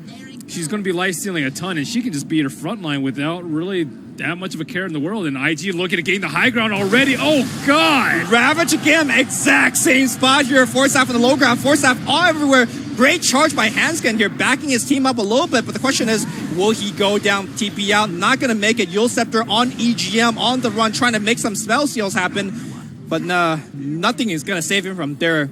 The same spot, the same Ravage, and that ward, these wards that the Chinese observer is pointing out, perfect. See, IG are just waiting for that perfect moment. They go into the place where they have vision. I really do like how they wanted to take the high ground before Alliance could go there. Because Alliance, they have to contest Roche at this point. 2 cheeses and the Aegis, good luck with defending against that with these big ultimates from them. And right now, IG, they have so many options available. They can farm more if they want to. They can wait for the cooldown on the double Ravage, or they can just threaten some high ground siege right now. Sure. I mean, they have all, like, they could do whatever they want at this point. Yep. Again, that last Roshan, Boboka on the far left, barely off camera, was blocking the hook in the case that Jonas wants to make a big play. And Burning is going for a refresh orb, I believe. He was the original Disco Pony before Leshrac took that title, because when she had 2 Lightning Storm going on. Yeah, epilepsy pony, man. That was some crazy stuff. Double statically is, I would say, even close to maybe perhaps more important than the... it depends on how the team fight goes. Like, if you can actually get 2 static link offs, then it's going to be pretty good. If you're just looking to straight siege high ground, then yeah, double refresher or double Eye of the Storm is going to be better. Be the Oprah of static links. One for Tro, one for Shadow Fiend. That'd be good. Yeah. Especially combined with his level 25 talent. Oh my God, that would be so much. I mean, assuming that they're actually alive in these fights, because so far the Ravages are just on point. And whenever they connect with a 2-man Ravage or 3-man Ravage, the team fight is almost instantaneously over. Yep. So you can steal, what, 336 damage times 2? You could theoretically be hitting for triple rapier territory. Okay, seems okay. Not triple rapier, 2.5 rapiers. Only 2.5. And, of course, they're down to the dumps, 300 damage. Yeah, only. Illusion. So earlier when we were watching that long newbie versus faceless game, IG was in the room. They were also watching. They fell asleep. They were, but when they were awake, XSS was very oh, Exorcism Steel? Okay, that's pretty good start here. EGM, perhaps making some play. Troll Warlord is in the fight right now and actually push Burning back. Burning further in the base, now gets bounced around here. Aegis will trigger her. OP will stand on the front line now for the Team Blimp, activating his ultimate. And of course, EGM on the back line. Is that his Exorcism? I believe that is going to be the case. They don't have BKB for double now Ravage. refresh on Burning, and Burning activating a second Lightning Storm. Oh my goodness. Look at the building just absolutely melt. Burning, I do believe, yet has another BKB if he wants to activate it. Please don't chase this Alliance. Okay, they want to fight into it. Ravage going to be good. Oh no, EGM blink into the Ravage. The second Ravage going to be there as well. They all get absolutely destroyed by IG. And now blinking forward is XXS. And again, that Lightning Storm is still going on Burning. 4-0 here for Hanskin, and GG will come out from Alliance. What a Game 1 performance from Invictus Gaming. That is how you counter a troll. So I think that was probably the majority of this game, I would say, just because it was such a big farm fest, and Alliance thought that they would have the better late game with a farmed troll, and IG thought they would have a better late game with a farmed Razor. And clearly IG, the troll did very little damage. If I can check perhaps how much damage was done in that game. Troll did 7,000 damage. That's really low. Burning did 13,000. There wasn't that much fighting to begin with, but at the same time, you could see how he was just running away most of the time. It's not good as a troll. You don't want to be running away. I agree definitely with you with the big picture, like troll versus Razor, not the matchup you want. But talk to me about you itemize differently, right? With the Hurricane Pike. But talk to me about Clockwork and Spiritbreaker. Like Alliance wanted a high tempo game. Yeah. Was it IG just playing well, dodging all the fights? Like just we have Ravage. You can't come into us. Yeah. I think they had to play a lot earlier and faster because they did get the first Roche, but then if you wait too long, IG are just going to have these refreshments, these like huge team fight ultimates. Spiritbreaker and Clockwork are both awful at team fighting. You're dealing with like Death Prophet and they just want to Hunter. pick off people, but there was never anybody to like pick off. They want to deal with Baboka. Baboka wasn't the issue. Yeah. Well, the panel definitely made the prediction that IG was going to take the victory. They are correct. So let me send it back to the panel so they could stretch your EP in a little bit, talking about why they're always correct. Back to you guys, Nahas. Welcome back to our Starliner I-League Invitational panel, as no better time to stretch it out. 4 for 4, gentlemen. We predicted that game correctly, although it was not easy for IG. And that Razor game, Burning came into this actually 8-12, 8 wins, 12 losses in his storied career on the Razor. But this is why I didn't want to jump to conclusions about 7.06. Troll Warlord looked really good early in this patch, continues to. Razor might be the counter. Could be. It seems like IG did a very admirable job of controlling that game. Every single time I kind of felt like I would look at the game timer and be like, oh, this is stretching on a little bit, but they just kept on like knocking Alliance down like every single time. Every single time I felt like maybe the game was stretching out too long, they would get a key kill on like maybe it was the troll, maybe it was a different core, and they would just be like, okay, kind of like kept them in check and just built that advantage until they finally decided, okay, time to end the game. I feel like that's what IG, that's kind of their style, right? They build and build and build, and then boom, end. The game was kind of pretty even until one point. Alliance even got the Roche and the Cheese, and they still couldn't find the fight. There was 2 4-steps, 1 pike on side of IG, and they really couldn't fight into that. They had no lockdown, and they couldn't fully commit into that because of Tide Hunter. And I don't know, as Cap said, IG is just building up to that one point. They decide it's time to end the game right now. We already seen that before, and they build it in the same lineup, kind of a push lineup, and that have a high building damage, and then it's just over. Jonas Samban did it again? Man, that's just absolutely crazy. I mean, the impact that he's able to have in that hero. There's a reason that they're taking it first. Yeah, indeed. That's crazy. In terms of damage output, so there are some heroes where you have small sources of intermittent damage, and that really adds up over time. I think Clockwork is one of them. Venomancer is another good example. Zeus, heroes like that end up with high damage levels over the course of the game, but it's a question of how the fights go. So I feel like at some points in this game, there's almost a curious passivity from Alliance. A little bit like the first game of this tournament that we saw, where they had that undying Wind Ranger lineup, and it was kind of like, you guys need to fight, you guys need to sow some chaos. And in this game, it felt that way. Like we had a very low kill count, I think, at 30 minutes. A couple times they saw that there's disadvantage in continuing the engagement. They weren't able to fight that, but at the same time, they must have recognized that going further into this game, when you have that big control from the Tide and the 2 ults, and just how much that sets up for the team, they wouldn't necessarily be at an advantage either. So I feel like they had to kind of push the pace a little bit. Razor is a hero that, among the weaknesses, doesn't farm very well. So he is strong in these early fights, but if you're able to take good engagements and he falls behind or doesn't farm, he doesn't recover and ends up feeling kind of useless. That situation never really came. He seemed to have a pretty comfortable game, just building up one item at a time, and there didn't seem to be much pressure or urgency on IG this game. I feel like Alliance had to risk it a bit to actually win the game. There was a Midas on Razor, and they might try to punish that. Yeah, I think this was a point that our casters made at a couple times during the game, that Loda was off to a very nice start in that game, but had a death by a shrine, and that set his BKB timing back. And I felt like at that point, if he'd gotten that BKB 2 or 3 minutes earlier, they still would have been within that window where you could punish Razor for going Midas. As it was, it felt like they waited for Loda to get his BKB before they were ready to fight, and by the time he had that item up, it was just a little bit too late for them to take those big engagements. But this is really low damage. I mean, it's 9k damage on Troll Warlord. That's not what you see when people are picking Troll. Also, that 24k damage on Clockwork, that's also nah. I mean, when team is pushing as 4 or 5, you just flare. use a rocket, and that's a lot of damage counted to the Clockwork. I think one of the coolest rotations that IG pulled out was when they were pushing the tier 2 at top lane. And Alliance responded with a double damage SF pushing out the bottom tier 2.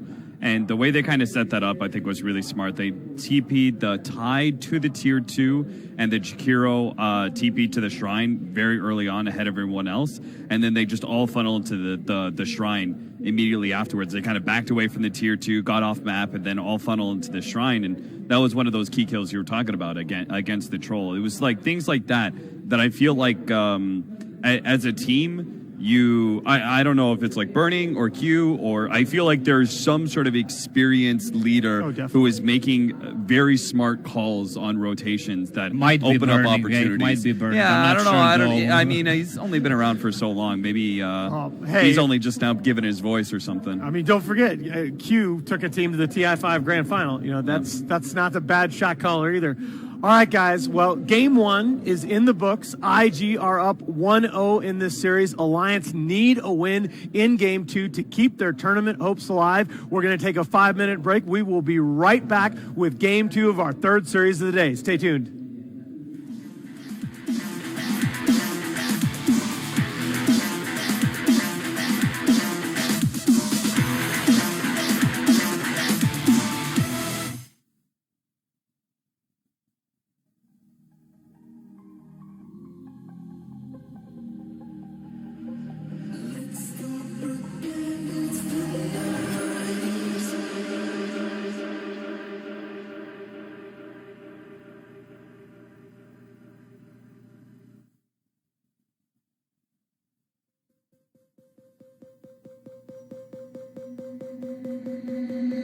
And now you close your eyes. They just haven't seen it.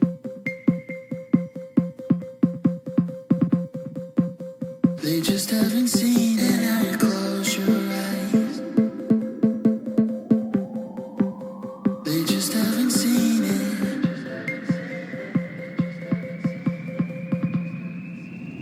They just haven't seen it.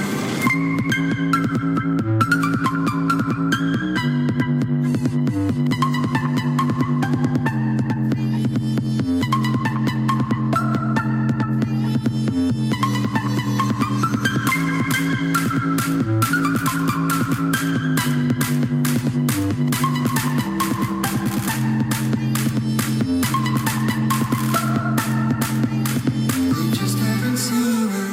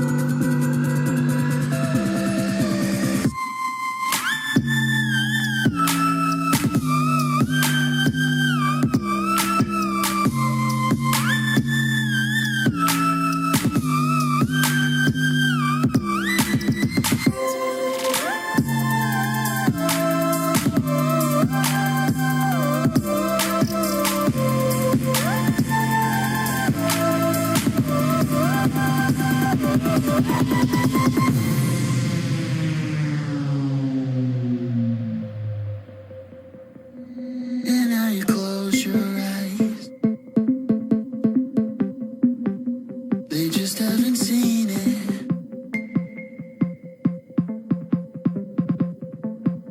They just haven't seen it. And now you close your eyes.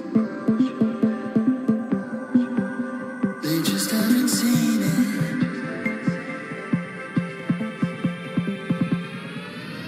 They just haven't seen it.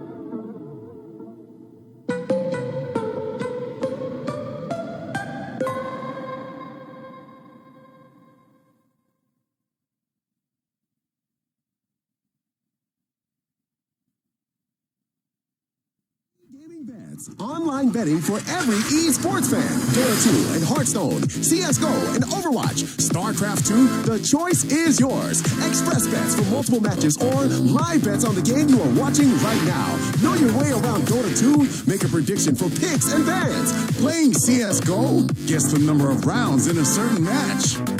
Daily quests for all participants and all the best choice of payment systems. More than 600,000 users have already made their bets on the spectacular matches since 2011. EGB.com. You know for sure who's going to win.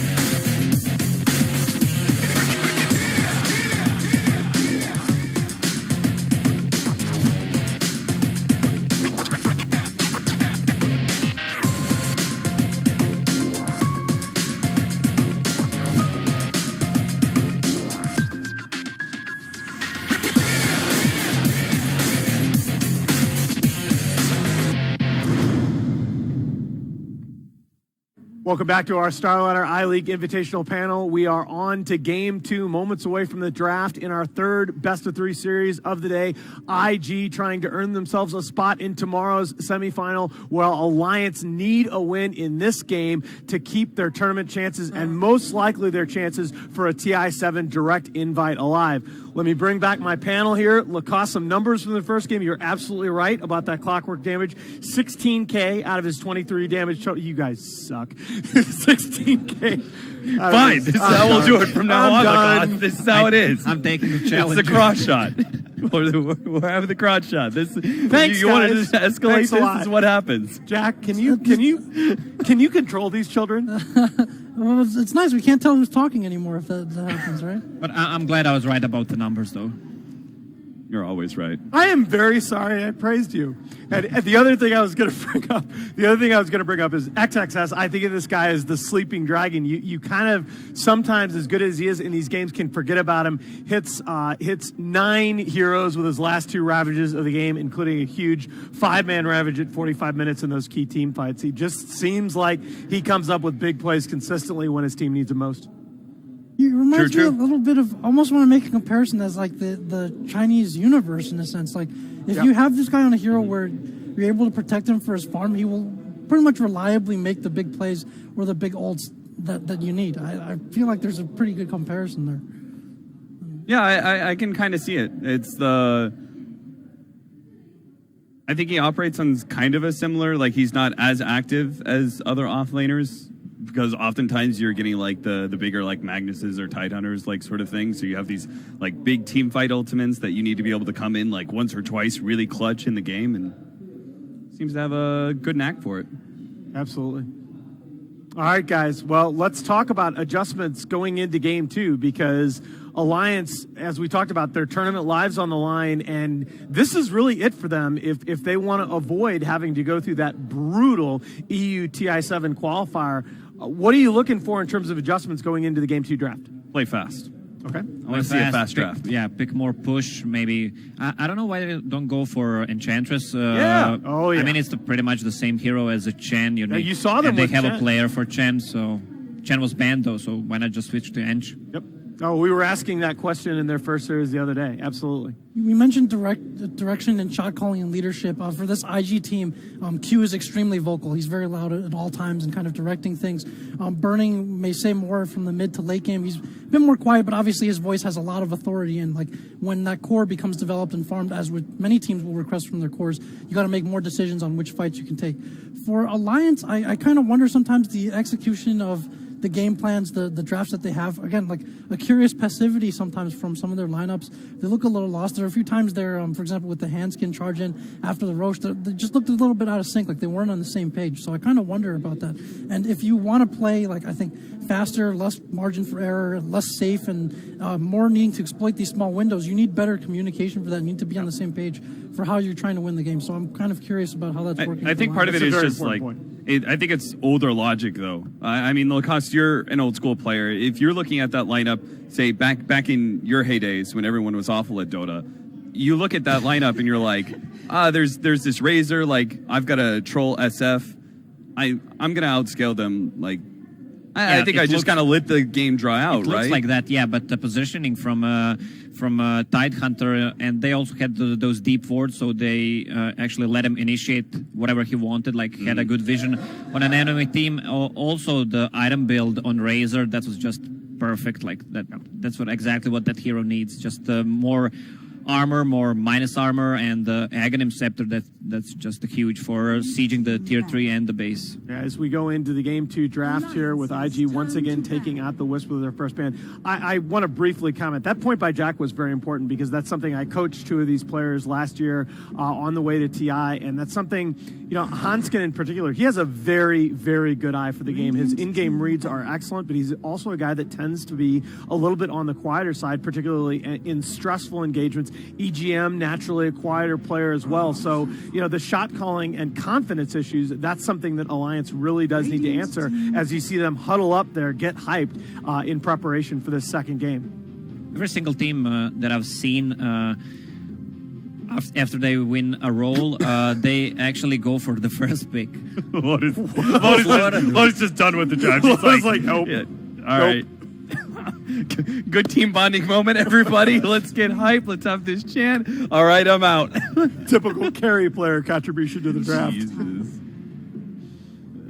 When you gotta go, you gotta go. He's coming over to have a few words with Lacoste about his analysis of the battle.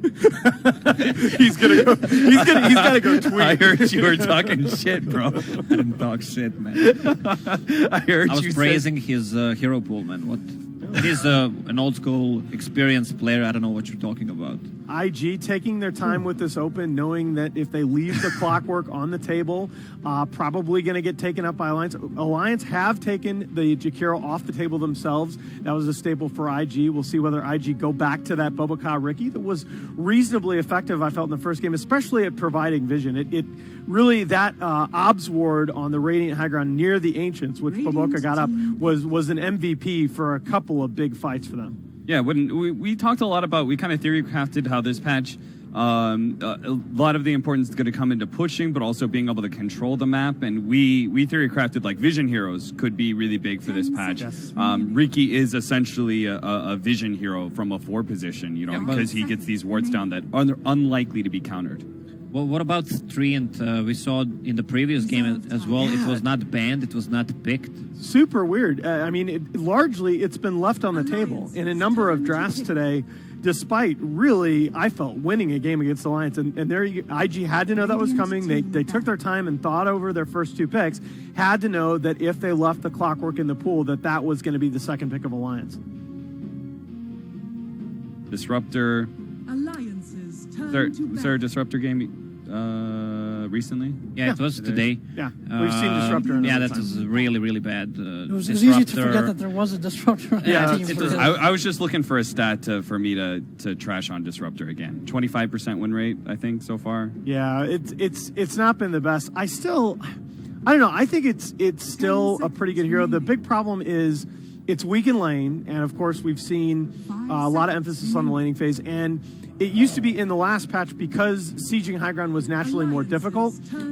He was more valuable because you could drop that static storm at the top of the ramp and even stall the high ground push that much more. Now that pushing high ground is a little easier, he's not as strong defensively. He's becomes more strictly a play from ahead type of support. Yeah, but in the game with Faceless, they had Disruptor, and that was their only, let's say, disable. Yeah. So it was bad, but right now they have Sanking, so he can set up things pretty good for Disruptor. Also, he can glimpse back Clockwork once he goes in. So seems like a good Disruptor game to me. Yeah, I really like Sanking with Disruptor. That is the one thing that gives me a bit of hope for IG's choice here. I think you want a solid initiator, forward-thinking hero, very offensive. You don't want to have that glimpse as initiation, just setting it up. You want to save it for later on. And when you have a Sanking, Blink Stun, Static Storm, kill 1. Once they fall back, you just glimpse 1. That's 2 heroes dead. Then you can take objectives. Yeah, we do have a bit of history, too, for Boboka and the Sand King. They lost their match with it against TNC with Boboka and SK the other day. 2 wins before that against IGV, and then you go back to Kiev against Maus. So he's familiar with the hero, not one of his signatures, though. And this is a hero in Juggernaut. You know, when you look at Loda and Burning, 2 of the top 4 Juggernaut players all time, I really expected to see this hero featured in the series. Especially now with the Troll Warlord banned by Alliance. Yeah, I think when you're in this position, you still want to it's not even disguise. I think you want to keep open where your Sand King fits into your draft. So you had to pick up one of your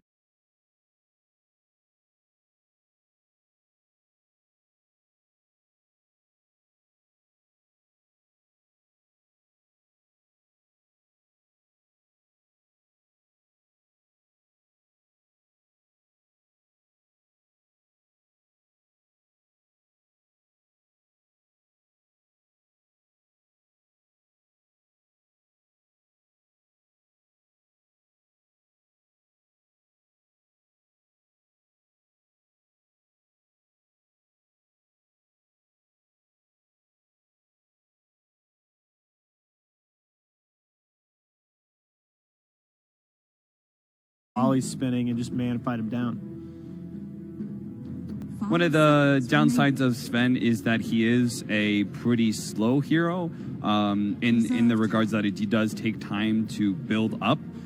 He just amasses to a point where he's kind of unstoppable. So I think you want to hit pretty hard on that like 15 to 20 minute window, try and get an advantage. And then once you're able to build things like Force Staffs and Ghost Scepters, that particularly helps. Solar Crest as well. Defensive Solar Crests are pretty big. Yeah, I got to agree with that as a general point, but I have to add to that is so much harder to do now against this Sven after the changes to his ult in 7.06. He no longer really has to build HP items at all because the bonus strength, I mean, that's 320 extra HP with level 1 ult at level 6 that he gets now from that God strength. It almost feels like a Sven needs one less item than before to fight effectively. Yeah, Magnus and Jug, these two have been played together previous patch, especially by IG, I think, every single time they could. Also, Juggernaut is a natural diffusal blade carrier, which works well against the Warcry from Sven. But overall, IG's lineup right now looking really strong. As Cap mentioned, they left Sanking maybe as a position 4 or position 3, and now they decided to go for Magnus. Against Rubik, maybe Jakiro. Well, Magnus can do something in the lane. They have good kill potential from Alliance, but still he can switch back to the Forest, just farm up, buff Juggernaut later on, and they just dominate from there.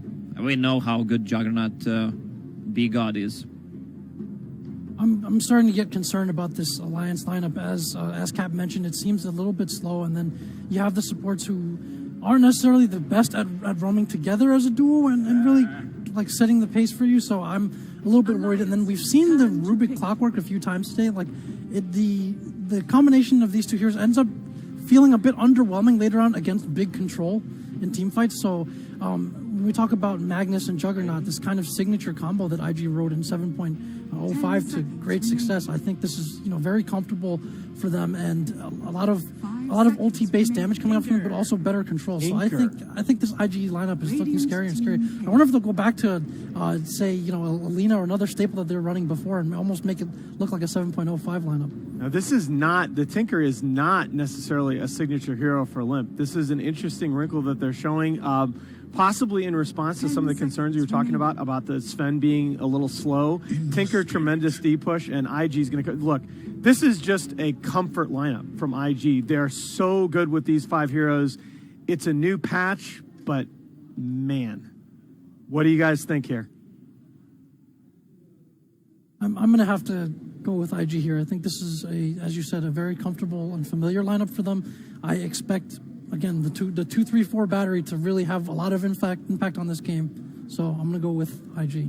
Yeah, with last pick, Ember Spirit, they have some vision for Tinker. If he goes in the trees, he can cut it with his ultimate. Also, later on, if Magnus gets some farm, Shadow Blade, Force Staff, I think they will have enough for that. Yeah, Magnus means they don't even fall off very quickly. If this game really extends out, if Tinker's able to delay the game, delay the high ground pushes, it's okay. IG aren't pressured. They have both an Ember and a Jug with a Magnus that will scale really well into the late game. I definitely got to go IG. All right. Well, as you can see on the bottom of the screen, our eGamingBest.com odds. Our panel likes IG. 4-0, I will make it. The bettors like IG. Let's see if Alliance can keep their tournament hopes alive. One more time, over to our casters. Here are Luminous and Merlini.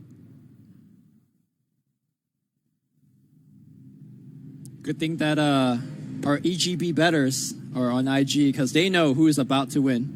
And they're on IG side. I gotta say, I agree with the panel as well. I feel like the IG draft is very much so in their comfort zone. But Ben, what do you think? XSS bets Magnus. He turns Magnus into Swagnus at his finest. Wait, you're saying he is better than the son of Magnus himself? I think so. Damn, man, that's a lot to say. It is. Don't let S4 hear you say that. As far as I played it recently, that much anyways. But XSS, he was a god with Magnus at DAC, and they continue to pick it for him. It was its first ban-worthy material, I think, against IG. Maybe not in this patch now that he's been nerfed a few times, but still is pretty good, and it gives you that extra little bit of oomph that you need to kill the Sven. Yep. I feel like this game is going to be, well, if IG play it the way they want to play it, this game is going to be relatively slow. Obviously, Alliance with the clockwork, they want to drive up the tempo, get a lot of pickoff. And one of the things I do want to touch on is the fact that the rocket flare plus missiles is going to be fairly annoying in any kind of long drawn-out battle. Last game, we saw a lot of Roshan camping from both teams. So I feel like perhaps that is going to give Alliance a little bit of edge. They have better split pushing, they have a little bit better catch. So we'll see if Alliance could use that to their advantage. I don't like the anti-synergy between Clockwork and Sven, though. That's true. That's true. Generally, when you pick Clockwork, you have heroes that can attack from outside the cog, or heroes that can get inside the cog very easily, like Ember Spirit, let's say. But Clockwork plus Sven it's not going to make Loda's life easy at all, I would say. Maybe EGM could help him out by displacing the hero outside of cogs, taking advantage of the mana burn. Potentially, but you're talking about like Jug and Ember Spirit. Those heroes don't really care about. Ooh, the courier snipe from EGM. He's going to run past the tree lines, and that will be easy net worth for the team here. And a South Nine. Plus 625 gold for Alliance. Yep. That's a good start. So let's pretend that didn't happen, right? How is the matchup in a true 1v1? Well, we're not going to get a 1v1. EGM bullying OP pretty hard here. And I wonder if he actually ate that tree, or was it Limp that ate it? I think it was Limp. Yeah, Limp ate the tree. So he doesn't even get the double regen from there. I don't think OP dropped it, though. Oh, you think Limp dropped it to your block? I'm pretty sure it was OP that dropped it. But I think he... I mean, it's not the biggest deal either way. Tinker still has his tree eater on, so it's definitely Tinker that ate it. Yep. EGM is being a nuisance in mid. Yeah. It's still pretty good CS for Ember, all things considered. But now that Limp has this full wave and another one behind, looks like Ember is going to have to walk the walk of shame. All the way home. I mean, this is where if you had that shrine available, you will still be able to stick out on that lane a little bit. But yeah, sometimes EGM single-handedly winning the mid lane. You can ask for more from your support there. Yep, and Limp's wave is in a very good spot right outside his tower, and he is getting a ton of CS. 11-4, that's disgusting. Yeah, let's not forget the fact that he is going to be getting a little bit more deny as the game moves on, so he is going to accelerate in terms of level. That Marching Machine will get leveled up, and like you've been mentioning, stack time, so they're going to get Limp's BLT online very quickly. Yep, Limp is also one full level ahead of OP in terms of levels, and EGM is going to pick up this haste rune on top, or just give it to Limp. Oh man, Limp with the haste rune, that's even worse for OP. Yep. A terrible matchup coming out from him. I mean, I don't think there should be any solo kill potential here, even with the haste. Like OP should like stay back, but it's just bad because it probably guarantees him the 4-minute rune too. True, and OP's it's just not safe for him really. Yeah. I mean, if Limp does get a couple more right click going on, he will get a solo kill.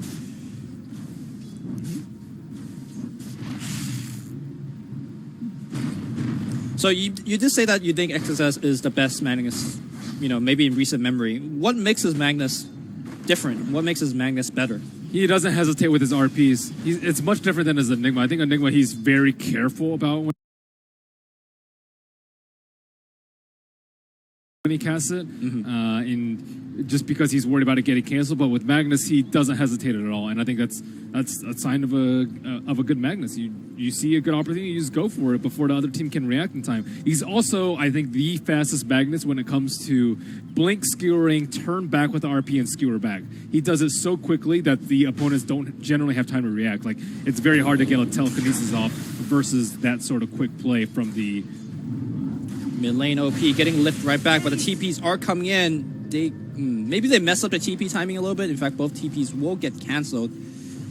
But back to your point, I mean, he has to be very fast this game because EGM will be looking for a spell steal opportunity. But he wasn't able to get a Ravage last game, so I believe you were mentioning that perhaps it is a bit easier to steal the RP. Because I think Magnus does have a little bit longer of a cast animation, and you can lift him after it. When you're against Ravage, you're not in range to lift, because you'll get Ravage. You'll get stunned. So most of the time, what you'll see is Rubik's will lift Magnus out of the RP, so he can't skewer back and then spell steal while he's lifted. Right. But it depends on Rubik having blink and being able to anticipate it quickly enough. And oh my god, another great rune for him. So I do want to point out that this is very reminiscent of the build that Miracle used yesterday when he was playing the Tinker, going full laser rocket. He does have one skill point saved up here, but I think the second level of missile, very imperative here to cancel out the Flame Guard as they were making a lot of kind of aggressive play onto the Ember Spirit. Hasn't really resulted in a kill, but Limp is really winning the lane through attrition. The 2 runes definitely very helpful. Look at the CS now, 31-7 to 13-2. That is, oof, that's awful. I mean, officially moving on to defecating status, because I think anytime you're doubling up on a CS on the mid lane, you're just getting wrecked. Yeah. The experience is not actually that bad, though. Ember Spirit is almost level 5 because he is going for neutrals, and Tinker is still level 5. Bottom lane, Jonas spins to start things off. Where's the Burrow Strike through? Bobuka getting juked out on the tree line here, and Burning does not chase. Meanwhile, simultaneously, looks like Q got first blooded by laser rockets. I imagine Cogs is going to hit on Burning. This is going to be a return kill here. Burning, unless he gets a big crit, he will not get a Jonas. Making it happen within the tree lines. Huge play here coming out from Alliance. But Boca not even eating the tree. It's too cool. Too cool to tango. You have been denied. And Limp also just got sent right back after getting the kill. So that's actually good for him getting glimpsed back there, I would say. It's like, yeah, I didn't miss a single beat when it comes to, CSing on the mid lane. Now, I think, though, even though Ember is falling behind right now, he's one of those mid heroes that can catch back up just via kills, right? Triple Remnant, you find a good opportunity. You could easily get yourself like a double kill in a team fight, and you're kind of right back in it. So I wouldn't be too worried for OP, but of course, you are losing the lane quite heavily right now to the Tinker. Yep. Because that's just... Oh, here comes yet another play here on Jonas. The Cogs will not push him out, but he is juking. The Lightning giving a little bit of vision. What a Burrow Strike through the Cogs here. That is going to be a kill. Nice glimpse back as well. EGM does have the boots, does have a magic stick, but will need to have some fancy footwork to get himself out of this one. Face Boot being activated by Burning. Right click. Maybe a deny. Is he going to make a play? No, he is not. Double kill here for the Emperor himself. That was definitely not the telekinesis to pull him closer to the Clockwork so that he already had a good cog. He pushed the tanking away. He got his mana burned a little bit, but EGM lifted him through the cogs, closer to Clockwork, and then he stunned the Clockwork immediately after. And Clockwork died as a result. And I would say Rubik died as a result too, because then they could just turn all his attention to him after the glimpse. So that was a double whammy for EGM's telekinesis right there. Or TK. I call it TK something. Telekinesis is a mouthful. The Chinese call Tinker the TK as well, so that might get confusing here. Wow. At Shanghai. They have 2-letter names for everything, don't they? Like Clockwork is CW? Yeah, I guess Or is it CG for Clockwork Goblin? I think it's CW. Yeah. But that's also confusing, because WC is the bathroom. They don't say WC, do they? They do. They do? Oh, okay. In my pub games, they're like, pause, WC. And then, we pause. Why don't they say it in Chinese? WC is just easier to type, I guess. That should help. Cool. All right, rotation up top here by Bobuka, but I don't know what he could do here. And this is, I think, one of the earliest BOT I've seen in a long while. 7 minutes and 30 seconds BOT. Yeah, and he has level 8 with a rearm already, and 1 level on March, so he can start farming it up. That's ridiculous. Do you like him just kind of AFK farming here, or like start getting into little skirmishes with his Clockwork and stuff? You definitely go for skirmishes, I think, before Magnus gets his Blink Dagger. You have a lot of room, and you don't want to give Ember time to catch up. Okay. Well, I mean, he has... Oh, he goes... Oh, my God. He goes for the play. Holy shit, OP.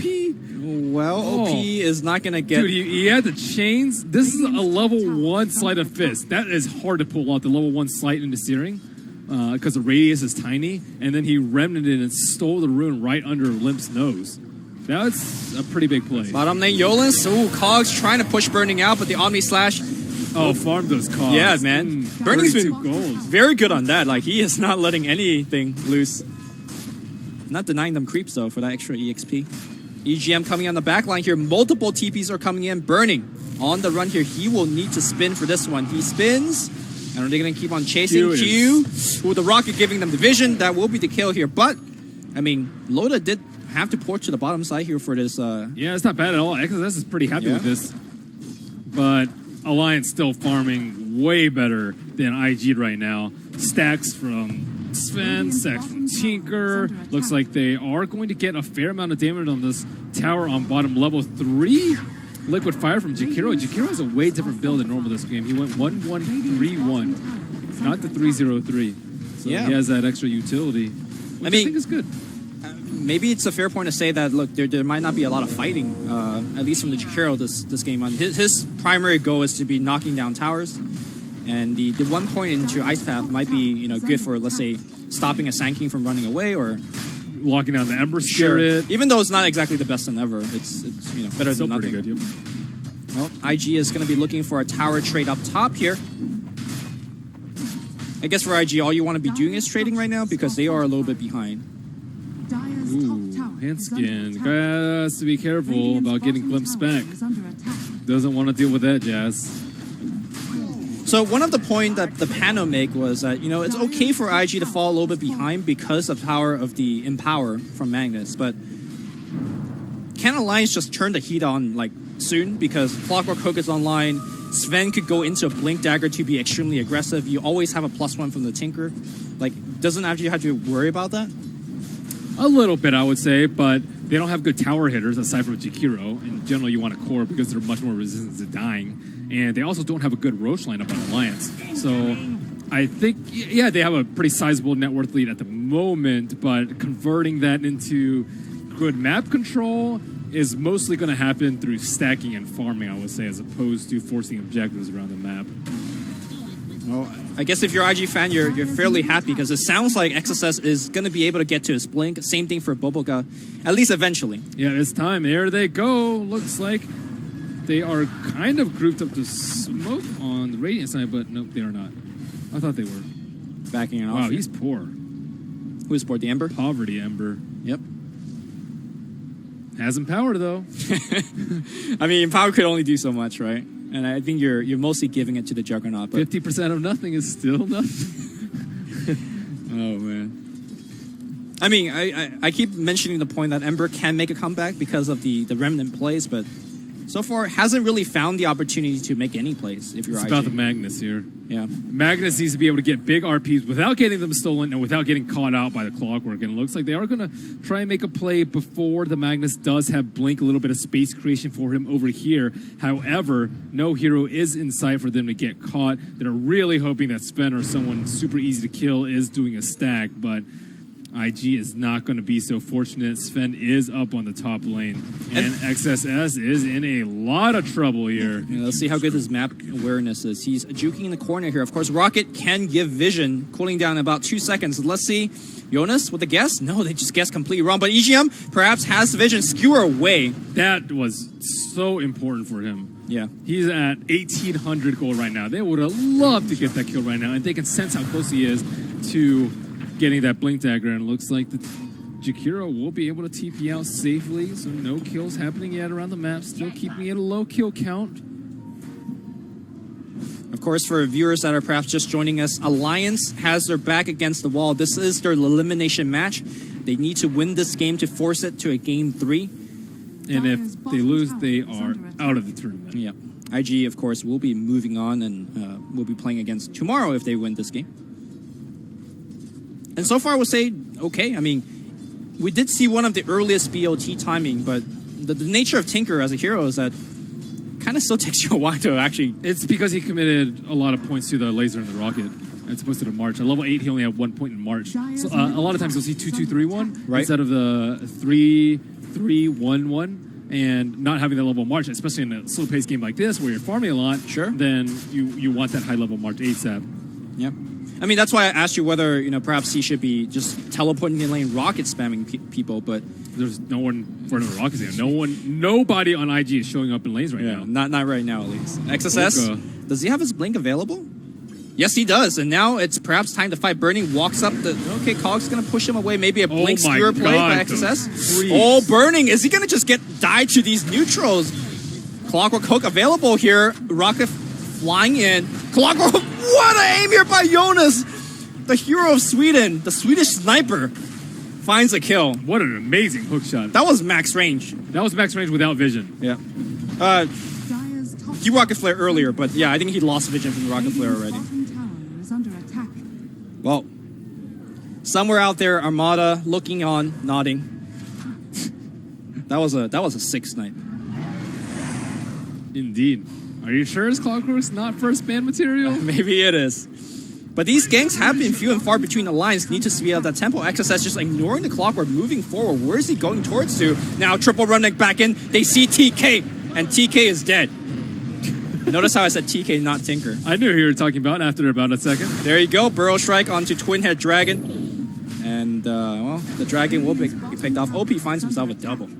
So, you know that smoke gank earlier that they tried to look for the Sven? They did get that Observer Ward down during that smoke, and that's what allowed them to get that Tinker kill. So, you know, looking for opportunities and making something out of very small things in the game. Yep. IG bringing themselves back. Net worth slowly swinging back in their favor, especially if they get this tower scot-free. This is going to be tough. Tinker's up at 3. I'm not sure whether they can as well, but on the right side here, it looks like they will get themselves one hook out of the prison, but still in a little bit of trouble. The kinetic field They're still RP. This could be a disaster. Well, you know, he's got the dot on him right now. Shrine is going to rejuvenate everyone back up, but I think the critical thing is that tower did go down. Did they get the last hit, Ben, if you could quickly check? Oh, the deny here going to Loda, so pretty critical, but still, that's going to make the future smoke gank here a little bit easier for IG, excuse me, to kind of invade into the Alliance jungle. And they did manage to de-ward that ward that was very close to the Ancients. So now Baboka, very close to his Blink Dagger, just 75 gold away. OP, yeah, he doesn't have any items, but Ember, surprisingly, still does a lot of damage without items. And now that Burning is farming up with Empowered, he will be able to catch it with the Sven at some point if they can manage to stack up. Yep. But now look at this net worth, 500 gold to Alliance after getting that 8-minute BOTs. Well, we're going to see a little bit more fighting this game because we just had a massive amount of Blink Dagger being picked up. Tinker just picked up his. Sven has his. Of course, the Sand King also has his next to XSS. So both teams will be looking to make some sort of smoke play. Now, during the draft, you and I were talking and we're saying that if Burning goes for the very standard... smoke from the right side. Burning could be in a ton of Oh trouble. yeah, he's absolutely dead here. Completely chain stun. God Strength activated. Grey Storm here coming out, but I don't think they want to take that fight. Q will go down. Good glimpse here, actually pulling Loda away from the rest of his team.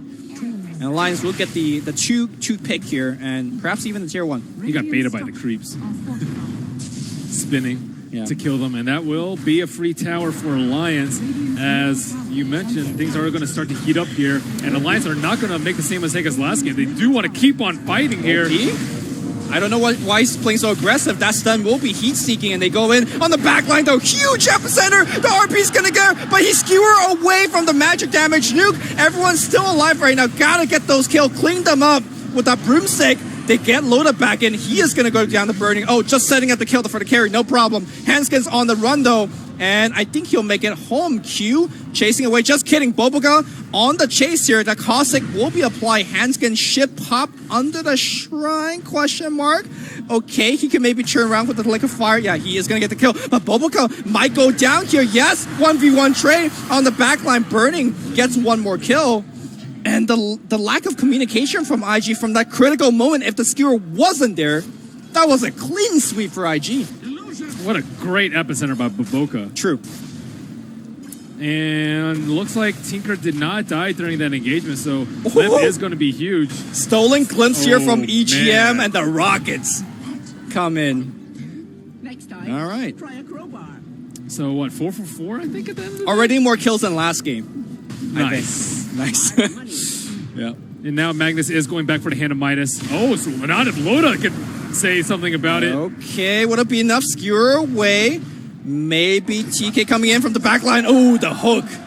But XSS had the Blink Dagger back on CD and will be able to escape. Dude, XSS is just dodging bullets right before the key timing, too. Right before his Blink Dagger, right before his, right before his Midas. Yep. Yeah, he is going to finish that Midas, in fact. And we might get a little bit low here as both teams are recharging their cooldowns a little bit.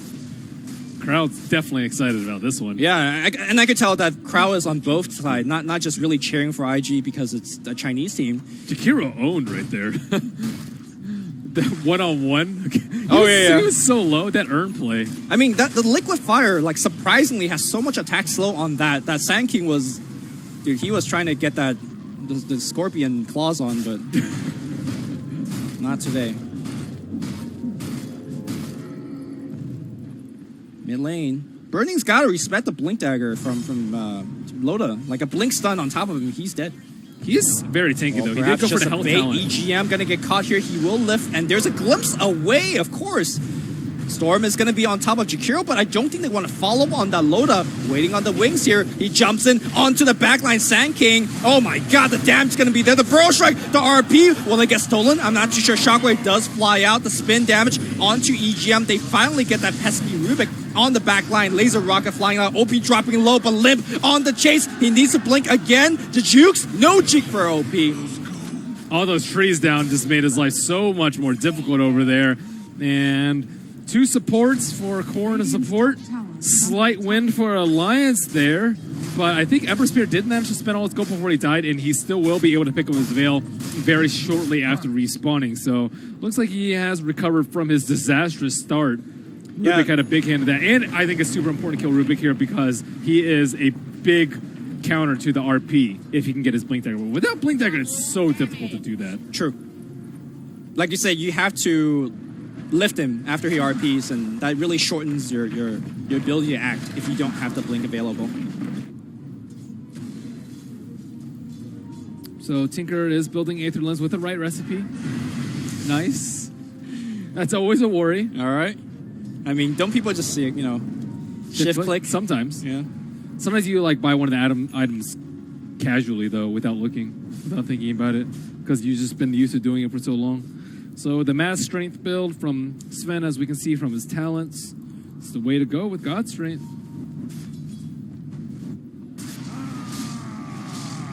All right, Burning, spinning from a camp. Not afraid, despite what happened there last time. And this is how Alliance need to play. They need to be aggressive. They need to be forcing the issue. They're trying to fight without RP. Yep. But I don't know if IG want to take that fight. They just need to wait 15 more seconds until RP is up. And now might be the time for them to go. But Alliance have set a good foundation of vision on this south side of the map. Uh-oh, that is a Ember Spirit TP on the back line. In fact, they might get cut off here. The Cogs actually pushing him away, and that's the lack of synergy that you were mentioning. Epicenter gets channel on the back line. Onto the Sven we go. The Diffusal Blade and the Omni Slash flying out against Loda. Loda first one to drop OP, moving forward. Chain coming off cooldown in a couple of seconds. Jonas looking to hook out, but the body block here by OP, making sure they get the 1 kill. Just kidding. Wait, he's walking away. XSS cleans up the kill on the back line. Handskin.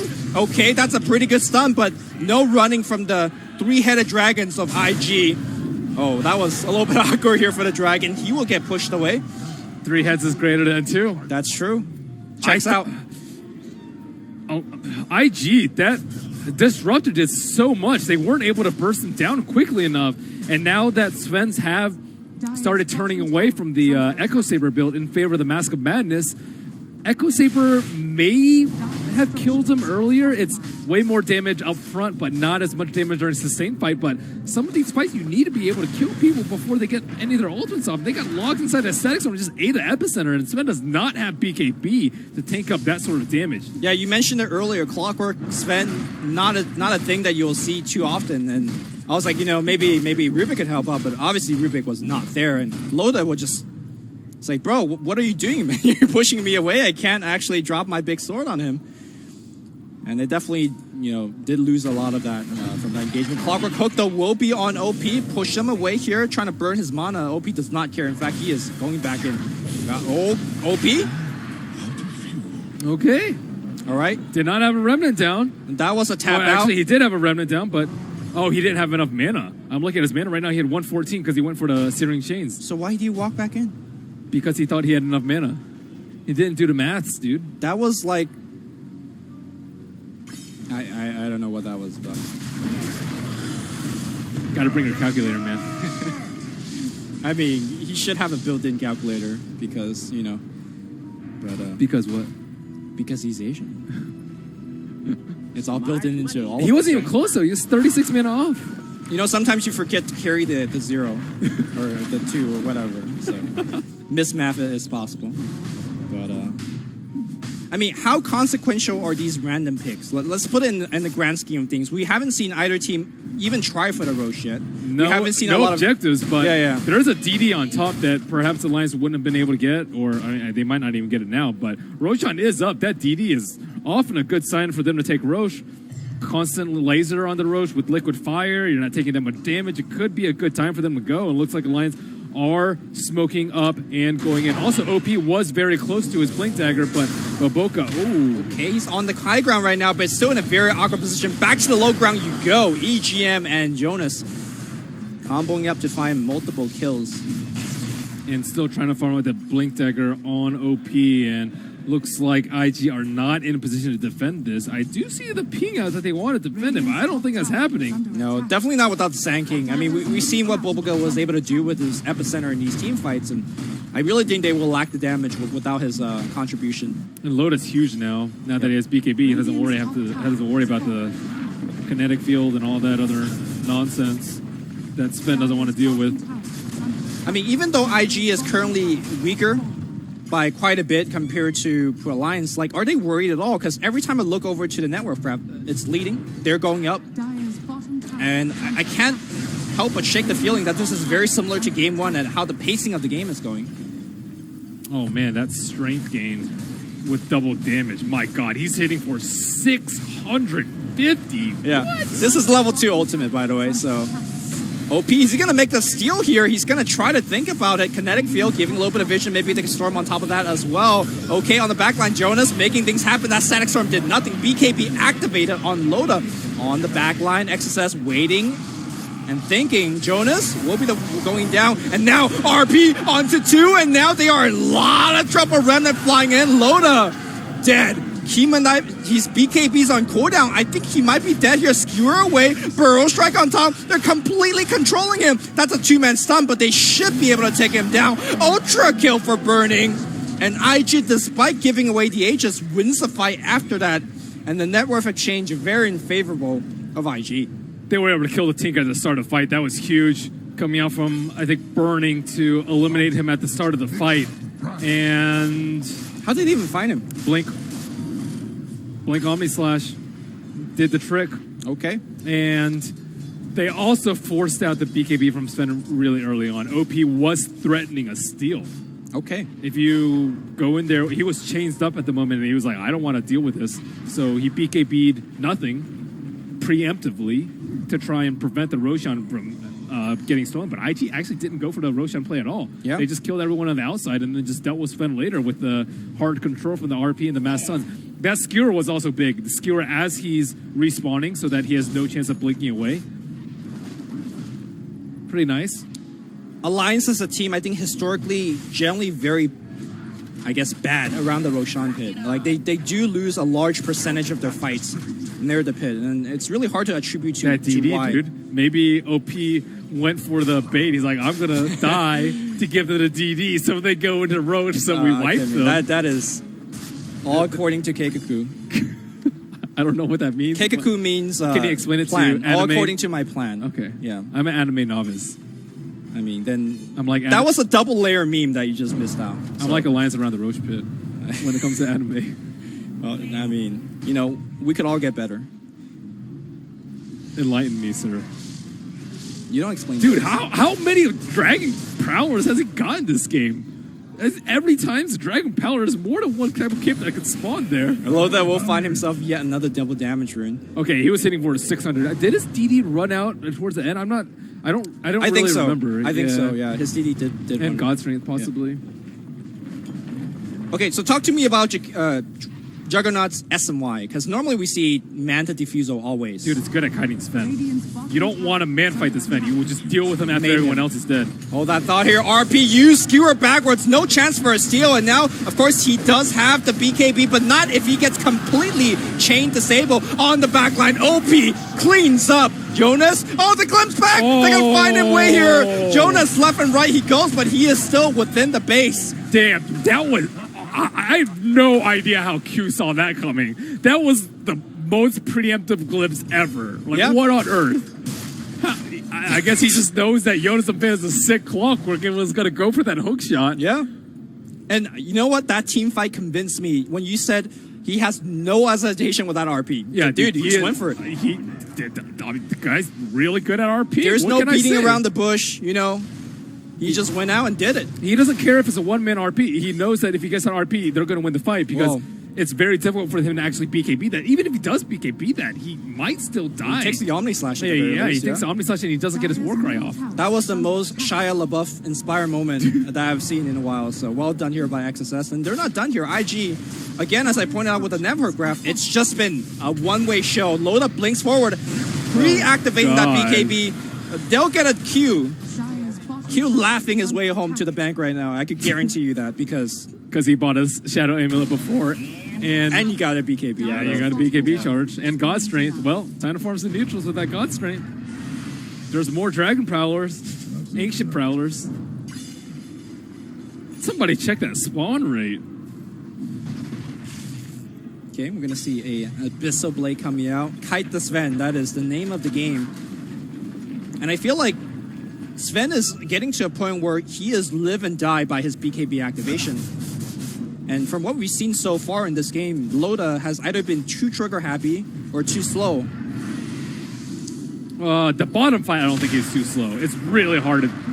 Well, the bottom fight, he just got changed then, so that wasn't even slow. Bottom fight wasn't too slow. It's more so he's trigger happy because he is scared of the RP. That's right. That's the thing that Magnus brings to the table. You're just constantly scared of just getting RP'd and dying. And what are you going to do? Pop Warcry preemptively? You'll probably still die to magic damage. And if you don't pop Warcry, you're going to die to Omni Slash.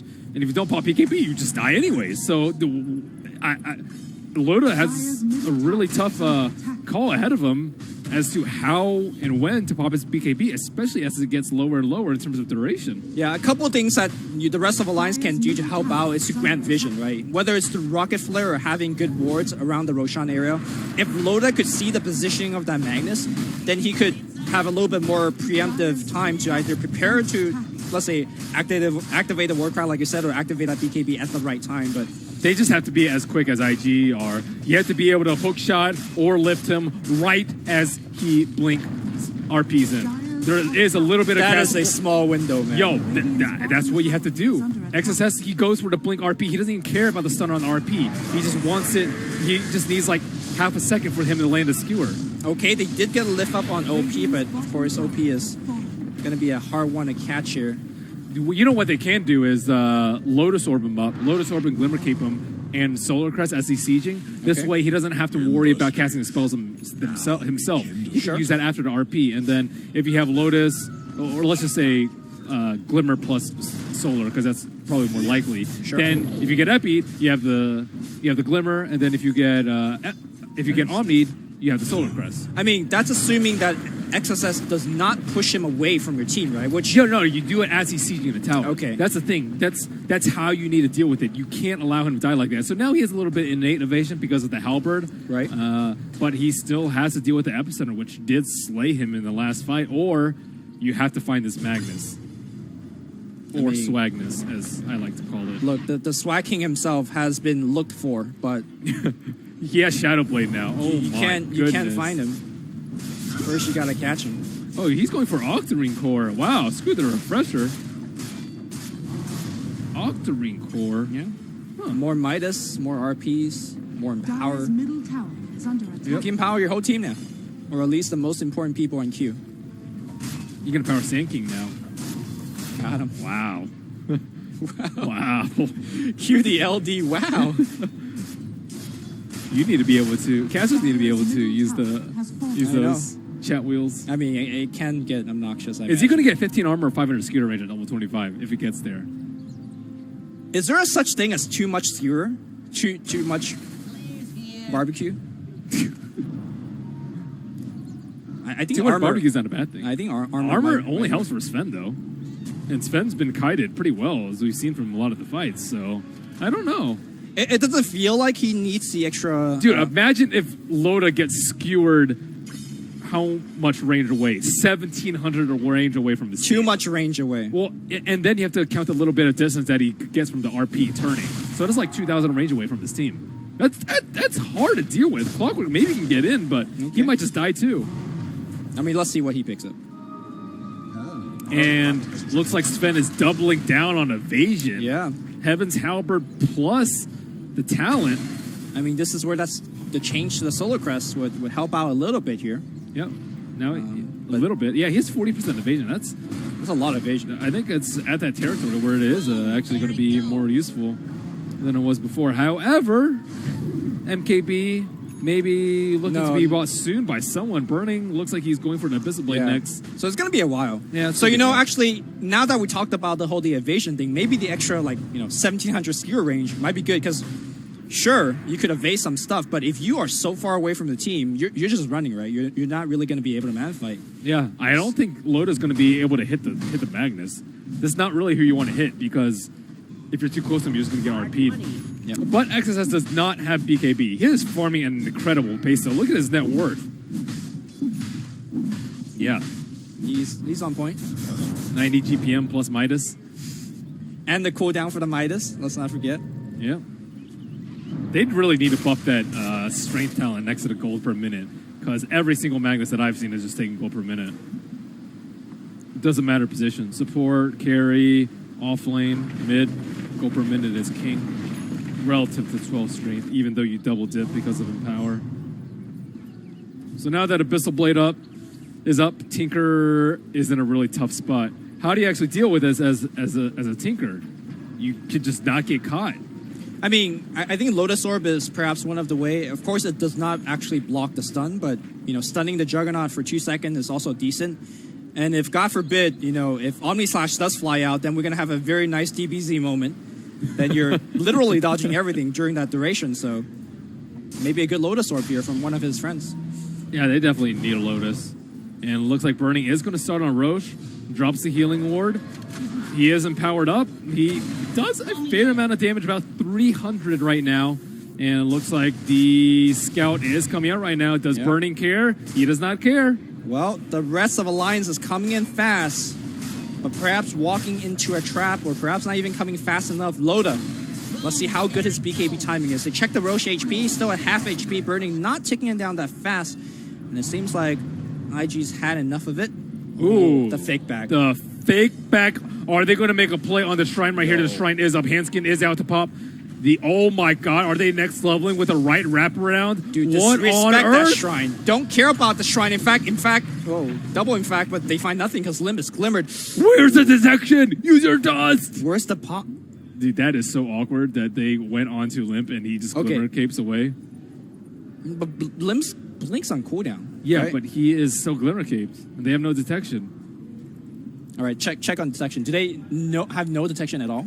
There is one sentry ward on Q. Okay. And he didn't pop it. He didn't press his Q or press his sentry ward. So maybe he did have issues there because if they drop a sentry ward right there and they jump they jump Limp, the fight is heavily in IG's favor. But that was a cool smoke wraparound. Yep. They fake back. Alliance sensed the smoke fake back, and they next leveled it by anticipating that they were going to be on the Shrine and wrapped around to the right. That was smart. I mean, you could say that Alliance anticipated it, but I don't think the plan is for Tinker to be the one getting... No, they didn't anticipate the right. They didn't anticipate the smoke around to the right side. Oh, you're saying IG one up on the next level. Okay. They next level, dude. All right. Alliance are still in the previous level, man. I mean, I think if you next level so much, you previous leveled it. But ideally, they should have gotten the Limp. Ideally, they should have gotten a Limp kill. They have a sentry, so that should have been pretty easy for them. But I think Q is having issues. Yeah, Q has some problem with his keyboard, so we are having it quick fixed. He is unhappy. Look at him. He's like, I know we should have gotten this kill. Yeah. Maybe he's just feeling himself about that glimpse back on Clockwork.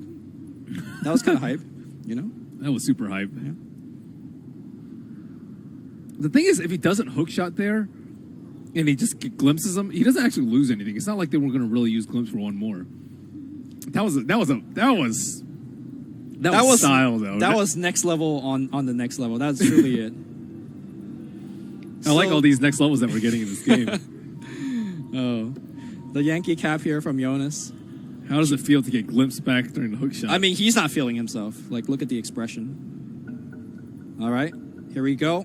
Limp on the run here, and he's running away right now. BKB is activated. Oh my God, styling! Here's a dig on for you, and I'm out. But Boca is still going to find him. This is not a good positioning for either team here. Oh no! Dodging away here, and it looks like they're going to go themselves for a handskin kill. One kill on the backside here. Q. RP has been used. Skewer away here, and now Omni Slash flying on top, like creeps a little bit. Loda activating the BKB, activating the God Strength, and the Man Fight pursuit, but the Healing Ward allowing Burning to take the 1v1. At the end of the day, they get a 2-for-0 engagement. That was really unlucky for Burning. His creep bounced, and then it just got out. His Omni Slash bounced to a creep, and it got right outside of range of to bounce back on Loda. Right. And they weren't able to get +1. Regardless, looks like they still will be able to get Roche. I don't know about this. They don't have RP up or Epicenter or anything. I see no green lights. Just bought back, but OP though, running that cog block, making sure nothing is going inside the Roshan pit. Nice barrel strike. He goes in. Oh, he's going to get the steal. No, Burning already snatched the Aegis. XSS, okay, he's invis up. Nobody see him. Burning on the back line kills the tanker. Blinking forward. They want Yolis. They know that he just bought back, and this is going to be a dieback. Burning, letting him know we got the bash. This is IG's bread and butter. The Magnus plus Ember plus Juggernaut. And they are just so refined in this sort of strategy that it's just another day in the office for them. It really is. Like, it seems like all of these games, even against their series against VGJ, they were just behind in the early game, but it seems like always, late game when it comes to team fight, when it comes to finding the right initiation, IG has got it on lockdown. When I think this is definitely a championship quality when you win these late game fights, when you find the right initiation. Yep, Burning's been beyond godlike for like a good 10-15 minutes now. He was born beyond godlike. And okay, double stun up here onto the Ember Spirit. The Chain Sun's good. They got themselves a kill. Is that worth losing a T3 for? And a BKB charge on Loda. They will get the tier 3, I believe, and back. Because both Clockwork and Tinker are coming back alive. So the rest of IG will probably take a shrine or two. Clockwork is up if they want to take an engagement, but as you mentioned, the trigger-happy BKB usage by Sven just does not allow them to really take this sort of fight. Do they really want to go without a smoke and without a BKB on Sven? I don't think so. Without Godstring, too. I'm not sure whether... They really need that extra damage. Looks like Sven will be going for a Bloodthorn next, so he can lock down his Ember. Bad news is Ember Spirit already has Lincoln Sphere, and he has a cheese on top of that. A gift from the tempest of battle. Might be time for them to buy a gem on the side of IG so they don't have to deal with Glimmer Capes or Observer Wars. Yep, they got one on Boboga already. Yep. So they're on point. They know what it takes to get the victory. I am curious as to why Magnus went for Octarine over the refresher. Yeah. There are a lot of benefits. You have more uptime on your Shadow Blade, which is pretty important. Less cooldown on RP, obviously, because that is, I guess, their main ultimate that they're waiting for in the big fights. I mean, let me throw the question back at you. If you land an RP on Sven, do you just win the fight? Well, they did. I think pretty much, right? Pretty much. Yeah, as long as it doesn't get stolen, I would say. So one RP is, I say, all you need for XSS. Yeah, as long as you find someone to deal with the Tinker, but Burning has just been absolutely on point in dealing with the Tinker. He just gets blinks on and just dies every single time. And Tinker, you can't buy Diffuse, you can't buy Yules, you'll get purged off. You can't buy Ghost Scepter, you'll get purged off. You just have to rely on good positioning. And Yozum fan out in no man's land, and that is a dead CW. Yep. Oh, man. Yeah, IG just a little bit better in the late game. Yeah, a little bit better translate into one team fights, accruing on gold and net worth advantage. Yep. Magnus is almost on par with net worth with the Sven. That is disgusting. I am surprised that Burning isn't going for a True Strike item. He's going for Butterfly instead. He's relying on the cleave, dude. Who cares about Sven in this Warcry if he can just attack anyone else? All right. Maybe that's the ultimate game plan here. Yeah, he's going for Butterfly next. Stacks a lot better with the Empower, but not very good versus double evasion. Okay, Burning. Using a lot of that health OP. Missing a combo, really. On the backline, Sven gets Yules up. He does have the BKB. Nicely done, but he's now Abyssal, so that BKB controlled. XSS thinking about the RP. Nah, AGM's way too close for him to RP. Oh, so they go for Skewer instead. Loda now caught away from his team. Okay, pretty good control on Burning. Burning still has the Aegis. He's spinning away. Breaking the call. The RP is going to be there. Stolen RP by EGM. 3-man RP on the way back, but they have no damage. Loda is already dead. The rest of IG controlling Alliance. Tinker trying to make some plays, but Jonah gets calling back again. IG looking to sweep Alliance out of this tournament with this play.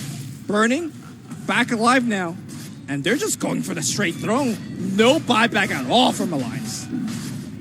Okay, I like that play from XSS. I don't even need the RP, right? I'll just go for the Blink Skewer. What are you going to do about it, Rubik? Yeah, I mean, you were talking about 2 RPs with a refresher. You'd be like, nah, dude. I don't need RP. Bruh, 1 is all I need. The most important one. And, you sold me on this XSS Magnus. That 4-step RP, yeah, he stole it, but they got the kills that they wanted. Yep. Tinker is... Yep. GG comes out. Skewered out of the tournament, bro. Barbecue out of the tournament. They are on that grill, toasted and burned.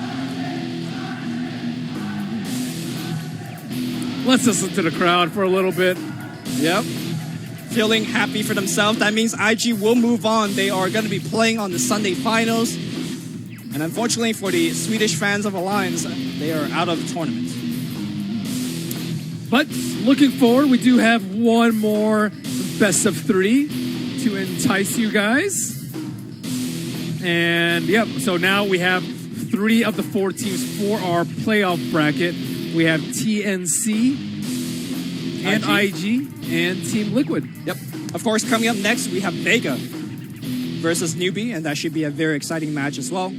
But Ben, before we send it back to the analyst table, just give us a quick wrap of why is IG winning the series against Alliance? Firstly, they're playing a lot better than day number 1. Day number 1, their teamwork was just terrible. Right. And they seemed at a loss as to what to do. This game was a strat that we've seen before from IG, but their teamwork was a lot better. I'd say in game number 1, 2, they found their stride, and I would say they're drafting a lot better. They had the Razor to deal with the Troll. That was smart. That we saw. Yeah, that was very, very smart. And this game, the item build coming out from the Juggernaut, I think was what really made it for me in dealing with the Sven, because generally that matchup is seen as very unfavorable for the Juggernaut. I think they also picked the Magnus. They picked Magnus. that was also very smart. Mm-hmm. But of course, we'll see what the analysis from the table will be like. Let's send it back to Nahaz and the boys.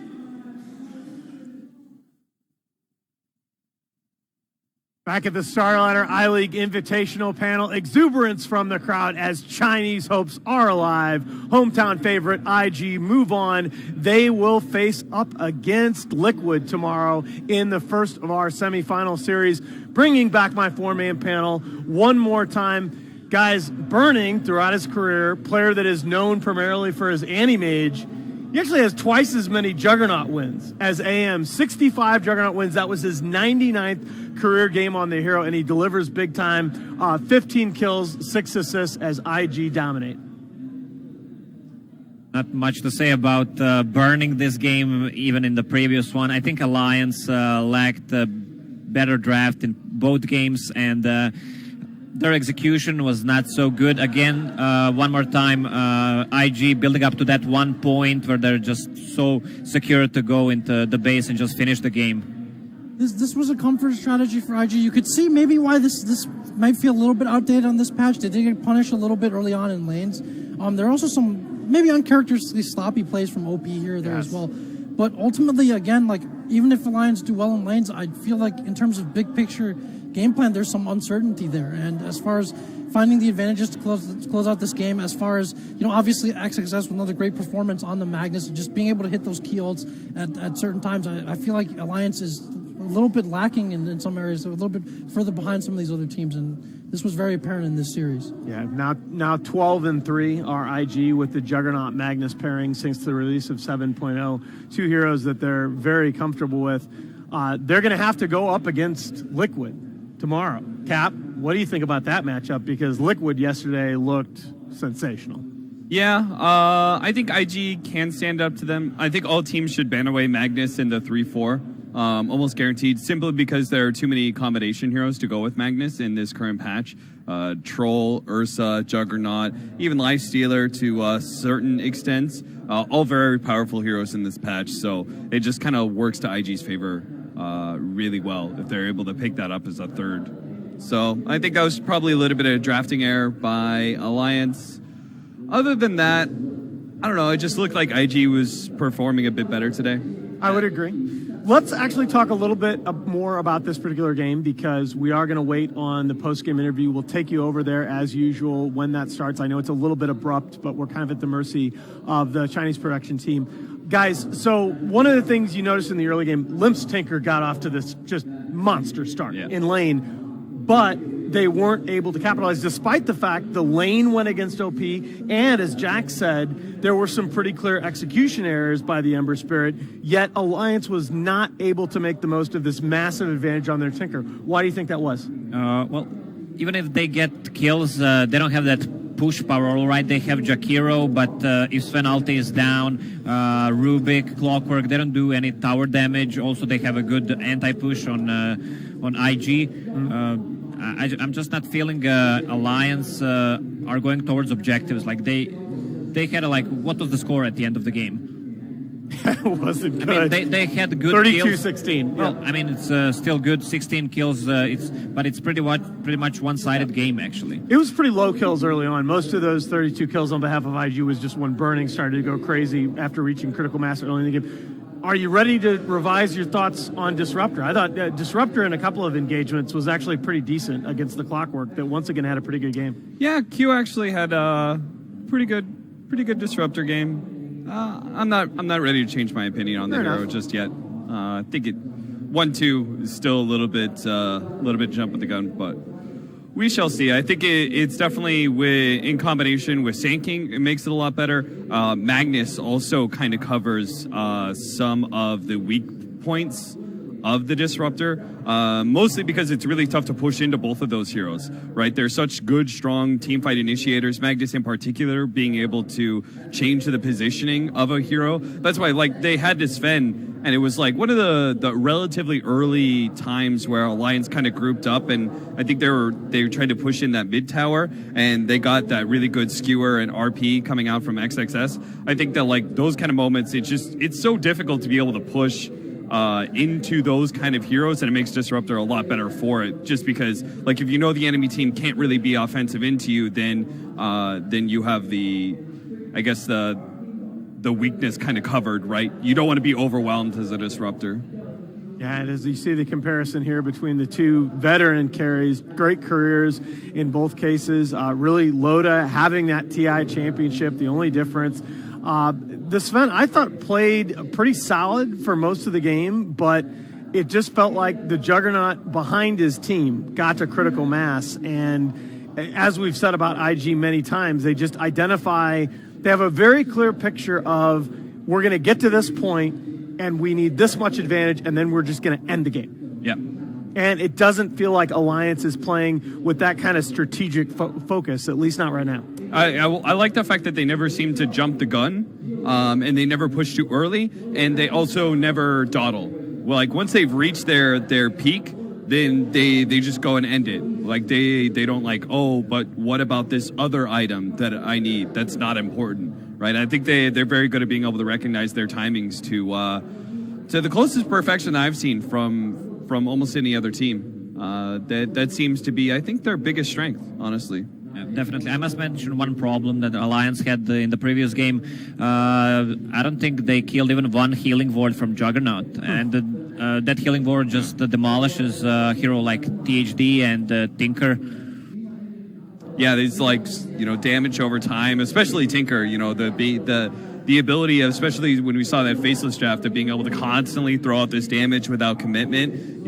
Juggernaut just is any kind of really good sustain lineups are going to be able to counter that. There's some other things too, like the Disruptor. We always talk about playing from ahead or behind, but the Disruptor, if he's able to get off his spells, is the type of hero that can force you to need to commit to a fight, or you end up losing stragglers for free. And so, if he gets that ult off, if he gets the kinetic field off, you're in a tough position for Alliance, because at the same time, if you are forced into a fight, you have the Magnus, obviously great at just isolating and locking down one core, great at getting people out of position, great at counter-initiating, and like the synergy there was pretty apparent. And then another game from XXS where even on this offline hero, he seems to always be able to avoid dying. Even if you're hunting for him and trying to shut him down, he still gets off those crucial What loads. is his secret? What's the book on this kid? Because his offlane play feels so distinctive to me in that he's not like a flashy guy that can necessarily create something from nothing like Universe early on in the game, but he just flat out does his thing, and then boom, wins you the game. I mean, He's got those instincts, man. Those It's amazing. initiator instincts. Some people just have it. I think I want to piggyback on what you were saying, Jack. I think the combination of like Disruptor and I'm going to break in here. I believe that this is our XXS, our offlaner. We're going to have this interview from IG. He's currently 17 and I'm 37. So that was one hell of a match just now. Yeah, and yesterday you guys lost on the first round. And what was the team atmosphere like after the defeat yesterday? 输了之后，大家看录像会积极讨论吧。然后 We discussed after the loss, and as we watched the replay, we didn't. The laning phase was a bit of a problem for us, and our communication was a lot better today. 我们知道，当一个新的东西，就是新的版本来的时候，大家可能就是都会 As a new 需要 patch comes 适应和 along, 学习。那么 everybody needs time 可能会对 to adjust and adapt. 今天两场赢回来，我相信你们自信应该好很多了。 And the defeat yesterday probably didn't affect your confidence too much, especially after the victory today. Did you guys prepare any special 其 strategies? 实我们也挺迷茫的吧。之前训练就是 We were pretty lost at the beginning of this patch. We had no idea what would work well, 因为这个版本 and we didn't really know what heroes to pick. 不容易打肥，然后 And it seems like it's pretty hard to 反正就看着 get 打 some 吧 insane 就是 form. 感觉大家也都差不多都在摸索当中吧。 And it seems like everyone's still looking for the perfect combination. 资深选手是 Burning 啊，你可能是队里 You guys have a veteran Burning on the team, and you're the youngest player on the team. 优点和缺点。 What do you think are some of the pros and cons of a veteran player as to a new player? 经常会带着我们打，然后 He has a lot of experience, and he leads the team well. 他声音很大。 And during crucial moments, we will all listen to him. 可能节奏好一点，然后小操作多一点。 At the beginning, my mechanics are pretty good, so my laning phase generally are pretty goes pretty well. 就是 Burning 资历老，嗓门大啊，然后操作没有。 So in conclusion, Burning has a loud 好， voice. 那最后一个问题，明天咱们的第一场比赛是非常关键的4-2，要对阵的是 So tomorrow you have a really crucial match 都非常好的 Liquid， 而且他们是 in the semifinals 的卫冕冠军啊。这场比赛如果让你展望一下，你会怎么来进行一个预期？ What are your predictions for tomorrow? 我不知道，我们应该会被他们2-0吧，应该打不过他们。 We'll probably get 2-0我 by 知道 Liquid. 你养成了这个中国职业选手的通病。好的，那就这样吧。那我们这个稍事休息回来之后，将是下一场精彩的比赛，会由 Newbie 来对阵 Vega。我们一会儿见。 Well, there is XXS from IG. Maybe not expressing confidence against Liquid tomorrow, but I think they play like they did today. They're going to be just fine. So 3 out of 4 series today are in the books. One last semifinalist to be decided. Coming up next, Vega Squadron will face up against Newbie for that 4th and final spot in tomorrow's semifinals and the lion's share of our $100,000 prize pool. We're going to take a break. We'll switch up for the panel, and we will be right back for Vega versus Newbie. Stay tuned.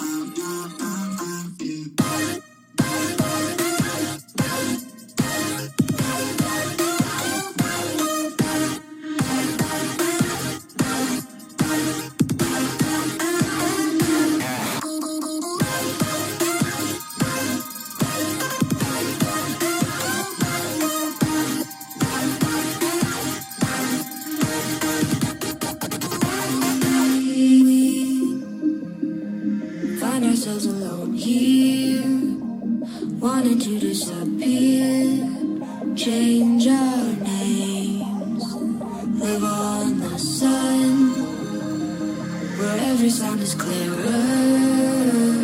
burns a little deeper, and we're close enough, but your lucid touch evaporates. I open up my eyes, wake up dreaming through the days and sleepless nights. Your lucid touch evaporates. I open up my eyes, wake up dreaming through the days and sleepless nights.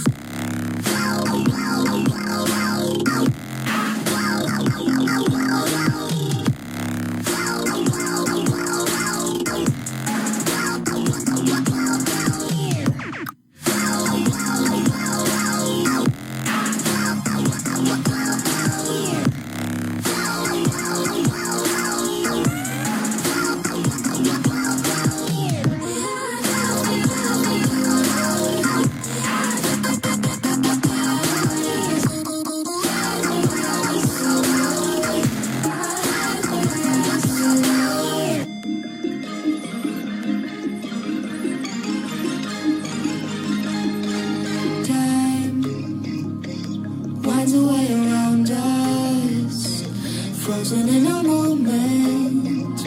It just slips through the space in between our fingers.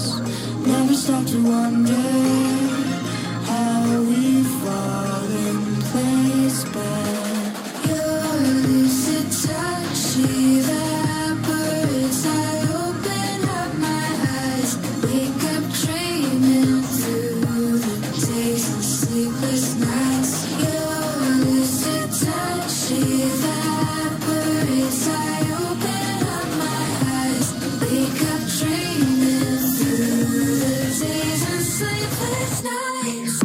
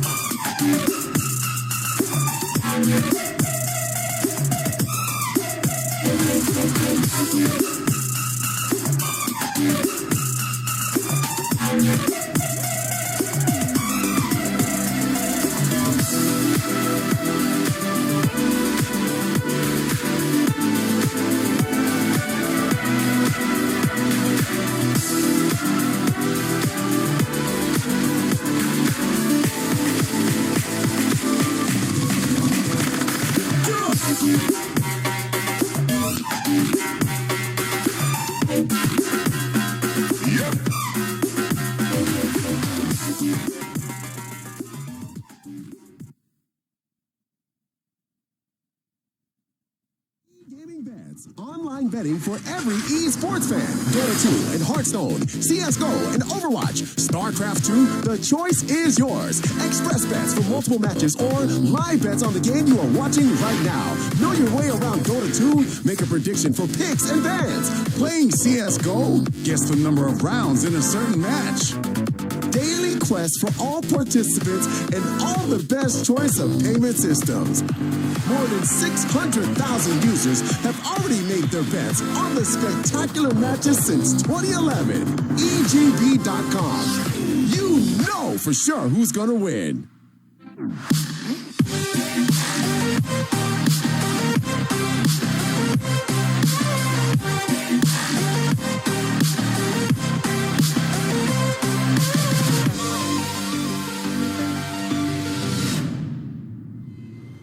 Welcome back to the Starladder I-League elimination. Welcome back to the Starladder I-League Invitational. We are into our fourth and final series of Elimination Day. 3 teams, VGJ, Faceless, and Alliance, already sent packing. 3 of the 4 semi-final spots claimed as IG moves on to face Liquid in the first of tomorrow's matchups. In our final series of the day, we're going to find out who will play up against TNC. Will it be Newbie, a team that advanced earlier today over Faceless, SCCC 44-30 in the final 2 games of that series on his Queen of Pain, or will it be Vega Squadron, who played terrific, fast-paced Dota yesterday? Here to talk with me about it are my 2 panelists. Here's the Capitalist and Coddle Guy. Guys, what do you think about this series?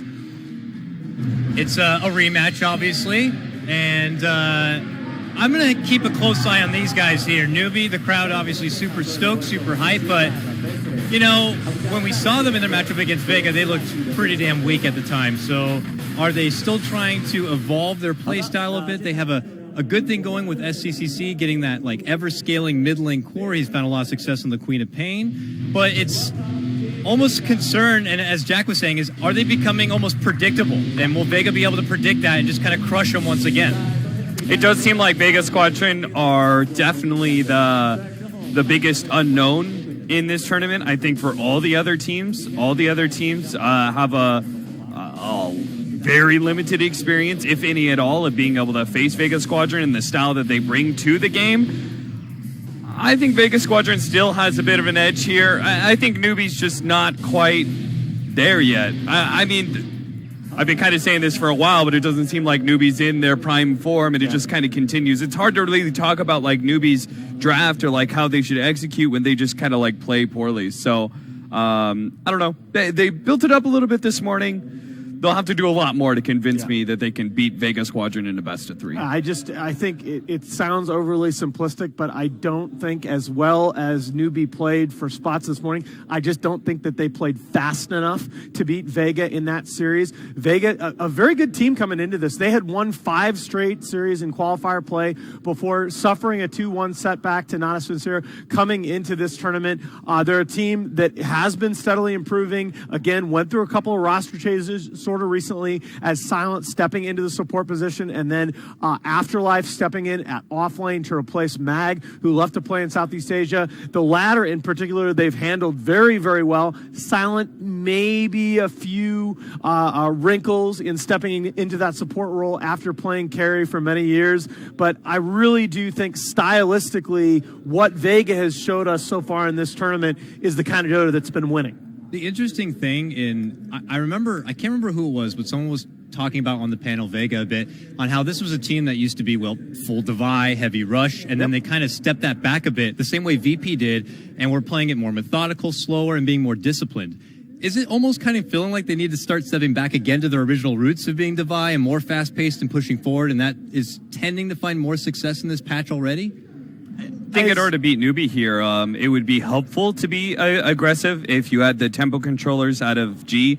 I think, like, the key to win this matchup for Vega Squadron is in Sioma and G, actually. I think if those two can just shut down SCC in the mid lane hard enough and they can snowball off of that, then, yeah, I think they can definitely take out Newbie in a quick 2-0 fashion. So, to answer your question, yeah, I think maybe a little bit of Devi is helpful, particularly when focused on your mid lane. See, I really would like for them to resist going back to that, because as much as aggression can pay off, I think the biggest difference is that Vega have gone to fighting when they have the most possible advantage. They've been willing to put off a fight for, not long, 1 or 2 minutes, when they're able to take a fight at a better position on the map in a more favorable situation. And I think that makes them a much better and a much more dangerous team than just constantly pushing forward. As we look up at this matchup and see the players on stage, I think a big question for me is going to be about the support play, because we know Sioma is absolutely amazing on the side of Vega, had just a masterful game on Rubik yesterday, but at the same time silent, a little bit shaky. And then you go on the side of Newbie, and Kaka, after being such a good player going back for a period of years, really has been a little bit quiet in some of these games recently. So I think it's really, so many of these games already we've seen decided by the support duos. I would make one exception for Kaka, and that's when he seems to get his hands on the Sand King. Yeah. And I would imagine it's something that Vega are going to be looking out for, but you can't really put priority in banning out Sand King in the first phase. So we could see Newbie decide to go for that right away. And I would agree with you. It's a lot on the supports in the matchup there, and also with this guy here, G in the mid lane. Because Vega tend to love giving him a good lane. You'll see Sayoma just be by his side at the start and help securing it. I don't know if that's something that Newbie should be privy to, or anything that they can capitalize on that. They better be ready for it, because the one thing about G is he plays a terrific Queen of Pain. And if they go back to that for SCCC, G knows how to play against that hero, as a lot of elite players do that are good on the hero themselves.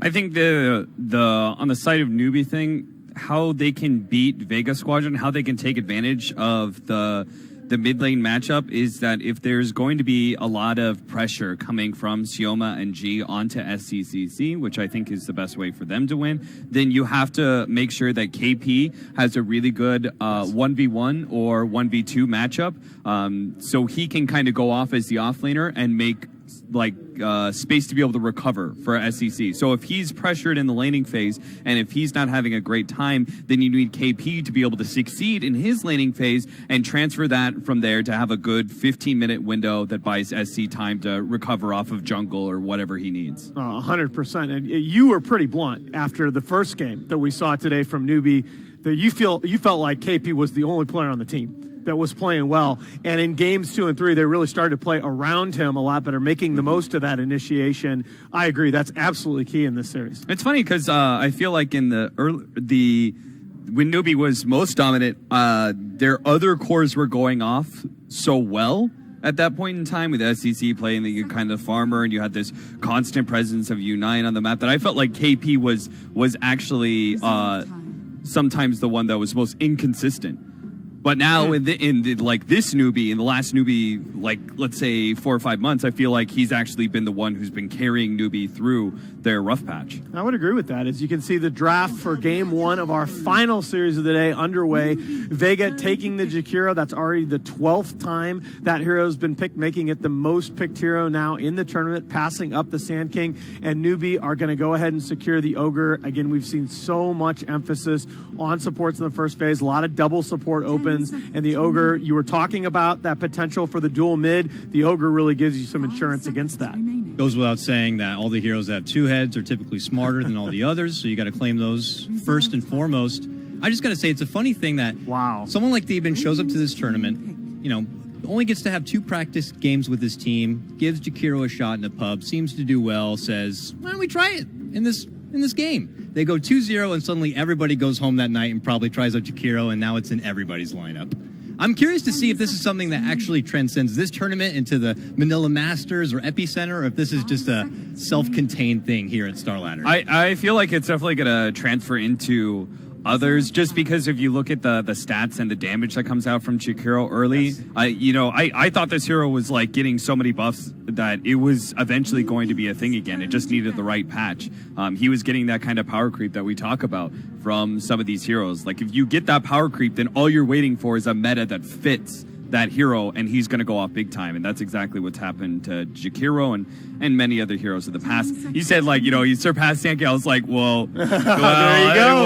What if they second pick Sand King? Might be evening it up. No, I really do feel like this first phase, Queen of Pain, is a huge risk from Newbie. This is one of the things when you have an opponent that got to sit and watch you play your earlier series, they're going to be very aware of what SCCC was able to do on this hero. And we saw a draft the other day where the Queen of Pain kind of got scrunched in as a 5th pick against a lineup with very heavy disable. And when you talk about Sand King and Jakiro, this is the start of that kind of heavy disabling teamfight lineup that can really lock down and burst down a Queen of Pain. Definitely feels a bit awkward. I mean, it's like, well, SCCC, you had such good games with it earlier. Let's just get it right away for you. And I would just fear for Newbie being a bit too predictable on this one. They're obviously still trying to figure out their own groove and taking pieces and elements from other teams.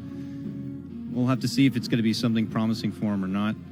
Second phase, no surprise that they're going to be getting rid of the Troll, as he has been the hero of the tournament. Troll, Ursa, those two. What were the other laners? Juggernaut and Lifestealer. Those are like the 4 safe laners of the previous patch and still come into this new patch quite strong. Yeah, pretty surprised to see Ursa banned by Vega. That's generally a hero in the recent past that we've seen banned against them a lot. What does that say? It says they want to either get something that can actually man fight, that typically Ursa would be a problem against. Well, it means that they can more confidently, if they want to put the Sand King on support, which is not as much their style, it means that they can take one of the melee sustain heroes as their offlaner, like an Omni Knight or an Abaddon. Those heroes get punished quite heavily by Ursa. Yeah, I think that kind of puts... For me, it kind of says Sand King support and a different offlaner, right? Yeah, I think that's because you have, when you have a support duo like this with so much AoE and then the potential for the great initiation from the Sand King, I think there's less pressure on you to pick like a playmaking offlaner. You can pick more of like a sustained tanky offlaner, like even a Bristle perhaps. You know, we've seen the power of the early mech on the offlaner in this tournament, the Bristle as well as the Enigma, also the Tidehunter.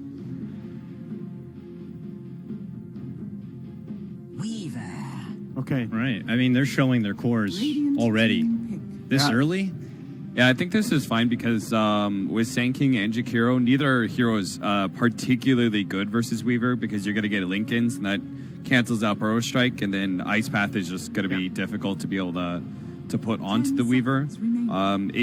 It does kind of mean that Newbie won't have any real surprises. I don't think you can have a surprise that comes from your offlane in this patch. Probably not. The other thing I'd say about the Weaver pick here also threatens the aggro tri-lane, which might be pretty good against what Vega has so far. The Jakiro and the Sand King, while they both have the disables, they are both heroes that need experience early on, so it can be a little bit awkward to build a defensive tri-lane around those two. Oh, well... Okay, here we go. It's going to be a core Sand King and that 4-position Spirit Breaker. And they definitely don't want to have SCCC having a good time. The emphasis on the mid lane is still going to be there from Vega. Whoa! First, wow. So Weaver support. Weaver is also a potential offlane hero. Kind of similar vein to like the Puck offlane, where it's kind of greedy, but the mobility takes advantage of certain matchups. I don't know. I haven't really been feeling Draw Ranger strats for this patch, and you're picking into Spirit Breaker Sand King, very mobile initiating heroes that can get on top of the Draw Ranger and threaten her. So the only reason why I think this could work is that you've got the Ogre and you have the potential to pick another very, very strong laning support, and Queen of Pain, Weaver, both heroes that are fairly self-sufficient. So you can actually go aggro here as Newbie around the Drow or safe lane, tri-lane, and leave the other two more or less on their own. I think you need a tanky... I think the Weaver should be support here, and they need a tanky offlaner. You think so? Like Tide or like I wanted a disabling tank, not just Bristleback or something. That's what I was worried about. That the going the support Weaver with the offlane options that are left to you, it leaves you very light on disable. I started thinking outside the box at that point and consider something like Centaur if you need a stunning offlaner and a way to maybe even disengage and get the Drow out of trouble. But then, like I said, you're thinking really outside the box, and I think these teams that, this deep into the tournament life on the line, they're probably going to be sticking with things that are a bit more comfortable. So, yeah, when you're considering other tanky options, Tide, is there. Don't know them to play a whole lot of KP very good Timber. Lycan ban.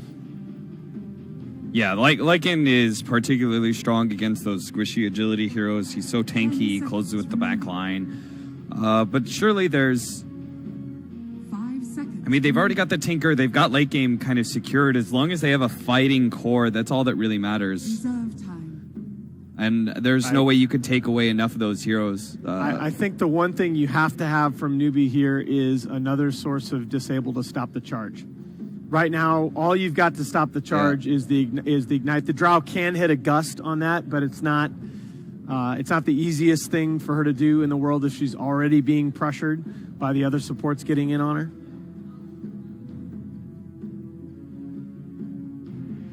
There's still Batrider out there. I don't. Again, I kind of want that Or position tankiness. Batrider for Newbie? No, Or are you talking about for Vega? still the off lane for Newbie. So Simply because with support Weaver. Yeah, with Okay, support Weaver. okay. Simply because of the fact that the Tinker is very problematic for them. They don't have very good heroes to hunt down Tinker. You literally just have Queen of Pain and that's it. And that's still like suboptimal compared to like Storm Spirit. 10 seconds. So you need a better hero to be able to chase that down. I think the Tide being banned away takes away the tanky off lane. Like the most you have left, if you would have followed that line of logic, is like Omni Knight or Abaddon, or again heroes that don't deal with Tinker at all for you. Tide was at least was an initiating disable that could catch Tinker and also was a frontline hero for you. I honestly think if as Newbie you go anything else than another disabler as your last pick here, you're basically all in on just crushing the lanes and steamrolling. I shouldn't be up here because I keep thinking of crazy things that I think would be fun if they want to go heavy push, take advantage of hit the us Drow. with it. Yeah, Pugna. do it, baby. Pugna Ward would destroy You Tinker. know- It amplifies with the Drow. You're going all in with more Protect heavy you against push. Chaos Knight Yeah, with that Decrepify. It's Decrepify. so Talent problematic in the Decrepify. lanes. New +1 Decrepify talent. Come on. It kind of makes sense. It just I don't know how they'd lane it. if It's they no did way to that. save the Drow, though, of course. It's just really throwing you all in that point, and then you're just hoping that the Tinker will just blow himself up at that point. But the offlane options are dwindling a bit thin. Outside of the Batrider that Cap suggested, you're going to have to, again, think outside the box possibly. Okay, and it is going to be the Batrider, as you It's the same suggested. thing. I think it's the only hero that can. You have to pressure this Chaos Knight. Yes. Because you can't just let Sand King Jakiro do like a dual lane and Spirit Breaker go wherever he wants. That Chaos Knight was such a good pickup because it's a soft replacement to the Lycan. You just needed tanky heroes that were able to fight and close the gap with Drow Ranger. Yeah. For me, it didn't matter what hero they picked. I'm not quite with you on that, but I get the spirit of what you're saying, and I agree. I just flat out, I don't think Newbie has enough disable to keep him off the Drow. I think Drow's just going to get swarmed in these fights, and Support Weaver is just not going to do enough to keep Drow alive. I'm with you on that. I would be very nervous for the Drow. The Chaos Knight seems quite ridiculous. They have plenty of ways to be able to close the gap and get in the face of the Drow with the Sand King too. I would just be very afraid for her. Very afraid. So I'm going with Vega on this one for sure. Sorry, who has the Chaos Knight? It's Newbie, right? No, Vega. Newbie had the Drow Vega. Ranger alive. Vega had it. Vega Vega's last got the picked it. secret. All right. Yeah. Yeah, And we're both okay, at that. Vega All Squadron. Sorry, I All lost right. track of who was playing what. It's okay. Long day. So we're all on Vega Squadron We're then? all on Vega. Hey, we've had good track record so far today. Let's keep The it intact, 4-0s. baby. But I'm on the panel Let's now. do it. So. All right. One more series. Let's get it going. The panel is 3-0 in favor of Vega. Send it over to Double L's. Here are Lyrical and Lumi. Thank you very much, Alan, and hello and welcome, ladies and gentlemen. My goodness gracious, Lumi, we're here. We're in the midst of craziness. It's been a very long day. Finally, we come to this, the final series. Vega facing off against Newbie, CK, Drow, these heroes, they're all over the place. What do you think? Day's not long enough. I want more Dota. Exactly, right? We're going to That's the get thing. a full best of 3, 85 minutes each game. I am so down. I would honestly love it. And countdown into our first game, as you can see right in front of us, as the early movement is heading out across the map. And it looks like, well, pretty much everything that we were expecting as this game was going on. What do you feel like are sort of going to be the big determining factors for how this game plays out in your eyes? Like, who needs to have themselves a really good lane for Newbie, for instance? Well, Vega obviously is going exactly for full Divide, right? They have both Spirit Breaker as well as Chaos Knight. Their goal is to jump on top of the Drow Ranger, and then Newbie's job is to protect the Drow Ranger and also to a similar vein, SC's Queen of Pain. So the question is, can Newbie protect their Siege Cannon? And if they can, they will win this game. If they cannot, Vega will run them over. Very, very simple concept, in my opinion. All right, well, very excited to see what ends up coming of that, as there's a lot of drawing all over the map here. It looks like there were some early wards placed down. Newbie able to get one up on that tier 1, or rather the hill by the tier 1 tower in the off lane of the Radiant, which is going to give some good vision. And a couple of wards placed down in the mid lane as well. It looks like they're actually going to be going for a bit of an aggro lane, potentially, as the Batrider and Ogre are down there. Now, do you think that you end up keeping that Ogre down in the bottom, or is this just going to be a hero that roams around and tries to make a lot of things happen, maybe helping out mid a little bit more? I think if it's just the Drow plus Ogre, you keep the Ogre on the bottom lane to make sure he does have the good lane. Maybe Drow, once she has the boots advantage, and maybe a couple of levels, then the Ogre is free to move. But for now, I think the Ogre is going to be a little bit of a permanent fixture on the bottom side. And this is rather smart by Newbie, because one of the best way to tackle a Drow lineup is to offensive tri-lane against the Drow Ranger, shut her down the laning stage. She's not very good, actually, till she has some items and some levels. So Newbie very smartly expecting the tri-lane and avoiding it altogether. Well done, well done. And Sioma, in the meantime, he's going to be sitting mid. They actually have KP, who's staying on this Batrider and trying to ensure the early lane. I mean, this was a thing for a little while, right? Batrider in the support role out of China, helping out their mid laners. It's just interesting to me that it's KP that's being the one who's actually doing this. And, well, a charge into mid onto SC. That's not really going to amount to too much. But I guess he goes back to the jungle eventually, right? I mean, there's a lot of kind of roaming back and forth. It's more about poking and prodding and finding opportunities. If you feel like you can't actually get too much done, which in this game I really don't think he will be able to do so, then it's going back to the stacking and pulling in the jungle.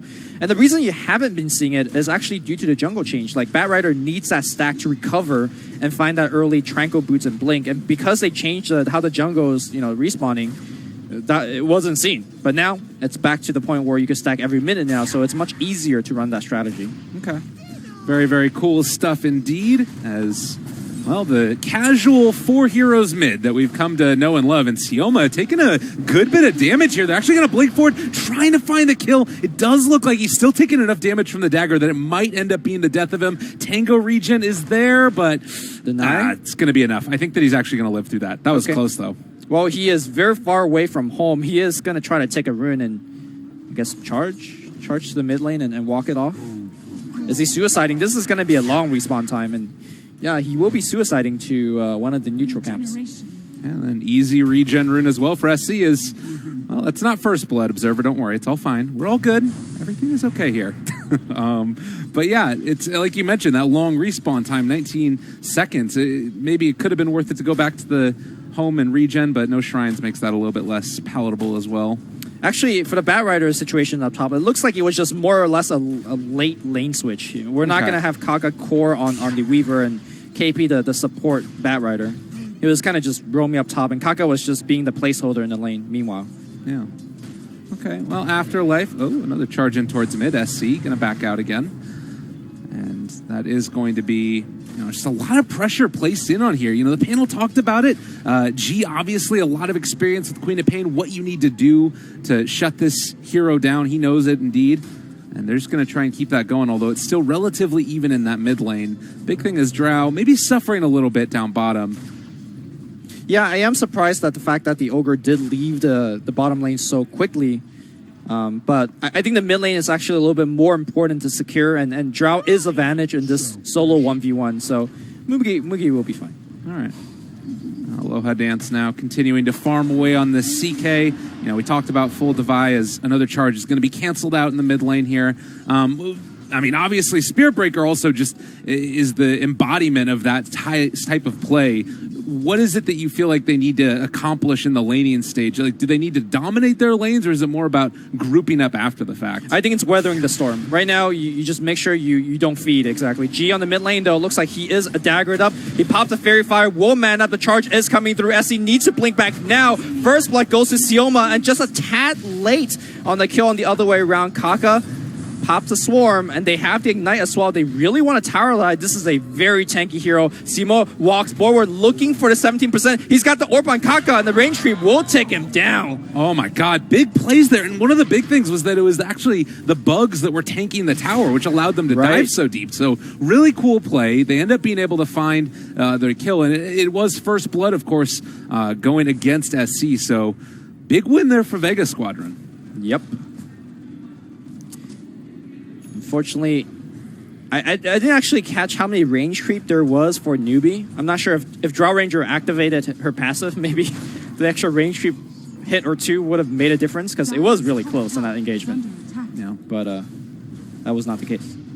Well, so far, everything looking good for Vega Squadron, and another charge towards mid. They are putting the screws to SCU, takes a laser to the face, and then forced to blink back yet again. Frustrating laning stage for them, and we'll have to see how the response is. I mean, there is no response from this, right? Unless Ogre is there with a Fire Blast, which he doesn't have access to, but maybe this is the response just to kill him or force him away. Roshan, is he going to give him the bash? No. Runs away with the poison, though. That is actually a level 2 poison. He might... Nope, activate the shrine. Okay, he's good. He's good. He's going to pour home. Oh, my God. All right. Well, yeah, a little scary there, but again, going to be okay. Maybe wasn't quite expecting the damage coming out from the Illusion Rune from the Queen of Pain. 2-2 so far. Yeah, but back to your question, like there is very little that Newbie could do about it. In fact, they're going to make a play here on G on the mid lane, but again, the charge is going to come right in. Swarm coming on the left side as well. They will take down G, and they meet us out by SD. I really like that. I mean, when you make that kind of dive so close to the tower, you gotta expect the charge to be coming from the Spirit Breaker. I mean, the big thing too is Kaka continuing to rotate into here. Now they're just going to be able to shrine up immediately afterwards and go back in again if they want to once the Tinker comes back. This is a huge problem right now for that Tinker. So Sioma trying to make a lot happen with those rotations, but it's just not super possible at the moment. Well, I think he's becoming a little bit more predictable now. Like, if it's just the Ogre there, he could keep charging like this. And in fact, he will continue to charge, but instead, they're going to go down to the Tinker again. Yeah, gee, he's getting caught out now. Faith going to be able to find the Fire Blast, and SC there to maybe make something else happen. They got to be careful because Silent is starting to rotate in, but they're just going to be able to back out, and Newbie is just crushing this mid lane now. Yeah, I think Vega, first of all, they're being too predictable with the continuous charge in the mid lane. For example, if you charge a Drow Ranger on the bottom lane right now with a good Burrow Strike and a couple of right click, she'll just go down very quickly. Now, it is somewhat difficult to get a good angle to charge onto Moody because she could actually displace your charge with the Gust. You can see that she's already got an early level of it. The silence itself doesn't cancel a charge, but the fact that the knockback, the pushback will. Okay. So... Well, meanwhile, they have rotated in a couple of heroes, and it looks like they want to do exactly what you were just talking about. But Kaka's here as well as Fate. Can they actually turn this back around? So much damage onto Mugi, but the Gust is there. Doesn't matter. Right clicks come in, and that's going to be a kill onto the Drow. They're maybe a bit more. Yeah, this is going to be the Spirit Breaker coming in. Burrow Strike connects. That's a dead Ogre. Maybe going to be able to find themselves Kaka as well as he's trying to run away. Afterlife, no mana currently. Does he recognize that? In fact, Kaka, the 9K player, goes for a kill attempt, but unfortunately, the infused raindrops make it a little bit difficult. Will Afterlife poking back out. A couple more right clicks coming through. I don't think Kaka, he's going to just port home after this. But, you know, just like I mentioned earlier, just poke at other lanes. You are the full divide strategy. You have 3 lanes to divide into. Don't be predictable. I love that that's the verb as well. It's like, it's so perfect that it's exactly what it is that they're doing. But nonetheless, Chaos Knight around 200 gold away from finishing off that Hand of Midas for himself to make sure that they can keeping the pressure on but not fall too far behind in terms of farming. SC, he is invis there, but they've got the charge on him as well, so fully aware of what's going on. They saw the Spirit Breaker charging in from the south because of that ward, and now it's another movement in.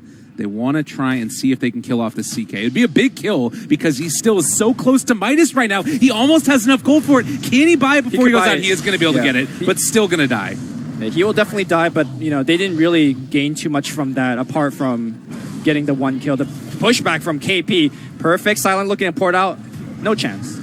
Double for KP. That's a huge amount of the way towards his Blink Dagger as well. Yep.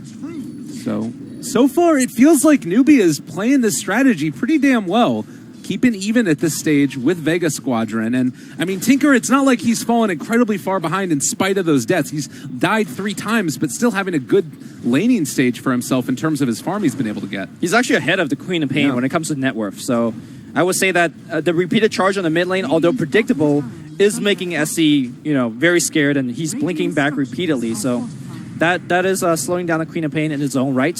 I gotta say, though, I feel like the newbie support duo has been outplaying the Vega support duo by a wide margin. They are kind of expecting where the ganks are, and they are reacting very, very quickly. And when you don't have ability like charge, and you're still able to react, I think newbie is just thinking one step further than Vega, and they're playing a little bit better. Well, let's see if Vega can make the play right now. SC going to blink back, and he is going to be able to escape. Close situation right there, as it looks like Vega going to stick around for a moment, see if they can pop that ulti, take down the tower. But in the meantime, Newbie pushing down bottom, also keeping some pressure on up at the top lane. Yeah, committing the exorcism for this push, and Reality Rift back in. Here we go, the charge will fly through KP. Will be going down for sure. Oh, actually, the charge now transferred to SC. He will have to force to be blinked out. That was very close.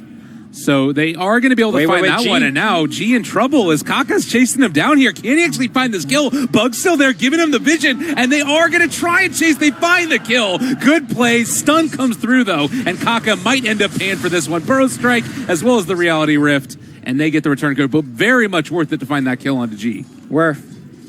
WORF. Every time. That's amazing. Yep. Yeah. So 6-7, still CK top of the net worth, but G getting a little bit of, pause in terms of his farm towards those boots of travel.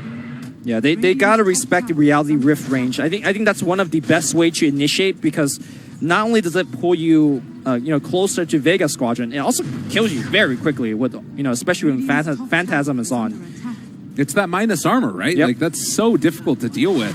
And mind is he you, maxing it first? Sorry? Is he maxing it first? I've seen some people go yes, for that. He is definitely maxing it first. So -7 armor at this stage. Jeez, that is so much. No Chaos Strike at the ready yet, but you gotta keep in mind he's doing this with naked brown boots and a hand of Midas.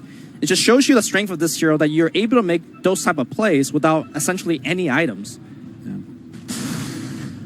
Mugi hanging out up here to the north. They have Faith rotating in, as well as Kaka slowed down, silenced up, and soon to be brought down. Very sad good life stun. for SSK. Yep. That Gus is worth every bit of its. It's not leveled up right now, but against Chaos Knight down the row, against that charge down the row, very important. And we saw how important it was to pick up the kill on Sand King. Yeah. Well, something we didn't get to talk about a ton is the removal of the unique attack modifier thing for Drow. So you can Deso. Do you like that idea of a Deso on Drow? I kind of like it, but it feels like maybe she ends up being a little bit too squishy. In a scenario where nobody's going on your face, it's a very good item. But obviously, like we've been pointing out, this is about keeping Drow alive. So I think Hurricane Pike is probably the first go-to item, especially against all of these heroes that could get onto your face. Sand King, though. Making the deny happen on the top lane. Nicely done. Yep. And these charges mid, they keep on going on to SC. It's not really to try and find a kill almost. It feels as if they're just trying to make him uncomfortable at this point in the game. And I feel like it's starting to hit a diminishing return. It's been good, early on because SC was very squishy. Blink wasn't really heavily leveled up. Now, I don't really think so, because one TP from a counter gank, that charge guy is dead. Ooh, they're chasing down Aloha right now. The real you getting scouted. They have found him. Just Sonic wave him right in the face, why don't you? And back in well, mid lane? Maybe in some more trouble. His Faith is going to be brought down. They find the laser. Sioma trying to find the kill, and they'll get it with the rockets from G. Yep. Popping the magic wand. There was also an infused raindrop block, but too much damage here from our Tinker. And Tinker is going for the full laser rocket build. He now is going back into a couple points of the March the Machine, but you got to keep in mind that the mid game here is going to get somewhat slowed down. That's kind of what we saw out of Alliance last game. Strong laning from Limp, from the Tinker, but then once the mid game came about, really started to fall behind compared to IG because of the skill build. Yeah, now Queen of Pain up ahead of that Tinker by 700 gold at this point, and Afterlife maybe going to be in some trouble. Goes for the Sandstorm and will be able to escape. We have the Bat Rider Blink Dagger done, though. How does that change this dynamic? I mean, it's really allowing Newbie to start finding more kills, right? Oh, and maybe one right here. This is a super high priority. They are charging in, though, so maybe a little bit of a bait coming. Can KP actually walk away? Gets bashed once. Afterlife still looking. Reality Rift pulling it back in. Stun is there. A little help from the neutrals, and the laser will find that kill. That was a little jumping the gun here, because like Queen of Pain was a mile away. I mean, I guess he was excited seeing the Tinker, but yeah. SC didn't even have the ultimate, so to me that was a very low percentage kill from KP. But back to your point, you know, what does this Blink Dagger mean? Obviously, you could start making those gank. Hopefully next time he'll bring more friends. But one of the best way to defend a very squishy core is to take pressure off of her. Right. Instead of defending the Drow Ranger when they go on your Drow, just make sure you're constantly in their jungle, making sure you're the one that's initiating gank on Tinker. And instead of ganking Drow, Vega Squadron might need to hold a couple people back and make sure they protect the Tinker instead. So that seems to be the way that Newbie has been playing this game. Defense is not as good as offense in their mind. Okay, and I like that idea too. I mean, because that's something that's always been the power of these lineups as well. Is, well, here we go. Movement in towards the top lane, it looks like. They do have some vision. Oh, they're just going immediately for Roche. This is pretty cool, but will Vega be fooled? Are they going to be able to move in and contest? I think they know, and they're smoked up right now. Kaka looking to break the smoke. I'm not sure whether the Observer Ward got any vision. And there is a Blink Dagger on Afterlife right now. This could be big. Oh my god, they catch it. Ice Path is down as well. The stun comes through, connects onto 2. Can they find any more off the back of this, though? Sioma is just going to get exploded there. They are trying to take down KP, but I don't know if it's going to be enough. They have popped the ulti as well from the CK. G comes in, finds another one. This is awful right here for Newbie. The real you, though, okay, never mind. They're able to turn it. SC, we should have never doubted him. Sioma there a little bit too late with the stun. Afterlife trying to bring down Kaka, but he's already gone into Sakuchi. They're backing out. Stun comes out from Sioma. Don't think it's quite going to be enough. And, well, actually, they are going to be able to bring down the Ogre. But that might be about the end of it. They have more Burrow Strike from Blink Dagger, but no, they're not going to chase back and forth. They go Sioma down to about half HP. Look at how tanky Sioma is. Kaka's still on the chase. I'm not sure whether he can Burrow Strike. Will hit him this time. And I believe it is time to back off. No, Queen of Pain moving further. Man, is this fight ever going to be over? I mean, this is the thing, right? Is that they both want to try and drag it out a little bit at least, but it's so scary once you have that shrine right there that you can pop, immediately go back into it, and that's exactly what they're going to do. Grouped up as 4, they're ready to make the play. Drow is coming in as well. They're going to maybe go in a second time, but well, finding Silent, there's going to be the pushback, a little bit of a catch. The dagger is out as well. No shrine is here for Vega, so they're just going to have to give up Silent.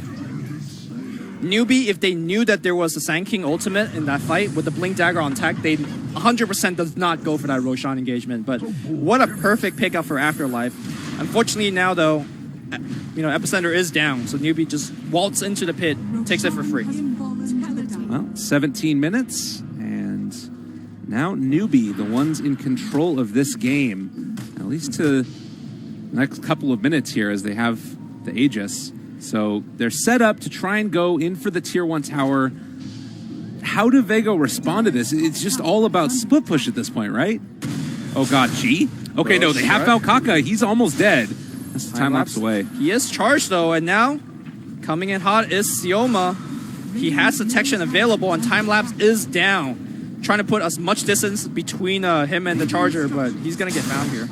Yeah, Burrow Strike comes through, and don't know if they're actually going to be able to play his way out of that. Well, stick charges and Sakuchi away. He's going to be able to make that escape, and they have caught now one, as it is going to be the Tinker in a hell of a lot of trouble. Epicenter comes out. Isn't enough to kill them all off, though. Faith is there as well, trying to slow down Silent and keep him away from Mookie, but they've already been able to push him away once. That's going to be the kill. Double for SC. Silent also getting ran down by Faith now, and it is going to be able to find this kill with the bugs and with that damage from SC.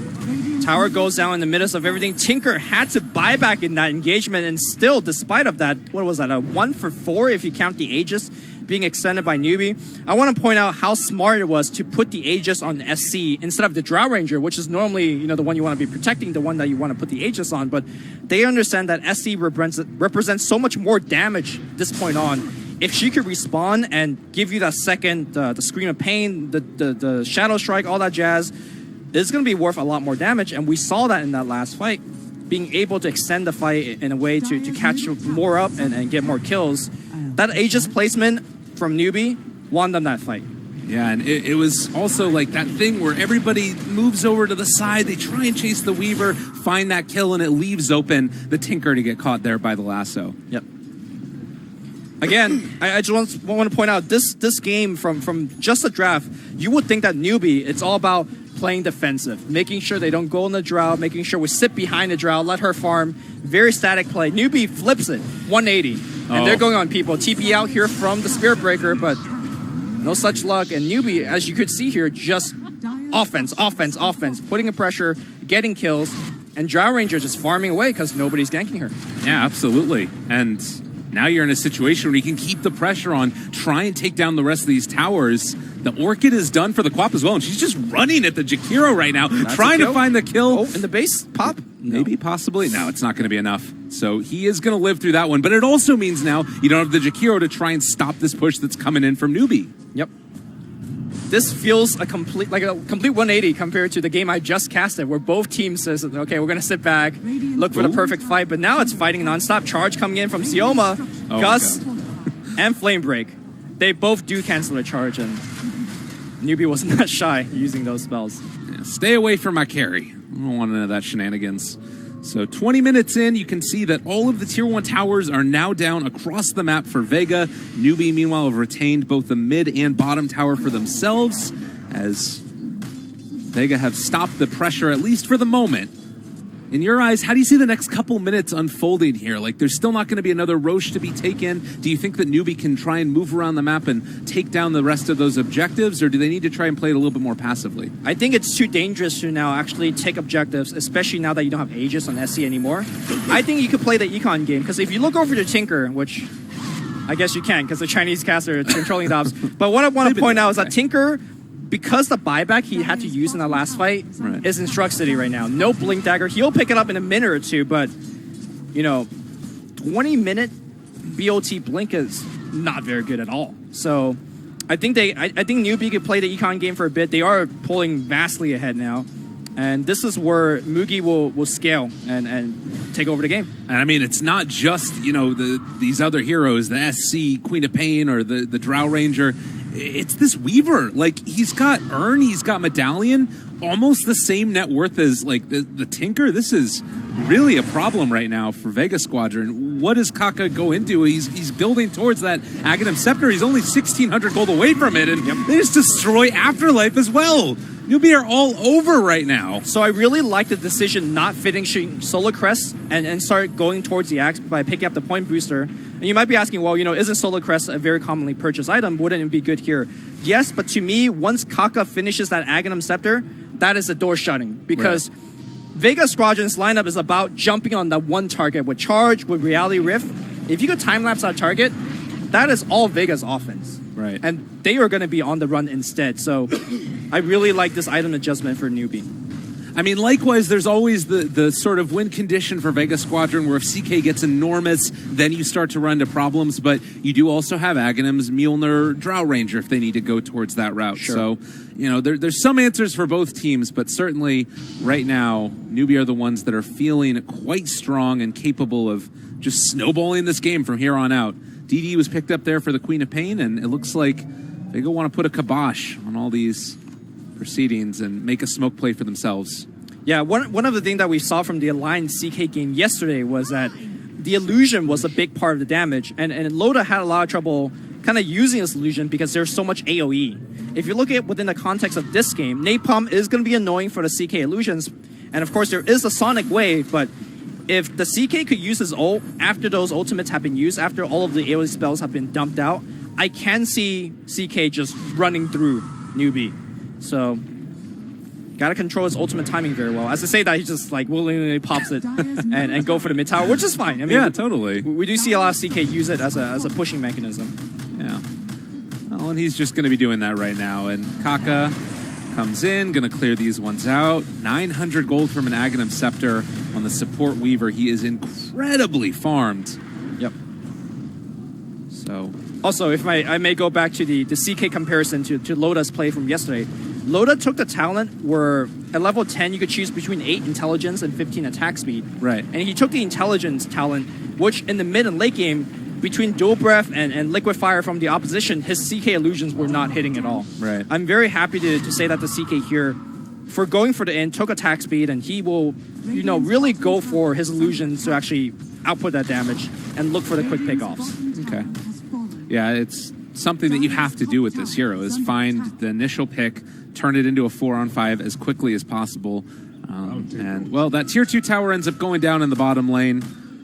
It's hard right now for Vega to really make any type of movement in to take an engagement, and Kaka continues to farm. I'm not exactly sure what you do at this point for Vega Squadron. Is there... I mean, you can't really try and gank the Weaver at this point, right? They don't have hard enough lockdown. Win the next Roche fight. That's what both teams is playing for. So we're going to see smokes being purchased from both sides. That is probably the best opportunity for Vega. And we saw how close that last Roshan fight was with Afterlife, with a blink surprise. They do have some decent AoE on the pit, Epicenter, Macro Pyre, the March of the Machine. So Vega, look for a good positioning, pull one back with either the Sand King or Reality Rift, and try to win a fight at the Roshan pit. Because, as we saw all tournament, that's where really the game is won or lost. All right. So Mookie, in the meantime, Shadowblade done as well, and he is going to be going back for that Aghanim Scepter build. No real surprise against the CK. Afterlife, Blink is up and done a long time ago and ready now with the Yule Scepter to get himself away from the silence that's going to come from that Queen of Pain. But it looks like right now, Newbie, they're all grouped together. This is actually just going to be a dead Sand King. I do believe they have the silence to come out afterwards. Sandstorm, blink away. Nice play there as well. He's still going to be ran down, and they'll have vision over the top of him. Afterlife trying to make the escape, but all of Newbie is there. And SC is godlike. I mean, I guess space. That was like a 4 versus 1, and he definitely made him work for it. But Roshan is spawning relatively soon. Oh my God, it's about to spawn right here. They're so unlucky. They're not going to be there. Yeah, that would have been really good. That is a very lucky break for Vega Squadron, because without Sand King, there was no play at all for the Roche. Well, SC is moving through the jungle right now, not at all afraid, although G Tinker is there, but they're just going to be able to find the CK, and he is in a ton of trouble. They have Sonic Wave still as well. The real you trying to make his escape, but the Sonic Wave does finally come out, and SC made sure it was the kill. KP is here as well. They try and get it, but it's not going to be enough. Oh, lordy-dordy. Vega Squadron in trouble as Newbie is just rolling over their face. Time-lapse. Just to pull him out. Oh, nicely done. That is, hey, we have time-lapse now. Good luck. And of course, Roshan is, I think they should check again, or they're going to take the T2. It looks like they're going to take the T2 first. Yeah, I mean, that's just Newbie flexing their muscle. That is so demoralizing. Oh, man. You kill off the CK while he's farming the closest camp to your base. You then kill off the Jakiro, who is trying to save the Spirit Breaker inside of their base, and then you time-lapse him out showing, that item that we have that's going to let us win the game, we have it. Yeah, to me, that wasn't really CK's fault. That was really well played definitely. For Newbie, because Newbie just kill your Sand King up top, and they smoke. And then they search right into your jungle. Normally, you just don't expect that kind of rapid movement. But Newbie, again, thinking 2 to 3 steps ahead of Vega, is able to make that play. And now, Roshan Pit, double damage for SC as well. They have to do this, though. This is the play right here. They're going to pull in the Ogre at the start of it. Can they get anything else? Epicenter is going to be there. They pop the BKB, though, and now it's all going to go wrong. I do believe silence onto 2. Can SC find anything else? G is still there. They've got control for the moment. Is Sand King able to go for another counter-initiation play if they want to? A 4-second stun, actually. It's going to bring down Drown. She doesn't have buyback right now. SC trying to run away, does still have the Aegis, is going to be time-lapsed back in. The real you under fire and is going to be killed off as well. So even though Drow went down, I don't know if it's enough. The Epicenter is going to be there. They will have time-lapse back up in a second. SC, that's Aegis down. Time-lapse 2 seconds away. But that's going to be Afterlife TPing out. Nope, they got him. Nicely played there by Newbie. 4 dead at the end of the day, but they did burn through the Aegis. So the problem, like you said, they had the epicenter, but he never found a good opportunity to use it. So basically, they didn't have it till the very end of the fight, which traded the epicenter for the Aegis. Had he able to actually pop that epicenter in the middle of the fight, could have been a very different fight. Would have definitely allowed the CK to stay alive much longer. Also, the other half of that fight is that SC did not have the Sonic Wave. So Newbie wasn't even fighting at their full potential, and they still won that fight. 16,000 net worth on Queen of Pain. It's pretty good. They are in quite a comfortable spot. I mean, that's the amount of lead that they have right now over Vega Squadron. Oh, God. And now Spirit Breaker just going to be beaten down to death. Queen of Pain hitting for about 250 a pop. Lumi, where do we go from here? What's the play right now for Vega Squadron? I mean, geez. I mean, do you want real talk or caster talk? We got to keep it real, man. It's late night over here in China. Bring me the realness. Real talk is, the G button on your keyboard, because it's really, really hard for Vega Squadron to come back now. You're now playing a melee core that could, get on somebody's face, but Drow Ranger and Queen of Pain is so big, you still have the time lapse to worry about. Vega are just lacking damage at this point, and now, of course, Tesla Ranger, like you mentioned, is coming online. Unless Newbie has some big miscommunication, this is elementary at this point on. And I don't mean that television show, which is awesome. Yeah, I haven't watched it. I'm not too hip on it. But yeah, we're moving in here and looking like it could be, the final push potentially. Granted, the Aegis did go down. They still have cheese available to them if they wanted to make that pressure. But I don't think Newbie are under any real serious motivation to force the issue. If they end up, getting wiped while they're trying to go high ground, suddenly all that advantage they've been able to build up can come. Well, SC, his other occupation apart from good-looking Dota player is cheese fermenter. Was stacking cheese earlier today. I'm not sure whether you watched that game. Had like 3 to 4 cheese stacked on. He's got one right now. Okay. All right, give it some time. It will ferment, so maybe he's looking into that. So we have to wait 4 more Roches is what you're saying before this game's going to be over. I mean, it's up to Newbie, whatever they want to do, because this is their court right now. All right, fair enough. Well, 18,000 net worth. Not only is it just making sure that they're stuck in their map, but also it's Newbie farming out the rest of the map for themselves and denying out the towers. I mean, you can look at Vega Squadron's lineup and be like, you have a Tinker. Technically, high ground defense is possible. But because how big the Queen of Pain has been and how big the Bat Rider has been, Tinker has to be defensive. Like, he's getting the Yules to essentially survive against the Quap. Had he been able to build an Aghanims, maybe the base defense will be a reality, but this is just Newbie pushing out the map, waiting for the next Aegis, and then they will go high ground. Yeah. I mean, we can talk about these things. Tier 1 towers are all down right now for Newbie across the map. Vega Squadron able to move out a little bit, but now Mugi is here, and he's starting to hit this tower down.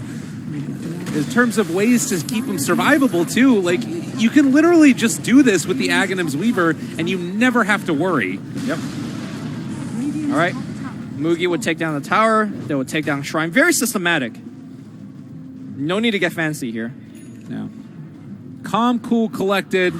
It's the Newbie way. I mean, if I think back to Newbie, throughout their history this year with this squad, it's been a story of either A, like playing grouped up and stay inside your base because you want to defend high ground, or B, just dominating in this fashion and then eventually pushing high ground once you build up a substantial advantage. Right. And that's just, it's their stock and standard approach. Generally, Newbie has trouble in games where they're slightly behind, or it gets to a late game scenario where the game is extremely tight.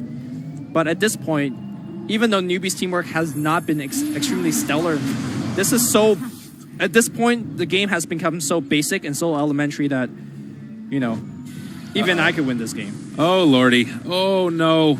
The CK is caught out there. They also have the Sand King on the other side. Don't know if they can bring down both of them, and Queen of Pain's actually going to be taking some damage over there from the CK, and KP also trying to turn this back around, seeing if they can run out G. G is out of mana. He's going to get caught, and, well, Sioma there as well. Sonic Wave connects onto 2. One last touch is going to be enough. G buys back. They need his damage in this fight if they want any hope of winning, and they're actually able to blink away from that Burrow Strike. Nicely played. All right, there's going going to be the Aghanim Scepter coming out from the Weaver as well, keeping KP alive. They've lost the Spirit Breaker, but they did lose the Drow as well. Silent, maybe in some trouble as well. They're trying to turn on the Kaka, trying to kill him off. The epicenter is there. They're bringing him down low. Can they kill off SC? They will find that one. 3 dead right now for Newbie, and they might be able to find another as KP is getting ran down. Kaka, though, found the kill onto Silent while this was happening. He has the gem. If he loses his gem, that's a big comeback for Vega Squadron. Just as I say, this game is simple and elementary. Newbie proves that anything is possible. What the hell just happened? I mean, it was so weird, right? Because the Queen of Pain ends up going over to the side to try and kill off the CK, realizes she can't, while they're lassoing over to the other side. Yep. It did cost the G buyback, though, so that's something that, you kill off G in the next 8 minutes at this point, and the game becomes a hell of a lot easier. The problem with that last team fight is that the rest of the team actually don't output that much damage without the Queen of Pain. Like, there was a lot of Disable, there was some Gust, there was some Lasso, there was some Fire Blast, but without SC being there actually outputting damage, they don't kill anybody relatively quickly. Drow Ranger does have an item or two, but she hasn't really, scaled into hyper carry territory just yet. So SC choosing to actually fight against a CK was, I think, the fight-losing decision there. Yeah, and I mean, maybe again, it's like, everybody, they feel like they're so far ahead, and they are. It's still 15,000 net worth, but just got to be a little bit more careful about that next initiation for sure. As Silent looks to be going down here, they find, well, okay, Mugi just wants to scare him. Put a little bit of a fear in that poor Jakiro, because Queen of Pain is getting herself ready for the other build. The Lincoln Sphere going to keep alive that drop for the moment. They still have time lapse as well. So Mugi able to back away, still staying alive. Sonic Wave comes out as well. The Ryu trying to turn and kill up Mugi. He's actually dropping really low, but able to survive through it. Oh, no. Burrow Strike comes out. Can they kill him off? They've already taken down that Drow. Yet again, SC staying alive, though, and 4 are dead by virtue of that Queen of Pain. Yeah, I mean, look at how different the team fight is once the Queen of Pain is actually in the fight. She spent half the fight actually hitting illusions because she hit the wrong things. But still, like, her AoE damage output was so insane. She had the Maelstrom. And yeah, a good time lapse to making sure Drow does not die. And the fight is quite simple. Well, again, they have access now to these barracks. They're trying to bring them down, but the Tinker will continue to spam out those rockets. Unfortunate part is that you have all the regen in the world right now for Newbie. Earn charges there as well for Kaka on top of the time lapse just in case things become a little bit too testy, and Newbie going to back out after securing the first lane of barracks in this game. I've actually never seen a Queen of Pain being able to man fight a CK. This is actually the first time, and she's winning those fights. Yeah. She's also going to hit level 25, which if you ever thought you had a chance of killing Queen of Pain, that all goes out the window. That level 25 talent is crazy. Well, it's kind of interesting, though, because she went for the Maelstrom, but decided to go back for the Lincoln Sphere, which I think is necessary in a lot of ways. With Burrow Strike there, with Reality Rift and all that other stuff. But it does mean that she's not going to have, like, that Mjolnir charge to heal her back up afterwards. Yeah, I think the Lincolns is just the extra layer of insurance that, honestly, she doesn't really need. Because she also has Kaka to back him up, right? So, each to each their own. I think Queen will be fine. Certainly. Ooh, and Dagon picked up for the Tinker. I was wondering if that was something that the Newbie might think about going for to kill off the CK illusions. Might be kind of a cool little strat there. Now that Dagon one-shots illusions. Yeah, right? I mean, you probably, you need, multiple Dagons to actually make that work, right? I mean, you get 5 Dagons. You just take out all the CK illusions. What does that hero do? Or you could just take out the CK, too. With 5 Dagons. Well. 5 Dagon strat, the new meta. I love the idea of it. I mean, that is actually so old meta. It used to be doing it in, every Dota 1 pub, but... No, the Dagon from the Tinker, first of all, it's a good Tinker item, but the goal for Vega is to one-shot people, right? With Charge, with Burrow Strike, with the Reality Rift, so Tinker adds to that game plan. Well, they're hitting quite hard now. Bloodlusted Queen of Pain. They can kind of move with impunity wherever they want all over the map, and Kaka building back now to finish off that full Solar Crest. I will say that if Newbie run into Vega right now and they don't have the Queen of Pain with them, it does cause some issues. But But SC making sure to do things right there with them, and it looks like it's going to be Roshan going down. Yep. You know, the biggest Lincoln Sphere purchase isn't SC's. It's actually Kaka's. Because one way to actually take this team fight is to jump simultaneously on the target you want to kill and the Weaver. We've seen teams doing that in the past to make sure to prevent the time lapse from coming out. Right. But Weaver has Lincolns to protect himself as well. So I think his Lincolns will be the ultimate insurance for the rest of the team. And, you know, we're starting to get to a point where Vega is really running into a wall when it comes to damage output. And now that with the Aegis and Cheese, Vega should be able to close out the game.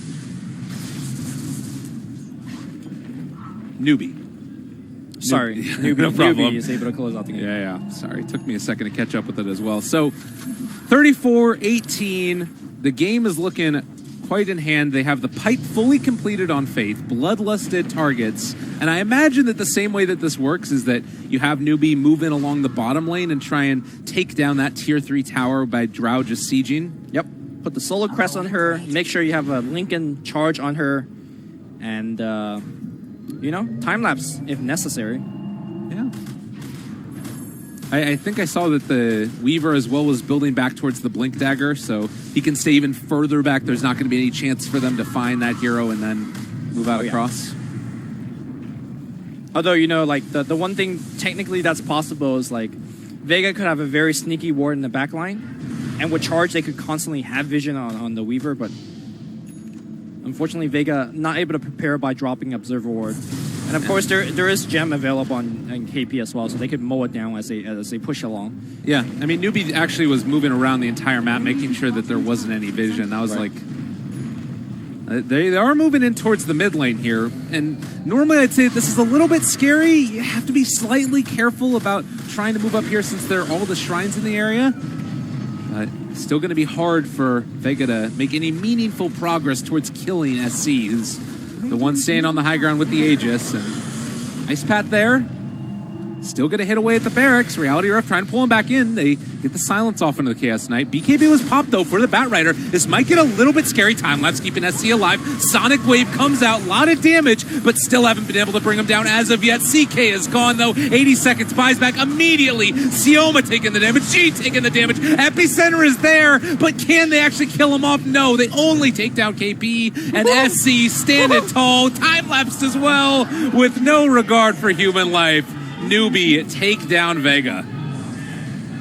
SC is dodging Chaos Bolts in the middle fights multiple times now. He's making this look elementary. Elementary, I love it. I love it, I love it, I love it. And the crowd love it as well. You can hear that adoration. They've been staying up late. I mean, it is going, well, I guess it's not that late. It's 9:45, but still. 9:45, that's like beginning to play Dota time. I know, exactly. They would want to go play Dota right now. No, they want to watch good Dota being played. To me, the key factor in this game is the pressure that Newbie put on. Instead of defending the Drow Ranger, instead of playing passive, they out-divide the Divide team. And that was a good way to beat them. It's a beautiful thing when you end up seeing that. Indeed, Newbie changing up their play style a little bit from what we saw before. Love to see it and hope to see some more in game number 2. But for now, let's go back to the panel, see what they thought about that one.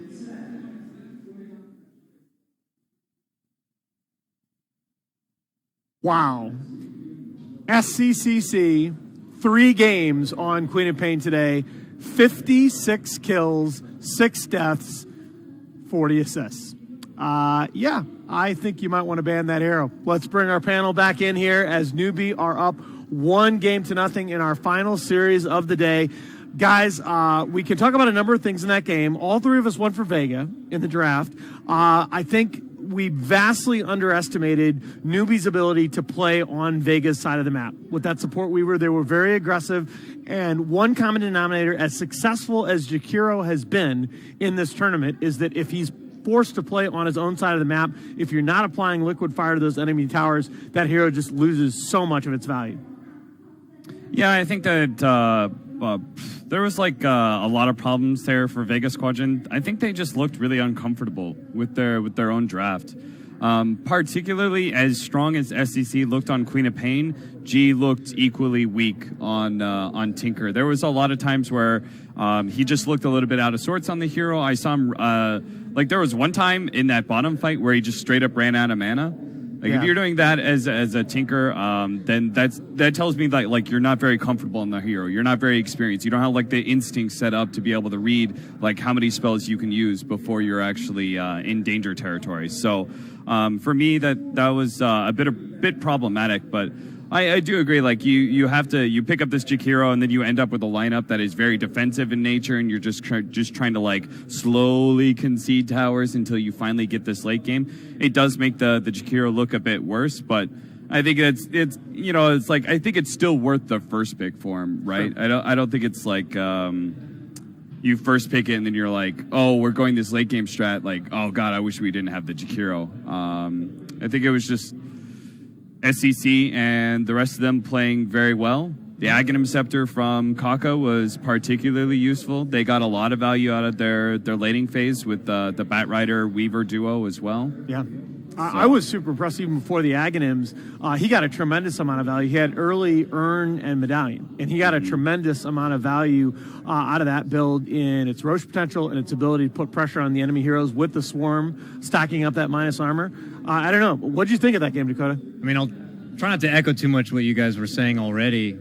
The transition between being here at the panel and going to the back, I don't know how the laning ended up developing the way it did, but suddenly Drow solo off lane in a matchup against the Sand King, where the Sand King did get a little bit of the better, and with the Batrider in the matchup against CK meant that these Weaver and Ogre support duo was able to put so much pressure on G that he got bullied so hard to the point where he's getting Boots of Travel and Blink by 22 minutes or such, so he comes online so late. And like Cap said, I mean, I would still love their draft. It just felt very uncomfortable for him. So they never really were able to come online, and by that point, it just felt like Newbie were just too swole and taking the better fight. And SCCC, I mean, when he's on fire, I would just step out of the way. Yeah, it's quite ridiculous. You're not kidding. So the updated numbers, there were 3 kills at the very end. So it is 59 kills, 6 deaths, and 43 assists for SCCC in 3 games on Queen of Pain. He had 42k damage in this match. That's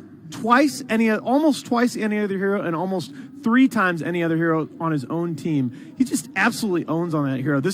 I'm not a big fan of reactionary first phase bans, but if I'm drafting against Newbie in the next game, it's gone. No Queen of Pain. Yeah, I think the Queen of Pain, it's kind of like the early days of 7.0. In this patch, it's looking like the Queen of Pain is actually scaling very well because of these right-click builds that we're seeing.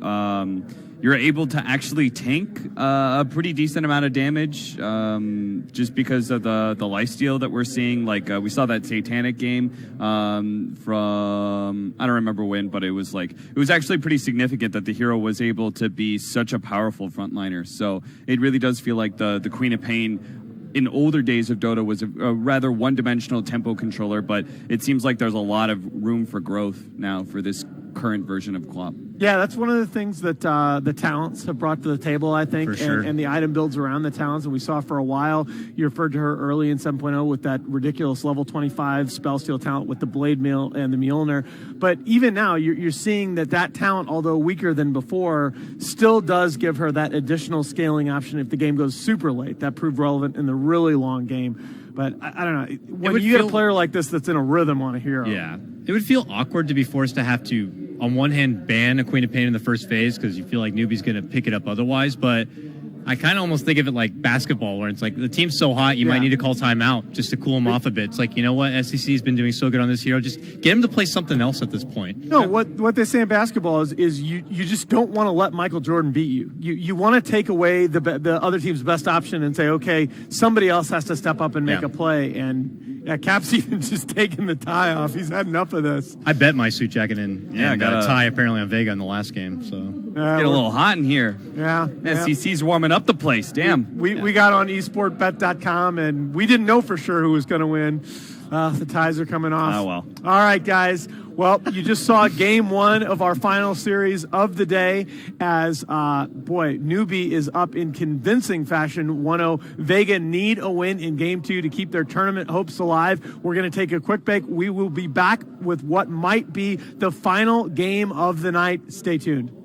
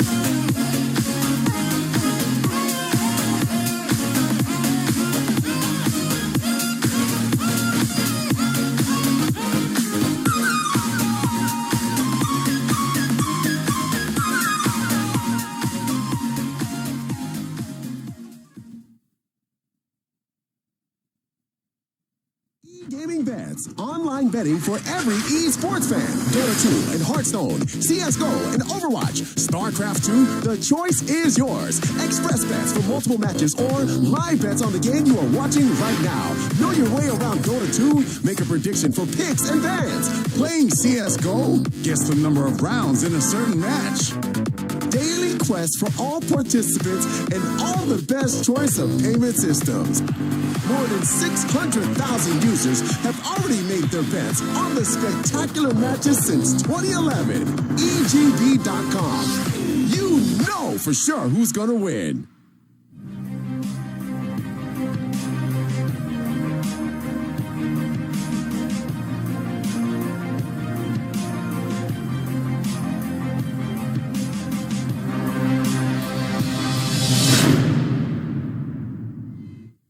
And welcome back to Shanghai and the Starladder I-League Invitational panel for what could be our last game of the night. As I bring in my two co-panelists here. Guys, a few more numbers on that last game. SCCC joins CTY as the only two players in professional history to post a 7.5 or higher KDA on Queen of Pain in 20 or more professional games. His last three Sonic Waves in that match each connected on 3 enemy heroes over 1,500 damage each. Just a command performance. But I got the tie-off now with you guys. I'm with you. I want to figure this out. Vega opened this tournament with 2 convincing wins over Newbie. How do they get this to a game 3? I was thinking about it during the draft. I think one thing is that they looked pretty uncomfortable with the Chaos Knight as well. And part of the problem was just like drafting wise, I think Newbie did a very good job that there wasn't really any good safe laners for them. So I think either the Ursa or the Troll is going to be picked up in the first one too.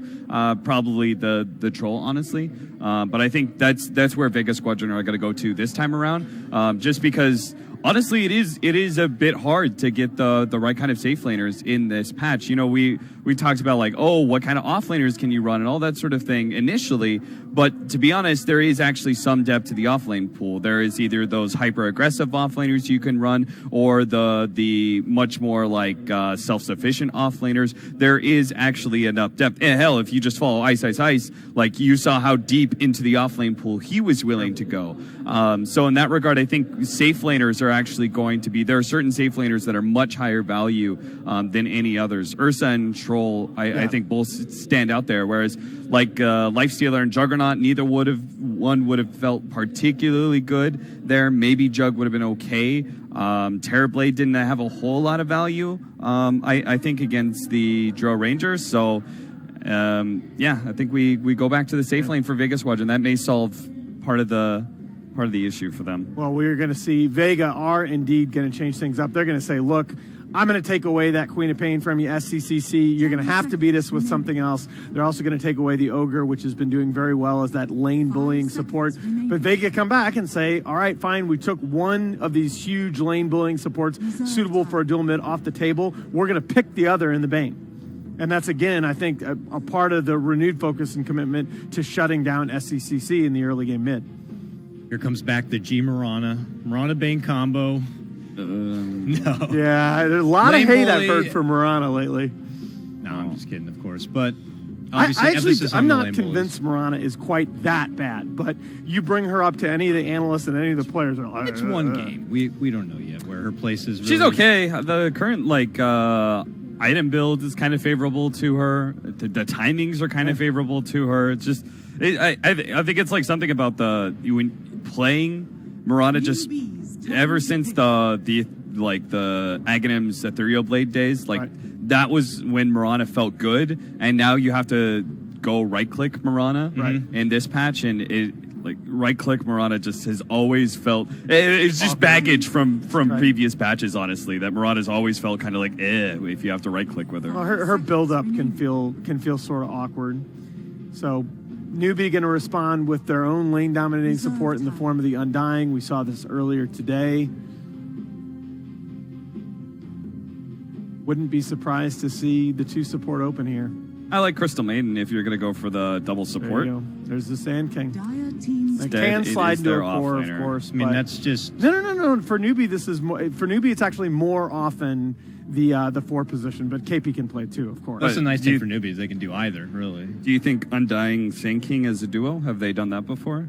I don't know if duo? they've done it. I know a lot of other teams have done it, including we tried that out quite a few times last year. It's very, very good. I would not be surprised to see Vega just go straight troll here. I mean, to me, you were saying about the safe laners in this patch. So far, to me, it's looked like troll and everybody else. But they're going to go Lina. Okay, so this is probably going to be a G mid Lina again, with the Tinker pick proving a little bit awkward for him in the previous game. We're going to get something a little bit more stable in his wheelhouse. Can also slide over into the support position, especially with the very, very good setup from the Bane Sleep to give you the light striker right. Be cool if they actually did silencer mid for newbie against this Bane Lina. Yeah. The laning phase would still be a little bit dangerous, but you have the Undying to shore it up, and then you actually counter the mid game pretty heavily since they are both so combo dependent. That's not a bad concept, and Newbie have done that several times. SCCC, very confident with the silencer mid, has become a staple in the Chinese scene, as Jack was telling us earlier. I like the pick too. There's only so many options out there that are going to be able to take down the Lina and be able to deal with a Bane bully on top of it. Vega not going to push further for the troll. They opt to just ban it out themselves. Oh, you know what I like here for Vega Squadron is Omni Knight. Kind of thinking. Okay, now like, that Ursa's banned by Newbie, yeah. If like you've got a pretty tempo controlling and just kind of like overall initiation like heavy mid. I think there's less pressure on your off lane to be able to provide that for you. The Omni Knight is really good at protecting glass cannon heroes like that. I think I'm down with that. The only thing I worry about. No. Okay, no. I'm with you. I think that's a decent pick for them, and it's something that they have run before. The CIS teams have all tried out the Omni Knight. Turn to pick. Not too many mids left now with Troll and Templar Assassin being taken away against the Lina. The TA is in particular a very, very good ban. We've seen this matchup a number of times recently where Lina does have the edge in the early laning phase, but as the mid game progresses, it just feels like if you don't have a distinct control advantage, TA just can blink in and blow the Lina up. Reserve time. Tank might be the name of the game. Lycan. Have we seen a newbie Lycan yet? Not in a while. I think we Lycan. have, right? Yeah. Not in a while.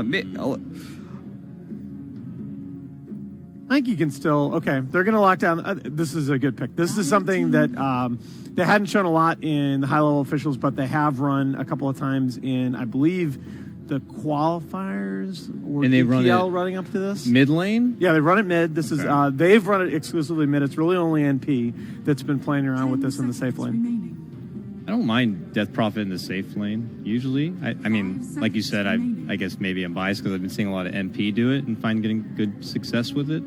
But how is that matchup in the mid lane with a Death Prophet versus Lina? And consider the Bane's likely to be hanging around. Lina too. is distinctly good versus Death Prophet because of the straight pure damage. Bane also has this heavy nuke as well. So because the problem with like comparative to some other mids that are kind of squishy, they can at least like output some fast damage. Death Prophet is very slow to build up her damage, and so eliminating her very quickly just means there's absolutely nothing that comes out from the hero. You compare to like SF or Mid Silencer or those kind of heroes, at least they can have like a 1-2 punch that they could throw out real quickly before they die. I'm a little bit less bearish on the Death Prophet than you are against Lina. I think she does okay in the laning phase. Lina has a little bit of advantage, but DP can hang in there. She's also can be a little bit less vulnerable to the dual mid because she can get the multiple spirit siphons off. I think your point about her tankiness in the mid game is well taken. Vega, this is where DP really starts to run into trouble if she gets targeted by that Wombo combo. Now you've got 3 heroes that can all really set each other up. And Kunkka gives you a lot of tankiness on your team. Yes, with the rum as well. It's very helpful. Do you think there's a chance for... Sorry, I don't mean that. No, go ahead. Aloha Dance Sven this game. Sven's always been a classic counter to someone like the Death Prophet. You get the bonus in the armor, and if you're talking about someone who you need to do heavy burst, he's one to be able to offer the job. But then again, you have a Sand King and an Undying. I don't know how much kiting potential there could be. I mean, I mentioned Sven for Nubia. I think Sven's a viable option for both teams at this point. Nyx does come out for Newbie, though. 5 seconds remaining. Yeah, they needed something to target that Lina. Newbies. We haven't seen... Have we seen... yeah, we saw an offlane. Yeah, Nyx. maybe day one. There was one support and one offlane, Yes. I think, right? Yeah, I think one support and maybe two offlanes. But Lifestealer, I was going to say, we know this is... Yeah. At least I think it's like 90% an offlane Nyx. And the absolute best heroes to go against Nyx Assassin laning phase from your carry position are Lifestealer and Slark, I think. Those are the two most annoying heroes. Because both of them just ignore your defense mechanism of the carapace. Spike Carapace. We get a Lifestealer, but no way to really get him in the fight at the moment. So the offlaner is going to have to pick that up. No Clockwork available. The Bat Rider's also gone. So you might have to lean on somebody who's a Blink Dagger candidate. Slardar still out there. Yeah, Slardar would be good. Tide Axe would be amazing. I would really like to see I just the want to see Axe, really. Oh, they banned Centaur? Yeah. And you suggested that was one last game off. Dakota. I was kind of thinking about... You kind of got my mind working and like, what's with Centaur? Can he fit in this patch? He was so good the last one. Yeah, he's like he's a mid-game hero. He wasn't fell that off. he wasn't, right? Yeah, he After fell the off Axe pretty nerf, quick. the teams just abandoned him completely. He was one of those heroes that got nerfed in consecutive patches that I think got overdone, right? Yeah. That the first nerf was probably enough to tune him down. It is interesting, though, that they considered the Centaur over the Slardar. Figured that would just be a natural candidate with the Lifesteal already in a team with the physical. But Yeah, I think Centaur. I think it's just a reflection of the Centaur has a tool other than Blink. He has a Stampede to get Lifestealer into a fight, and he's also a little bit easier to farm the earlier Blink on. This I just think it's whatever hero Vega picks here. Newbie is really thinking about limiting that hero's mobility. Kind of like Jug here for Newbie. Oh yeah.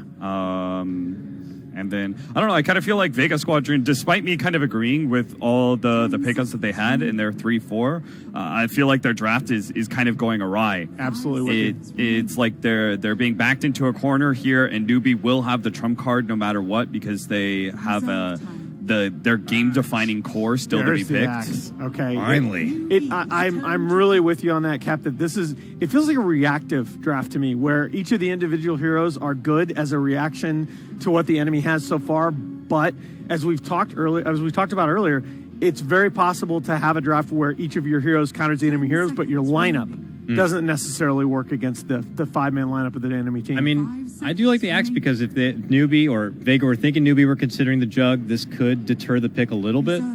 But it's also, look, I think Axe could be really relevant in this game if he gets out of her. Really, the first order thing is Axe's Blink timing. That's, to me, such a huge key to this game for Vega. He needs to get that Blink up at a reasonable time, or they're going to have a very hard time starting these fights. And the other thing, I do think later in the game that Axe's Ags could become a factor with that damage reduction. Jug and Terrorblade, I think, are two heroes out there. Slark, if they want to go. Oh, wow. Is that going to go mid now? And this is... Or they played it safe lane on IG? Razor. That's a safe lane Razor. And that's a very, very good pick. If again, it's all to me on Axe's Blink timing. If Afterlife's Blink Dagger is slow, I think that Vega's in real trouble here. Yeah, it's very execution heavy for Vega Squadron, that's for sure. All right, so where are we going, guys? Do we think that this series, do we think we're going to see a game 3, or are Newbie going to reverse the decision from earlier in the tournament?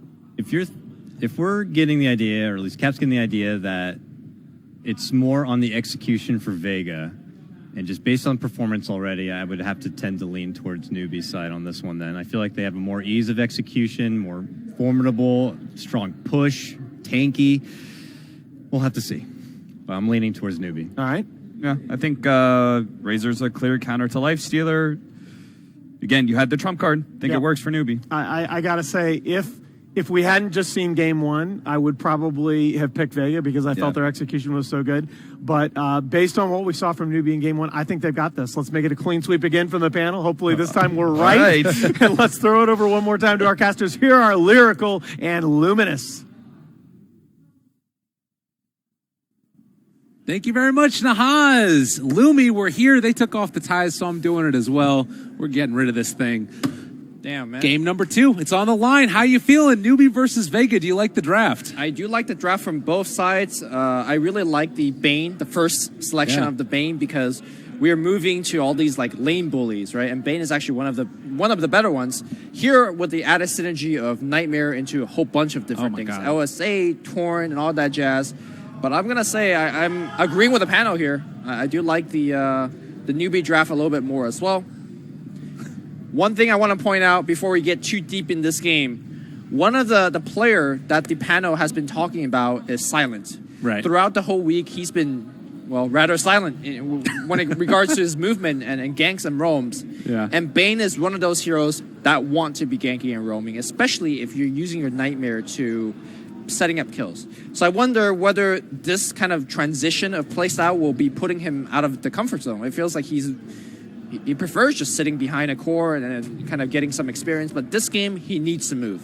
Certainly. And with a hero like a Life Stealer in your safe lane, Axe in the off lane, Lina in mid, this can be a roaming support combo that gets a lot done.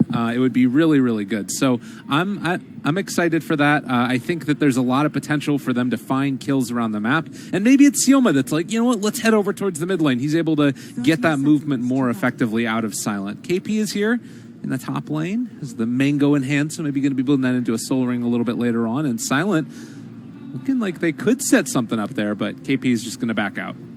Yep. The Bane Elemental, going back to the days where he was played a lot, has a first item, no talisman. I know the Chinese ops is not showing it, but that's a lot of stats for the Bane to train, and Brain Sap is going to rejuvenate him right back up. So, of course, Sioma normally playing the 4. This game is buying out most of the starting wards and whatnot.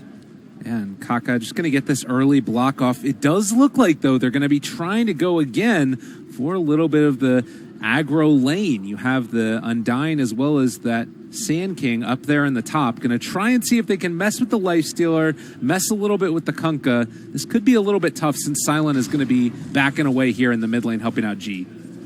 Yeah, unfortunately, as a support Nyx Assassin, will not really be able to do too much of anything. It starts things off by a mana burn onto G, but G is more than happy to start dragon slaving away.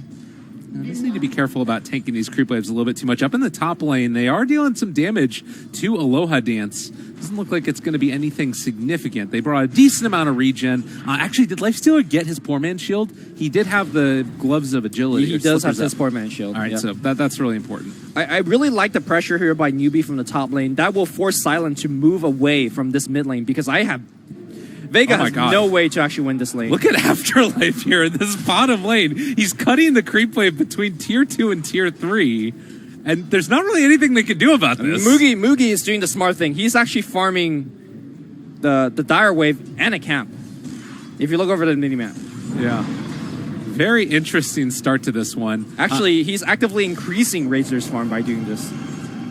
Silent in the meantime. Kaka's there as well. Yeah, that's the interesting thing is that now with the changes and being able to go in there and take down the rest of the camps as well, like Afterlife, he's going to be safe here. You don't want to rotate really and bring your Undying back necessarily, but it's still giving the Razor complete and total free farm. You say that though. Mugi's having or U9 is having a little bit of issue lasting on her tower. I'm sure it'll be fine. It'll be okay. Faith picking up a rune here as well. Looks like the Kunkka going to try and see if he can steal it away. But Faith, fingers a little bit quick. Yep. I mean, I think Aloha Dance is going to have a little bit of trouble here as KP levels up his Caustic Finale. I think level 3 is the point where this Bane will need to start moving up top because the Caustic is going to be a little rough. I think it's such a cool idea by the Axe because if he just tries to stand there and cut between the tier 1 and tier 2, then he gets, static linked, and then he has to be forced back away from lane. Yep. It's such a cool idea by Afterlife. And he has the TP scroll as well because, I mean, he's not going to end up getting ran down. Sioma, in the meantime, they drop the tombstone. They want to try and make something happen here. Real Yu goes for the kill onto it, but the Torrent will keep the Real Yu from getting dove on too far. Yep. I mean, still, though, they're getting dumpster in this lane. Yeah. Lifestealer has 7 CS. KP actually, interestingly, opts for the Burrow Strike. So they're looking to be aggressive and setting up kills, rather playing passive and looking to run Lifestealer out of the lane. In fact, Burrow Strike going up on the top lane. DP in trouble. Simultaneous deaths. Silent kills off SC. SC kills off G. A little bit of an interesting point there. We were talking about this right before the game started. This is like an SC classic. He used to play this back on Newbie Young. It was the first time I ever saw this player. He was playing the DP. You had different memories of him playing this hero, though. Yeah, I did. I mean, DP honestly is one of those feast or famine heroes. If you do poorly on the laning stage, if you get behind on timing on Yule Scepter, you can be very susceptible to ganks. And this game, something that the panel brought up is that there's a lot of nuke damage. So this might be one of those rare games that you want to consider, like maybe even a hood on the DP. Although Bane, a lot of pure damage. So. Yeah, but if Bane is brain sapping your DP, the fight might not be going the way that you want it to anyways, which is something else to consider as, well, maybe at this point in time it's fine for it to happen. Trading hits again with that DP. Silent, just being a bully in this lane. Causing trouble. Lina is the one that's the beneficiary. 18-6 versus the 10-9. DP struggling to find some amount of farm in this lane here. That is Tranquil Boots for the Axe as well. So let's talk a little bit about the Razor versus the Axe dynamic now. How scary does it start to be, one, giving Afterlife this amount of farm, but also the Razor basically gain whatever he wants? I mean, I think it's okay, because Axe is really their bread and butter, like all of their offense. So I actually trade. I think it's a good trade to make sure that your Axe gets a very good Blink Dagger timing. And of course, Mugi was going to farm regardless, right? If the Axe is in the lane, like you said, he's going to just link him. So I think this is actually a very smart play for the Axe to get more out of out of a rather terrible laning situation. And they actually have been stacking up this hard camp as well up here for the Lifestealer. I wonder if they even think about bringing the Axe in. No, for the Axe, the Axe is going to come here eventually and clear that one out.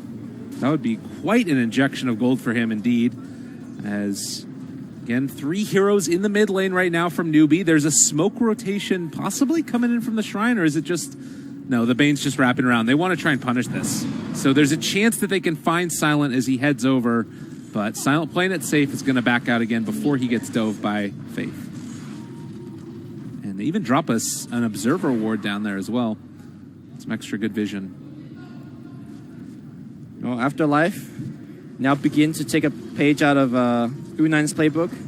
Not only cuts a wave on the bottom, but might be going down here. Impale will hit Afterlife in the jungle, trying to farm the camp. Mugi will take the kill. Easy kill there with that rotation. It opens up other things now as well, as Silent is going to get ran at by SC and Faith. They do have the Tombstone available, 2 levels up in it, but don't want to drop it now just in case things go awry. And, well, Faith actually in some trouble. He is going to drop the Tombstone now, gets the double decay off. That's going to keep Faith alive, and they are going to be able to turn this, bring down Silent, possibly. Yes, he is going to die. And Vega trying to back out. We'll see if they can actually make the escape. No mana right now for the Impale from the Nyx Assassin, and that keeps those other 2 heroes alive. SC could have actually bottled Kaka, which would have gave them another mana for Impale. So I'm surprised that wasn't actually in the books here. Might have been able to kill the Kunkka perhaps, but they didn't have another Spear Siphon, so maybe not.